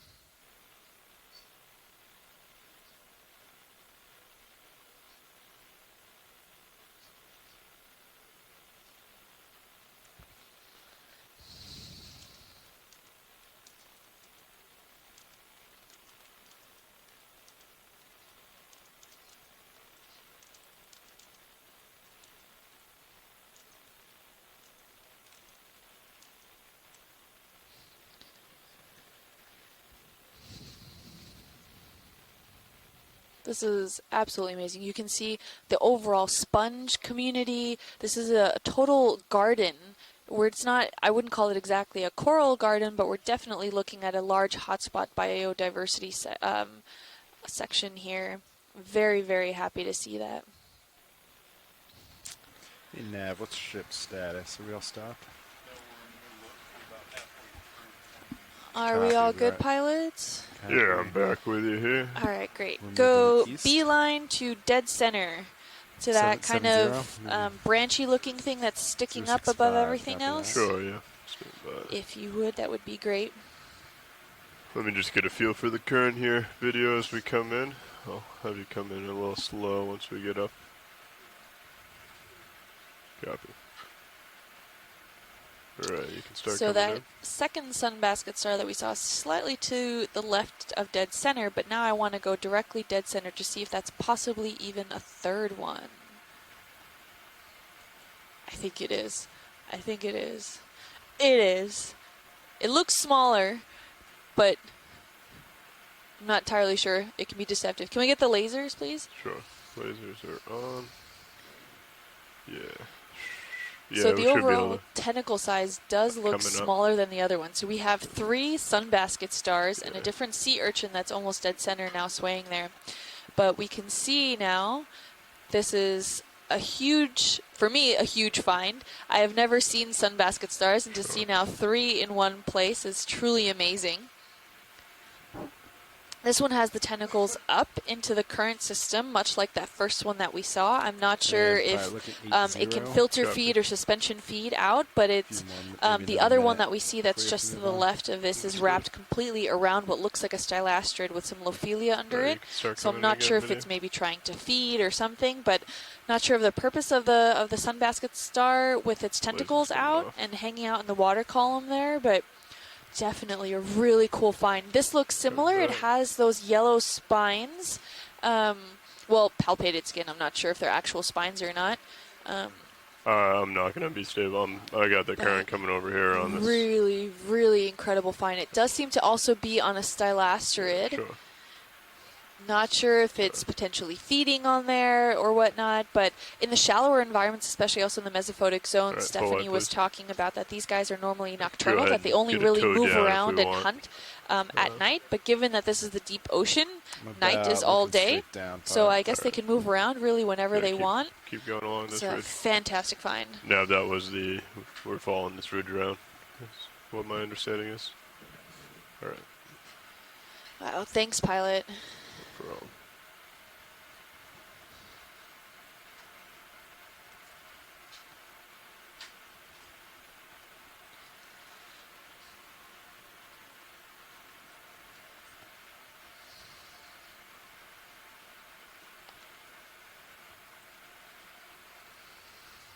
This has been incredible. You can see just how diverse and dense this community is here. We have a mixture of all these golden corals, the Plexuridae, hanging underneath. The hangover here. Is there any interest in putting on the fog lights and getting some light underneath that as well, or are we happy with the I'm good stark here. Thank you. contrast? You guys want We some can fog gaze lights? under if we Yeah, see we something can go ahead else. if video wants. Yeah? Just to kind of see what we're looking at. You can get an yeah. idea from the manip cams, but 3, 2, 1. Wow, just that whole community under here. yeah. And there seems to be an array of You can go squat back. lobsters and different organisms all living underneath the hangover as well. So they're able to hang on and just hang out.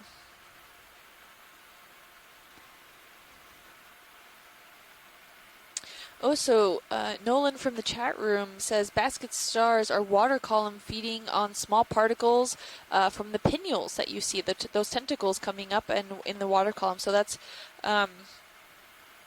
they're actually, when their tentacles are up in the water column, that's them feeding. So I'm guessing the one wrapped around maybe that stylastrid was maybe just resting or not in the mood to feed. Maybe it was full already. I don't know. It was really cool. You can see some of that fishing line over this ledge here, hanging underneath the ledge there. It looks to be colonized by some hydroids and some line up ahead too. various other organisms here. Also some hanging what looks like with a weight of some sort. Yeah, if you want to come in on this vertical piece, just so we get a sense of what it is. Yeah, let's just look what it is. We've seen some bars that have been Yeah, it used looks as like a weight. weights. Maybe this is part of that. Okay. Oh, it actually does look part was of at it. the end of it. Yeah, But looks like it. rhubarb, but Okay, come back. Thank you. that one seems to be We totally got squid colonized again. by Yeah, there's a couple kind of hydroids. hanging behind Don't there. really see too much rust on it except for at the top section there. And if we look underneath it, what looks like possibly some coral colonization among the stylasterids. It looks like maybe in the background a scleractinian coral Are there. I those, can't really forward see lights it all still that on, well. or did you turn Fog those lights are off. You want them on? Nope. No, Don't that's fine. wait. Did we circle back around, or is this a new place? Is that a new sunbasket star? I Can we believe zoom in so, on yeah, that if you wanna branchy come thing in. on This top? is new for this watch. Yes. Okay. Not sure if we were here previously. I don't think so. No, I think we're... No, wait. Is this a Nav can sunbasket correct star me as if I'm well wrong. hanging out under here? Oh my god. I'm blowing my mind here. This is Okay, if you wanna come incredible. in a little tighter. There's another one Come in here up a little more. hanging out on the stylasterids on the underhang side of this. sure. It looks like a similar species. I So can't quite if I make it get out. up too high, the currents change as we go over this feature. So just for your information. Okay. It looks to be a different species. Those spines on it are a different color. Not sure if that's different, but if we can pan up a little bit over than the overhang, thought I saw some tentacles reaching up also. That Yeah, could if you be wanna another take it. one. That would be our 5th sunbasket star than we've seen. My I mind guess is I'm being blown. This You, is so cool. Alright. Should be all set.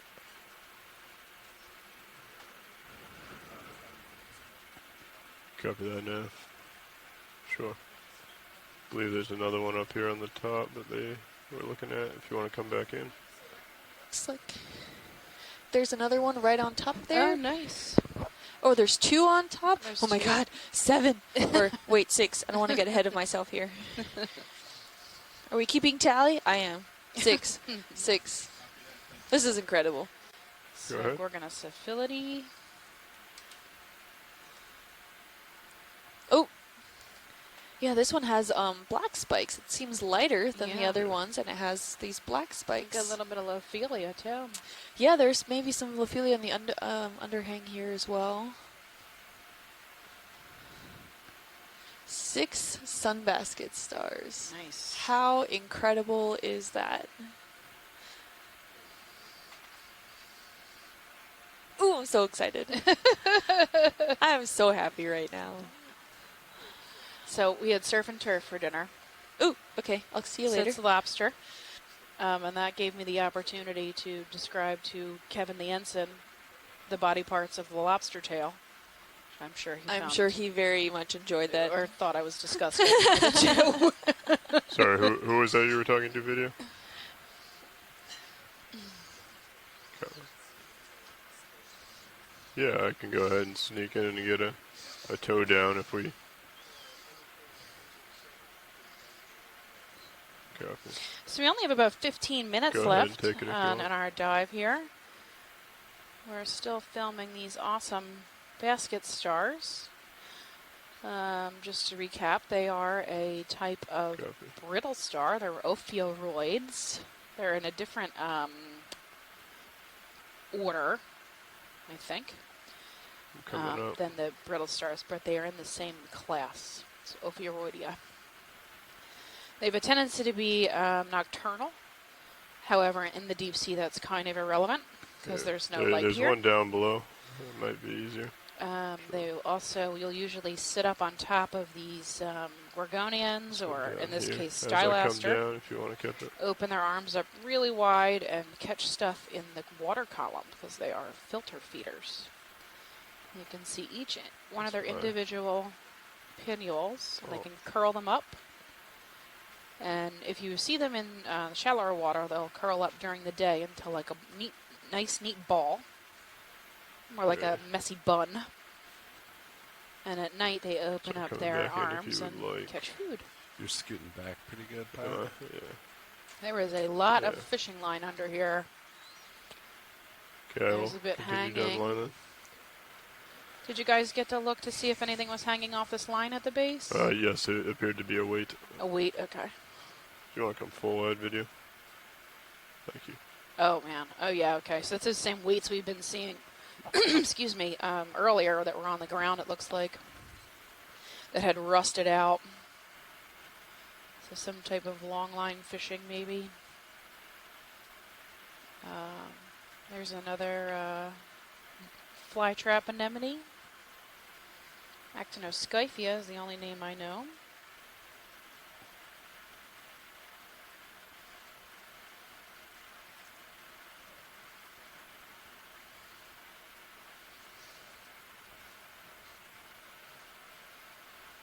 Looks like an anthiid and some shrimp here at 3 o'clock.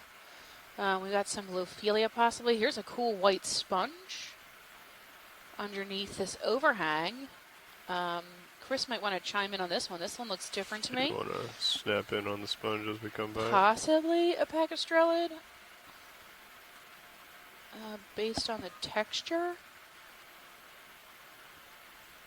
But it looks a little different. No, yeah, look, it's got this veining. Almost looks like like that brain kind of, or I'm not really sure what it is. Has that mycali texture, that of the type of sponge that has that like vein looking texture. There's a couple of large oscules. Yeah, see the veining there. Yes. Chris, what do you It got? does look like a Mikaki, Stephanie. Which kind? Like Amicalidae, like you're saying, with those large oscula and the membrane around the oscula. The Those mycali? look like a Thanks, Amicalidae. Yeah. Oh, wow. That's right. So I totally pulled It looked that like out of you were gonna nowhere. chime in. Congratulations to me. Yeah, I don't know how No, you I did was gonna it, say but thank you for once you watching. mention it, Very good. it does. Yeah. It might be another Porcilosclerida, but it has kind of the appearance of one of the Micalis from shallow water. Really interesting. Yep. Cool. So mycali or mycality, that's a type of sponge. It has that typical veining pattern.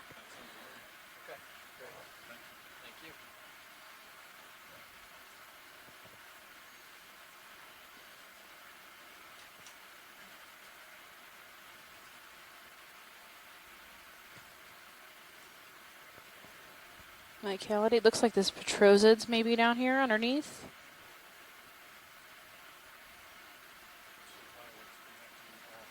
Petroseid. Okay, so we'll start to set up 2 minutes before. Maybe 3. These volcano sponges. Got it. They Thanks, look Steph. similar to the one we just saw. And I cannot see the texture on their skin, so. Yeah, go ahead. Yeah, so Sounds that good. looks more like the petrosid.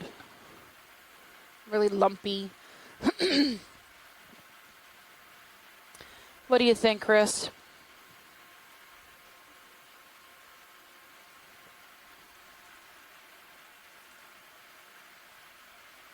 It does look more massive, although the oscules look very similar to the one before. You see that very thin, kind of semi-transparent membrane around the oscule. So I will put it the same. I will put it as a potential Micalide Porciloscleria. Porcilosclerid, okay. Yes. And of course it will be very, very late and hard to collect, but it's a great, great encounter. Yeah, pretty cool. For the end. Really cool and very different. It's rim with a basket star. Yeah. Very interesting. It looks like we have another sea star here at 3 o'clock of the sponge, the main sponge we're looking at. And some like possible Lophelia or Analopsamia bushels underneath. There's another basket star up top with another one of these petroseids. Or Porcilosclerids, sorry. The white ball sponge, or volcano sponges. You want to come in a little bit on the basket star as we come around. Yep, there's 2 basket stars, one in the foreground, one in the background. Go ahead and start coming in. Violet, did we get a short move in maybe? Yeah, we can do that. Maybe 15 meters at line Yeah, up. we've got a ravioli sea star. Some small coral bits down there at the middle screen. Some zoanthids. 8.5? 15 Yep, meters there's at 8.5. 3 more basket stars.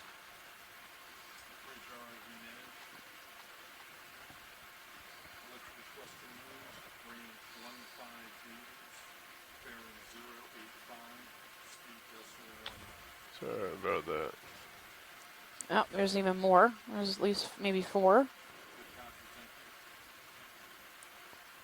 This is basket star heaven up here. Nice ledge to be hanging out on. Oh, they can actively move, so they can choose where they stay. They don't have. They're not sessile or stuck in the same place for their whole lives like the corals and sponges are.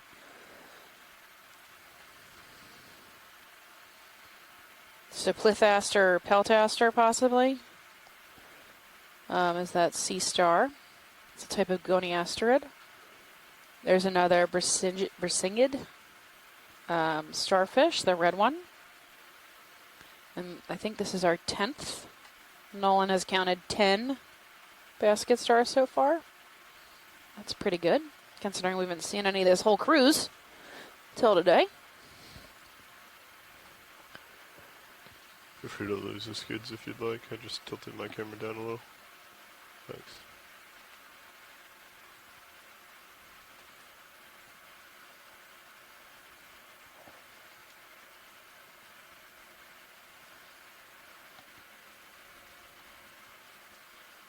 There's some Lophelia too at 3 o'clock, that true scleractinian coral. There's some nice ledges over here on the left. We got lots of Stylaster, which is the hydrocoral. You can see it. Oh my goodness, there's tons of it. Violet, you care if I turn Sirius lights on for a second? Not at all. Go ahead. So Nolan in the chat room says the main reason for nocturnalism in the basket star is that the zooplankton, which is what they're feeding on, are more active at night because during the day they hide from predators.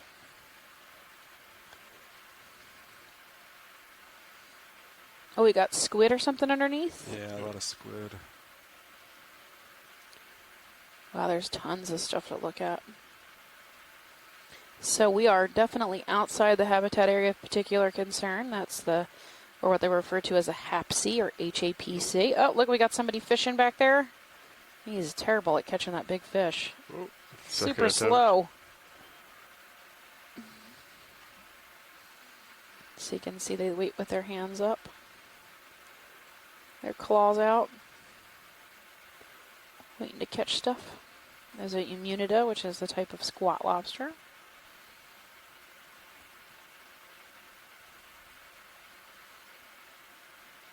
They got Antipitherian in the back, likely Lyopathes. Ooh, small fish in the front.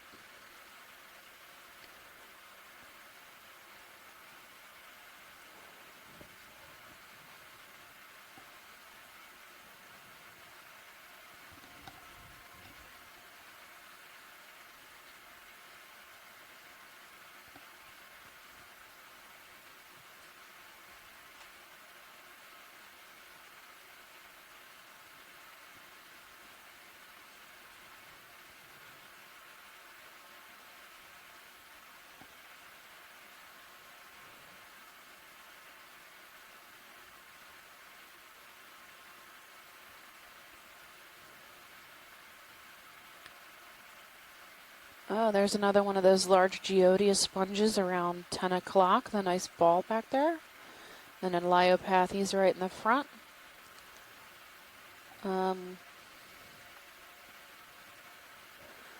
Maybe a Brisingid sea star at the front. Kind of looks like a crinoid. Next to the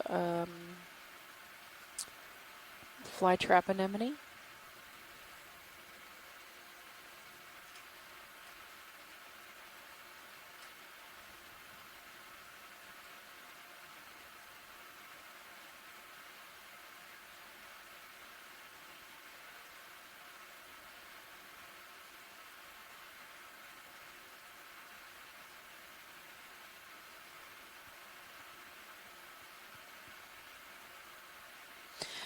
So the question from the good doctor on Twitter, are the fishing lines of monofilament or wire? So I think I've seen both. Have you guys seen both types, the monofilament and the wire?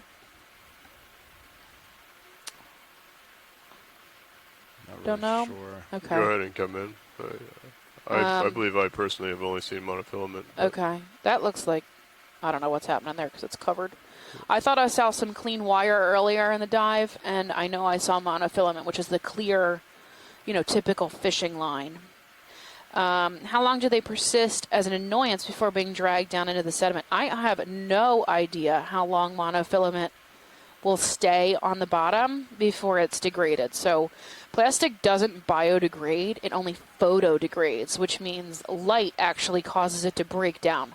So when you talk about like the Pacific garbage patch, right, which is basically plastic, it's not really degrading from like a biodegrade, right, where bacteria will eat it. No bacteria eats plastic. It degrades through time from sunlight. Fog lights right there. Yeah. And as sunlight breaks it down, it never really disappears. It just gets into these smaller and smaller pieces till it becomes microplastic. And then what's happening? You see the lobster? Go ahead. Oh, they missed it. They missed the fish. Check the stage for battle. So when we're looking at the monofilament this deep underwater where there is no light, I honestly have no idea how long it would last. Look at these little fish under here. I mean, it could be tens of thousands of years, right? Now the metal would probably degrade faster. Are they going to catch them? Are they going to catch these fish? These look like little bait fish or something. Oh, they're going to fight. Oh.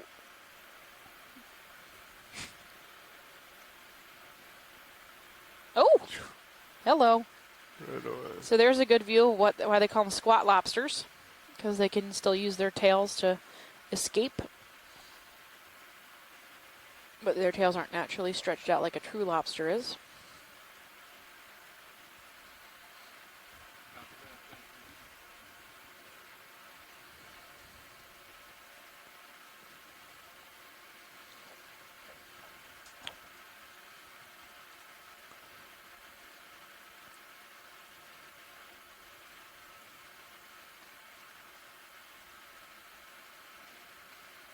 It's like actively hunting.